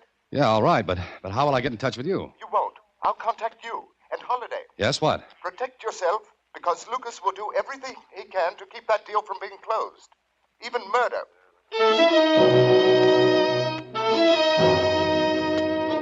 Meade hung up and left me hanging. Way out on a limb. Sure, I could have taken a plane back home. But I owed something to Mr. Lucas for sending the grin after me. I was sure it was Lucas who'd done that because only he knew I was in Meade's place and only he and Marilyn Cooper.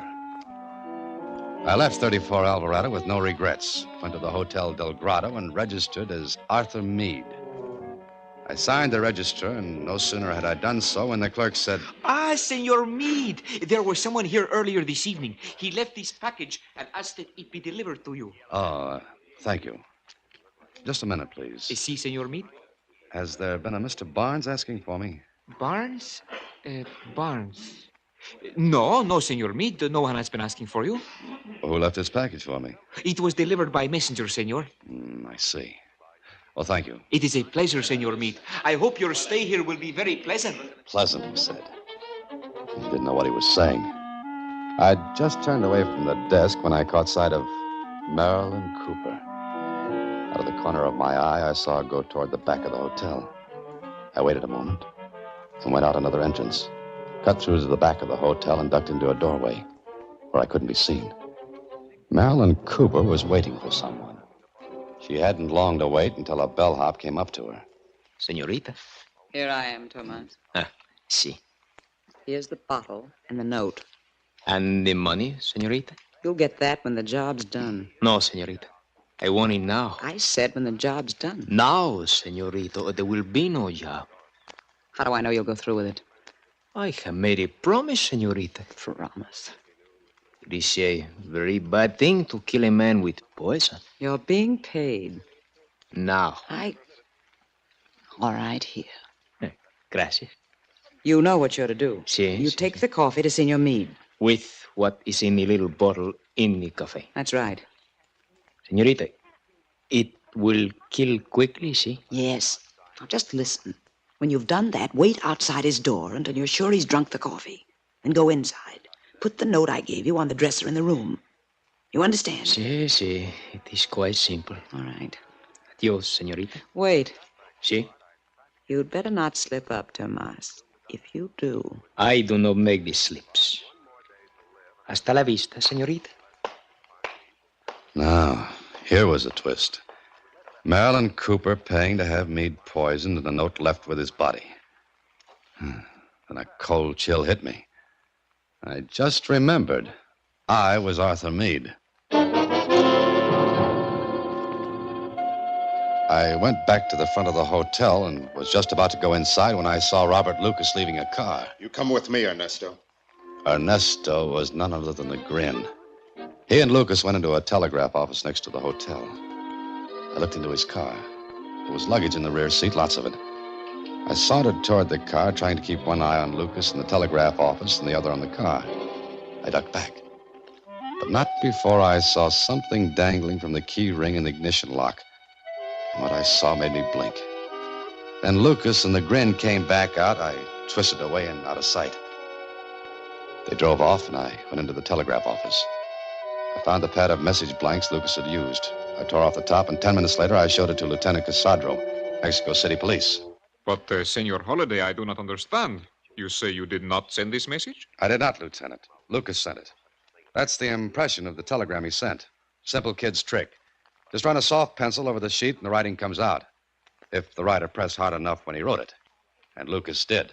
Box 13, care of Star Times. That is a newspaper, senor? Yes. Read the message. Have finished work in Mexico City. Going to Criotas for vacation. Take care of things, Susie. See you soon. Dan. I happen to be Dan. But why should Senor Lucas send this? If we play out this little game, we'll know. He wanted this Susie to think you had gone to Criotas. That's it. But why? Lieutenant, if you'll send a wire to the United States asking about Arthur Meade, I think we'll have part of our answer. Oh, very good. I will send it. Then what? Then you'll be in the hotel later. I'm in room 512, and I'll be lying on the floor with an empty poison bottle and a suicide note. Senor Holiday, this is a Chinese puzzle. Senor Lieutenant Casadro, this is a Mexican maze. But I think we're going to come out of it on top. Now, here's what we can do. I need your help. Send the wire to the United States. Then come to Hotel...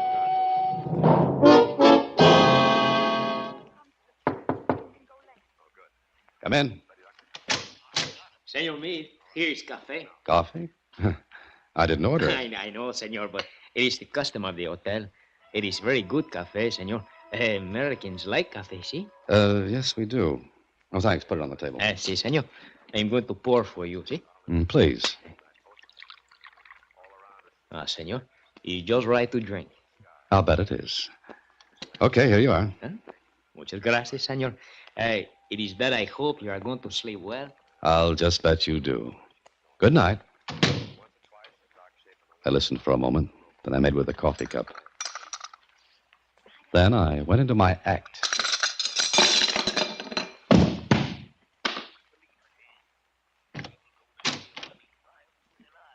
The bellhop came back in, put the note on the dresser, and then... Ándale, help, the Senor Meade, he is dead, the Senor Meade. ¿Qué es, muchacho? Policía. Señor Lieutenant, el Senor Meade está muerto. Silencio. What's the matter? Señorita, you know this man? Well, yes, Yes, it's Arthur Mead. And you, senorita? Marilyn Cooper. What is it? What's the matter? Good Lord. Mead. Come no closer to the body, senor. You know this man, too? Yes, I know him well, Arthur Mead. He's dead. Very dead, senor. It is... Oh, a note. A note? I can no longer face the world after what I have done. This is the best way out. Arthur Mead. Oh. Poor Mead. Robert, please, take me away from here. Why so fast, Marilyn? What? Holiday. Lieutenant, grab him. Have your men get that bellhop. Un momento, senor Lucas. Senorita Cooper. I do not wish to fire this gun. You idiot, you said it was safe, you fool. Shut up, Marilyn. Well, this looks like a real argument. Not like the one you staged for me before, Lucas or Mead. No matter what you call yourself, your name's Mud from now on.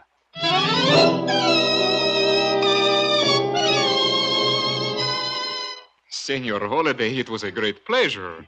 All mine, Lieutenant. But will you please explain? We have no time before, and there are my reports to be made out. Sure. Well, Mead was an embezzler. See, my telegram to the United States verified that. So the trail was getting hot. Now, the one sure way to make the police stop hunting for you is to be dead. But sooner or later, we would have received a description from the United States. Mm-hmm. Even so. You'd have wired the States that Arthur Mead had committed suicide down here. You had verification that I was Mead, Marilyn Cooper, Lucas, or Mead, and the hotel clerk. And the big deal Mead was going to have? A fake. A blind to keep me from getting suspicious. There's the envelope that was supposed to contain money. Full of cut-up newspapers. But one more point.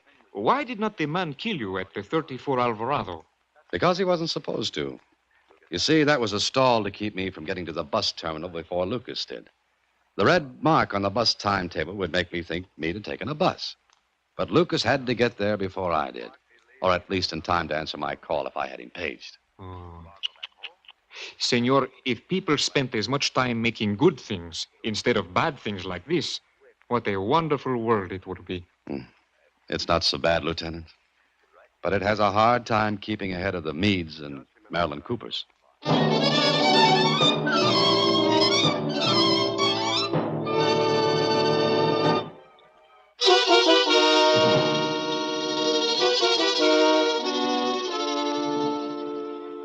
Gee, Mr. Holliday, I didn't know what to think when I got that wire saying you were going to take a vacation in creosote.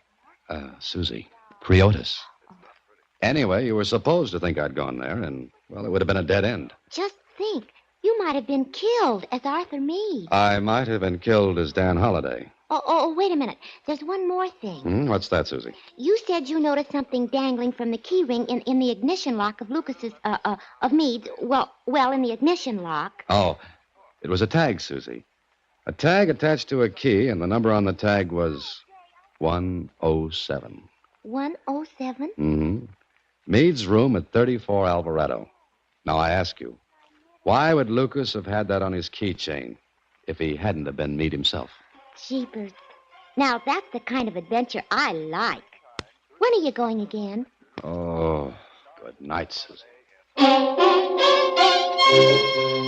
Next week, same time, through the courtesy of Paramount Pictures, Alan Ladd stars as Dan Holliday in Box 13. Box 13 is directed by Richard Sandville. This week's original story was written by Robert Mitchell and Gene Levitt. Original music is composed and conducted by Rudy Schrager. The part of Susie is played by Sylvia Picker. Production is supervised by Vern Karstensen. Box 13 is a Mayfair production from Hollywood. Watch for Alan Ladd.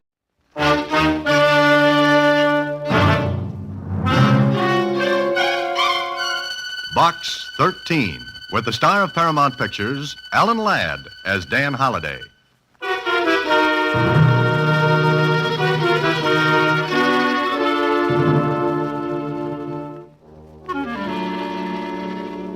Dear Dan, I'm inviting you up to Fair Oaks to spend the last weekend with me. Forget your Box 13 gag for a while and grab yourself a little vacation. There's not much I can offer in the way of excitement or adventure. But if you'll really go any place or do anything, you might like to see the crumbling grandeur of the last of the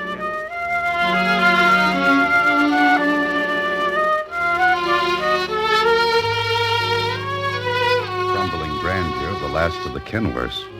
You know how to get there, and I'll be waiting. How about it, Ted? Vacation, the man said. You know, someday I'm really going to take a vacation.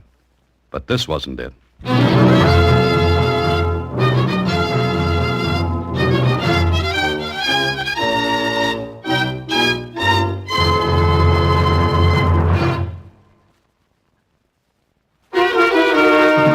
And now, back to Box 13 and Dan Holliday's newest adventure, Last Will and Nursery Rhyme.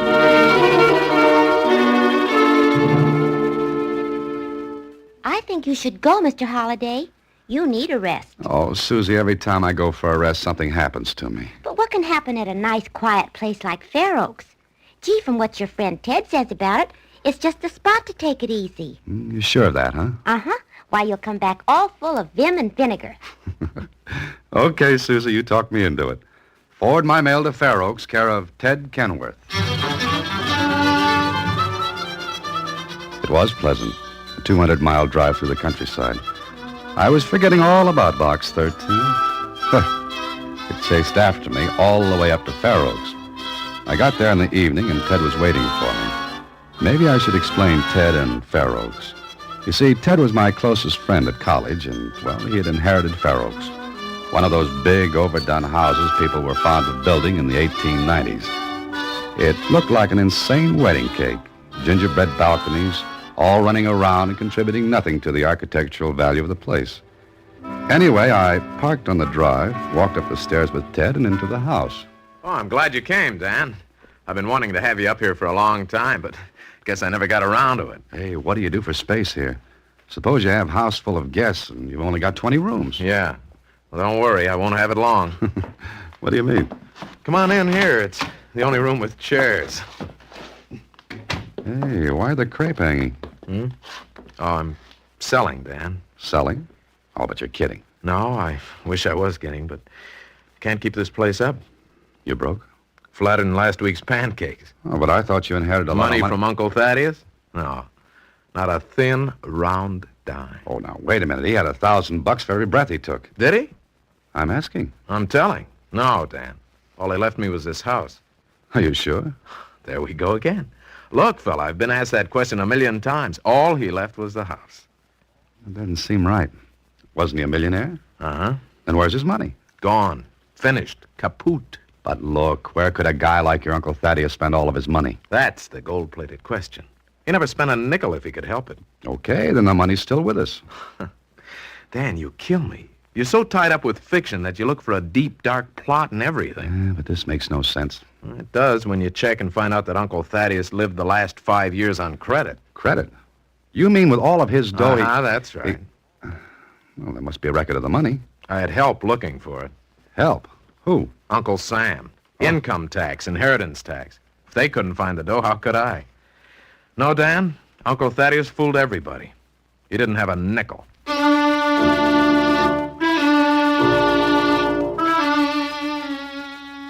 Well, it sounded offbeat to me. Uncle Thaddeus lived close to his vest. And he had money at one time, lots of it. He never went anyplace, did anything. But a cool $3 million or so just curls up and evaporates. Or did it? Anyway, I thought about it later that night. Oh, why don't you stop, Dan? You're supposed to take a vacation, and you're beating your brains out. Now listen, put it together and what have you got? Uncle Thaddeus, practically a hermit. He's known to have money, but when he dies, all he leaves is this oversized lean-to. Dan, I've looked through the whole house. I know it like the back of my hand. I lived here when I was a kid after Mother and Dad died. What about the will? Uncle's? Yeah. Well, nothing about money in it. Oh, excuse me, Ted. Oh, it's okay. Come on in, Helen. Well, I didn't knock or ring the bell. I didn't know you had company. Oh, it's all right. Helen, this is Dan Holliday. Dan, this is Helen Stark. How are you? Fine, thanks. Helen's clearing out odds and ends for me, Dan. Odds and ends? Well, I was Thaddeus Kenworth's secretary. That is, once in a while I was. When he got behind in cataloging books, I came in and did it for him. Oh. Sit down, Helen. Join the wake. Well, I haven't much time. I want to sort out some papers. You can look them over tomorrow, Ted. I don't want to. Throw them out. What papers? Mr. Kenworth kept everything. Yeah, he collected bills, receipts, pieces of twine, bits of paper. Oh, he wasn't that bad. Okay, just like to keep things. Including money. Yeah. What do you mean, Mr. Holliday? Where's his money? Oh, he didn't leave any. That's what the man said. But he didn't, did he, Ted? No. Then where is it? Helen, let me explain. You see, Mr. Holliday has a complex. To him, the simple act of taking a drink of water is filled with mystery and dark meaning. Want to borrow my cloak and dagger? Well, you two argue about it. I'll be all finished tomorrow, Ted, and you can look over everything. See you later, Mr. Holliday. Oh, good. Nice girl. Uh-huh. What's the matter? Don't you like her? I just met her. What do you want me to do, start sending orchids? Hey, come on, let's take a walk, huh? I'd rather go over the house. Oh, you're kidding. Why? Oh, just to take a look. Oh. Expect to find $1 million tucked away in an old pillowcase? You never can tell, boy. Come on, just to satisfy my curiosity. Okay, I satisfied my curiosity. Ted knew the old place backward and forward. Almost all of the furniture had been cleared out, and if there was a hiding place for anything, we'd have found it. But it still bothered me, and it bothered me after I finally went to bed. Then, in the middle of the night, somebody was taking a walk in the house. I got out of bed, opened my door, then went to Ted's room. Ted, wake up. Huh? Huh? What's the matter? Oh, Dan. Be quiet. What's the matter with you? You walking in your sleep? I heard someone upstairs. Oh, large mice. Go back to bed. I tell you, I heard someone walking around. What's directly above my room? Your room? Yeah. Why, this is that old room I played in when I was a kid. What's in there? Oh, cut it out, will you, Dan? What's in that room? Nothing. You saw it. Trunk with some old toys in it, that's all. I heard someone walking around up there. Ah, you were dreaming. You've got your head so crammed That's full. a car. Huh? Yeah, so what? But you and I are the only ones in the house. That's what I said. But someone just drove away from here. That car was on the road, not on the grounds here. Drove away from here. All right, it drove away from here. Now go back to sleep. The next dream you have, tell Freud, not me.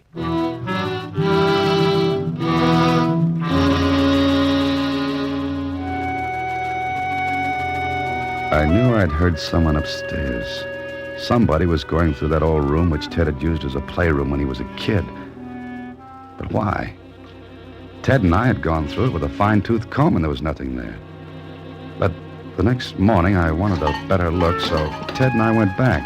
I don't know why I'm doing this except to humor you, Dan. There's nothing in this room. Hey, how old is that horn? I don't know. Maybe 20 years. Oh, get this.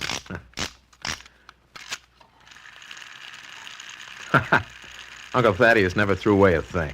Not even his money. Oh, still harping on that, huh? Yeah. Hey, what else is in that trunk? Oh, baseball glove, dust, ball, bat. Gosh, this rabbit's almost as old as I am. Then, let's see, tops, strings. That's all. And there's nothing else in the room. Nope. Yet someone was up here last night looking for something. Oh, Dan, stop it. Huh? What's the matter? Nothing. Nothing, I guess. Come on. What were you going to say? Wait a minute. Lose something? I don't know. Why don't you know? Seems to me there's something missing from this bunch of junk. Well, what? I can't remember. But there's one thing. Toy? Horn? Train? No. Those things are all here. Then what's missing? Come on, Ted, think. Oh, but it's more than 20 years ago. 25 is more like it. Yet you know something's missing.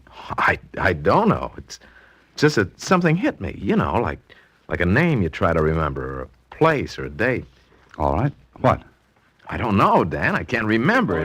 Good morning. Oh, hiya, Mr. Wilson. Come on in. Second childhood, Theodore? Playing with toys again? No, just rummaging around. Dan, this is Martin Wilson, Uncle's attorney. Mr. Wilson, Dan Holliday. How do you do? Well, Theodore, the papers are all ready for the sale. You can sign them anytime. Oh, good. Be glad to get it off my mind. But I kind of hate to see the old place go. Yes, indeed. Staying long, Mr. Holliday? No, just the weekend. Mm-hmm. Were you looking for something, Theodore? Huh? Oh, no, not in particular. Mm-hmm. Well, when you're ready, we'll sign the papers. Oh, excuse me, Mr. Wilson, but could I take a look at the will? Eh? Will? What will? Thaddeus Kenworth. What for? Dan's a writer, Mr. Wilson. He's writing now. But could I look at it? That will be up to Theodore. How about it, Ted? And when you've looked at it? I don't know. I don't know.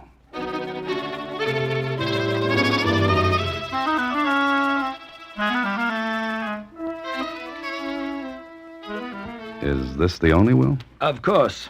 It's the only one I've been able to locate. Well, Dan, what'd you find? Just the house and all that's in it. What?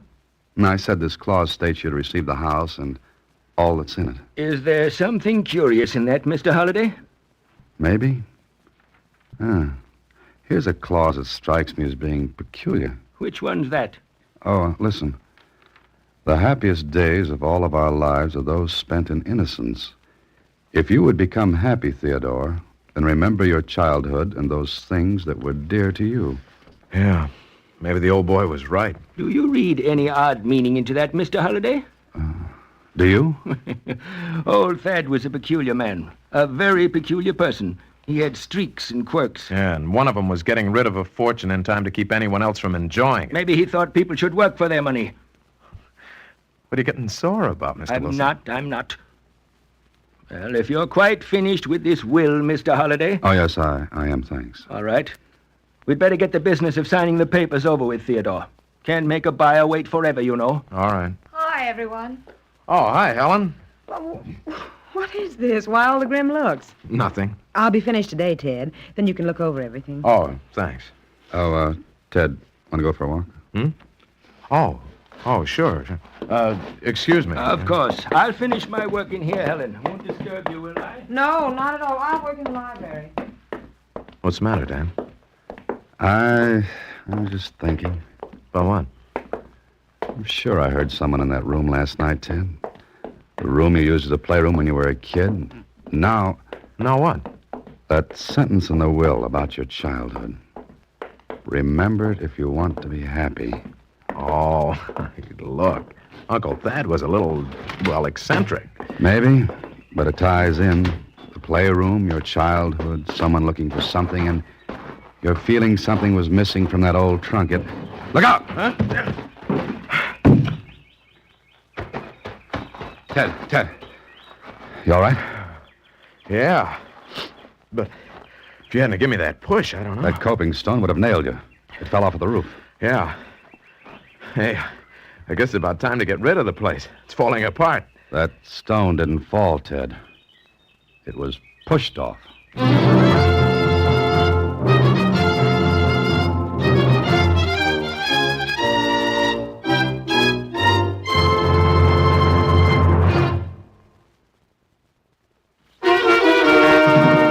And now back to Last Will and Nursery Rhyme, another Box 13 adventure with Alan Ladd as Dan Holliday.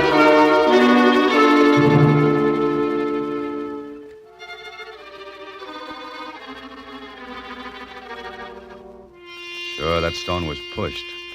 Ted and I went to the roof, saw the marks made when the stone had been shoved forward. And it was meant to put the lights out for him. Why? That's what I want to know. Why? Because there's something in this house someone wants to get and keep you from getting. You know, you're almost making me believe this. You've got to. And you've got to think what's missing from that old trunk. Oh, I've tried, Dan. I can't. There was nothing in it but toys? That's all. Yet you say they're all there. Well, I think so. Now, wait a minute. Let's go at this logically. There were trains, bats, baseball mitt, mechanical toys, things like that. What are you getting at? Well, this. You wouldn't have missed another of those things, so the thing that's missing must be different from those. Different enough to make you realize it's gone. Yeah. You're beginning to make sense. Now, you try making some. Oh, Dan, I can't. Great. Look, would either Helen or Wilson know? Know what? Oh, the thing that's missing? Uh-huh. Well, maybe. Both Wilson and Helen were in the house when that stone almost put a part in your hair. Yeah? Either one could have shoved it off. It wasn't too big or too heavy. Yeah, but why kill me? Because the key to this whole business is in your head. As soon as you remember what's missing from the trunk, you'll have it. And both Helen and Wilson have keys to this place. And therefore, either one could have come into the house the night I heard the prowling in the playroom. All right. Where do we start now? We try to find what was taken. But we didn't. Whoever had it had taken it away. And 2 hours of pounding at Ted didn't help. He just couldn't remember what it was. Okay. I had an idea and told Ted. Hey, do you mean that? Yes. You follow Wilson when he leaves, and I'll follow Helen. Oh, I don't know. Now, look, it's our only chance. Come right out and accuse either one, and that'll be the end. We've got to do it this way, Ted. Well, all right. Wait. Ah, there you are, Theodore. Oh, hello. Holiday, how are you? Just fine, thank you. Good, good. Well, Theodore, it's all settled. You're getting a good price for this place, but you'll have to leave day after tomorrow. What? The terms of the sale. Buyer wants immediate occupancy. Well, put it off. What for? Just put it off. Look here, I sold this place for you, Theodore. Got a fine price. Yeah, but I didn't know I'd have to leave right away. You should have read the terms of the sale. Well, I've got to be going now. Other things to take care of. Other things. How do you like that? I've got to get out. Okay, that gives us less time. Now, you follow him. See what he does, where he goes, anything. I'll do the same with Helen.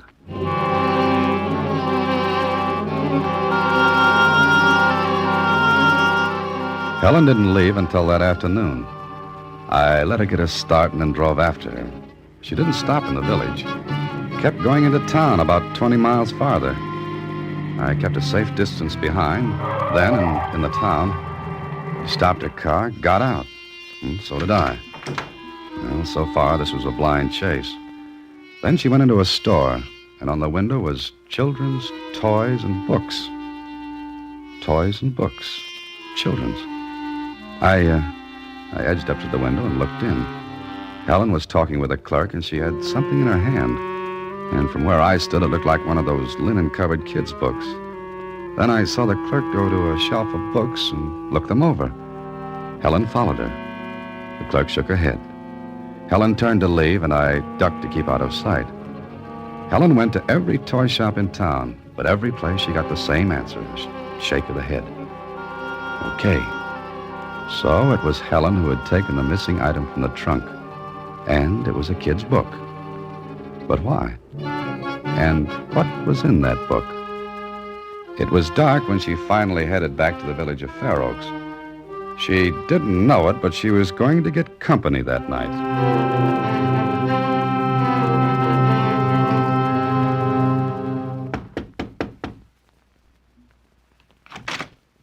Well, hello there, Mr. Holliday. Dan sounds better. Well, so does Helen.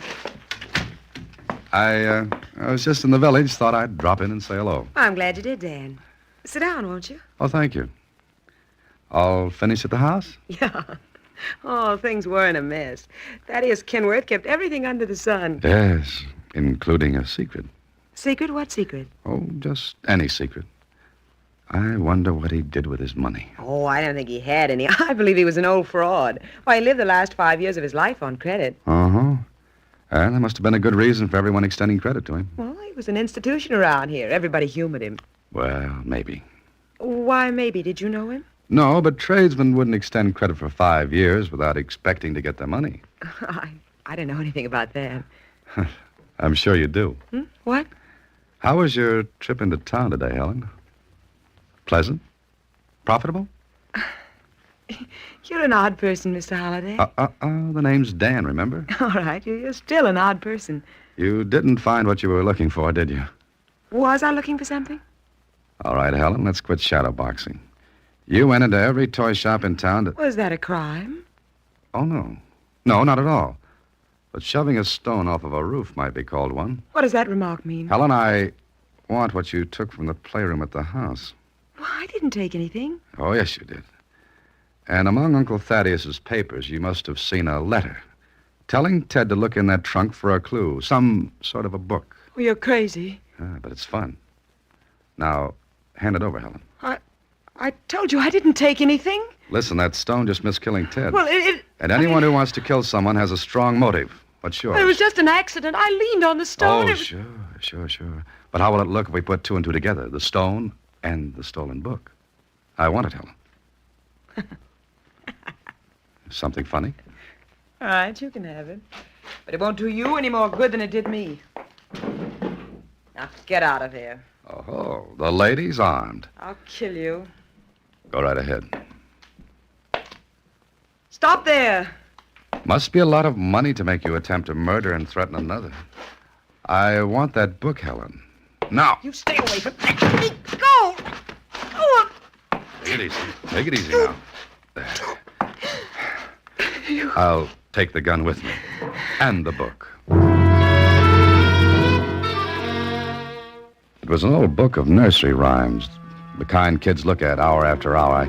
I took it back to Ted and told him what had happened. Helen? But why? Why? For what I've been harping on since I've been here, your uncle's money. And this book is the clue. Yeah, I remember it now. That's what was missing from the trunk. Sure. Look, Ted, Helen went through your uncle's papers and found something. I would have sworn it was Lawyer Wilson. Yeah, that's something Helen was counting on, but I ruled him out. Why? Well, when I first saw the will, I noticed it had been drawn up by another firm of attorneys. If you remember, Wilson even admitted he had to hunt for it. Then Helen must have found the letter telling you to look for this book. Yeah, but there's nothing but nursery rhymes. We've been through it a dozen times, and there's not a mark or a piece of paper in it. Yes, I know, but we've got it. Yeah, we've got it. And I've got to get out of here. You've got to figure this out before you leave. Once you're out of here, you'll have as much chance of finding that Yeah, money I as- know. But... Come on. Now, let's look through it again.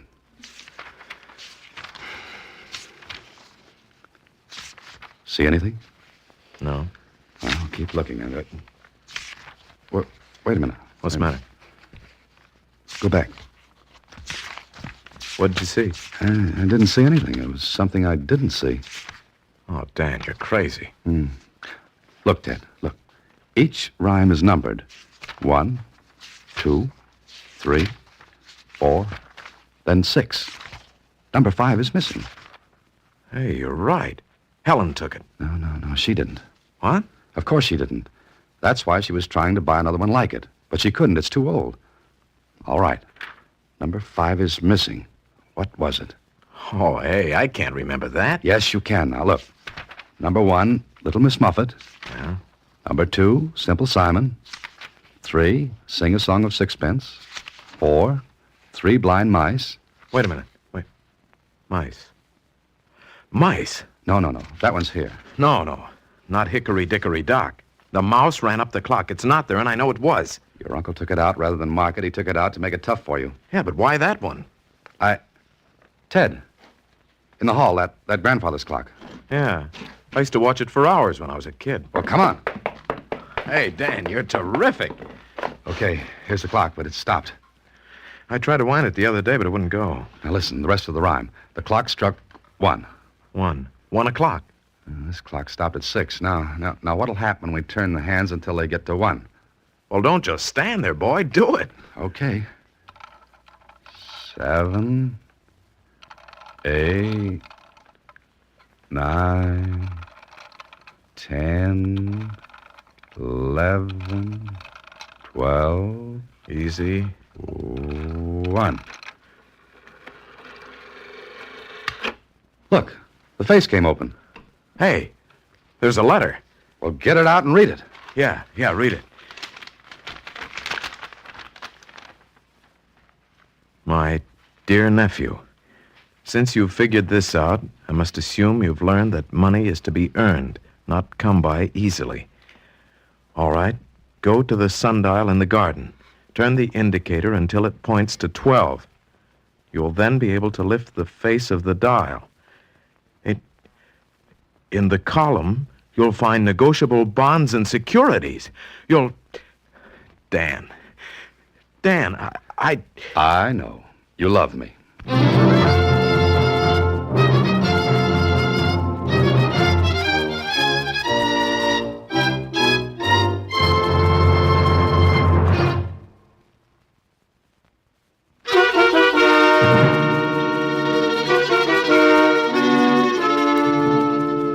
Did you have a nice time, Mr. Holliday? Great, Susie. Great. Do I look rested? Well, not exactly. That's what I thought. Oh, maybe you won't want to go to the party tonight, then. What party? Well, we're all starting from the city hall. Starting from the city hall. Why? Oh, it's a treasure hunt. It'll be loads of fun. Oh, Susie, how do you manage it? Good night. Next week, same time, through the courtesy of Paramount Pictures, Alan Ladd stars as Dan Holliday in Box 13. Box 13 is directed by Richard Sandville, with an original story by Russell Hughes. Original music is composed and conducted by Rudy Schrager. The part of Susie is played by Sylvia Picker. Production is supervised by Vern Karstensen. This is a Mayfair production from Hollywood.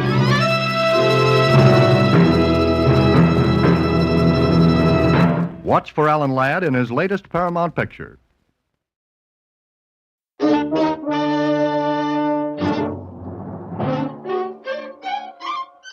Box 13, with the star of Paramount Pictures, Alan Ladd, as Dan Holliday.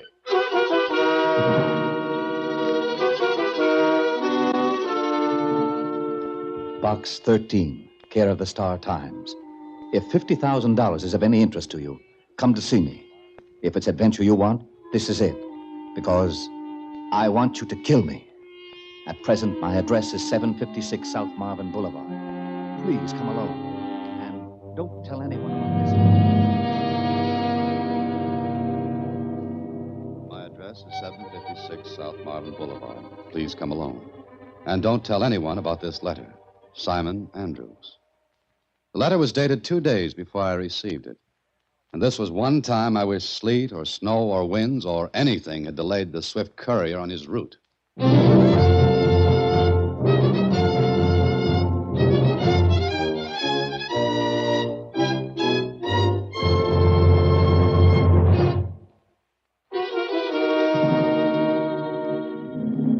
And now back to Box 13 and Dan Holliday's latest adventure, Killer at Large.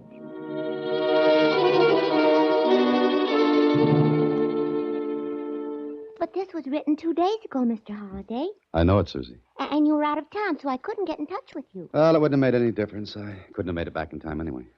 Gee, you're not going to follow up this letter, are you? It's obviously the work of a handle. A what? You know, one of those persons who writes letters and things. Oh, a crank.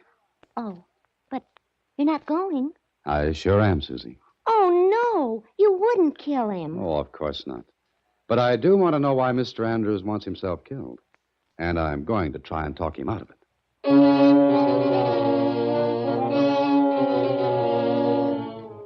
The fact that I hadn't received the letter for 2 days had me worried. A lot of things can happen in 2 days. So I went to the address of Mr. Simon Andrews. It was night. There wasn't a light in the big house. I walked up the front stairs, punched at the doorbell, and heard it ring inside.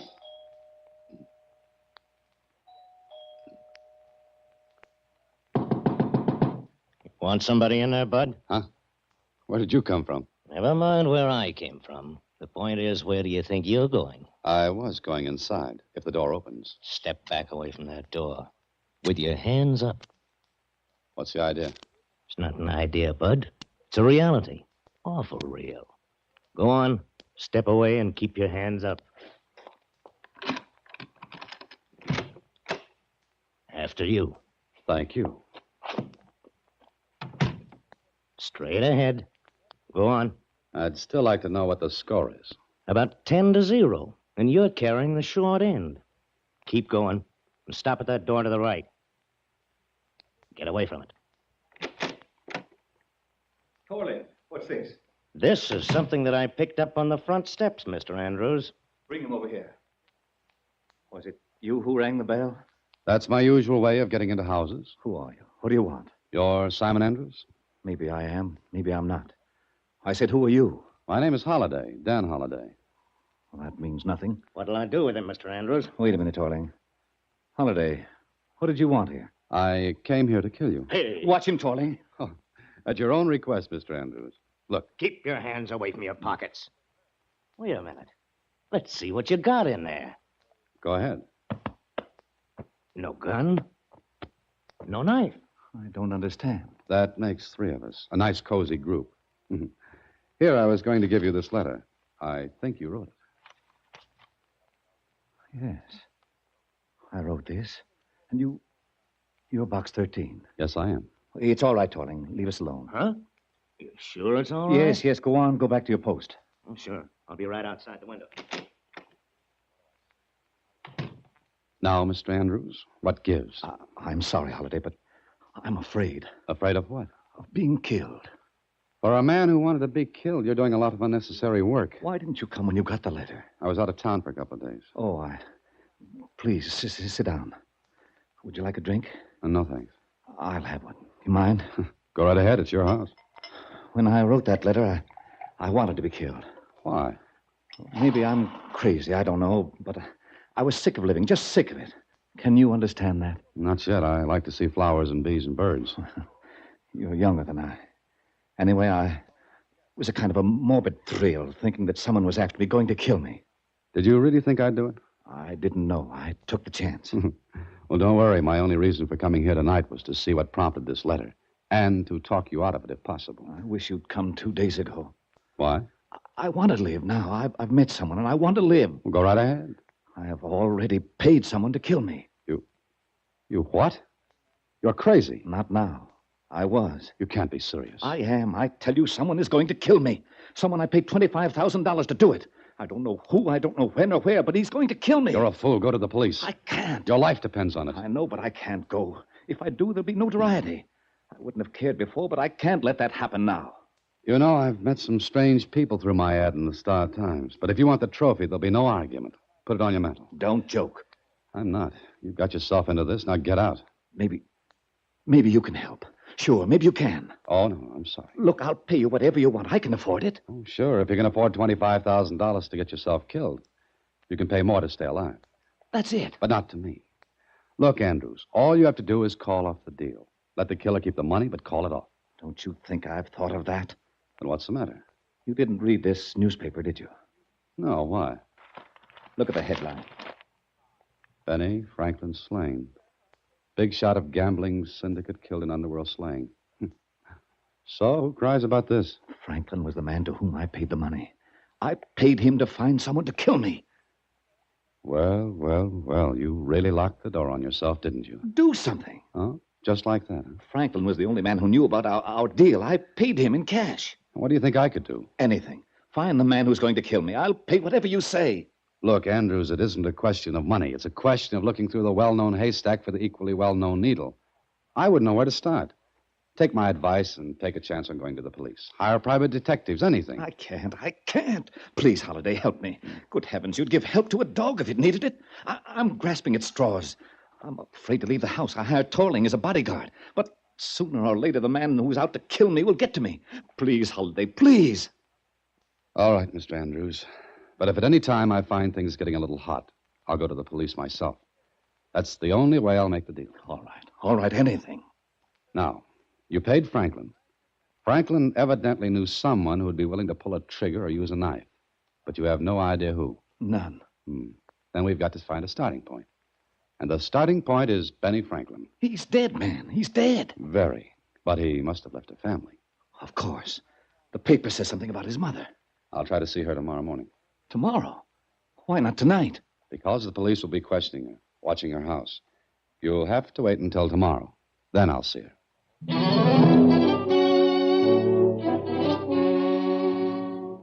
Well, I didn't like the setup. Andrews was a fool and obviously a psychopathic case. But he was in trouble. So the next morning, I saw Franklin's mother.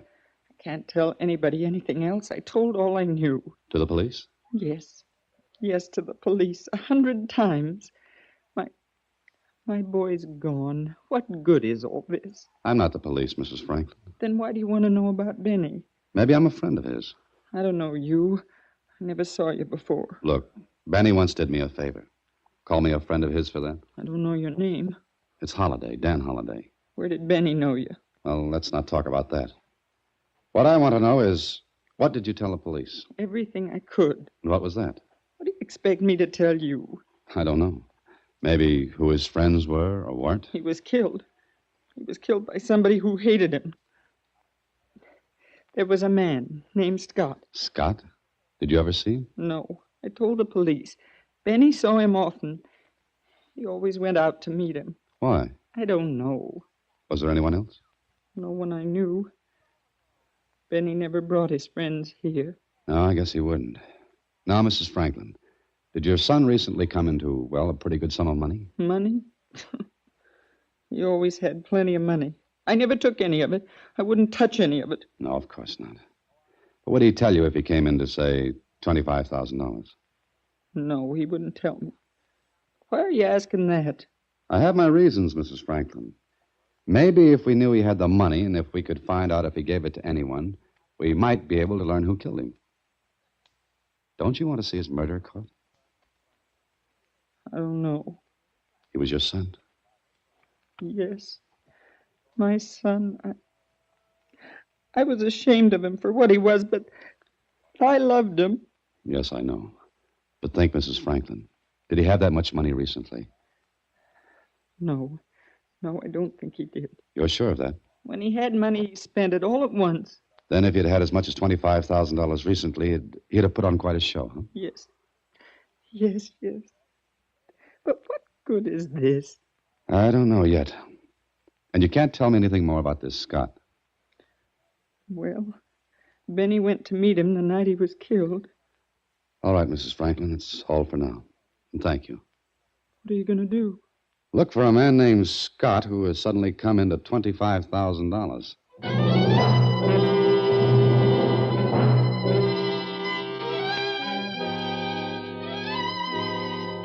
That was all.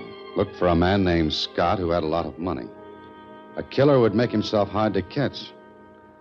Well, the starting place was one of Benny Franklin's favorite places. Then another, then another. Then finally in the bar of a little cocktail lounge. Yes, sir. What can I do for you? Quite a bit, I hope. Huh? What'd you say? Look, my name's Holliday. I'm a writer, and I thought perhaps you could help me out. Oh, you want me to write something for you? Oh, no. But I'm interested in Benny Franklin's case. Oh, that's so. Yeah, he came here quite a lot, didn't he? Well, lots of people do. Mm-hmm. But Franklin came here more than lots of people. Maybe. Can you tell me anything about him? Mr. Holliday, there's something like 5 newspapers in this city. Pick up any one of them and read all about Benny Franklin. That's not the kind of stuff I want. Well, that's the only kind of stuff you get. Even for this? You could buy a lot of newspapers for that 50. But not a lot of information. What makes you think I can give you any? This 50. What you want to know? Anything you can tell me. Well, I heard that Benny Franklin wasn't the big boy in the gambling outfit. Oh? You sure? That's what I hear. Also, that there was a lot of talk around that Benny was getting too big. I see. But I'm not interested in that part of the story. What you mean? I want to know about a man named Scott. Don't know him. You never heard of him, huh? No. Who is he? Where is he? I don't know. I don't know nothing about that. Scott's a trigger man, isn't he? A killer. Does that make you hysterical? Well, yeah, kind of.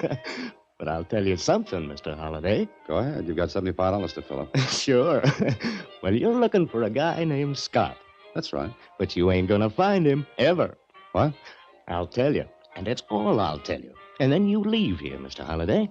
All right, go ahead. You ain't gonna find a guy named Scott, because there just ain't a guy named Scott.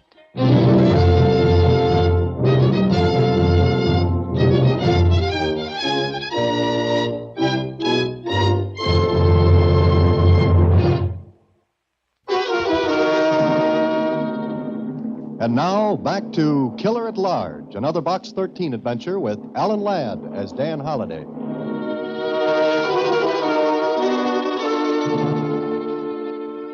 So there wasn't anyone named Scott. I didn't believe the bartender in that cocktail lounge. I didn't believe him because Franklin's mother had told me Scott saw a lot of Benny. But maybe Mrs. Franklin could be mistaken. I went home and thought it over.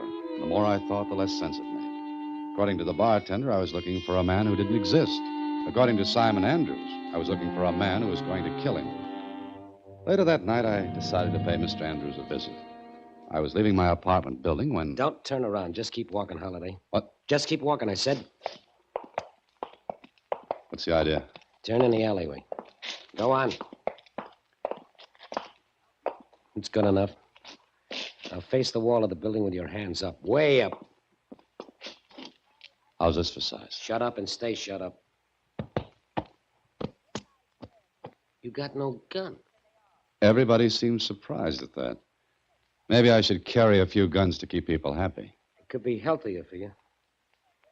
Now, why were you asking for Scott? How do you know I was? I got friends. Lieutenant Barr? Could be. Come on, Holiday. Why were you asking about Scott? I have an uncontrollable curiosity about men having that name. I collect them. I don't want to have to do that again, Holiday, and I want good answers. That's the kind I don't have. Now, maybe you'll tell me who you are. I could be Scott. Yeah, I had that idea when you asked me to go for a walk with you. Who sent you to that cocktail lounge? No one. I said I want good answers. I gave you one. No one sent me to that bar. You just happened to go in and ask about Scott. That's practically it. Who told you about him in the first place? Franklin's mother? You're a liar. All right, I'm a liar. Who might argue with a gun? Turn around. Well? Wait a minute. I want to get a good look at your face. Do I look any better by matchlight? I never seen you before. I wish you never had. Who got you in town? Who did what? Come on. You ain't one of the mob. You know. Well, I'm getting old. You ain't got a gun. What's your pitch? You know, I think we're going at this the wrong way. We're asking each other questions. Suppose we just settle down to a couple of true confessions. Where you from? Why? I don't know what this pitch is, but who sent you out to get me? Get you? Yeah, you come in to put the finger on me. And I didn't come in here alone. Look behind you. What? Look. All right, stand still. Oh, don't. Please don't. My, what a big difference a gun makes, depending on who holds it. Now, who are you? My name is Nicky. Last name Scott? No. Would you like to be caressed with your own gun? No, please. Please tell Scott I won't do it anymore. Please give me a break this time. I'll get out of town. I'll do anything, but let me go. Did you say I should tell Scott? Sure. I was just going to put the bite on him once, just enough to set me up, and then I was going to blow town. Honest, tell him that. Turn around. Face the wall with your hands up. Sure. Now, let's see what trinkets you're loaded with. It's just a letter. Uh-huh. What are you going to do now? Well, since you invited me for a walk and I didn't really want to go, I think I'd better turn you over to the police. Oh, no, you won't. Stop. Come back here. What's the matter? Nothing, ma'am. Nothing at all. Just a friendly game of tag. What? And I'm it.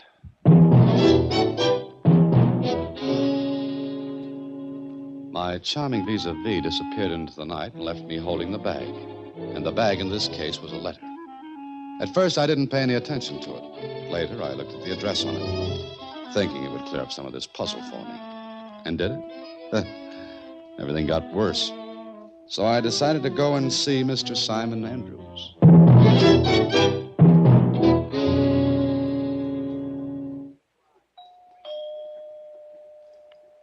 Back again, Mr. Holliday? Well, Mr. Torling, still the faithful watchdog? Let's go in. Go ahead. Where's Andrews? Same place he was last night. This way. Holliday's back, Mr. Andrews. Holiday, come in, come in. Torling, get back to your post. Yes, sir. Well, Holiday? Well, Mr. Andrews? For heaven's sake, man, don't just stand there. What happened? Where were you? Did you learn anything? Which question do you want answered first? Stop it. What are you trying to do? I'm sorry. Mr. Andrews, what do you know about a man named Scott? Scott? Scott? Name means nothing. Nothing at all? No. I think Scott is the man we're looking for. The same Scott who might have killed Benny Franklin. Scott killed Franklin? But why? Could be for your $25,000. I don't understand. Put it this way.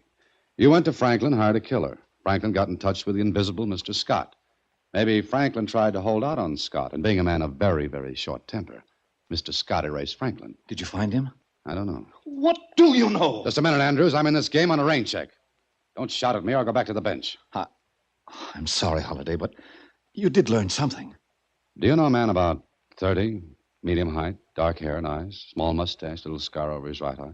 No, I don't. Well, he knows you, because he had a letter for you. Here. What's this? Like I said, it's a letter. But what's in it? I don't like to be trite about this, but you could open it, you know. Oh, of course.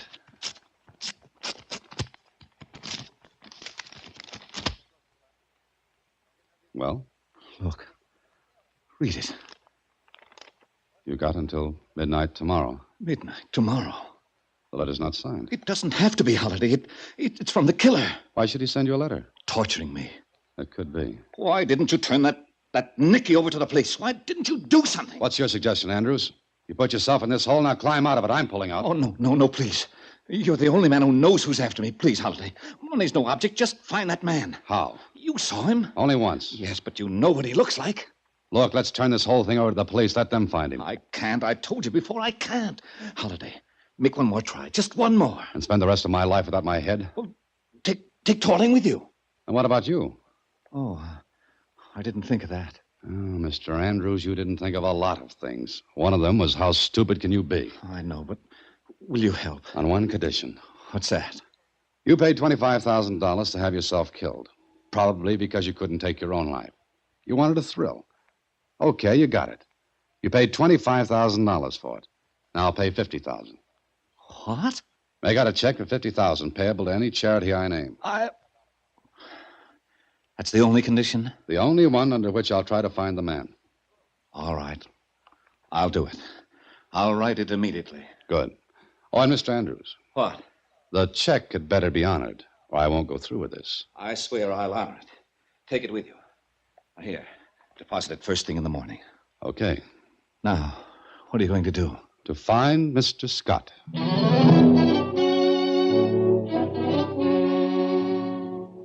Find Mr. Scott. Oh, it sounded so easy. So I did the only thing I could. I went back to the little cocktail lounge and the same bartender. Yes, sir. What can I... Oh, you. Hello. Well, what do you want now? I'm looking for Nicky. Nicky? Yeah, Nicky. You know him? I don't know nobody named Nicky. You didn't know a man named Scott either. I don't. We'll pass that. But I want to find Nicky. Well, even if I knew a Nicky, why should I tell you anything? Because Nicky is due to get killed. Killed? That's it. I don't believe you, mister. You've got to. A man named Scott is after Nicky. I want to warn him. There ain't nobody named Scott. Nobody you care to admit you know. But there is a Scott, and he's after Nicky. You're on the level? Yes, I am. Okay. You'll find Nicky where he lives. 654 South Rogers. Oh, one more thing. Is Nicky mixed up in that gambling syndicate? I answered your question. The only one I'm going to answer. Now, you get out of here. Get out before the roof falls in on me.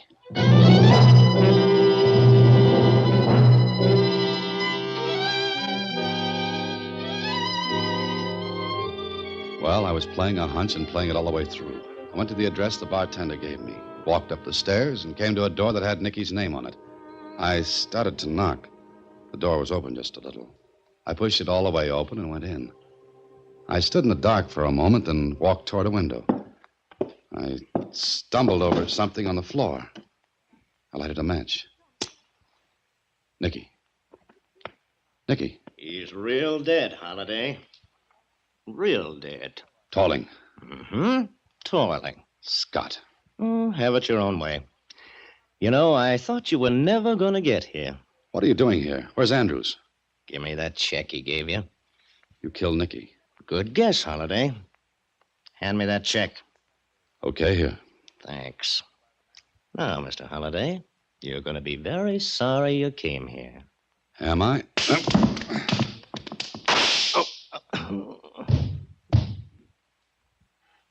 Tolling.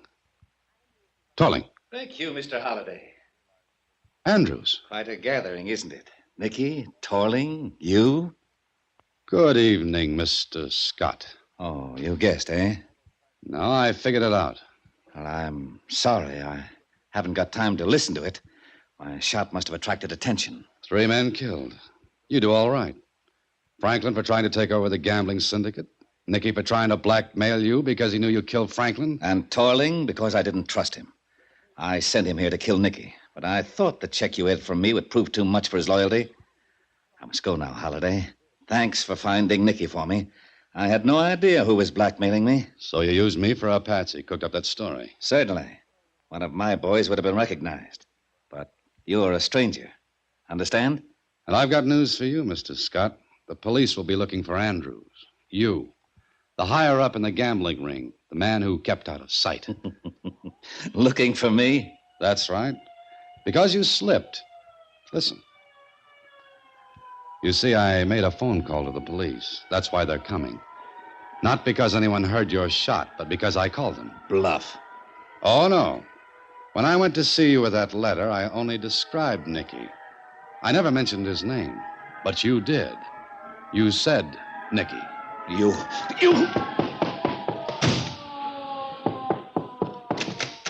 Look out, he's got a gun! Look out for him!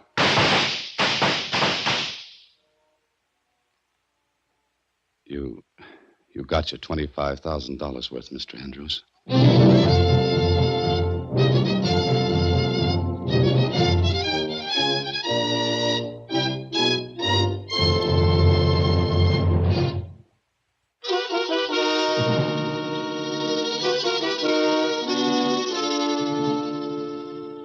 Gee, Mr. Holliday, you certainly were smart to figure that out.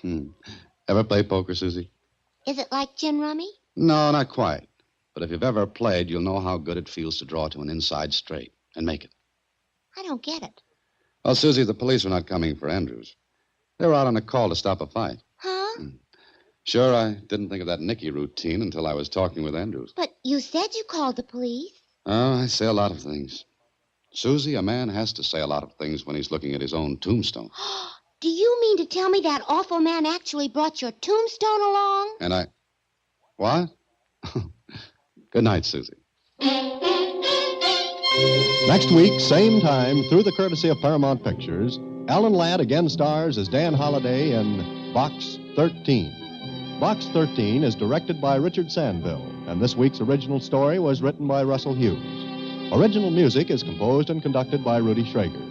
Part of Susie is played by Sylvia Picker, and production is supervised by Vern Karstensen. Box 13 is a Mayfair production from Hollywood. Watch for Alan Ladd and his latest Paramount...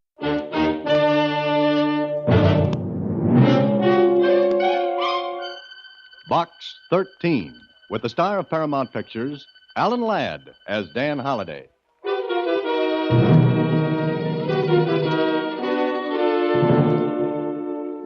Box 13, care of Star Times. I need your help desperately. Johnny Tide was released from the state penitentiary this morning with murder in his heart. I don't know any of the details, but I'm sure that he'll be back here in Watertown by nightfall at the latest.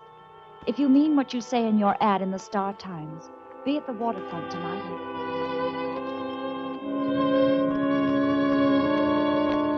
If you mean what you say in your ad in the Star Times, be at the waterfront tonight and stop him. Remember, if you fail, Johnny Tide will kill or be killed by morning. And that would be wrong because there's lots of good in him. I know. I love him. Janice Reed. Yeah, that's the way it started. Just a girl worrying about a boy. But before it was all over, a lot of people were worrying about that boy. They had to, if they wanted to live.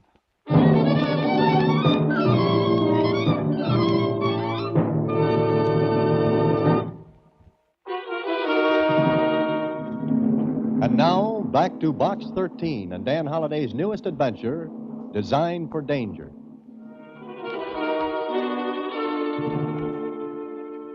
Jeepers, Mr. Holliday, an ex-convict on the prowl in the toughest section of the city. Uh-huh. That part of the city doesn't get the carriage trade, as the expression goes. Well, do we accept the challenge, Susie? We? Oh, hey, I'm only your secretary, Mr. Holliday, and I was using the editorial we, Susie. Oh. Well, in that case, Mr. Holliday, I don't know what to say. Frankly, I'm trumped. Susie, the word is stumped. The word is stumped. But maybe you've got something. What? I don't know. But tell you what, suppose I get down to Watertown and nose around a little. Why? Oh, I don't know. Maybe to see what's doing.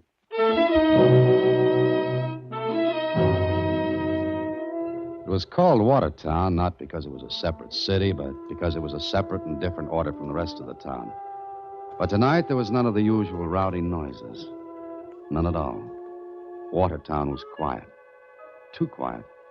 I could feel a peculiar tension in the air as I walked, as though Watertown was waiting for something to blow up. The people I saw hurried along, vanished into dark doorways and shuttered houses, afraid. A place like Watertown lives within itself, and news travels fast. Then I heard two men talking. I stopped in the shadows and listened. I know what I'm talking about, Fatty. Tide was sprung this morning, and he headed straight for here. Oh, maybe he ain't in Watertown. Maybe he'd be afraid to come back. Oh, Johnny Tide afraid of what? Of you, Fatty Ralston? You know he ain't afraid, and he ain't forgot. Oh, shut up. You talk like I had to be afraid of Johnny. Don't you have to be? You guys make me sick. That punk's headed for someplace else. He ain't coming back to Watertown. Well, just the same, if I was you, Fatty, I'd pull a blanket over me and hole up someplace. Ah, go on, beat it. Get out of here. You ain't afraid much. Oh, not much. I ain't afraid of Johnny Tide. I ain't. Why not, Fatty? Or why should you be? Who are you? What are you doing here? I just wanted to ask you a question, Fatty. You don't know me. I don't know you. That's right. Then run along and mind your own business, mister. I've got business here. I just want to know, who is Johnny Tide? You had your ears open, didn't you? Yeah, wide open. So you want to know who Johnny Tide is, huh? That's right. Oh, okay. You want it? Here it is. I'll say this for Fatty. He was quick with his fist. By the time I got my breath back, I saw his 300 pounds disappearing around a corner. So if I wanted to know anything about Johnny Tide, Fatty was the boy to ask. I got up and followed. Saw him duck into a place that had a sign above it, Fatty's pool room. I slipped inside. Stepped into a dark corner and waited. All right, everybody. Clear out. I'm closing up for the night. What are you Beat it. You heard me. Look. Nobody owes me nothing. Now, that ought to make everything all right. No, I don't want to. Clear out. Go on. Turning in early, aren't you, Fatty? Oh, you again. You don't learn lessons, do you? I don't like the way you teach. Now you're going to tell me about Johnny Tide. Was I?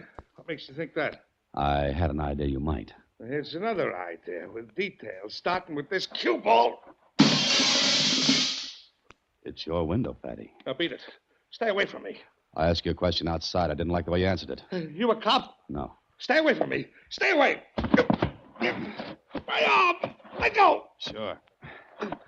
But who is Johnny Tide? A punk kid, that's all. Anybody can tell you that. I like the way you tell it. Come on. Ease up, will you? That's my arm. I know it is. It was my stomach outside. Look, Tide's a punk kid. Just finished a 5-year stretch for sticking up my place. This place? Yeah, he robbed me of $4,000. $4,000? Try it again, Fatty. I doubt if you ever had $4,000 in this place. That's what it was. And why are you afraid? If he robbed you and served time, why should you be afraid now? He said he'd get me.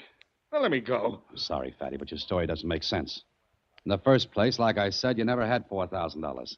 Not in this place. You're smart, ain't you? Just medium. But I can smell a bad story. What's your stake in this anyway? Who are you? An hour ago, I was just a curious bystander. I wanted to know who and what is Johnny Tide. But I took a punch in the midsection, and now you're telling me a lie. So that makes me more than curious. It gives me a personal interest. Yeah. You let me go when I tell you? It all depends. Go on. All right. I'm only telling you because I got to get out of here before Johnny gets here. Oh, so there is a reason for you to be afraid of him. Maybe. But Johnny was framed. Rick Martin. Rick Martin? The Rick Martin? Yeah, big shot, boss of Watertown. He gave me $4,000, then he told Johnny I was a pushover for a stick-up. Oh, and Rick Martin also told the police. Yeah, he did. Johnny was framed, like I said. Why should Rick Martin want to put that frame around Johnny Tide? Because Rick liked the girl. So did Johnny. So Rick took the easy way in love and war. Now, let me go, will you? I told you everything. I got to get out of here before Johnny comes. You were in on the frame? Maybe not exactly, but Johnny won't believe I wasn't. You know, Fatty, somehow I can't blame Johnny for that. How did Johnny find out he was framed? Somebody talked. Somebody that don't like Rick Martin. Uh-huh. Now, is the girl Janice Reed? Yeah, that's her. Johnny thinks she was in on the frame, too. Now, please, will you let me go? I got to get out. Yeah, sure, Fatty. You can go now. I got to go far away because Johnny Tide will go for Rick Martin and then me and then Janice Reed. So that was it. Johnny Tide was coming back to settle old scores. But where was he? How could I help? I was thinking about it when... No! Stop! Stop, you truck! You hoodlum! Stop! He did it. He broke my showcase window. Who did? That no good Johnny Tide. I saw him. He broke my window and took a gun.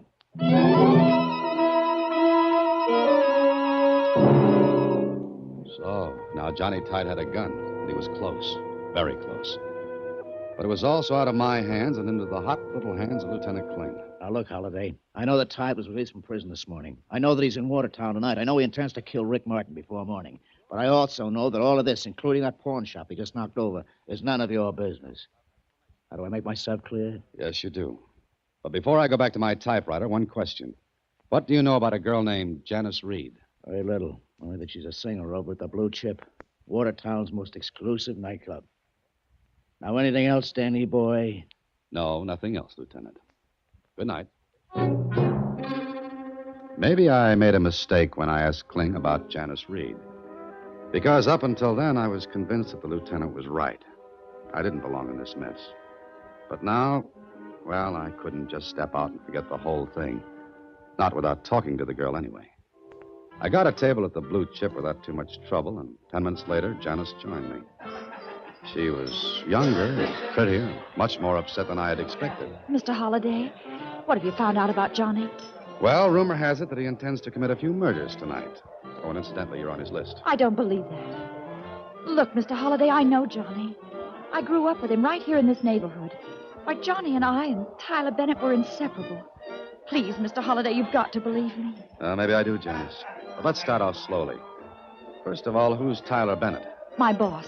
He owned this place. He and Johnny and I used to play together as kids. Why, we even had a secret clubhouse under the pier. All that kind of stuff. And how Johnny loved it.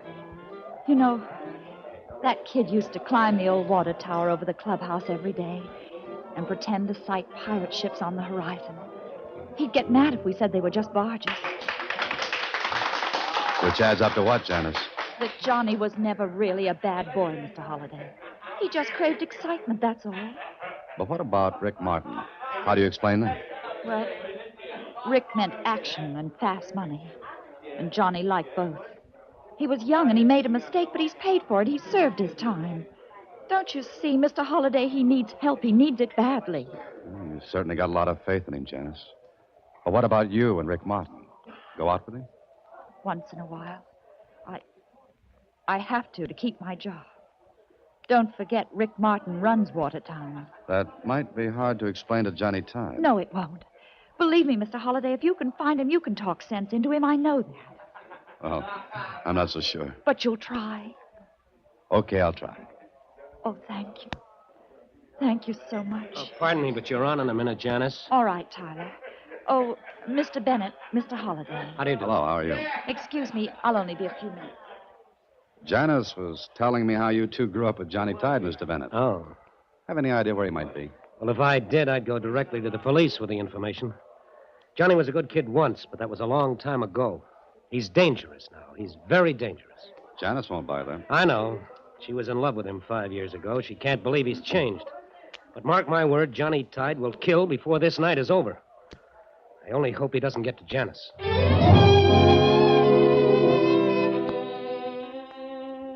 When I left the Blue Chip, I knew that in spite of both Kling and Tyler Bennett, I was on Janice's side. Now, my only problem was to stop Johnny Tide, if I could find him. I walked around aimlessly for the better part of an hour before I got a break. I stopped to look up at the sky, and I found myself staring at the remains of a rotted water tower. For a moment, the jumble of old boards didn't mean a thing, but suddenly it struck home. Johnny Tide used to play pirate on that water tower, and there was a secret clubhouse below. It could be just the spot for a hideout. I felt my way through the blackness when... You move one more step, fellow, and I blow your head off. Who are you? My name's Holliday, Dan Holliday. I'm not a policeman, and I don't work for Rick Martin. Your opener's okay. Now keep talking. All right. Here it is. You're, Johnny Tide, aren't you? Maybe. Keep talking. Well, Johnny Tide, you're the world's biggest sucker. Yeah? You waste 5 precious years in prison, and on your first day out with a clean slate, you get into a jam that'll either mean the chair or a pine box. And what's that to you? Personally, nothing. But I'm around because a friend of mine believes in you. A girl named Janice Reed. Janice? You've seen her? That's why I'm here, leaning against that .45 in your hand. Tide, why don't you get smart? That girl's in love with you. Well, what about Rick Martin? Oh, forget him. Sooner or later, the cops will catch up with Martin. They'll put him away for keeps. Sure. Meanwhile, what's to keep Martin and his boys from coming after me? I'll do what I can about that. But to play it safe, Why don't you get out of town, away from here for a while? What's that? Holiday. Holiday, if this is a trap, you'll never leave here alive. Then we've got a deal. Because that was probably a stray cat. Now listen to me, Johnny. Do what I say, will you? Forget Rick Martin. Get out of town for your own sake and for Janice. Yeah, sure. Forget the whole thing. Forget I was framed and went up for 5 years.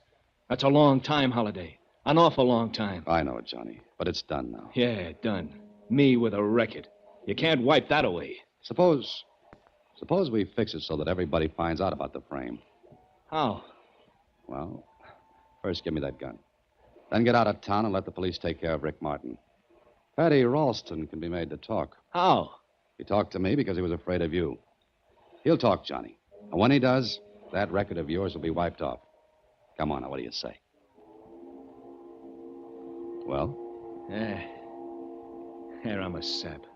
A gold-plated 14-karat sap, but here. That's a good boy.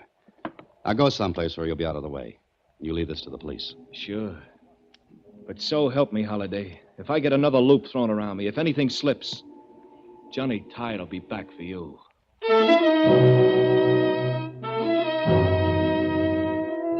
When I left Johnny, I was sure everything was going to be all right. I put his gun in my pocket and started up the street for Rick Martin's place. I wanted to be sure that Martin would let Johnny get out of town under his own power. I took a shortcut through an alley. Brother, how foolish can you get? I hadn't gone 10 feet when I heard footsteps behind me. I tried to duck, but I wasn't quick enough.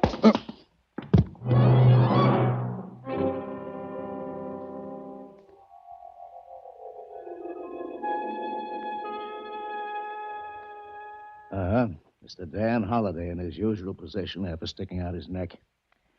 Come on, see if he can get up. Oh, Kling, they ought to do something about these buildings around here. They fall on people. Yeah, somebody slugs you. You know, I gathered that. That isn't all you gathered. What are you talking about? 3 guesses. Just take only one. That's all you'll need. I still don't know what you're talking about. But I know one thing. And that is? Don't worry about Johnny Tide anymore. I had a talk with him. So you talked Johnny Tide into being a good boy. You let that fast-talking little... Holiday, while you were lying here asleep, Tide got to Rick Martin and killed him.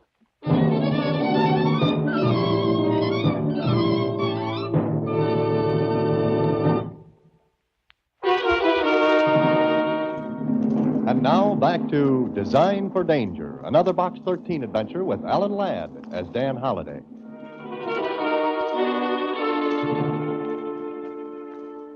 The moment Lieutenant Kling told me that Rick Martin was shot to death, I plunged my hand into my pocket for the .45 I'd taken from Johnny Tide. But it was gone. Looking for this, maybe? The gun? Yeah, we found it next to Rick Martin's body. Holiday, you've been taken in by a fast-talking punk. Any way you look at it, your name spells sucker. Yeah, you're right. Johnny Tide sang a pretty lullaby, and I went to sleep. But get this, Kling. Before the sun comes up, I'm going to plant Rick Martin's murder right in your lap.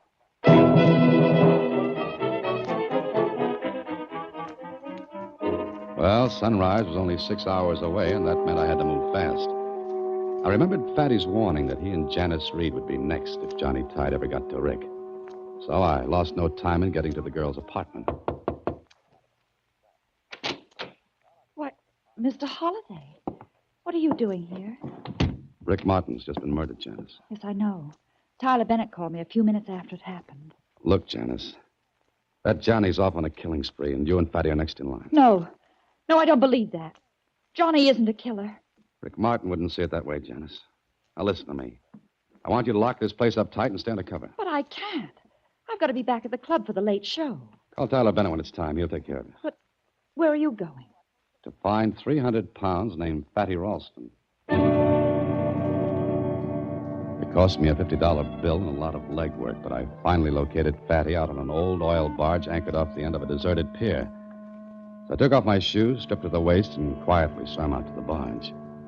Once on deck, I could hear the voices of 2 men coming from the cabin. One of them was Fatty. I couldn't see the other man. I edged closer, and then I banged against the steel drum, and the noise it made shattered the silence. The light in the cabin went out. Who's that? Come on, who is it? Just an old friend, Fatty. Huh? You again. Let's go in the cabin, Fatty. I'm a little wet. Sure. Why not? Come on. Light the lamp. Anything to oblige. See better now? Not yet. Who was with you? Nobody. Where's Johnny Tide? I said, where's Johnny? He ain't here. Don't give me that. Why don't you look around? Put down that gun first. You're mixed up, fella. I give the orders. I got the gun. That's right. Give me a cigarette, will you? I don't smoke. No? Not even Egyptian cigarettes? Huh? This cabin's thick with smoke from Egyptian cigarettes. Maybe you better go. Now. Hand me that towel, Fatty. I'm a little chilly. Here. Thanks. Drop that gun, Fatty. Drop it. Hey, off! You're breaking it. Drop that gun. All right. Move back. Okay, now I give the orders. I've got the gun. Listen, don't do nothing. Don't, please. No, I'm not. I'm going to stand perfectly still and listen to you talk. Okay. Okay, I'll talk.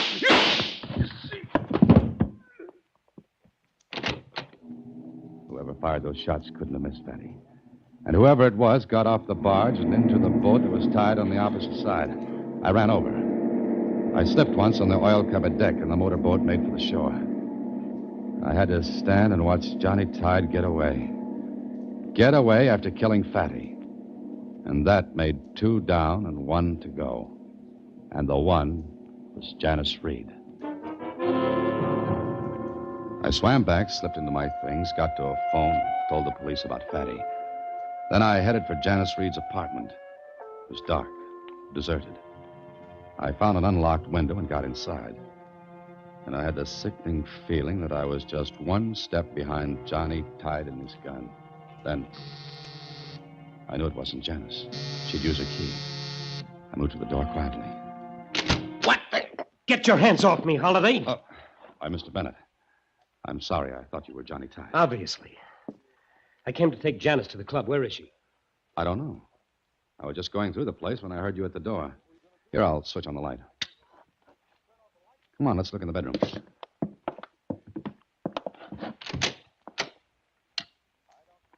Well, there's nobody in here. I guess I'm too late again. Wait a minute. This memo pad. Here, near the phone. What about it? What does it say? It's written with an eyebrow pencil. Pier 42 at 1:30. Sure, that girl's just crazy enough to keep a rendezvous with Johnny Tide. What time is it now? 10 after 1. Why? What are you going to do? Maybe 3's a crowd, Mr. Bennett, but I'm going to be there when Johnny Tide and Janice get together. I'm going to... What is it, Holiday? What are you staring at? Look. They're on the rug. Those smudges. That's oil. Oil? I don't follow you. What does it mean? The Tide's been here already. Those are his tracks. What? Yes, you see, he was out on the oil barge an hour ago, and the deck was slick with that stuff. I know. I slipped myself. Well, then, couldn't those be your footprints? No, I left my shoes on the pier. I swam out. But why would Johnny make an appointment with Janice and still come up here? I don't know. Only Johnny can answer that. Just like he can tell me where he gets those smelly Egyptian cigarettes he smokes.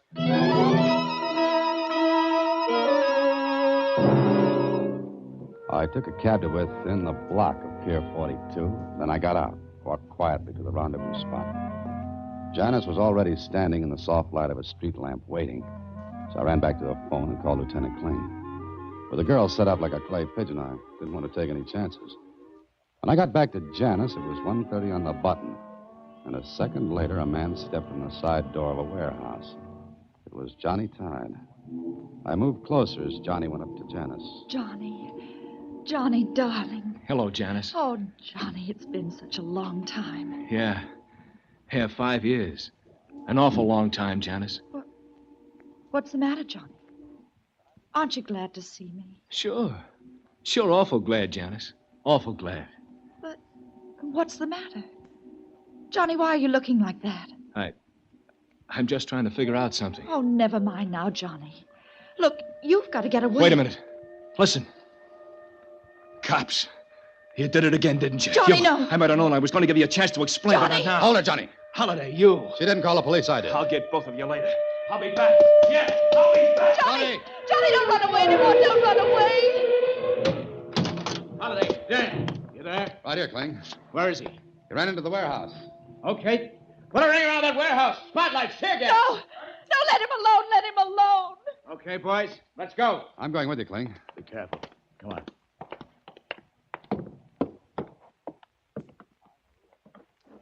It's no use, Johnny. The police are here. You're licked, kid. Come on, give up. Not me, Holiday. Me and the law just don't seem to get along. But, Johnny, it's your only chance. Will you give up? Answer me, Johnny. You hurt, Dan?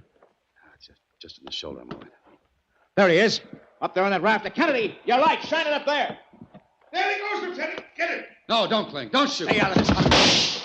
Devil, you crazy, Holiday? Not quite. Kennedy, shine your light up behind you. Yes. Up there. Higher. There. There's your man, Kling. What? Well, who is that, Holiday? That, Lieutenant, is the man who killed Rick Martin and Fatty Ralston and tried to frame Johnny Tide for the whole thing. The name is Tyler Bennett.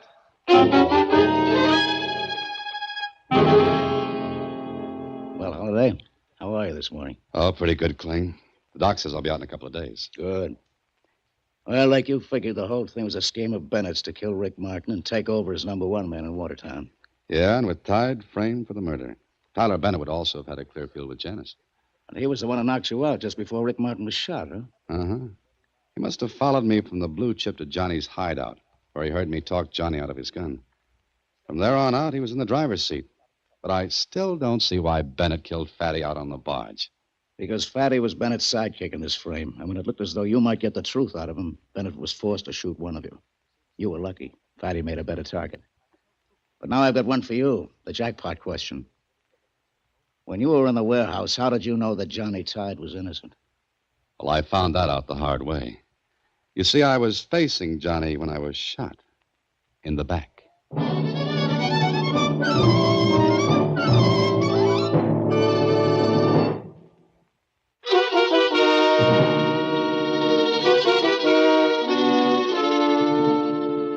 Gee, Mr. Holliday, you certainly had a long night in Watertown. But there's one thing I don't understand. And what's that, Susie? Why did Tyler Bennett follow you down to the pier? Oh, he had to because of the oily footprints in Janice's apartment. You see, once I got to Johnny Tide and found out that he didn't have oil on his shoes, I would have realized the footprints couldn't have come from anyone but Tyler himself. Oh. Besides, I would have also found out that Johnny didn't smoke Egyptian cigarettes. But what about Johnny? Now, I mean. Oh, he's on probation for stealing the gun.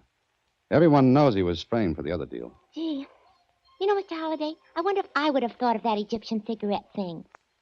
Nope, I guess I wouldn't. Why not? Because I don't know a single Egyptian. Oh, good night, Susie.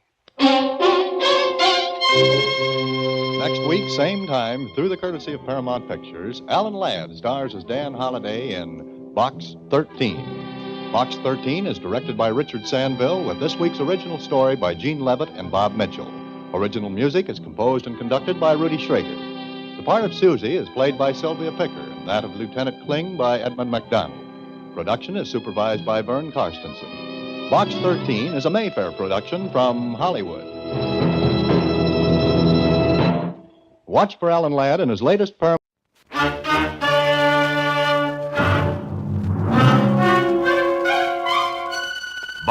13, with the star of Paramount Pictures, Alan Ladd, as Dan Holliday.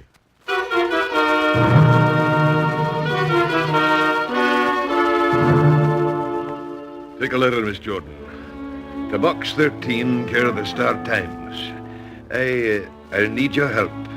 I dare not go to the police for reasons I'll explain when you see me. Please come to my office in the security... Please come to my office in the security building, signed Douglas McIntosh. Not much of a letter, but then, as the proverb says, great oaks from little acorns grow. And before this was over, the acorn grew into a large, large oak.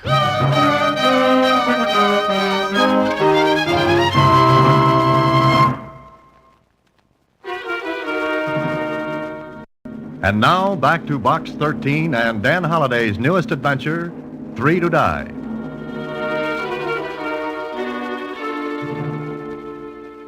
Douglas McIntosh. That's a Scotch name, isn't it? Ah, you can smell the heather, Susie. Wonder what he wants. Well, if this man is the same Macintosh I looked up, he's building that new tunnel under the river. Gee, maybe he wants you to be a hedgehog. No, Susie, they're called sandhogs. Oh, what won't they think of next? Well, I think I'll see what Mr. Macintosh has on his mind. I'll be at the security building, Susie. Security building? Huh. It was the only security I was to know until the whole thing was over. Anyway, I went to Macintosh's office. I was shown right into an oversized man who looked as big as the Washington Monument in tweeds. He didn't waste much time. So you're the man, eh? Yes, I'm the man. All right. You call me Mac. What's your name? Holiday. Dan Holiday. All right. Now, Dan, I'm in trouble. Trouble gets around. Fast. But look here, and I'll tell you quick. I'm a contractor. I bid on this new tunnel. Got the bid and posted my bond to finish the tunnel on time. So far, everything's clear. What now? Dan, I'm not going to finish in time. Well, why not? Now we get to the point, and a sharp point. You say you're running into trouble? Aye. Sabotage. Well, why don't you call the police? I can't, man. There'd be publicity. Unfavorable. I can't risk it. Oh, then what's my problem? Find out who's doing this to me. You suspect someone of doing it?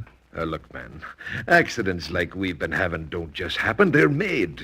Broken air hoses, emery in the compressors, hundreds of delays, little things that add up to hours. Oh, I see. Another thing. So far, the men working for me think these things are accidents. But the moment they suspect somebody's doing the dirty work in that tunnel, they'd walk out.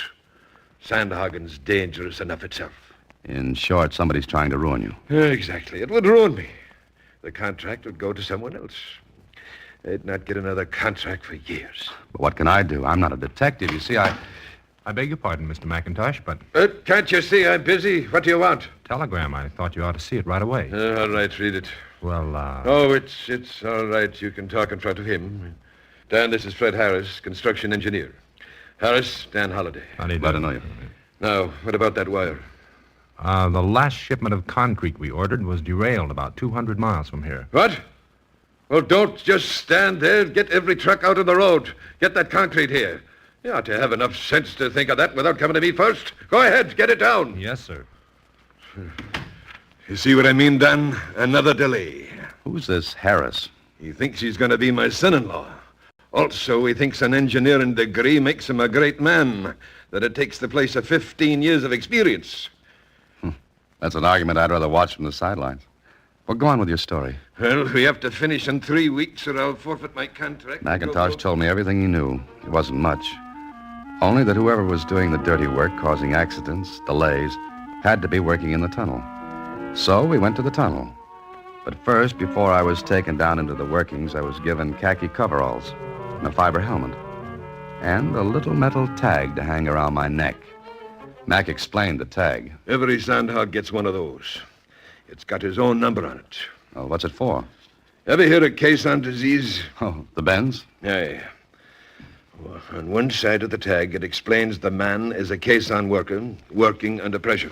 Oh, so if the disease hits him on the surface, he can be given proper treatment. That's it. There are 6 places in the city where that can be treated. The man is put into a chamber, pressure increased, then gradually decreased. Like a diver. If he comes up too fast, the nitrogen in his blood is forced into his tissues, causes pain. And sometimes worse. You seem to know a lot about it, Dan. I'm a writer. A writer has to know a little about everything. Then I hope you'll be able to tell me more about what's going on down there. All right, ready? Mm-hmm. I'm ready. Let's go.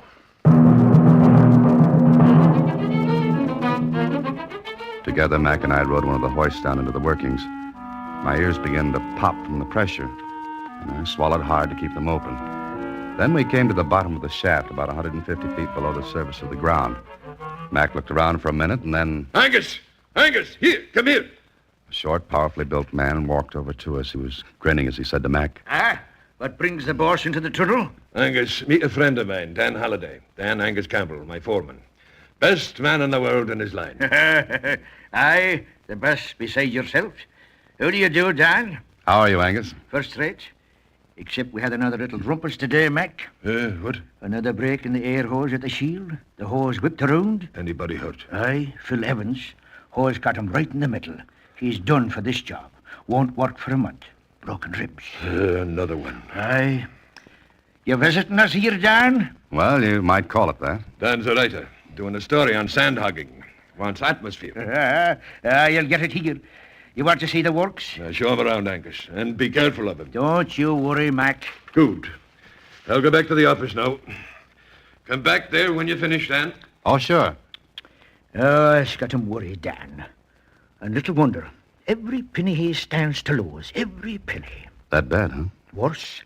And if I ever catch the one that's doing it, I'll whip him around with me bare hands. You and Mac seem to be good friends, huh? I started together 30 years ago in Scotland. Uh-huh. Well, time's fleeting. Want to show me around? Sure. Let's get going. I followed Angus into a big airlock. It was a reinforced concrete compartment with double steel doors. As one door closed behind us, the pressure was built up to equal that in the tunnel. It built gradually. But I knew what would happen if it went down fast. Caisson disease. A terrible, racking pain. Brother, I had a lot of respect for the men who worked down there day after day, taking risks, big chances every time they descended into the workings. Then he opened another steel door, and Angus and I were in the tunnel itself.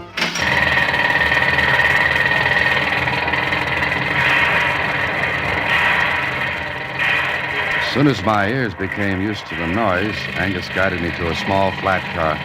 We got on and rolled down narrow-gauge tracks through the center of the tunnel. If you can hear me, this car runs down by gravity. Got a handbrake on it to slow it or stop. There's a motor for running back up. Saves time on a job like this. How long is this tunnel? This side's about a half-mile long now. This side? Aye. It started on the other bank of the river the same time we did. Oh. Did you have any trouble over there? No, only on this side. But we're keeping up with them. I'll keep driving till this thing's finished, accidents or no accidents. How much time have you got? 3 weeks. Think you'll make it? We've got to, or Mac stands to lose every neck. Look, there's the end of the track. I looked ahead.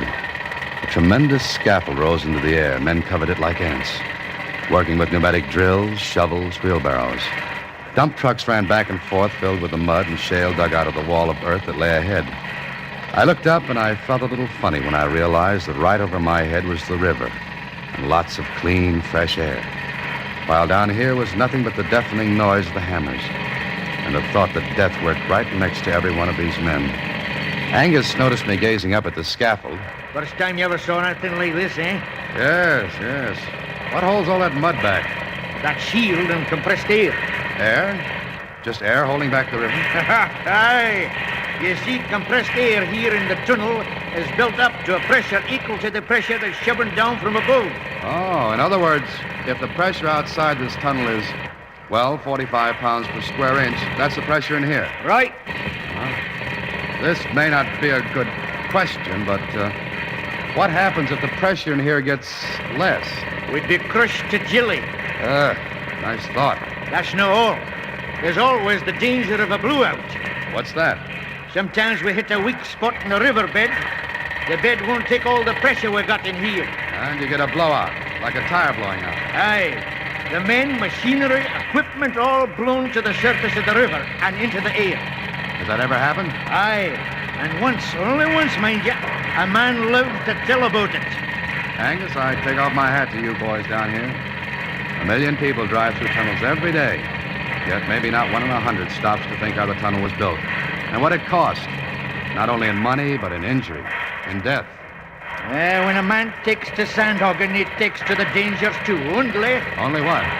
We've only got a half crew working today. Oh? Why? 2 men have been killed. Nobody wants to be the third. Superstition? Maybe. But lots of the men are staying home until the third's, what I said. Angus showed me the whole thing. Oh, there were a million ways in which someone could sabotage the works. Break an air hose, tamper with the compressed air gauges, lots of ways. Then later, Angus took me to a complicated affair. It was like an elevator cage. In fact, it was an elevator, as Angus explained. This is the latest thing. Combination elevator and decompression chamber. Hop in, we'll go back up.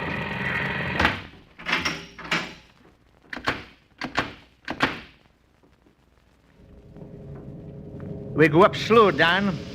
As we go up, the pressure in here is decreased until it's equal to that of the surface. Oh, then there's no danger of caisson disease. Not if we go up slow enough. And the pressure's reduced. I set the gauges to do it for us. Oh, I see. Well, did you see enough to write your story? No, I don't think I have. Not yet.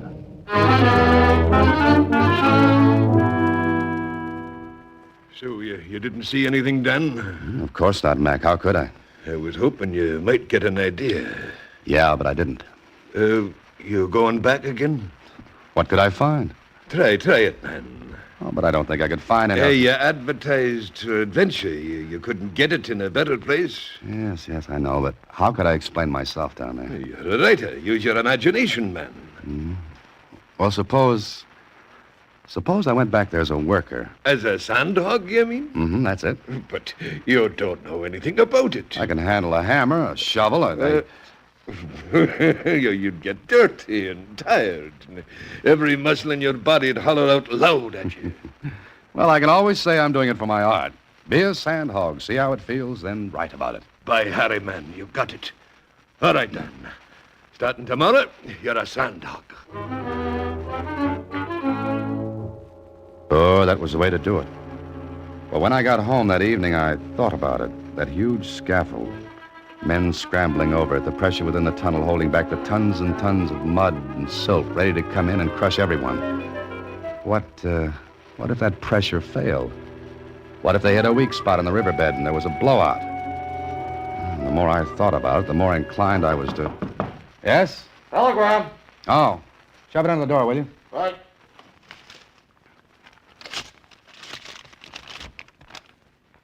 Oh. And what a telegram. It read, "Save for the fact that I don't want more bloodshed, you'd have gotten yours today. Stay away from the tunnel, or you'll be the third to die."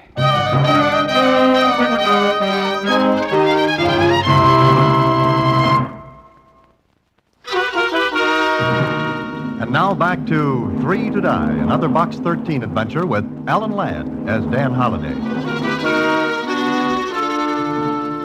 I showed Mac the telegram the next day, and what he said filled the air with dark blue color for 10 minutes. Then...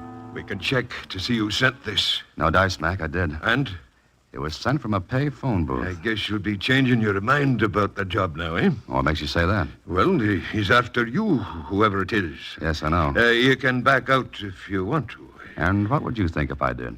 Does that make a difference? No, but there are a lot of men in that tunnel who stand to lose their lives. Mac, you've got to get the police I in. can't, man, I can't. The publicity would ruin me.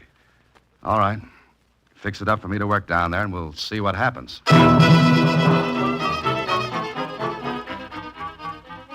Okay, so I became a sandhog.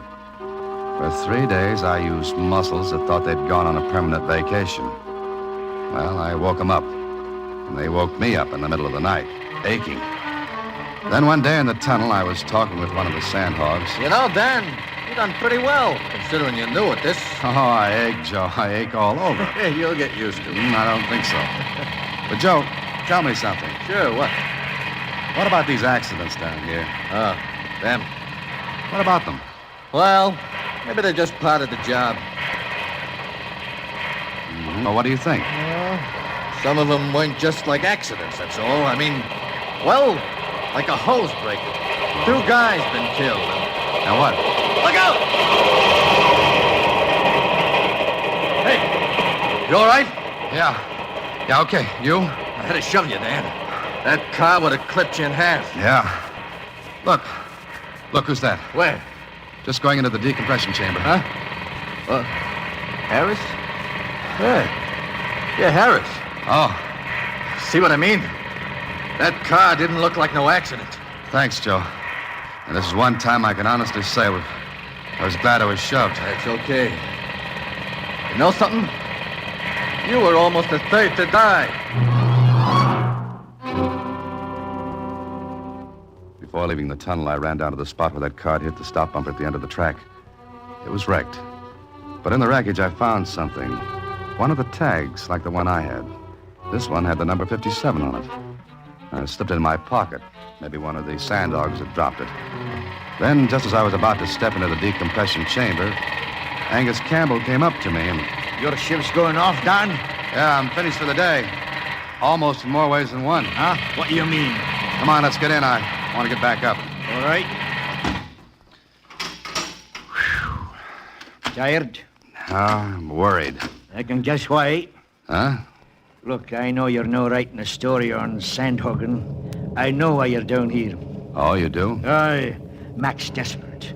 I want him to call the police, but he won't. How did you find out about me? You've been nosing around, then? That obvious, huh? Aye, but be careful, lad. Be careful. Yeah, I will be. Joe told me about the car that almost got you. Somebody sent it down the tracks. Aye. Angus. Aye? You've been with Mac a long time. 30 years. 30 years. Good ones, bad ones. And yet you stay with the job. I could have a top job on the surface. I see. Angus, got any idea who's doing all this? No. Harris? Huh? Why him? Mac doesn't like you. Ah, talk sense, Dan. What point in Harris's ruining his own father-in-law? Father-in-law to be, Angus. Still no point? Then how about the protection insurance to cover the completion bond? Huh? You mean Mac might be doing this himself to get the insurance? Yeah, this could be. No, lad. The insurance wouldn't half cover the loss. No, that's no it. And why? I wish I knew. Competitors, do you think? Who are they? Brill and Company. But no, they wouldn't. They'd be too easy to find out. Men got a habit of talking. And talk gets around. No, Dan, that's no them. Then who and why? And why did someone try to kill me today? You get the answers to those things, Dan, and you'll have the whole thing. Well, we're up at the top.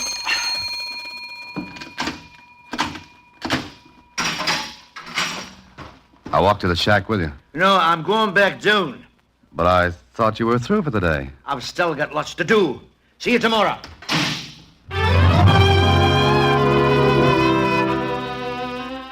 What Angus said made sense.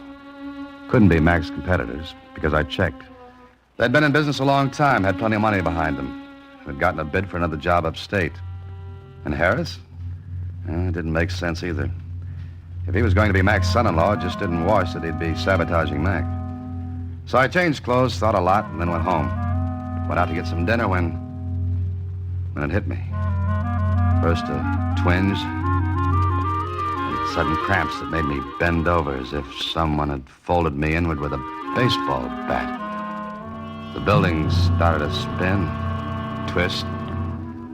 Then it got all nice and dark.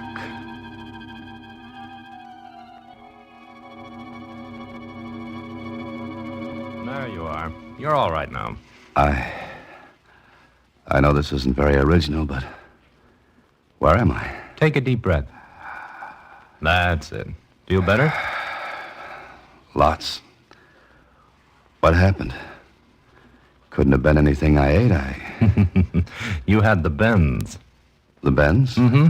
The tag around your neck tipped us off you were suffering from caisson disease. So we put you in the chamber. Come on, get up. We may need this chamber for someone else any minute.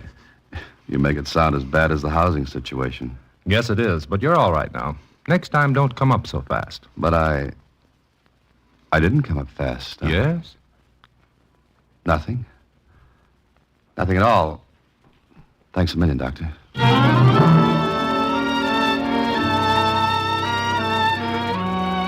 Well, it had me. Good. I knew I came up slowly. Angus had been with me.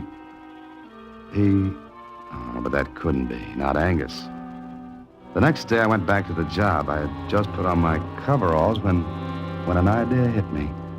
I searched in my pocket. Lose something, Dan? Huh? Oh, no, Joe, It's easy to drop something out of these coveralls. What's the number of your tag, Joe? Tag? Oh, the one we all wear in case we get the bends on top? Yeah. 502. Why? Got it on? Sure. Always wear it. Here it is. Uh-huh. Why? What are you getting at? I don't know. Listen, I'm going back for something I forgot. I'll be a little late on the job. Tell the section boss for me, will you? Sure. Where you going? You're all hepped up. Yeah. I guess I am, Joe. I'll be back. I went to see Mac. Told him he'd have to go into the tunnel that day and supervise operations. He thought I was crazy. Me? What for? To force your opponents into the open where we can get a shot at them for a change. I don't get this. Look, they're going after you, but by accidents. Things like that. So? But if you're in the workings, they might be tempted to wreck the entire tunnel with one stroke. You mean by going after me? That's it. You want me to lead with my chin like that? I'll call the whole thing off first. Lose the contract. Money isn't everything. Exactly. You're right. But men have been killed down there. You've got to think of their lives, too. I do. Then get on with me. End this once and for all. Force them into the open. You're going, too? Yeah, because I've got an idea. But I can't prove a thing until we see the last play.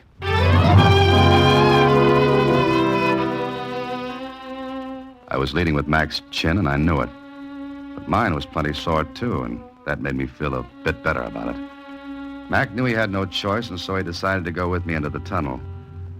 I went to my job, and it was a ticklish feeling knowing that any minute something might happen. Something that would make Joe, Mac, Angus, any one of us, the third, to die. Or worse. Then... Hey, Dan. Notice something funny? Funny what? I could have sworn the mud down here wasn't this deep before. What do you mean, Joe? Look. Stand still. Look around. The mud's coming up. It's getting higher. Yeah, it is. Joe, the pressure in here must be going down. Yeah. Dan, if it gets too low, that wall will come in on us. The whole river will be in our laps. Come on, let's get to the gauges. Dan, what's the matter? Pressure's going down in here. Come on. There's nothing wrong with the gauges. They read the right pressure. But they can't. The mud's getting higher. Look, the men are coming in. They've seen the mud coming up. But these gauges... Hey, there ain't no air being pumped in. The gauges are stuck, jammed. Somebody jammed them so anybody reading them will think the pressure was okay. Get to the emergency compressors. Pressure's dropping fast. Get to the compressors. Get them on. I got them.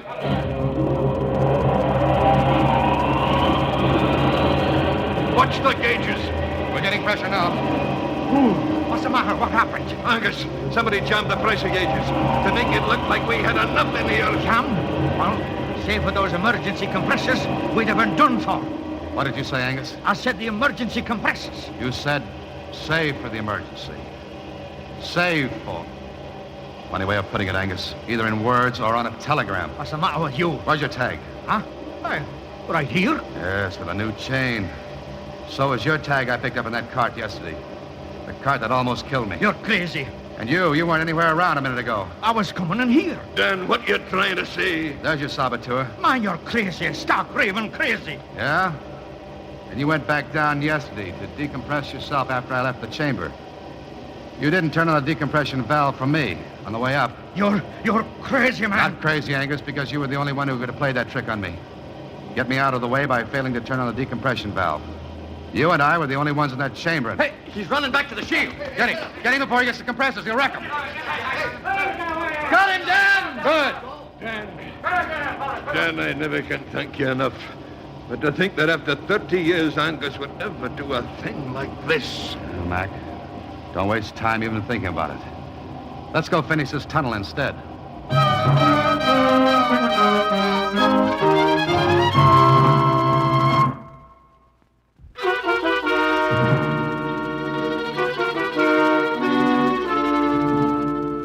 Gee, what was the matter with him, Mr. Holliday? Jealousy, Susie?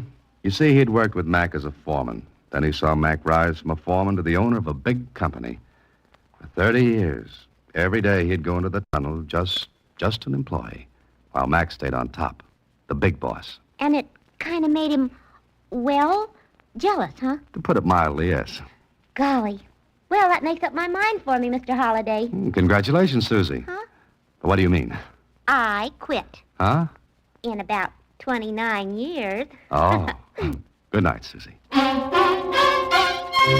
Next week, same time, through the courtesy of Paramount Pictures, Alan Ladd stars as Dan Holliday in Box 13. Box 13 is directed by Richard Sandville. 3 to Die is an original story by Mr. Sandville, adapted for radio by Russell Hughes. Original music is composed and conducted by Rudy Schrager.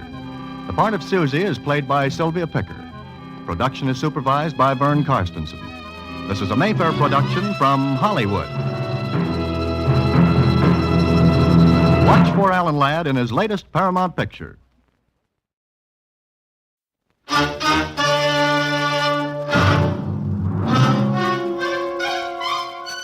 Box 13, with the star of Paramount Pictures, Alan Ladd, as Dan Holliday.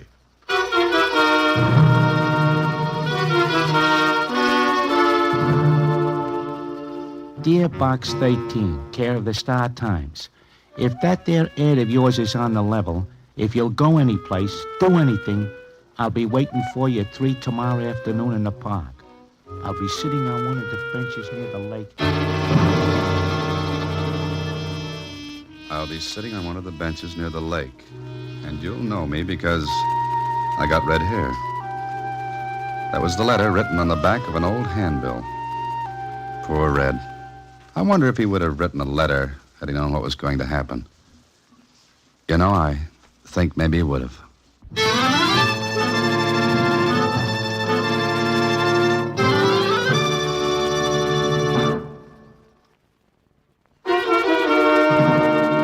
And now back to Box 13 and Dan Holliday's newest adventure, The Philanthropist.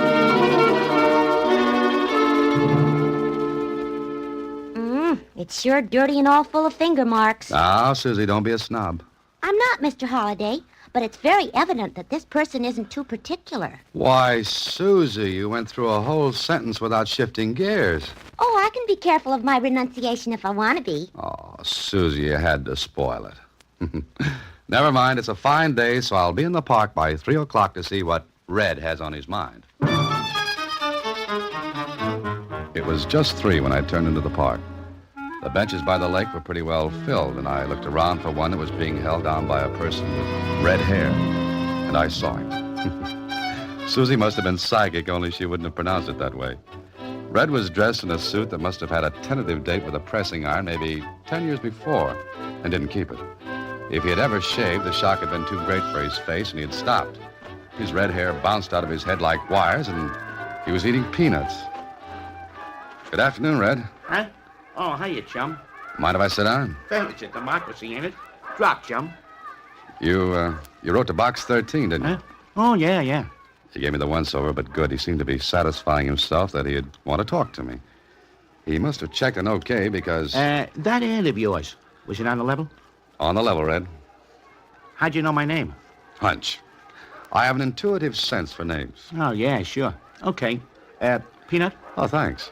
Gotta pick 'em up fast before the pigeons snag 'em. What's the matter? Nothing, Red. Say, how comes a guy like you sticks that ad in the paper? Adventure. I use the plots for my fiction, if they're any good. Oh, you're right, huh? Well, that's my bread and butter. Tough racket? Sometimes. Yeah, I guess. But you make a lot of dough? It all depends. How about you? I'm retired. Oh. What's on your mind, Red? What's your name? Dan Holliday. Uh-huh. Okay, Dan. Peanut? No, thanks. Okay. Dan, I want to know where my pal is. Your pal? Is he missing? Yeah. We left Shy together. Then the yard bulls cut a fast clip on us, and we do a split. In other words, you were separated by railroad detectives. Yeah. Best way to keep him being jugged up on a bag charge. Well, anyway, we're supposed to meet him in town. And he didn't show up? Yeah. I got in late. Had to stop off in Indianapolis.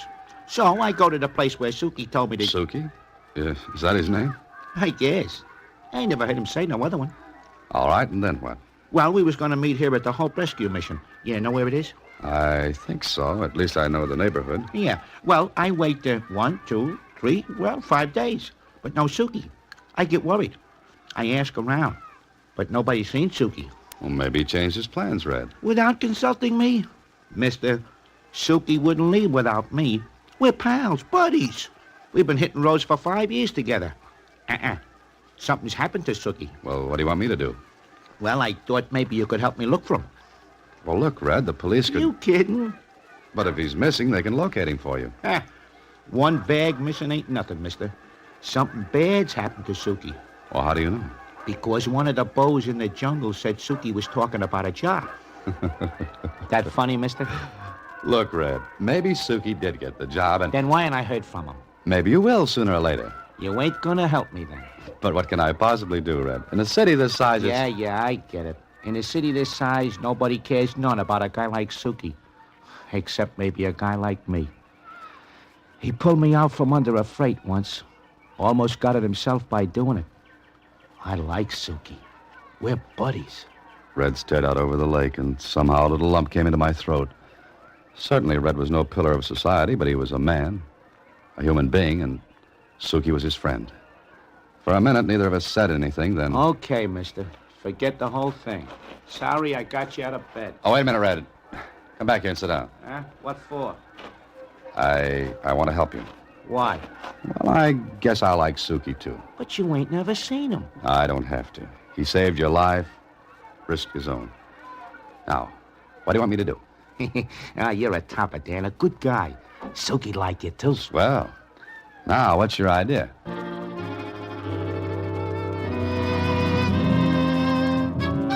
Well, Red had an idea that we could find out what became of Suki by going to the mission. But as Red put it, I'd have to dress differently. So that night, I wore my oldest suit. I helped it along a little by dipping it in water, then letting it dry. Oh, yes, and I forgot to shave. I had something to eat, then went to meet Red at the Hope Mission. It was typical of the missions that do a great job helping, well, men who need it. It was clean, neat. And when I got there, the men were just sitting down to supper at a long wooden table. I was looking over the room when... Good evening. How are you today? Huh? Oh, fine, thanks. You're just in time for supper. Sit down, won't you? Well, you see, I... Now, this is your first time here, isn't it? Well, yes, it is. That's perfectly all right. You needn't feel embarrassed or ashamed. Now, you come and sit down to a nice hot meal. Well, that's very nice. My name is Work, Mrs. Work. I superintend the mission here. My name's Dan. Very well, Dan. Now, just come with me. I followed her to the table. She made me sit down, then put a bowl of soup in front of me. I wasn't hungry. I'd There just you eaten... are, Dan. Now, just you go to it and you'll feel better in a jiffy.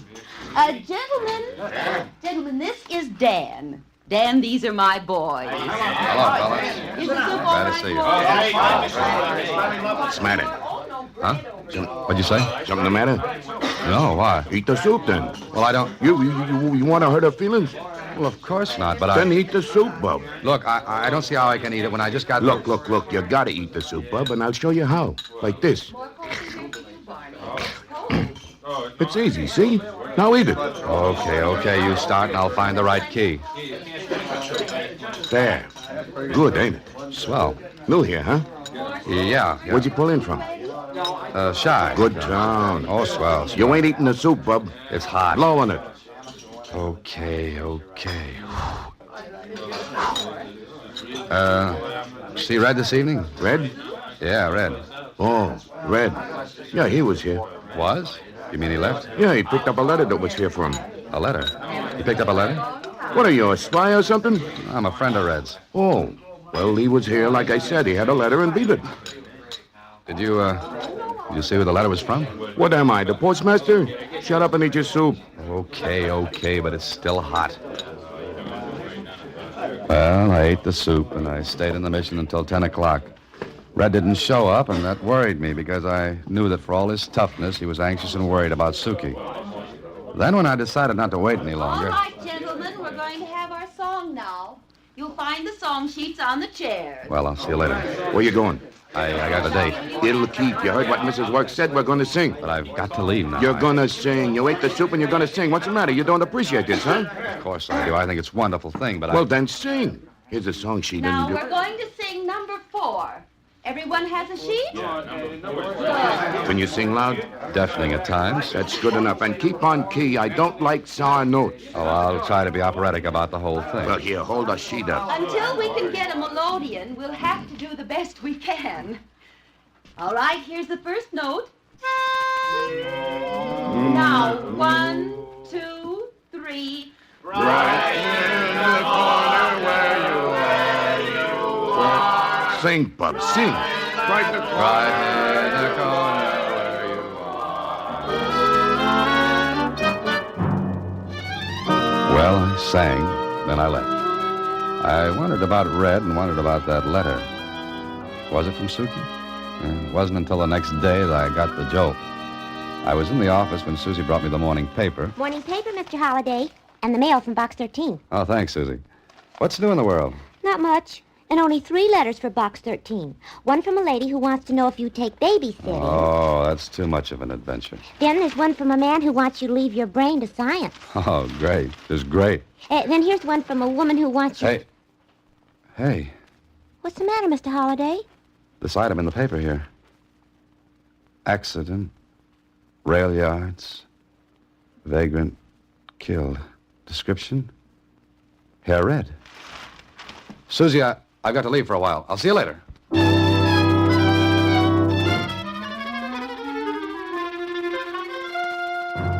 So what, Dan? A vag gets killed. We get a dozen like that in a year. But look, Kling, I told you about Suki. Suki, Smokey. This pal of yours was hitting the rods and he got killed. I know. It happens a dozen times a year. Sure. Now, look. So Red got a letter from Suki. Suki told him where he was. They're pals. Red takes off to find him, gets tangled with... You're forgetting one thing, Kling. And that's... Red had a lump on his head. So? I think he was slugged. All right, he was slugged. Got in a fight in the yards. Dan. You're letting that Box 13 imagination whip you around on a merry-go-round. This is just one of those things. Now I've got to go to work. Suppose I turn up something, Kling. Something that proves Red was killed by somebody who wanted that letter. Then I'll be glad to fill out your dance card. Until then, rumba by yourself. Okay, but I've got a hunch that Red was killed because Suki told him where he was. And I'm going to find out where and why.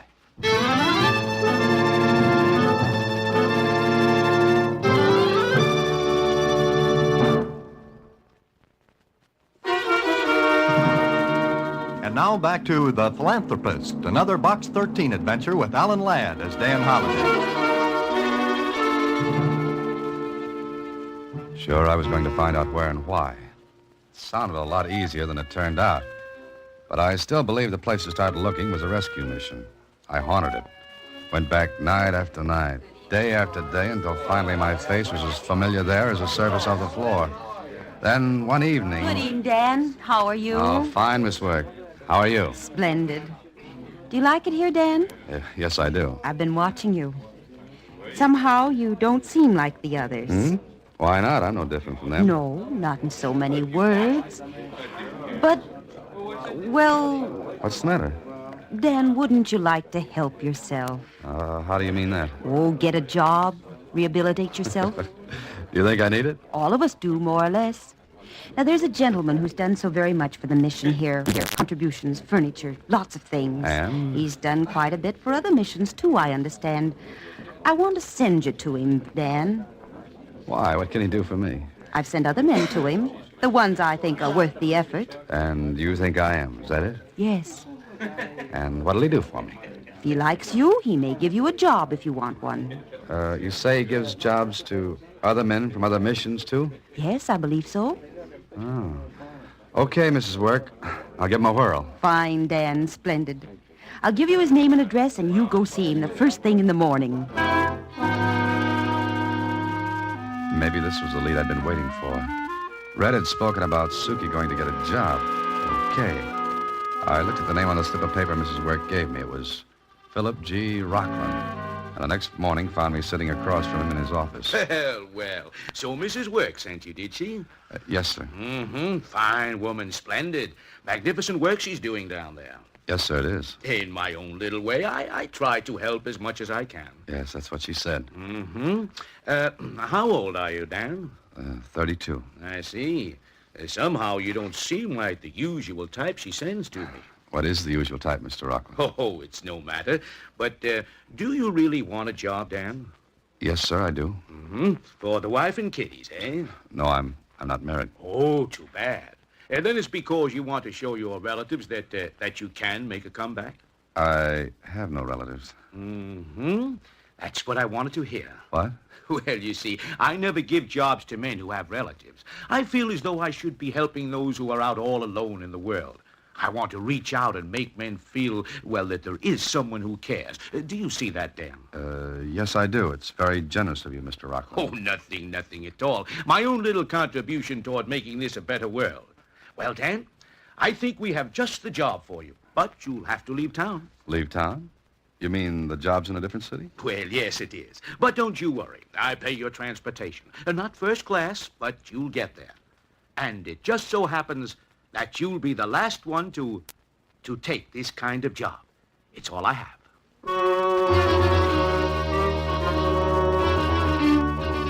I didn't like the way he said I'd be the last. If this was a racket, what kind was it? What was Rockland angled? There was no way to find out, so I went to the city he sent me to. It was far enough away from Rockland to be safe and close enough so that Rockland could keep his eye on it. It was the next afternoon that I walked to the address Rockland had given me, and I knocked on the door. Yeah? Mr. Rockland sent me. Okay, come on in. Let me see the letter. Here it is. Okay, follow me, Bud. I followed him down the hallway, and I took a good look at the place while I was doing it. I noticed something. It was one of those old brownstone houses, and every window was barred. The bars weren't new. They'd been put there by the original owner. Why should Rockland pick a place like this, then... Sit down a minute. Oh, your name's Dan, huh? Yeah, that's right, Dan. Had anything to eat? No. Okay, supper's in 10 minutes. Go in and wash up. Where? Straight ahead and to your right, there's a big washroom. Then go in the room right across when you're finished. Sure, thanks. There were about 7 other men in the room, talking, washing their hands, smoking. One of them looked up when I entered. He seemed to be expecting someone. Then when he saw me, he went back to washing his hands. I moved in next to him. Hiya, fella. Hi. Just come, huh? Yeah. Hey, what is this joint? Softest touch in the world, guy. What's your name? Dan? Yours? Call me Suki. Suki. Yeah, why? You a pal of Red's? Red. Hey, where is he? Why didn't he come? I've been waiting for him. Red's got to get in on this thing. Red was killed, Suki. Kid. What are you giving me? I told Suki about Red, but I didn't mention what I was doing in the game. When I finished... Red killed.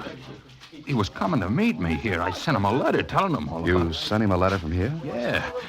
We ain't supposed to do no writing or tell anybody about this, but Red's my pal. I wrote the letter and snuck it out.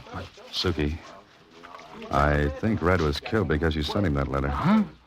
What are you yapping about? What are you All right, you guys, supper's on. Come on, come on. I'll talk to you later, Suki. Yeah, after supper in the sleeping room.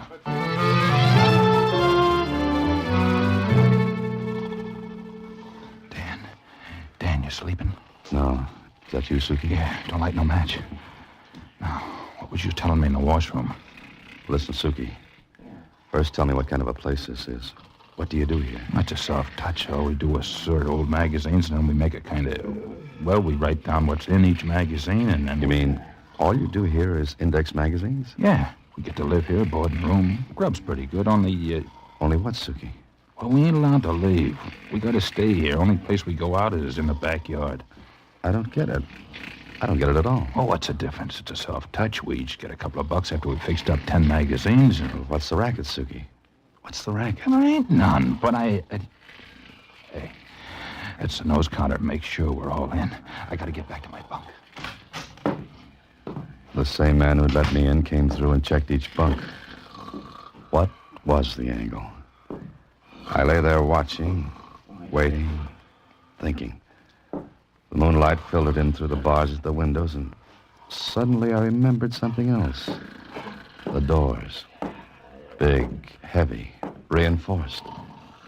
Then the man came close to my bunk. I could feel him looking down at me. I must have looked as though I was sleeping like a baby. He walked on and out. And he locked the door after him. All of us were prisoners in that room. For 5 days, I worked like the rest of the men, sorting magazines, indexing them, a boring job that made absolutely no sense. And we were watched, but good. No letters in or out. Doors locked at night, windows all barred, 2 men watching us, checking us. And then one day I was taken to an office, one I'd never been in before. Rockland was there. I've called you in, Dan, because there's a little formality to be gone through. Formality? Yes, the other men have gone through it. Workman's compensation policy. We'll take you to the physical examiner this afternoon. It'll be all over in a jiffy. Oh, I see. Do I have to sign anything? Oh, no. Everything's been taken care of. It's a matter of form, you understand. Oh, sure. Excellent. At 2 this afternoon, then. So at 2 that afternoon, I was given a physical examination. I passed, but I was beginning to get an idea. One that made me a little sick, scared. That evening after supper, I got Suki to one side and told him what I thought. Oh, but you're crazy, Dan. You gotta be. They couldn't get away with anything like that. Listen to me, Suki. Every one of us here have been insured. Not one of us has any relatives. We've been screened, picked carefully for just that reason. But there's 9 of us here. They can't kill 9 guys to get that insurance. Suki, this looks like a legitimate business. Rockland hires us. We work here. We're insured for small amounts, sure. But 9 men add up to $9,000 in policies.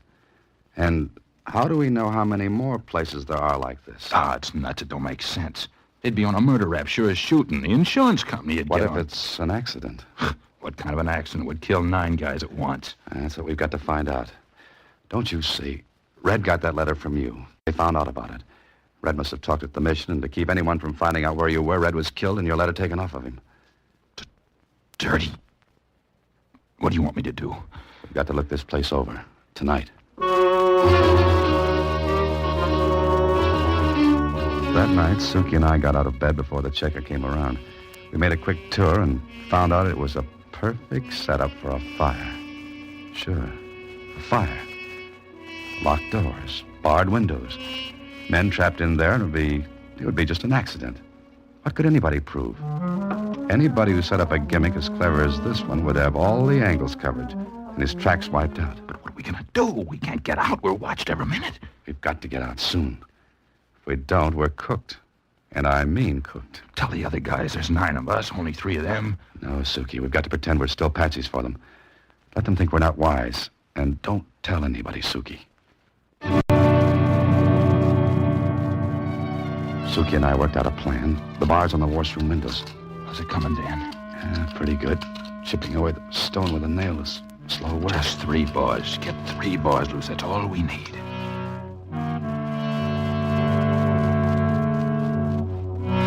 Well, Suki worked while I watched, and I worked while he watched. We finally got 3 bars loose. It was working against time because I was sure the thing would happen any time now. And I was right.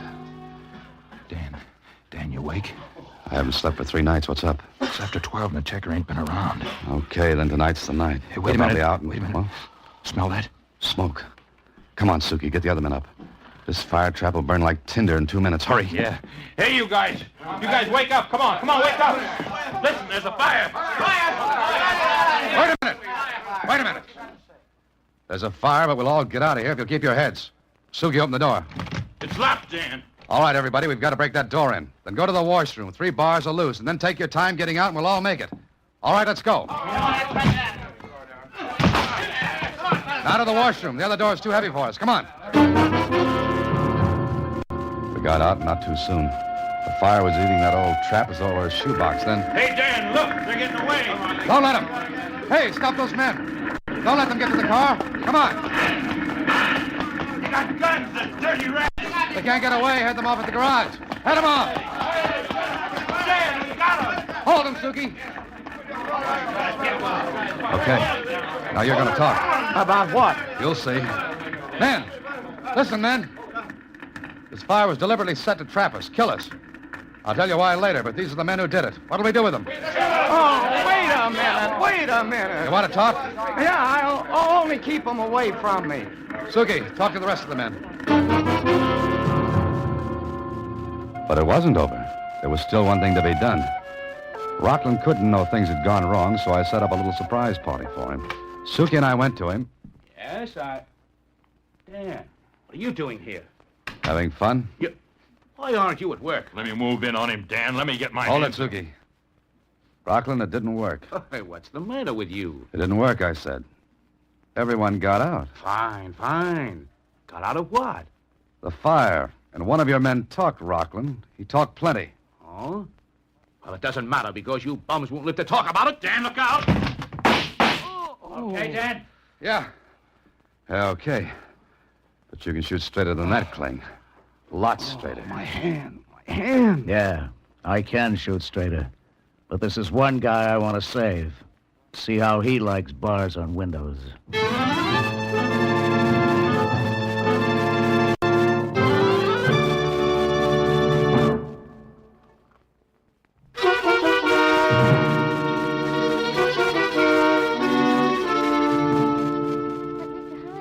Couldn't any of those men have escaped from that awful house? Sure, Susie, sure. But when he did, he'd end up in an accident like Red. Oh. What are you thinking about, Mr. Holliday? Oh, nothing, Susie. I was just saying goodbye to a friend. Huh? Oh, Suki. He wouldn't stay? No, he wouldn't. Oh, and that reminds me. Make out a check to the Hope Rescue Mission. Okay. For how much? Let's see, 2 weeks, room and board. I think that's what I owe. Oh, and Susie, tack on enough for a melodeon, will you? Uh-huh. Can I do it after lunch? Sure. Say, what are we having? Soup. Huh? Oh, good night, Susie. Next week, same time, through the courtesy of Paramount Pictures, Alan Ladd stars as Dan Holliday in Box 13. Box 13 is directed by Richard Sandville with an original story by Russell Hughes. Original music is composed and conducted by Rudy Schrager. The part of Susie is played by Sylvia Picker, and that of Lieutenant Kling by Edmund MacDonald. Production is supervised by Vern Karstensen. This is a Mayfair production from Hollywood. Watch for Alan Ladd in his latest Paramount picture.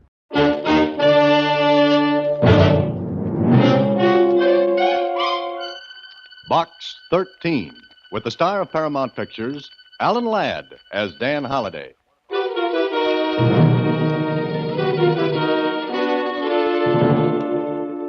Box 13, care of the Star Times.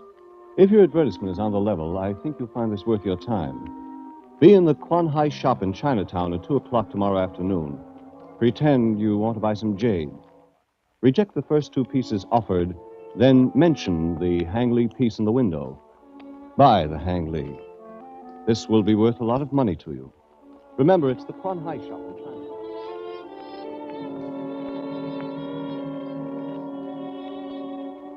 Shop in Chinatown. Ask for jade, but reject the first 2 pieces. Then mention the Hang Lee piece in the window. Go back and wait for further instructions. That was the letter. No signature. It sounded interesting, and it was. If you like murder.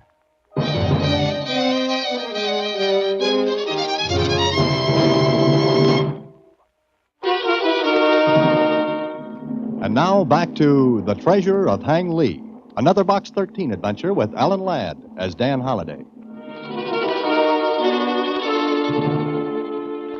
don't get it, Mr. Holliday. Why should you reject the first 2 pieces? Ah, that's what makes the letter interesting, Susie. Why reject the first 2 pieces and then mention the Hang Lee piece? All right. Why? I think I've got an idea. What is it? Pretty obvious, Susie. Look, the letter doesn't say anything about identifying myself, does it?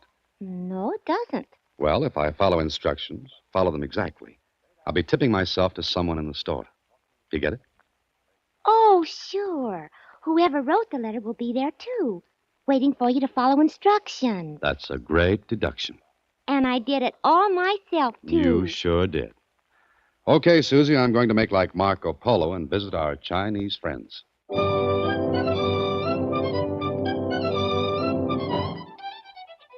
It took me a half an hour to drive to Chinatown and another 10 minutes to find the shop of Quan Hai. I looked in the windows. There was the usual line of stuff: back scratchers, Kuan Yins, bamboo trinkets, red lacquer bowls, but only one piece of jade. It was roughly square and seemed to have been broken. It looked like a part of a bigger piece. So I went into the shop. There were 6 or 7 other people besides myself, and, well, they were looking at curios, and no one paid any attention to me. Then a young Chinese clerk smiled and came over to me. Oh, yes, sir. Can I help you, please? Oh, yes, I I want to buy a piece of jade. Yes, sir. You want a certain color? Well, I don't know. This is a very nice piece, sir. It is what we call the mutton fat color. It's very nice, but not quite what I want. A ring, perhaps? Cufflinks? A snuff bottle? I don't know. You see, it's for a gift. Oh, this piece is very fine, sir. And the carving is excellent. But it is not very old. Oh, there's a piece in the window. The only piece. What is that? The piece in the window, sir? Yes, it's a hang leap piece, isn't it? Well? If you will please to follow me, sir. But the piece is in the window. I know, sir. But for that piece, you will have to see Mr. Kwan. This way, please. If you please, sir, in here. I will send for Mr. Kwan. You will please excuse me now, sir. The other customers. Yeah, sure, thank you. It is nothing at all, sir.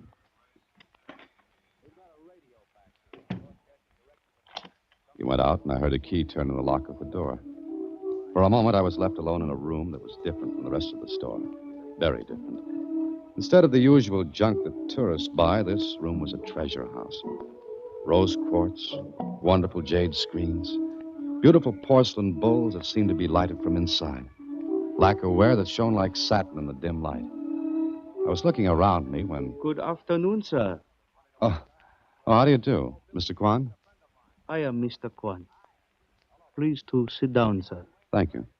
May I help you, Mr.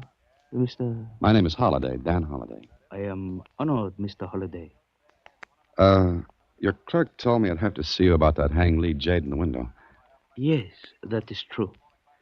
You want that piece, Mr. Holliday? Yes, I'd like to buy it. One moment. It is strange. That hung lead piece has lain in the window for 2 weeks now. You are the first to ask for it. I saw it and liked it. Of course. You are a man of excellent taste. It is a very fine piece, incredibly ancient and incredibly valuable. Oh? Well, maybe I can't afford it. The hang lead piece, Mr. Kwan. Thank you, Lan. That is all. Yes, Mr. Kwan. Does he always lock the door when he leaves this room? There are very valuable things in this room, Mr. Holliday. Oh, I see. But the hang lead piece, is it valuable, Mr. Kwan? Yes, Mr. Holliday. So valuable that there is no price on it.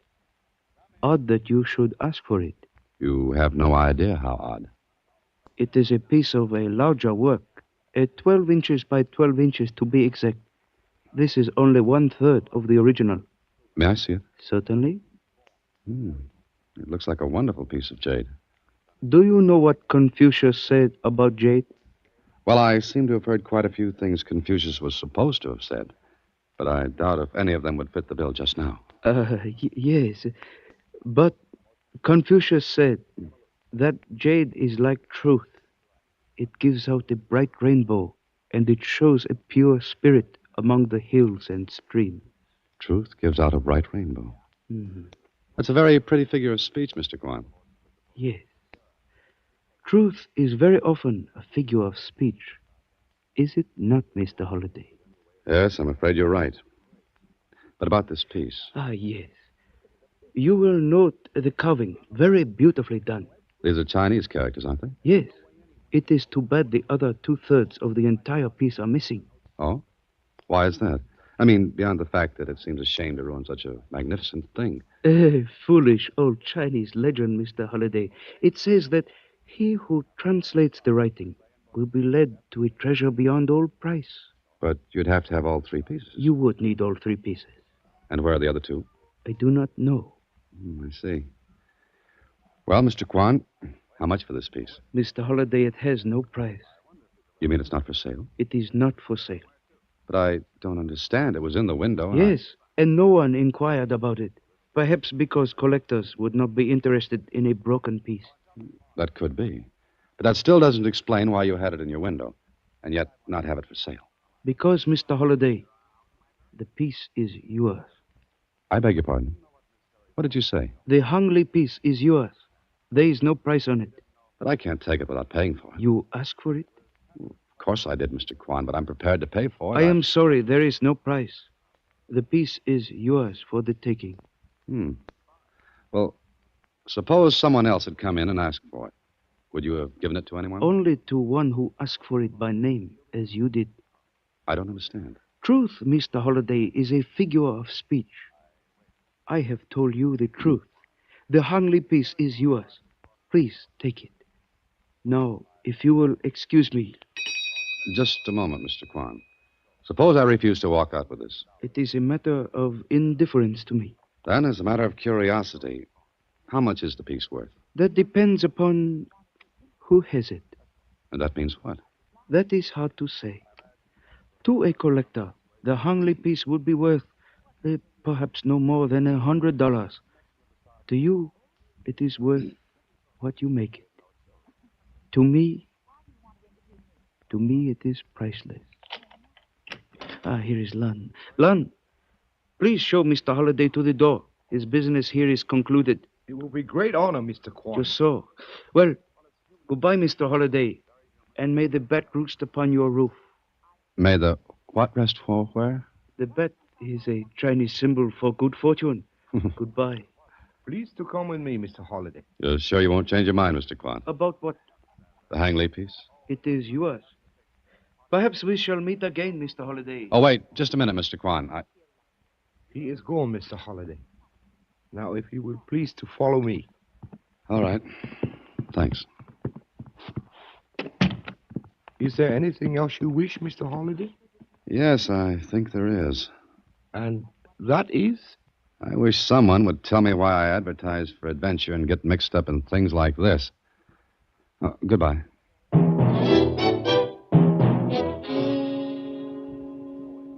So, with the Hangley piece tucked under my arm and a great big question mark tucked under my hat, I left Quan Lee's place. For a moment, I stood in front of the store. No one followed me out, although I knew that whoever had sent me the letter was watching.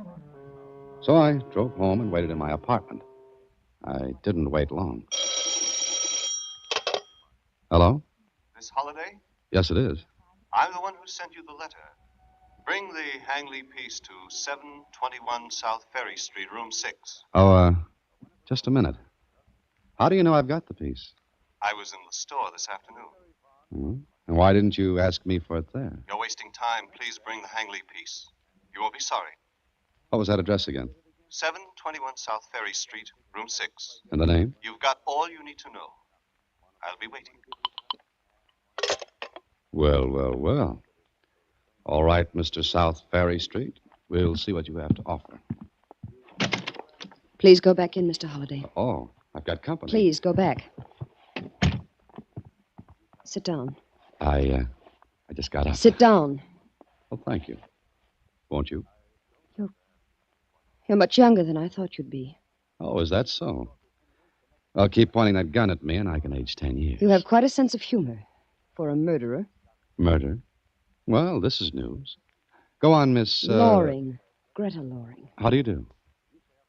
Doesn't the name Loring mean anything, Mr. Holliday? Beyond the fact that it belongs to a very pretty girl holding a very ugly gun, I'm completely at loss. Lying seems to be another of your doubtful accomplishments. Oh, yes, I'm very talented, but I'm no good at puzzles. You see, I give up too easily. I had a hard time finding you, especially since you changed your name. No, this is news. I'm a murderer, a liar, and I'm living under an alias. This afternoon you gave yourself away by getting the Hangley jade from that shop. Sooner or later I knew I'd trace you through that piece of jade. Oh, so you were there, too? I've watched that shop for days, waiting for you to get the Hangley. And now that I've got it? I'm going to take it. Then kill you. In that order, I suppose. Give it to me. It's right there on the table in front of you.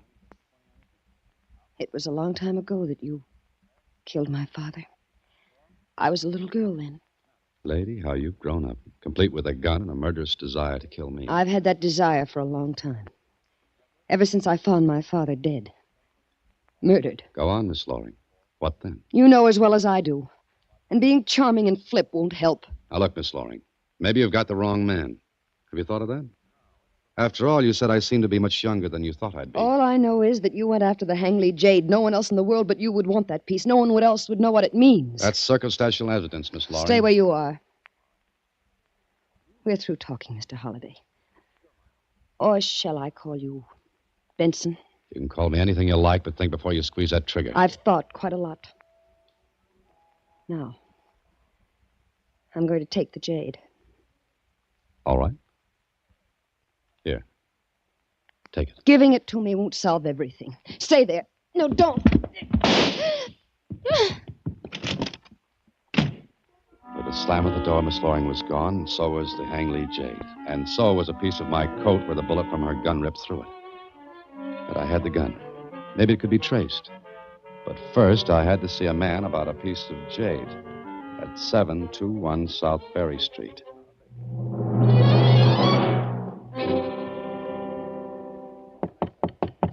Yes, who is it?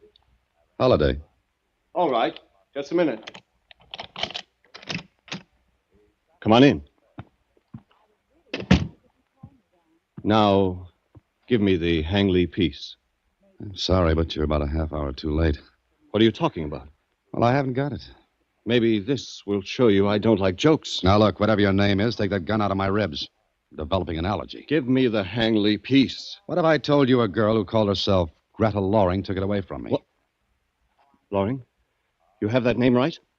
I have every reason to remember it, but good. Where is she? I don't know. Will you... All right. Turn around, face the window. Now, look, fella, this Turn around. Now, where did that girl go?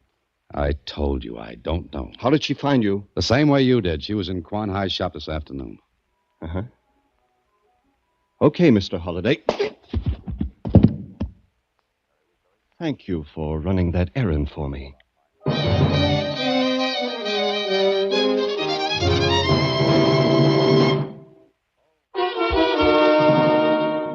And now, back to Box 13 and Dan Holliday's newest adventure, The Treasure of Hang Lee.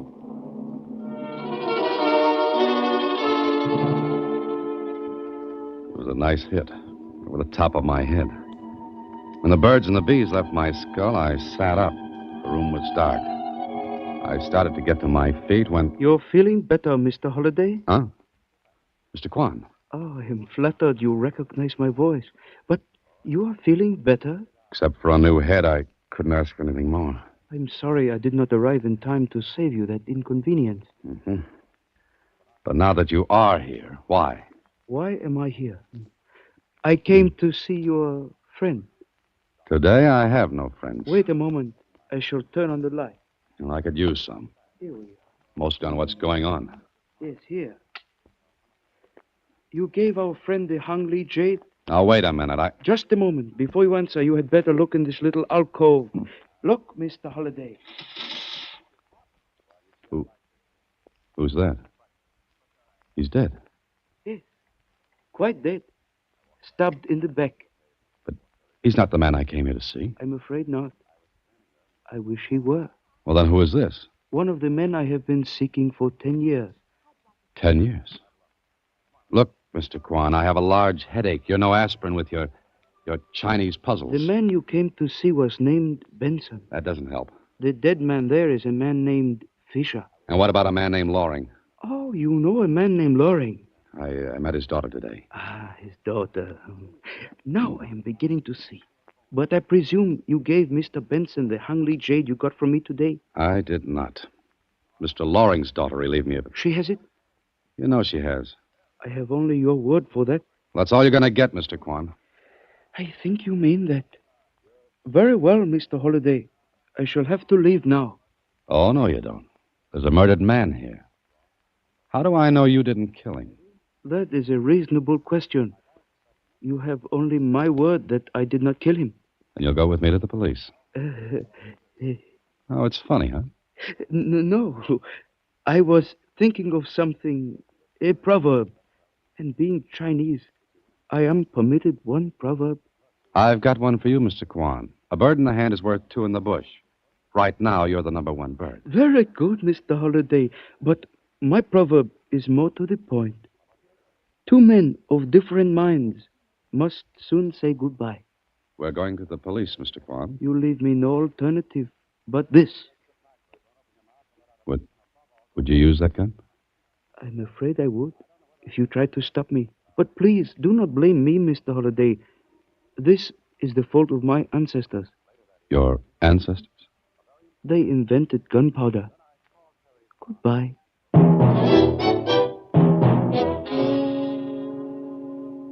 And so there I was, but where? I called the police and reported the murder without giving my name. I didn't want to stick around because I had other things to do. I had a bullet hole through my coat and out of my head and a big burning desire to catch up with Mr. Benson and Miss Loring. Not to mention a certain Mr. Kwan. The only lead I had was Greta Loring's gun that I'd taken from her. If she had bought it in the city, it would be registered. So I made one more phone call and found out what I wanted. Her address. It was in an apartment building. And her apartment was number 8. I pressed the buzzer.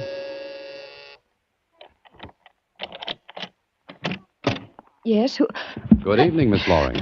How did you find me? Oh, I had to. I always return things that I borrow. I believe this is your gun. What are you going to do? Play questions and answers. Please, get out of here. This afternoon, you called me a murderer. Why? I thought you were someone else. Who? Benson? Yes. Oh, but I'm not. I know that now.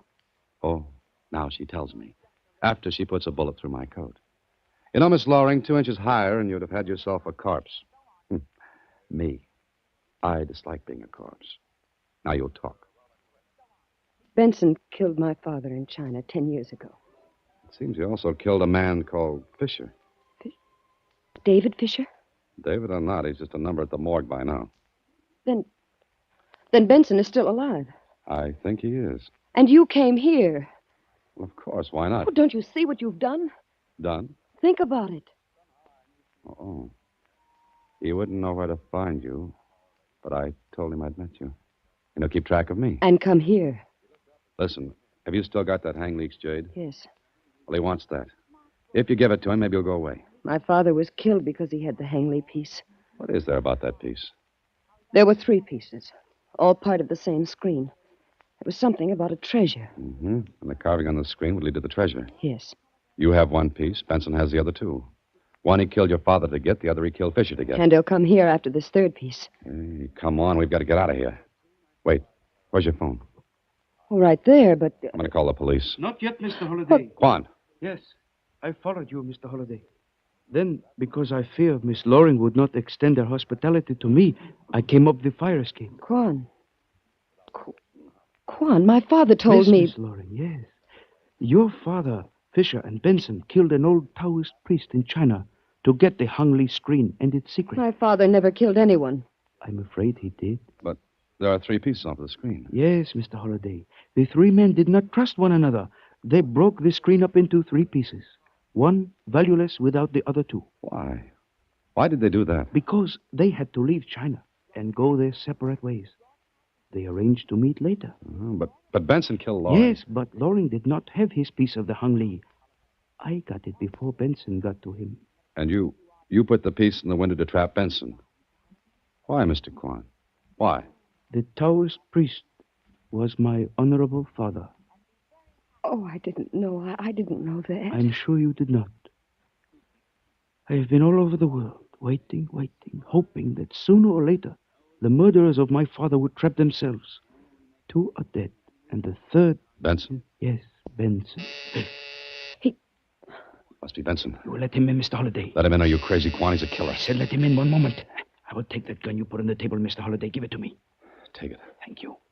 Now I have 2 guns. Mr. Benson probably has 1. Let him in, Mr. Holliday. If you think I'm going to open that door and let him in, you're crazy. I have 2 guns. Are you afraid, Mr. Holliday? All right. Miss Loring, get back. Next to the wall. Now. Hugh, get back in there. Better not come in, Benson. Move away now.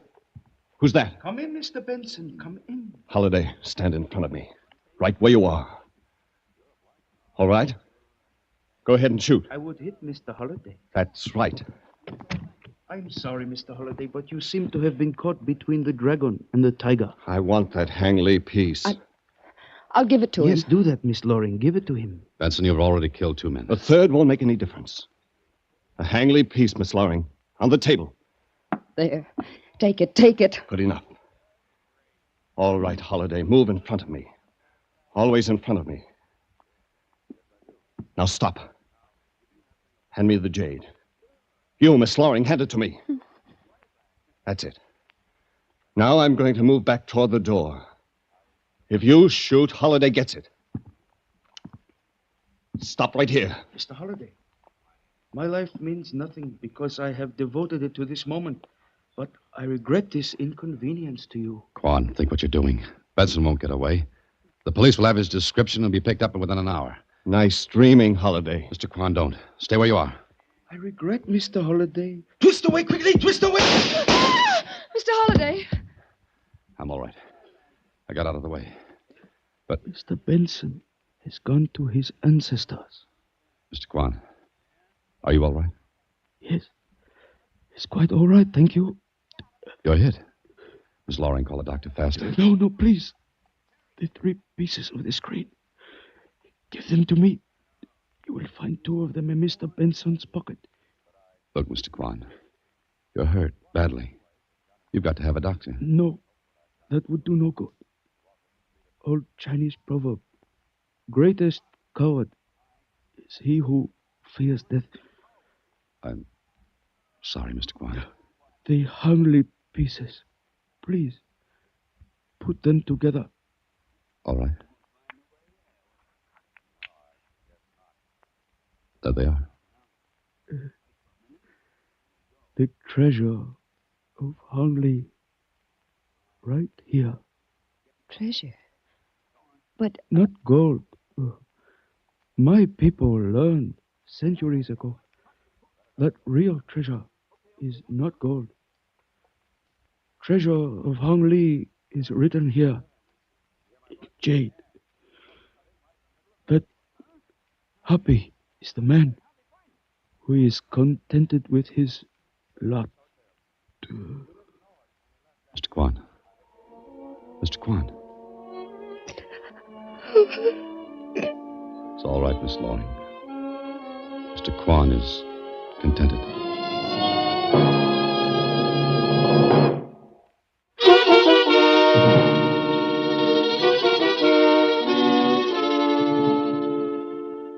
You mean that was all there was to the treasure, Mr. Holliday? Just that proverb? That's right, Susie. Maybe it's the best after all. You see, we beat our brains out going after something, and when we've got it, the thing on the other side of the hill always looks better. Happy is the man who is contented with his lot. Gee, you know something, Mr. Holliday? What, Susie? I can't think of anything silly to say. That's as it should be. Good night, Susie. Next week, same time, through the courtesy of Paramount Pictures, Alan Ladd stars as Dan Holliday in Box 13. Box 13 is directed by Richard Sandville, with this week's original story by Mark Hopling. Original music is composed and conducted by Rudy Schrager. Part of Susie is played by Sylvia Picker, and production is supervised by Vern Karstensen. Box 13 is a Mayfair production from Hollywood.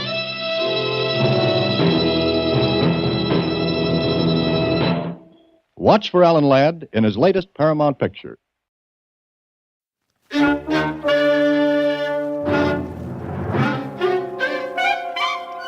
Box 13, with the star of Paramount Pictures, Alan Ladd, as Dan Holliday.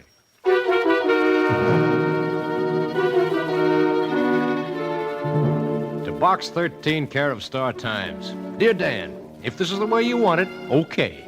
If a pal and buddy has to reach you the hard way, all right. Enclosed is a ticket to my fight with Brennan tomorrow night. I'd like to see your mug at ringside. If I don't, I'll make it a point to muss it up for you. If I don't, I'll make it a point to muss it up for you. Johnny Capelli. Johnny Capelli, a kid when I first met him, fighting in a different way, at Anzio. And maybe, just maybe, Anzio wasn't as hard for him to take as what happened right here.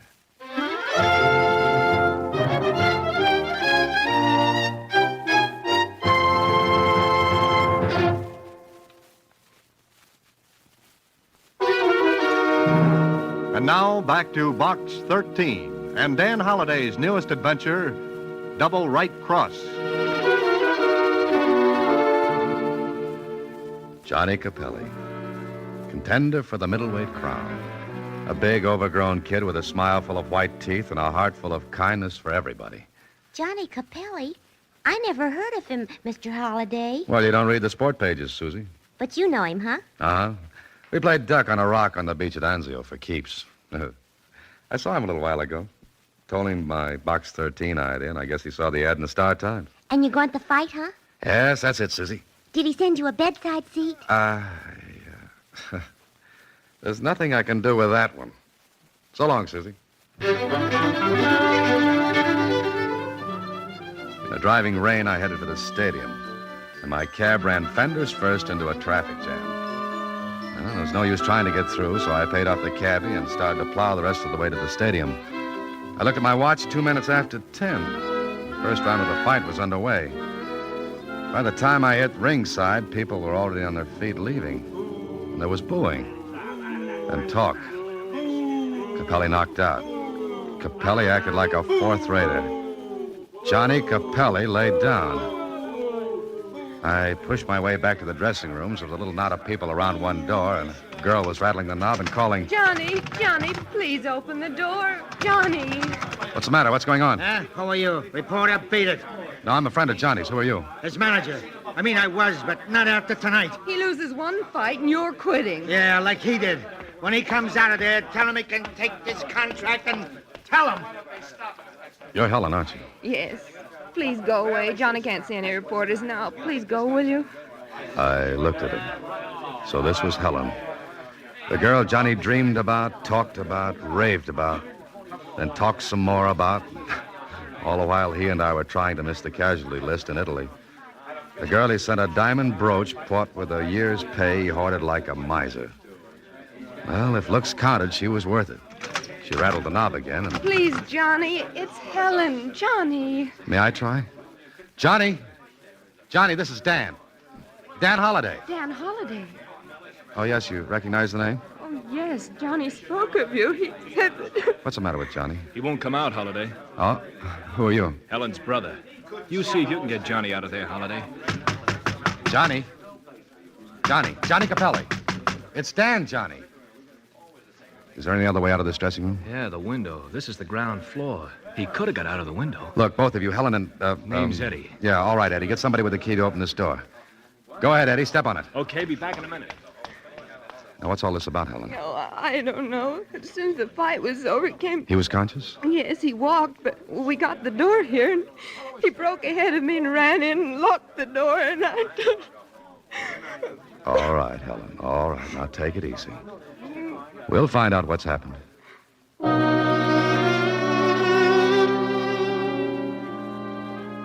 When we got into the dressing room, Johnny was gone, and Eddie was right.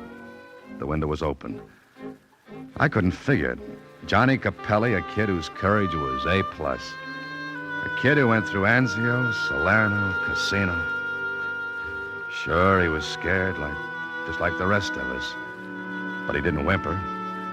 And he didn't run out, ever. It just didn't figure, and Helen didn't make it any more clear. No, I don't know. I don't know why he ran away. Oh, take it easy, sis. Johnny must have had a reason. Yes, he must have. Now, listen, where'd he go? Well, if he's not at his hotel, I don't know. Well, we called there. That's no good. Any other place, think. I don't know of any. All right. Where can I get in touch with you later? 387 Christopher Place. Good. You wait there. I'll find Johnny.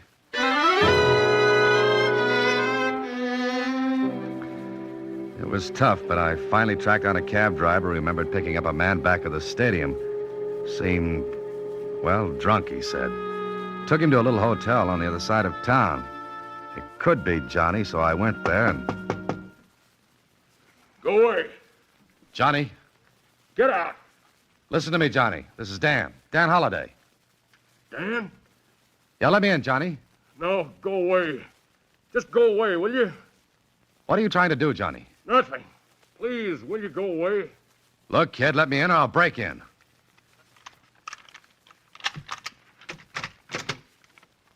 Johnny.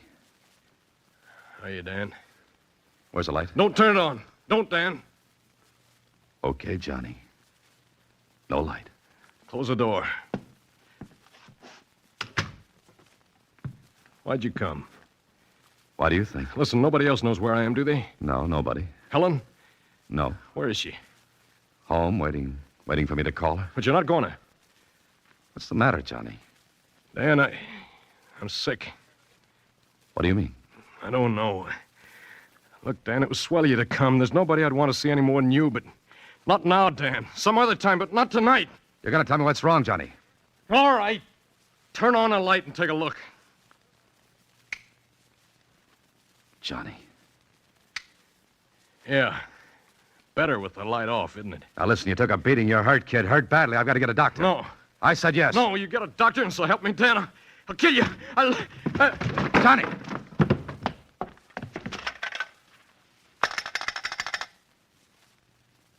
Hello, desk clerk. Listen, get a doctor to room 10 right away. And that means right now.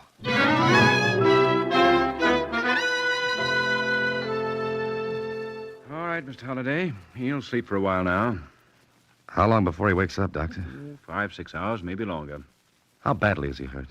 Well, it's hard to tell. He took quite a beating. Who is he? Friend of mine. I see.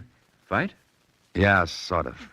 Well, Look, Doctor, as long as there's no gunshot wound, you don't have to report this, do you? No, but Well, let's leave it that way then, huh? You will be back in the morning? Yes. I'll make a more thorough examination then. He was too hysterical to do much with tonight. But I think he'll be calmer when he awakens. Then there's nothing too bad. I don't think so. Bruises, contusions, and his eyes. What's wrong with his eyes? I'll see you in the morning. Good night, Mr. Holliday. Good night. Thanks, Doctor. I sat by Johnny's bed and watched. I didn't call Helen because, well, for some reason, Johnny didn't want anybody to know. To know what? Maybe I'd find out when Johnny came to. Maybe he wouldn't tell me. And I just couldn't see Johnny running out on anything. There had to be something wrong. Something big. I sat in a chair alongside the bed and thought about it, and I guess I fell asleep because the next thing I knew, Huh? Oh, just a minute.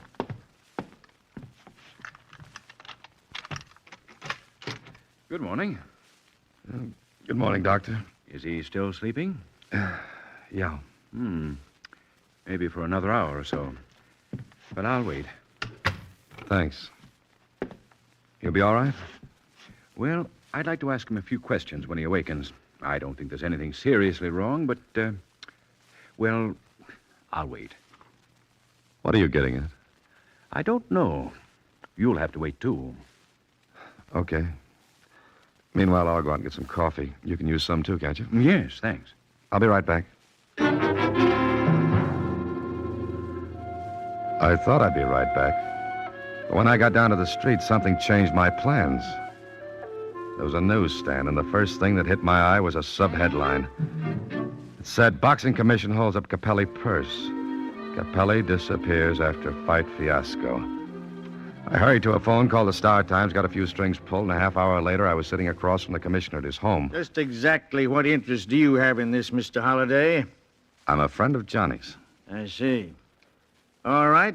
You must have something important to tell me. This early in the morning.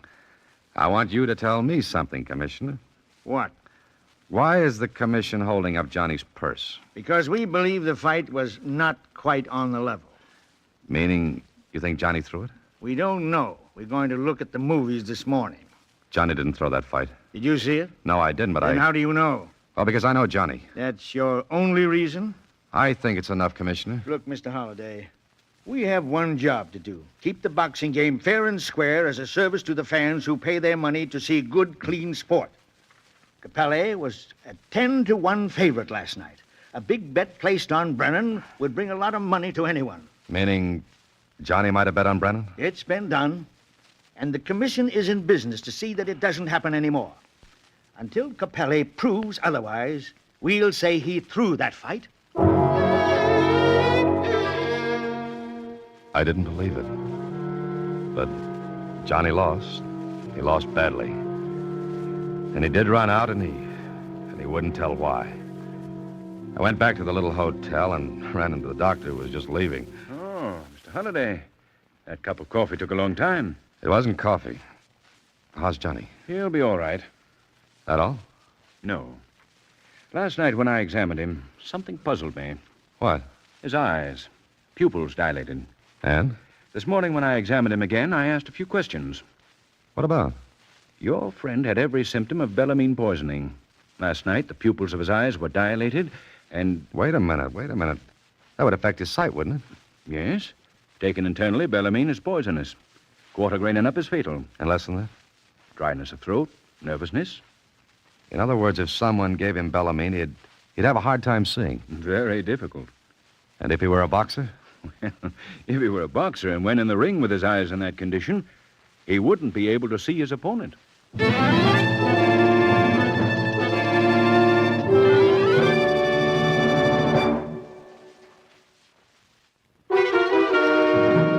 Now back to Box 13 and Double Right Cross with Alan Ladd as Dan Holliday. So Johnny lost the fight because he couldn't see Brennan. But why did he run out? Why didn't he want anyone to see him? I thought I was going blind, Dan. Brennan was just a shadow that was beating me. Why didn't you quit? Why didn't you say something, Because Johnny? I didn't want anybody to know. If it was going to be that way, I'd take it alone. Noble, huh? Look, Dan, I waited a long time for that fight. It meant a crack at the title. Helen waited with me. If I was going blind, I wasn't going to let her know and stick with me. Sure. A kid like you would think that way. Now listen to me, Johnny. Somebody fed you the stuff to impair your sight. Somebody who wanted you to lose that fight. Who? You're crazy, Dan. What did you eat yesterday? Eat? The day of the fight? Nothing. Just a little breakfast. And the rest of the day? Nothing. Liquids? Water? Milk? Of course not. No fighter fills himself up with liquids. Makes him logy, heavy on his feet. But, Johnny, the bellamine had to be given to you just before you went into the ring. Any earlier in the day, and the effect would have worn off before the fight. Look, why don't you lay off, Dan? I'm telling you, I didn't eat anything or drink anything, not for hours before the fight. But you had to. No. I know what I did. Look, maybe it was my eyes. Maybe it is what I thought. I got hit in Italy, Dan. Maybe... It's not that. The doctor knows what he's talking about, Johnny. Somebody fed you that stuff. Who? You tell me. Nobody. I didn't eat, drink. Do I have to go over all that again? No, but I am. You wait here, Johnny.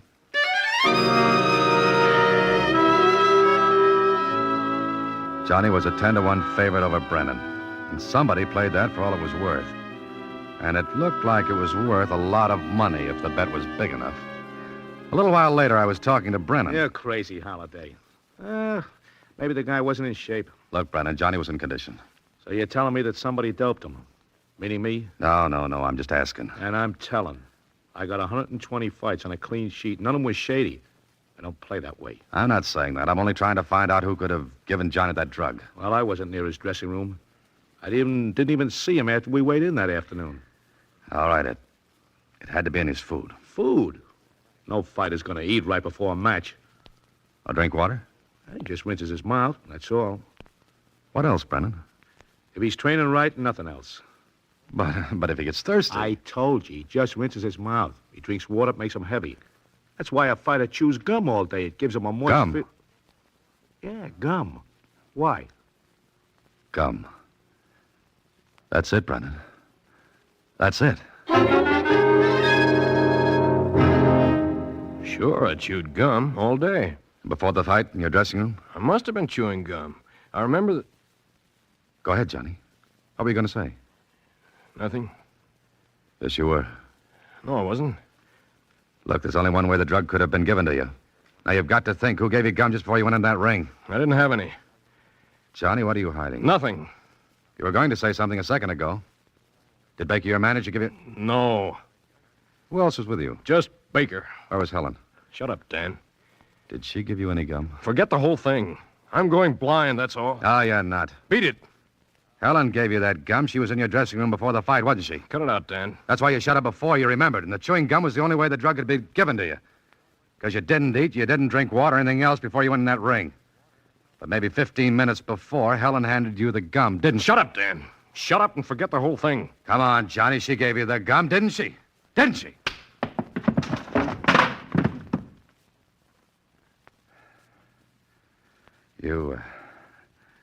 You've still got a good right, Johnny. I'm sorry, Dan. Sure. Sure, let's forget it.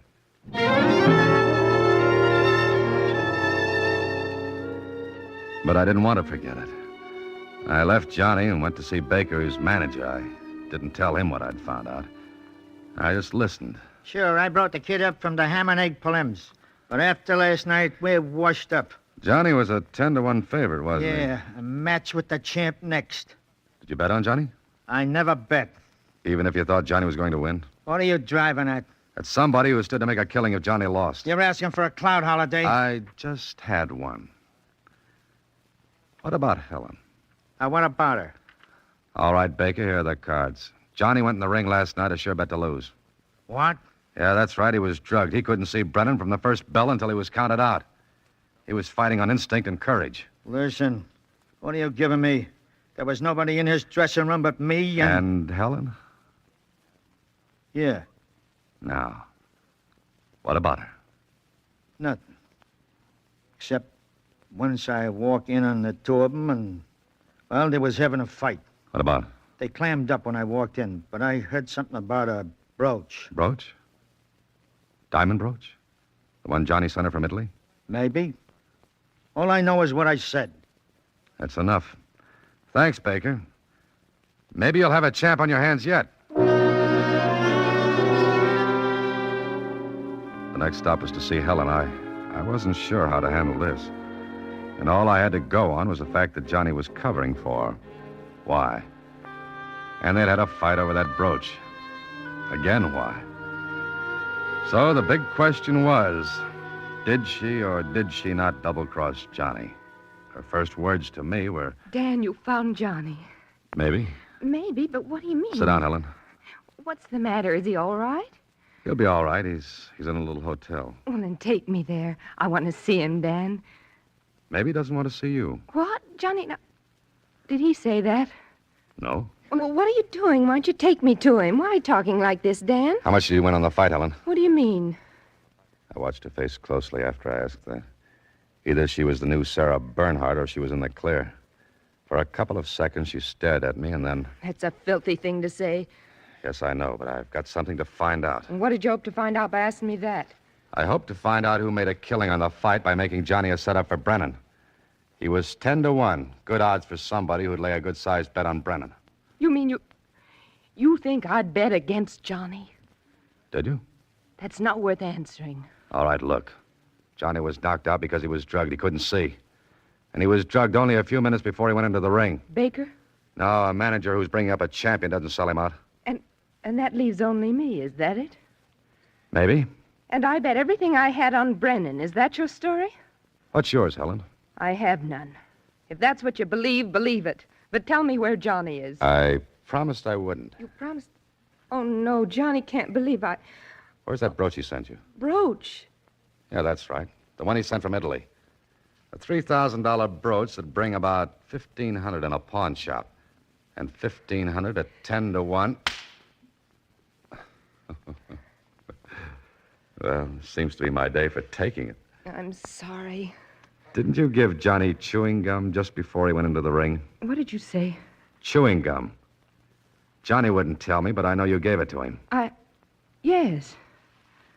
You admit it? Yes. Huh. That was the only way he could have been drugged. And you admit it. Yes, I admit it. Doesn't make sense. All right, it doesn't make sense. You're so right, Mr. Holliday. Nothing makes sense. Nothing. Now go back and tell Johnny. Tell everybody. Go on. Well, this I couldn't get. Two of them. Johnny and Helen knowing it must have been the gum and Johnny not wanting to tell me.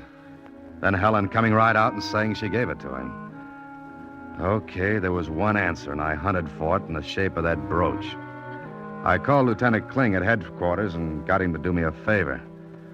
It took almost the rest of the day, but late that afternoon. Brooch? Yes, the police called, but I assure you I did not receive stolen goods in my shop.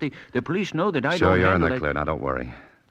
Has the brooch been redeemed yet? No. Look, All I want to see is a slip and who signed the brooch in. Well, here, I have it ready. I thought it would be the police who would come. It's right here. Here you are. There's no mistake about this. Oh, no. I let him have $1,000 on it. 1,000? And you're sure? Yes. There's where he signed his name, John Capelli. No, that couldn't be right. Unless Johnny was afraid he couldn't make a fake fight look good and wanted to make sure. But where did Helen figure? And why? Why? Then it hit me. Johnny protects Helen. Helen admits she did it. It made so little sense it began to clear. I checked with betting agents and found one who took a bet on Brennan, a bet of $1,000 at 10 to 1. He remembered who placed the bet, so... Well, that gave me one more call to make. Back I went to Helen's apartment.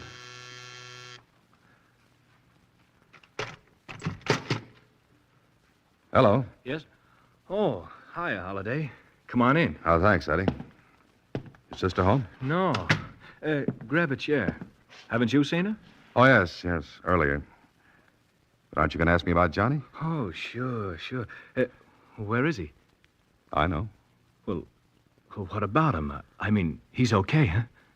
Yeah, he's okay. Oh, that's swell. You know, Holiday, I couldn't figure a guy like Johnny doing something like that. No, neither could I, Eddie. That's why I knew he didn't. What? Here, Eddie, have a stick of gum. Oh, no, I never use it. Good for the nerves. Yeah, that's what they say. Well, that's what you come to see me about, huh? Maybe. You like to gamble, don't you, Eddie? Gamble? Oh, sometimes. Why? Ever get in so deep you had to steal to make yourself even? What kind of a crack is that? Oh, a nasty one. Just as nasty as stealing your sister's brooch. What did she tell you? Nothing. But she had a fight with Johnny. Maybe he noticed she didn't have the brooch. Asked her about it. Maybe she had her ideas about where it was. Yeah? So what? So she knew and gave you a break. But you had different ideas, Eddie.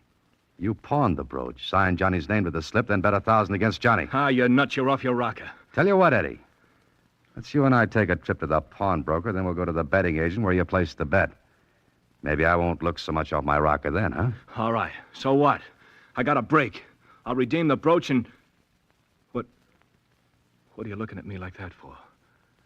I took 2 on the chin today. Maybe it's my turn now to give, Eddie. You lay off now. Sis won't prosecute, and Johnny won't neither. She won't marry him if he did, and... It's not the brooch, Eddie. It's the chewing gum. The gum you gave your sister to give Johnny. The drug gum to ensure your bet. You can't prove nothing. You can't. Eddie, you and I are going to the boxing commission, and you're going to talk. No, I ain't. Either that or I tell Johnny everything. And leave him in the room. Alone with you. Oh, Eddie. Get your top coat, too. It's kind of chilly outside.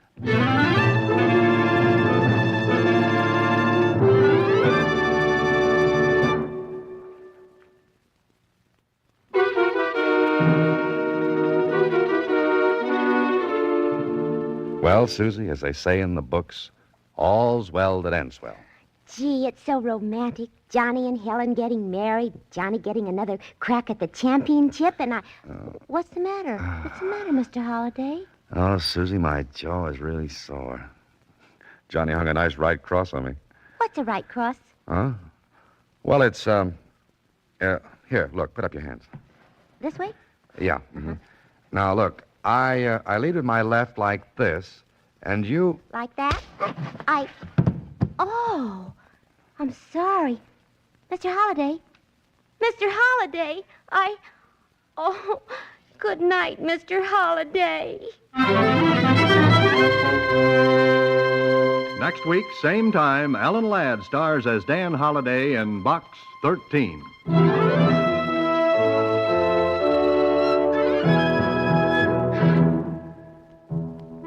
Alan Ladd appears through the courtesy of Paramount Pictures. Watch for him in his latest picture, Saigon. Box 13 is directed by Richard Sandville with an original story by E. Jack Newman and Russell Hughes. Original music is composed and conducted by Rudy Schrager. Susie is played by Sylvia Picker, and the part of Johnny Capelli was played by John Beal. Production is supervised by Vern Karstensen. This is a Mayfair production from Hollywood.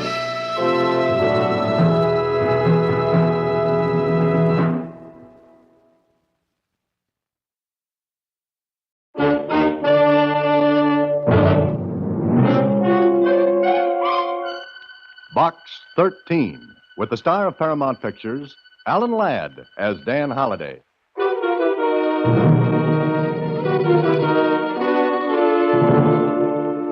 Box 13, care of Star Times. I'm a betting agent in my state where betting agents are legal. I'm one of the many who are being taken for plenty.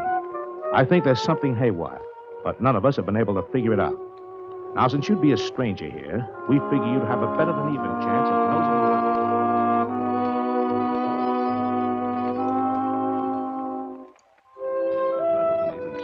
Nosing around and finding out how we're getting clipped. If you do, we'll pay.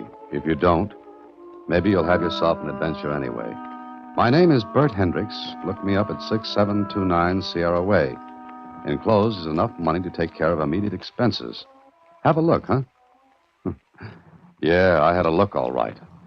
Right into the muzzle of a nasty .25 automatic.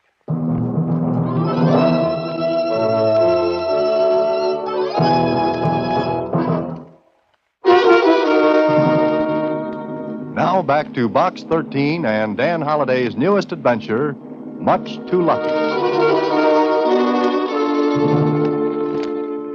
Are you going to be gone long, Mr. Holliday? Well, I don't know, Susie. That all depends. On what? On what happens. Oh, what could happen?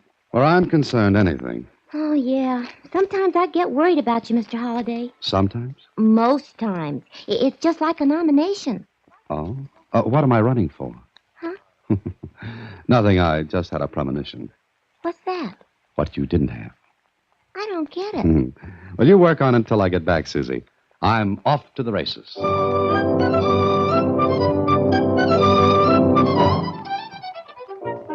plane trip was quick and pleasant.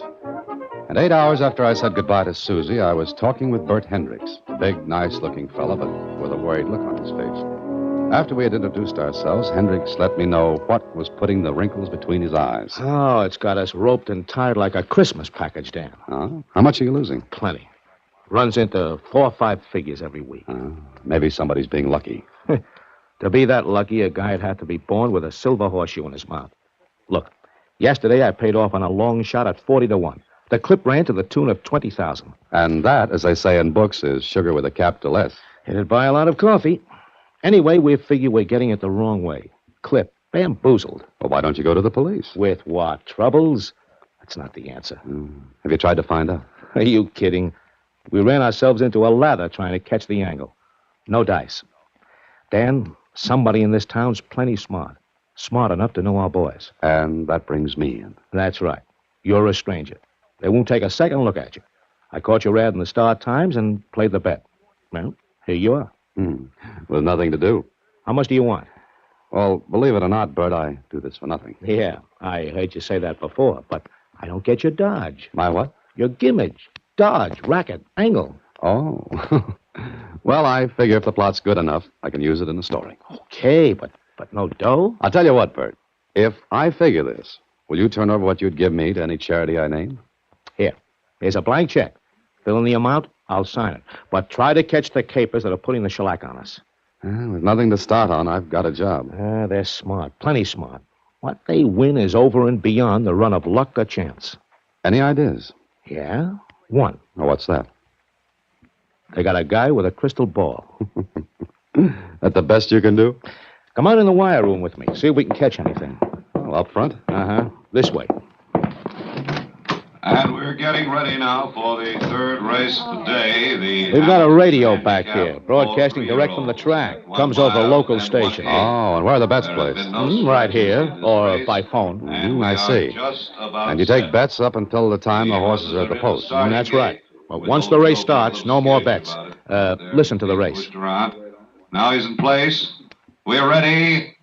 And they're off. Hiya, Bert. Hi, Billy. How's it going? Somebody called up and got a century on Party Line. Oh, the 20-to-1 shot? That's right. Oh, Billy, this is a friend of mine, Dan Holliday. Hiya. Hello, Billy. If Party Line wins, Bert, it's the fourth long shot this week that's paid off. Yeah, I know. And each one was bet on. Is that it? But heavy. I still say there's one of them guys that's doing it by telepathy. Listen. At the half, it's mine, owned by half a length over Cantilever. Rocket is third and falling back with Old Joe as Party Line still swings wide and moves up on the outside. Coming into the turn now with mine owned by a head over Cantilever and moving up fast on the outside is Party Line in third. There he comes. Who made that bet on Party Line? Mike took the call. Okay.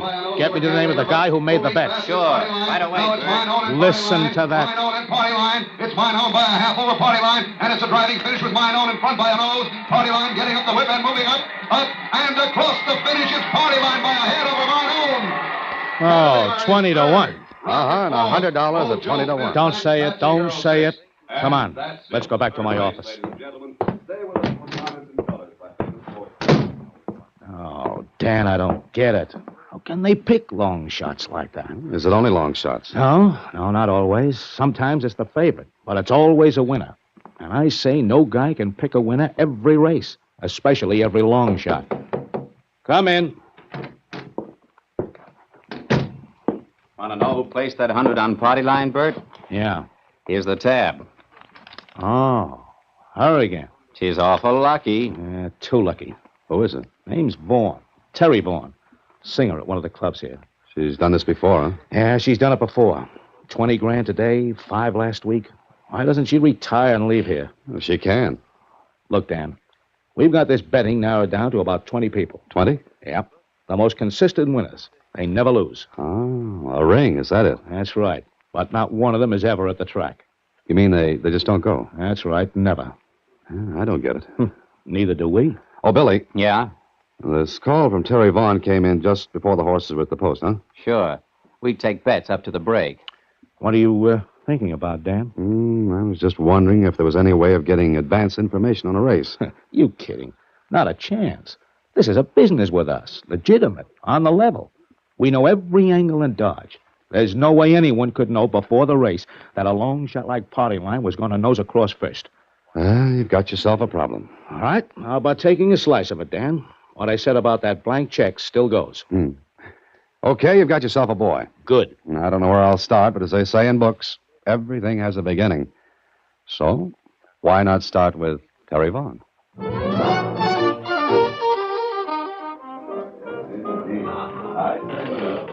Waiter. Oh, waiter. Oh, yes, sir? I wonder if you'd deliver this note for me. Certainly, sir. Where to? Miss Terry Vaughn. I'll see about it, sir. Will this make you see any better? Oh, yes, sir. Thank you, sir. Oh, and tell Miss Vaughn I'm a journalist. Newspaper man? Yes, I guess that's it. You see, I'd like an interview. Well, I'll see what I can do, sir. I'll do my very best. I waited. I didn't know what Miss Terry Vaughn could tell me or wouldn't tell, but it was a chance. She didn't know me, so she wouldn't be suspicious. It was 10 minutes later that the waiter came back to my table. Miss Vaughn will see you, Mr. Holliday. Oh? How did you know my name? It was on the card you sent with the note. Simple, isn't it, Dr. Watson? I beg your pardon? Oh, never mind. Now, where's Miss Vaughn? Oh, she'll be here in a moment. Oh. Okay, I'll wait. Yes, sir. Glad to have been of service. I waited, and I'll admit the wait was worthwhile. Miss Terry Vaughn glided across the floor to my table, smiled $5,000 worth of teeth, tossed $1 million in red hair over her shoulder, and put $10 million of the rest of her in the chair across from me.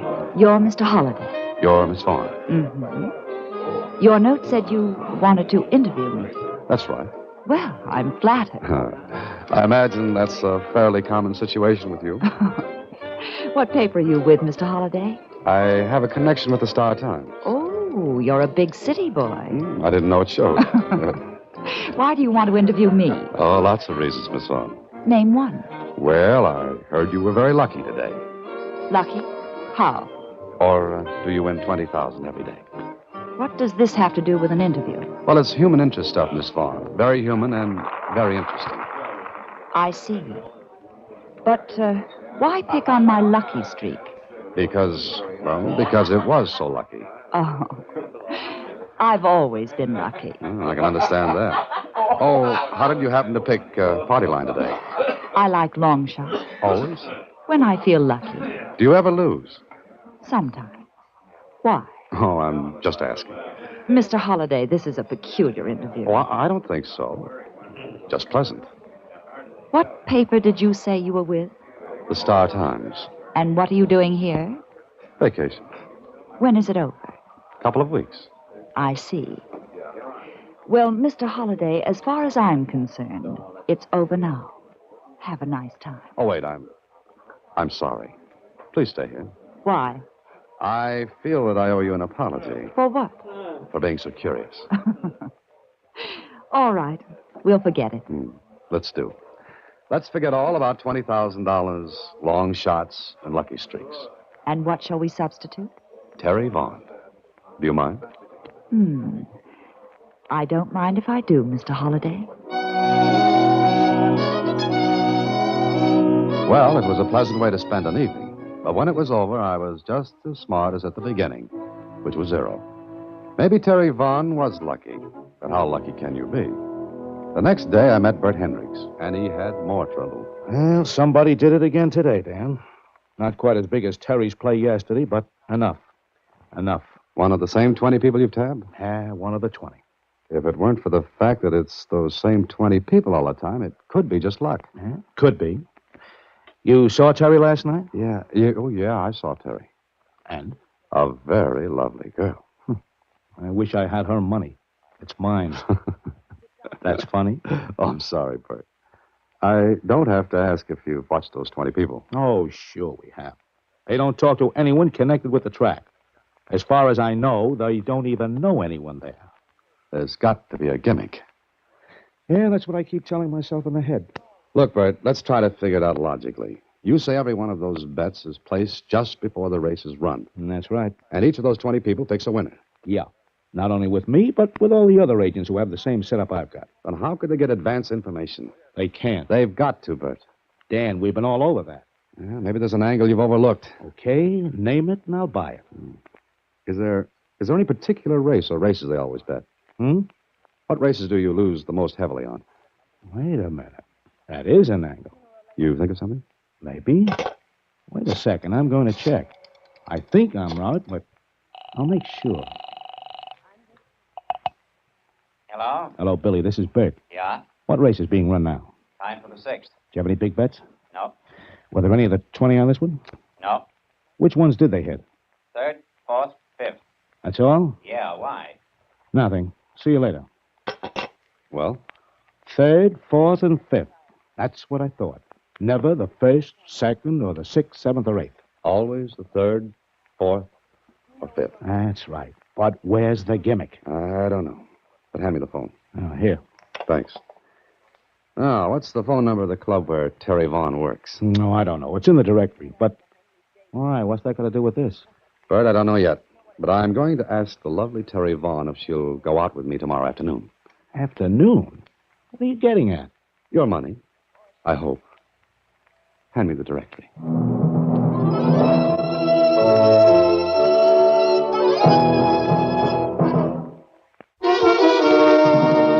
And now back to Much Too Lucky, another Box 13 adventure with Alan Ladd as Dan Holliday.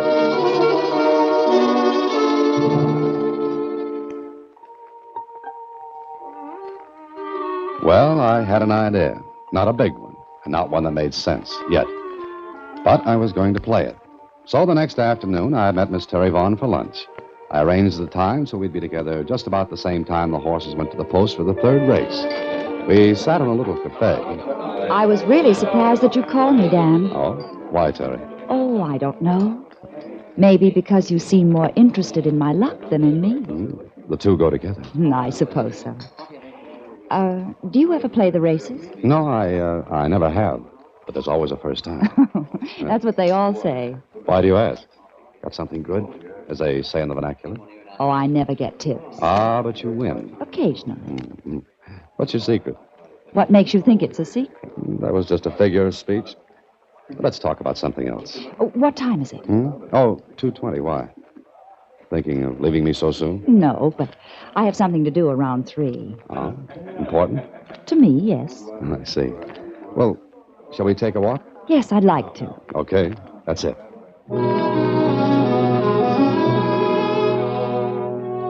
So we walked.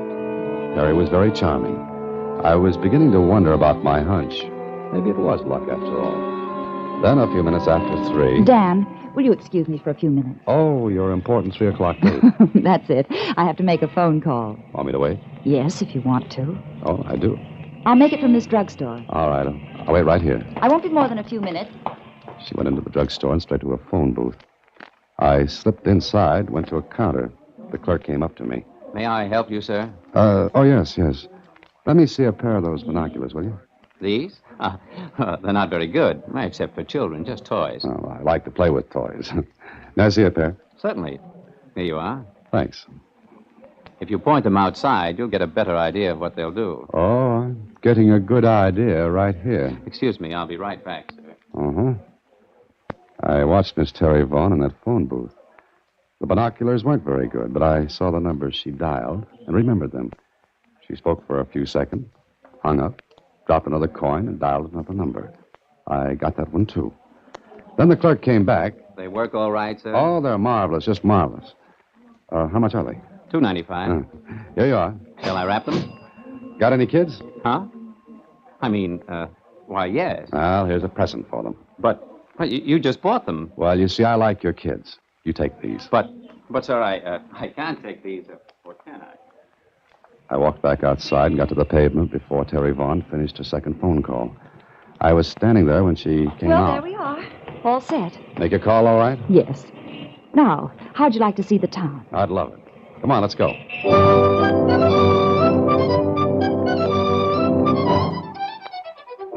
We spent a pleasant afternoon, but my mind wasn't on my work.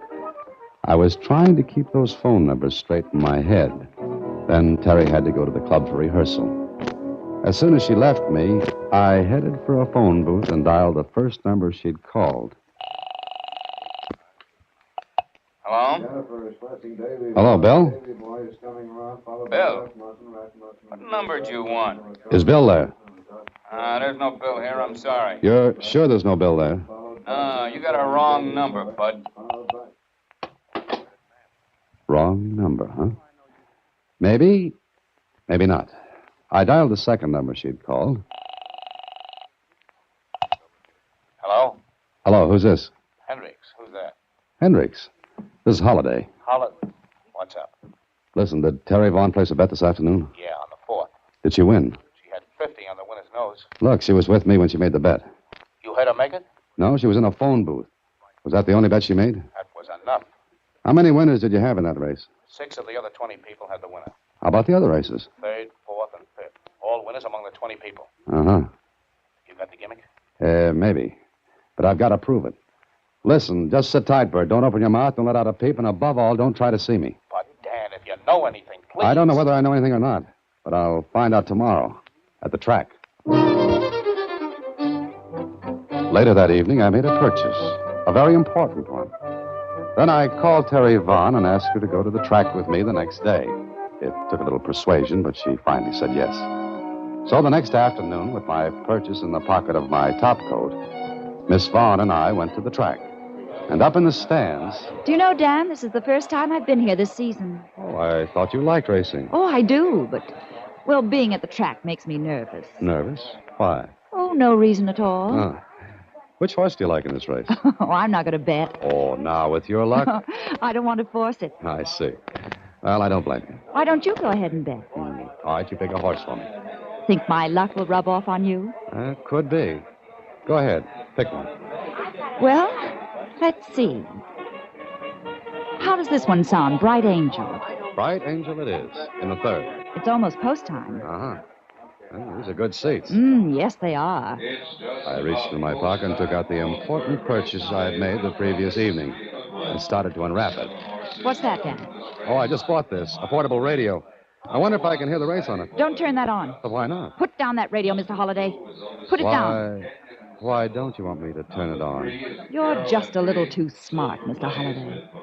This is a gun in my purse. You're getting out of here. Go on. I carry radios. You carry guns. You're well equipped. Go on. Lead the way. Huh? Okay.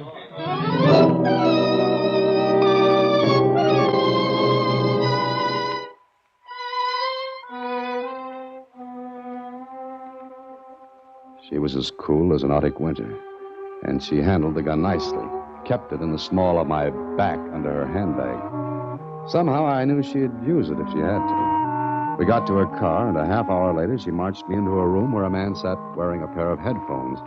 He looked up as we came in. Oh, hello, Terry. Who's this? A smart boy, Tim. I'm leaving him with you. Smart boy? Mm-hmm. He's wise. How he got that way, I don't know. But after the 5th race cleanup, we're leaving town. Well, it's about time. We couldn't run this racket forever. You know, Mr. Holliday, you're lucky you didn't come along sooner. Yes, I know. Before you made your take. That's right. How did you figure it? Through a .295 pair of binoculars. I saw the numbers you dialed yesterday. Oh, you should be with us. Let's see. That thing there is a wire recorder. You tap into the broadcast line that runs from the track to the radio station without the station's knowledge. You record the broadcast, then play it back into the broadcast line. 2 minutes after the regular airtime. You are smart. And those 2 minutes give you enough time to place bets on sure things. You already know the winners, but the bookmakers don't. Correct. But you only pull this on the middle 3 races of the card, so that latecomers and those who leave the track early won't catch wise by listening to their radios. Right again. The broadcast is delayed 2 minutes. The race is already over before the bookmakers even think it started. Sit down, Mr. Holliday. Watch him, Tim. Yeah, okay. I'm going to clean up a few odds and ends. Goodbye, Mr. Holliday. Oh, we'll see each other again. Oh, I doubt that very much. Goodbye. And be very happy that some of my luck did rub off on you.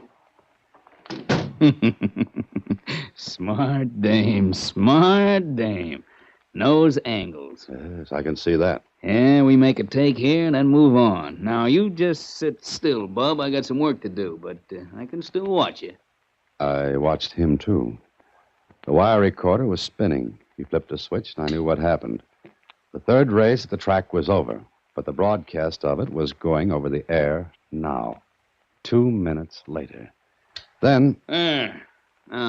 Now we sit tight for a while. Say, that wire recorder, I've never seen one before. Great gadgets. Yeah. Great. I make recordings of my own voice all the time. Oh?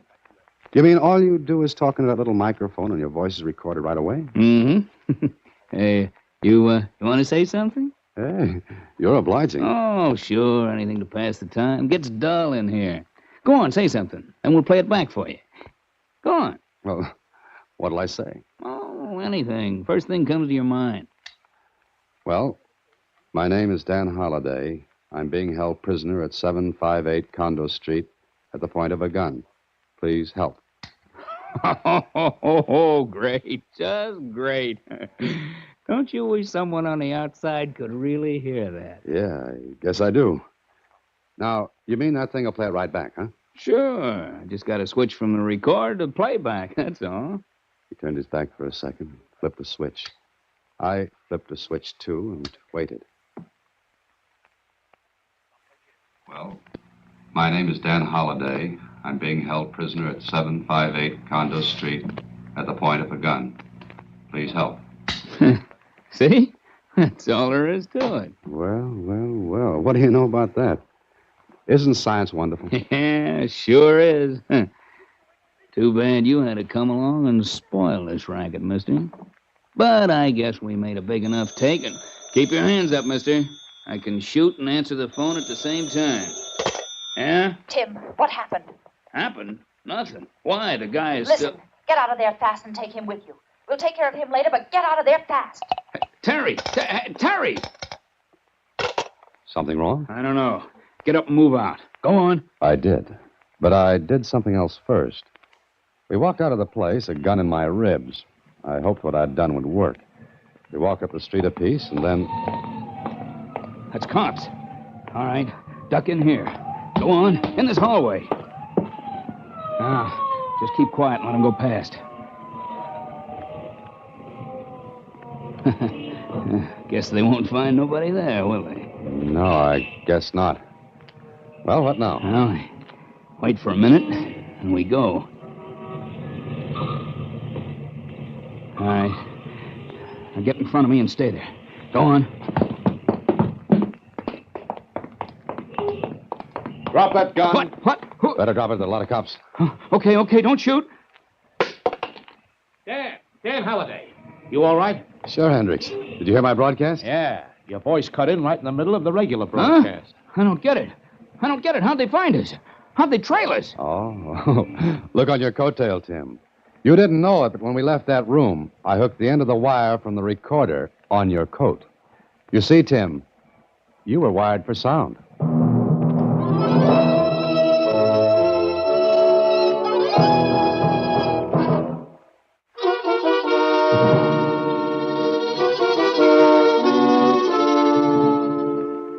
Gee, that sure was a clever idea they had, Mr. Holliday. Uh-huh.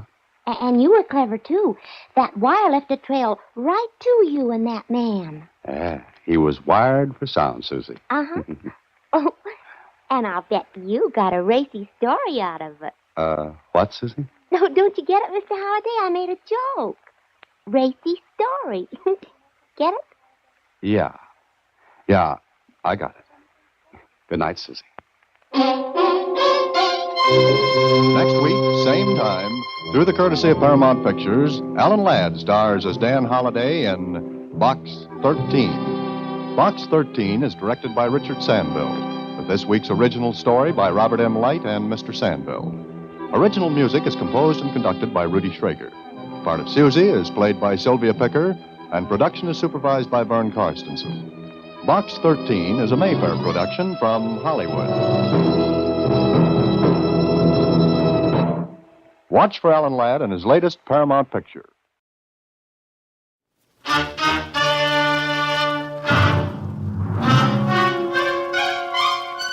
Box 13, with the star of Paramount Pictures, Alan Ladd, as Dan Holliday.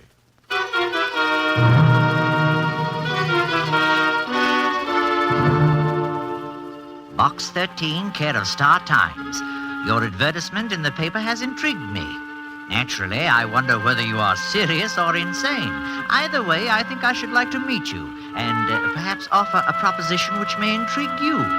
Incidentally, there is $100,000 concerned. Does that get your interest? If it does, I shall expect you at dinner tomorrow night.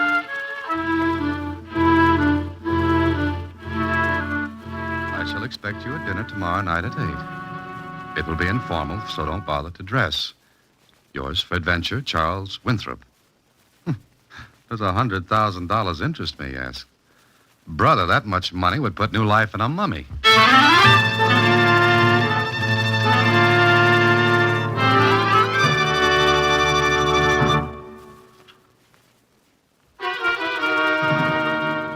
And now, back to Box 13 and Dan Holliday's newest adventure, The Better Man.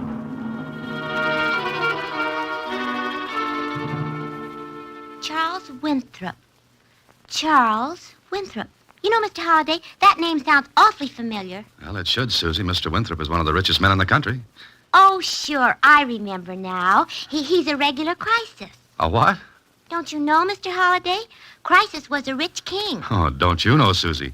Croesus, not Crisis, was a rich king. Oh, someday I'll pronounce something right. You do, and you'll lose your job. Okay, Susie, it's dinner tonight with Charles Winthrop to see what's on that mind of his.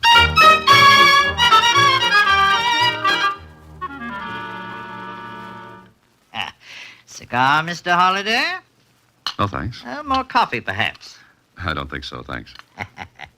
Curious, Holliday? Very. All right, my boy. We'll take care of that shortly. Oh, excuse me. I want to tell my butler he needn't stay around. William, come here a moment, will you? Whatever Mr. Charles Winthrop had on his mind, it was hugely funny to him. All through dinner, he'd stop eating, slap his thigh, and laugh. And I wasn't saying anything funny either. Oh, William. I watched him as he told the butler what he wanted. I believe you have the night I got a kick out of him. Short, thin little man with wisps of gray hair that kept floating over his spectacles. And when he talked, he craned his neck forward like an inquisitive bird, his little eyes twinkling. Oh, he was enjoying a great joke, and I wondered what it was. All right, Holiday. We'll be alone and we can chin a little. Think I'm crazy, huh? Mr. Winthrop, any man who can collect about 20 millions is crazy like a fox. Oh, money isn't everything. No, some people die young. Touché. Now, let's get right to the point. As I understand it, you advertise for adventure to get plots for your fiction, right? Right. So I'd say you'd like my little proposition. Well, that all depends. Surely. Well, someplace in this city, I have hidden a packet containing 100 $1,000 bills. Do you hear me? I'm afraid I did. No one knows where it is but me. But you can find out. I know a lot of people who would like to find 100,000. Oh, I know. That's why I've thought of this wonderful thing. Wonderful, wonderful. What wonderful thing? Ever been to Tibet, Holiday? Not recently. China, India, Japan, Africa, Malaya? What are you getting at? At me. I've been to all those places, Holiday. I went before they stank up the streets with gasoline, commercialized the pyramids, lighted up the tombs with floodlights, and made the world just one long, big bore. And? Well, I'm tired of being bored. I want excitement. So you hid $100,000 where you can find it. What's exciting about that? You're going to hunt for it. I am, huh? So are 3 other persons whom you don't know, whom you've never seen. And these 3 other persons have never seen you. Ooh, we'll be a cozy little crowd. Oh, think so. But never mind that for a minute. Now, I take it you've got a good income, huh? Not like yours. But then I never eat caviar. But you're comfortably fixed, eh? All right, yes. Oh, magnificent. That makes it perfect. I'll have a grand time. Well, drop me a postcard. I'll keep in touch. Now, wait. If you find the money, I will match it with another 100,000 and give it to any charity or cause you name. Cancer Research, Infantile Paralysis Fund, or any of a dozen. Or split the entire amount any way you want. Now, how's that? Sounds good. Now, what's the rest of this? At midnight tonight, after you leave, I will drop 4 letters in the mailbox. Now, these 4 letters will be identical. Each will contain the first clue to the whereabouts of the money. The first clue will lead to the next, and to the next. And so on until the money is found. Is that it? Exactly. Each of the 4 persons concerned will receive one of those letters at the same time. And the hunt will be on. I take it you had one of these cozy little dinners for each of the other 3. Yes, that's right. Each one agreed. Each one agreed to turn the money over to charity? Oh. Maybe I'm bringing back vaudeville. I'm killing you. No. No, this is what makes the plan so perfect. One of the persons is a man who would kill to get that much money. Oh, I chose him well. Oh, no, he'll not turn the money over to charity. I see. And the others in this little game? Well, I'm not so sure. But $100,000 is a lot of money. I've watched people grab and cut each other's throats for much less, Holiday. In other words, you'd send 4 people against each other to amuse yourself.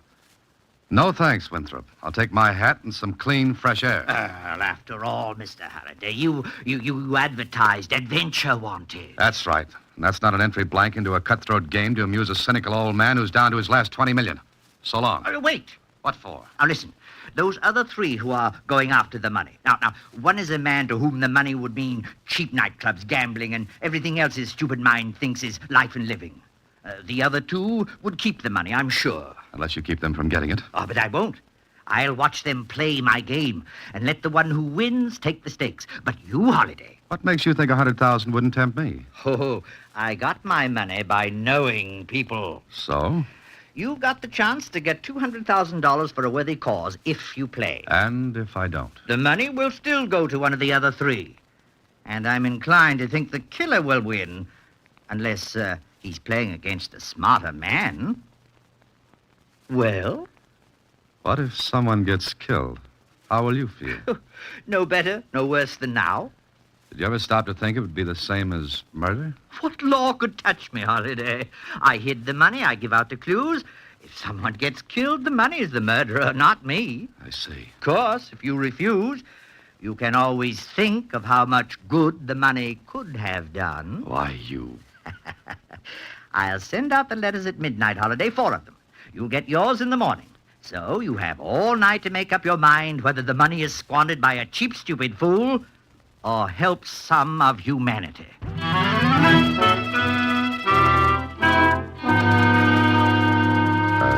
went home. I went to bed. I didn't sleep much. I had dreams.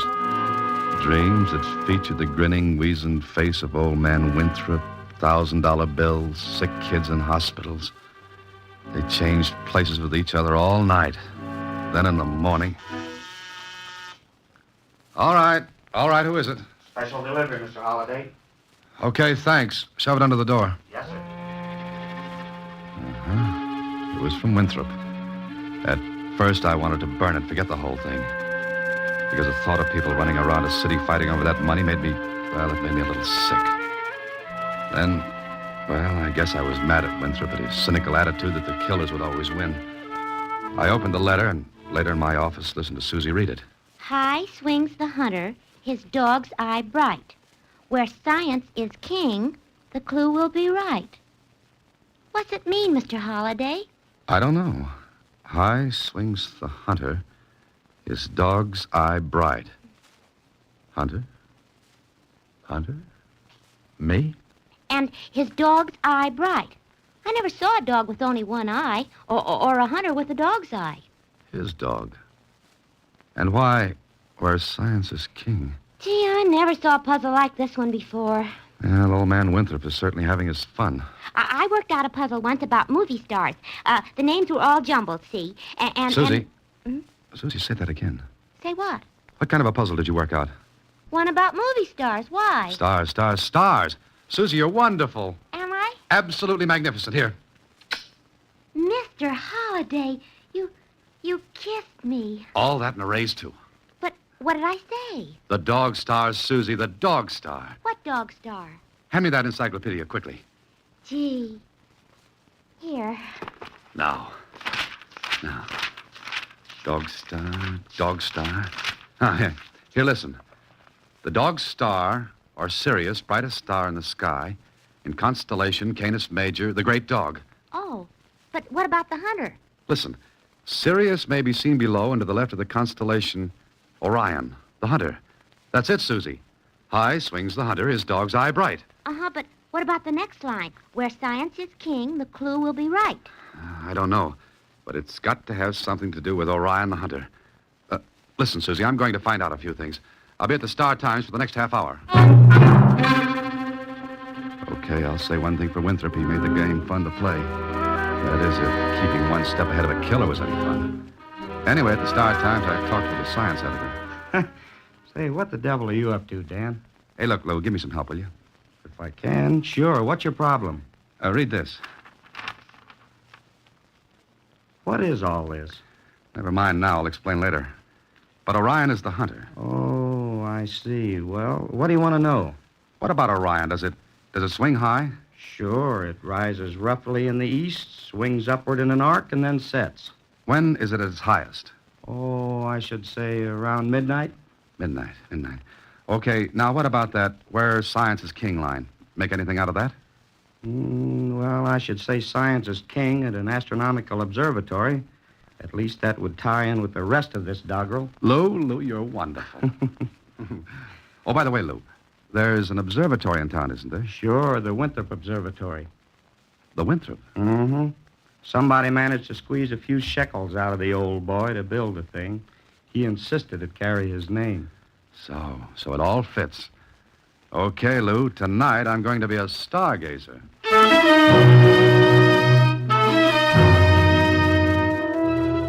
It was hard to wait through the rest of the day, but I made it.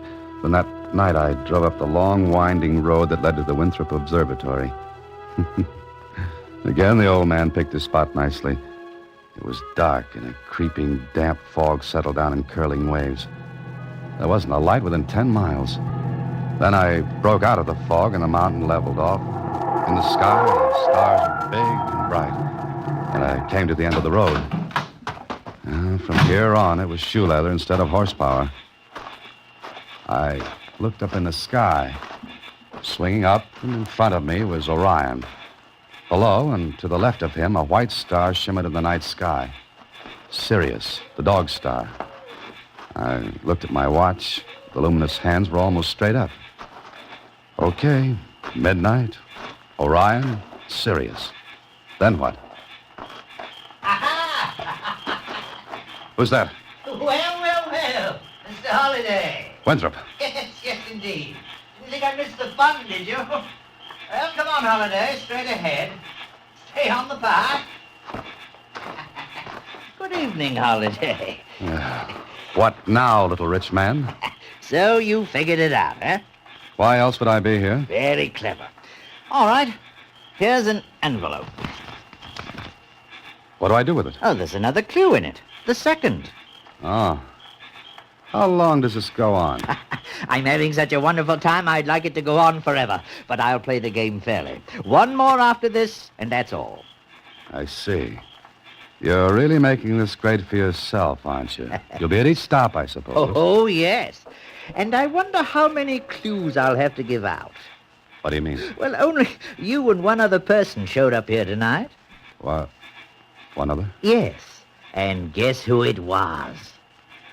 Do I have to guess? Oh, I'll tell you. The only person beside yourself was the gentleman who would play rough, very rough. I'm afraid, Holliday, that from now on, you'd better watch yourself.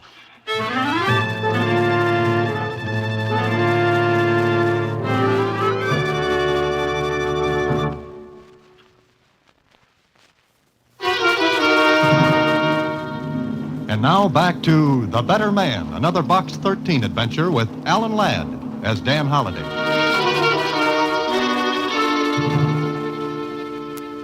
It was like playing tag with a ghost or fighting a mist. I don't know why I kept at it, except by this time I would have crawled across the Sahara Desert in an overcoat to get that money from Winthrop. When I left him at the observatory, I went to my apartment. There I opened the envelope. Oh, this one was better than the first. It said, "He's king, yet a slave, and free, yet a captive. And we, who are weaker, are yet stronger. Those whom he ruled are close to his might, yet fear him not by day or by night." Now, this made a lot of sense, and it was after 3 in the morning when I finally gave up on it and went to sleep. I don't know, Mr. Holliday. It just doesn't make sense. Come on, Susie, think. Say anything. Anything what? He's king, yet a captive. How can he be king and yet be a captive? That's the point. If we figure that out, we've got the rest. I never was good at riddles. Come in. You, Dan Holliday? Yeah, that's right. I want to talk to you. Who are you? Makes no difference. Can you get rid of the dame? I'm not a dame. I'm a secretary. Blow, will you? Hey, wait a minute, Bud. Didn't you get in the wrong act? Sit down, Holliday. I'm not tired. Okay, stand then. Get rid of the dame.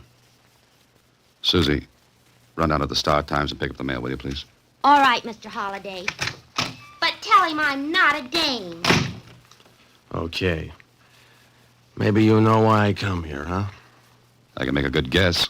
Well, that's swell. Now we don't have to beat each other's brains out. I didn't know we were booked for it. You could use 50 grand, couldn't you? Keep talking. All right, look. What's the sense in both of us running around in this rat race? You the rat? Don't talk like that, Holliday. Why don't you get to the point? Okay. You and me got the only clues. We team up. We're each 50 grand to the good. Which means you can't figure out this second clue from Winthrop. Maybe. If you had it figured, you wouldn't be here now. So that makes sense. Mm-hmm, that's right. What do you say? What if I won't make it a duet? What makes you think you'll get to that money? Nothing, right now. I asked a question. What do you say? The answer is no. That final? You can close the books, lover boy. All right. Oh, wait a minute. Yeah? How did you know who I was and where to find me? I didn't know you or where to find you. You figure it, Holliday. You got the brains. But get this. I'll be right on your trail from now on out. If you change your mind about that split, put an ad in the agony column of the papers. I'll see it. So long.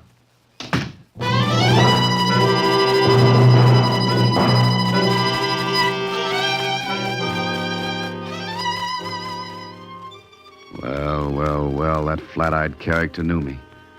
But Winthrop said none of us would know each other. So I looked up Winthrop's number in the phone book, dialed it, and... Hello? Winthrop? Yes? Oh, is this Holiday? Look, I just had company. No. Yes, thanks for sending him, Winthrop. How did you know I did? Don't get me that, how else would he know who I was? That's right. I had to put a little zip into the game, Holiday. He's such a charming fellow, isn't he? Okay, you've had your belly laugh, but that's it. Oh, you're not quitting.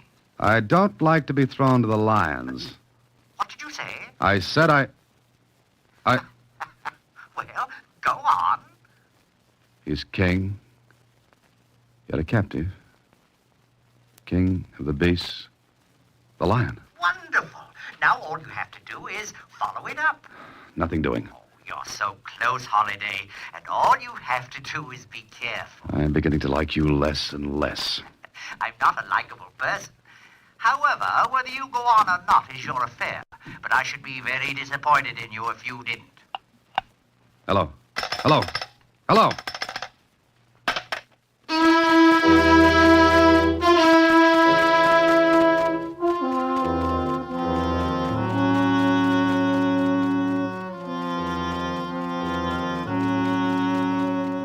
Well, I had the choice, and I was itching to get even with Winthrop.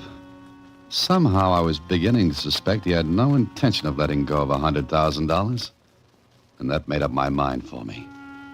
I figured out the rest of his little note, and the only place I could see a lion free, yet captive, was at a zoo.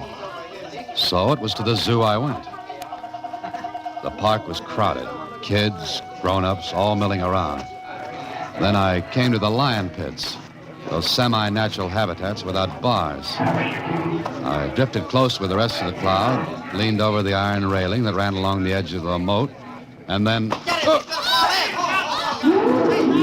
mister, hang on. Give me your hand, quick. Oh, pull me up, will you? Yeah, hang on.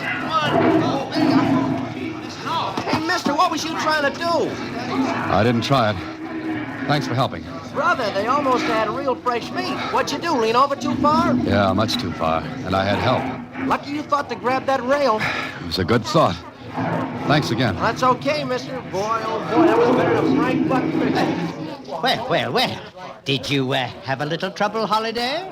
Winthrop. Ah, pretty close, wasn't it? Did someone shove you? You guess, Winthrop.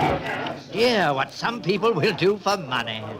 Winthrop, you're not very big. A nice, easy shove, and you'd be where I almost went. Oh, but you won't, Holiday. You won't because you're not the type that kills. Now, your anxious friend is different from you. I don't know what keeps me from seeing how tightly your head's on your neck. Oh, you don't like me. All right, Holiday. You've reached the end of the trail.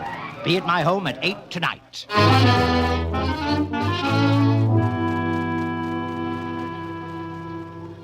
It was 8 o'clock when I walked up the steps in front of the Winthrop home. There were little chills chasing each other on bicycles up and down my spine. But I rang the bell. Oh, good evening, Holiday. Come in. What have you got lined up for tonight? Come this way. In here. Sit down, Holiday. Thanks. I suppose you'd call all this quite fantastic, wouldn't you? You're insane. Oh, well, aren't we all? I'm just able to indulge my whims. Most people aren't. Well, I suppose you want the money, huh? You're not kidding anybody, Winthrop. There isn't a penny hidden anywhere. Oh, yes, there is. But the game is not quite over. What do you mean?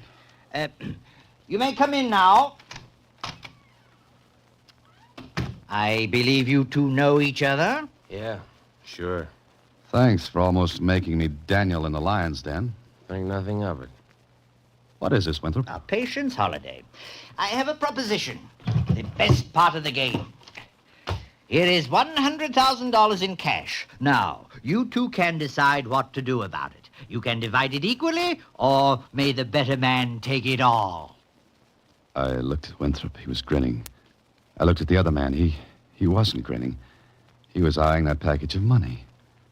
Then he looked at me, and it was easy to see what was on his mind.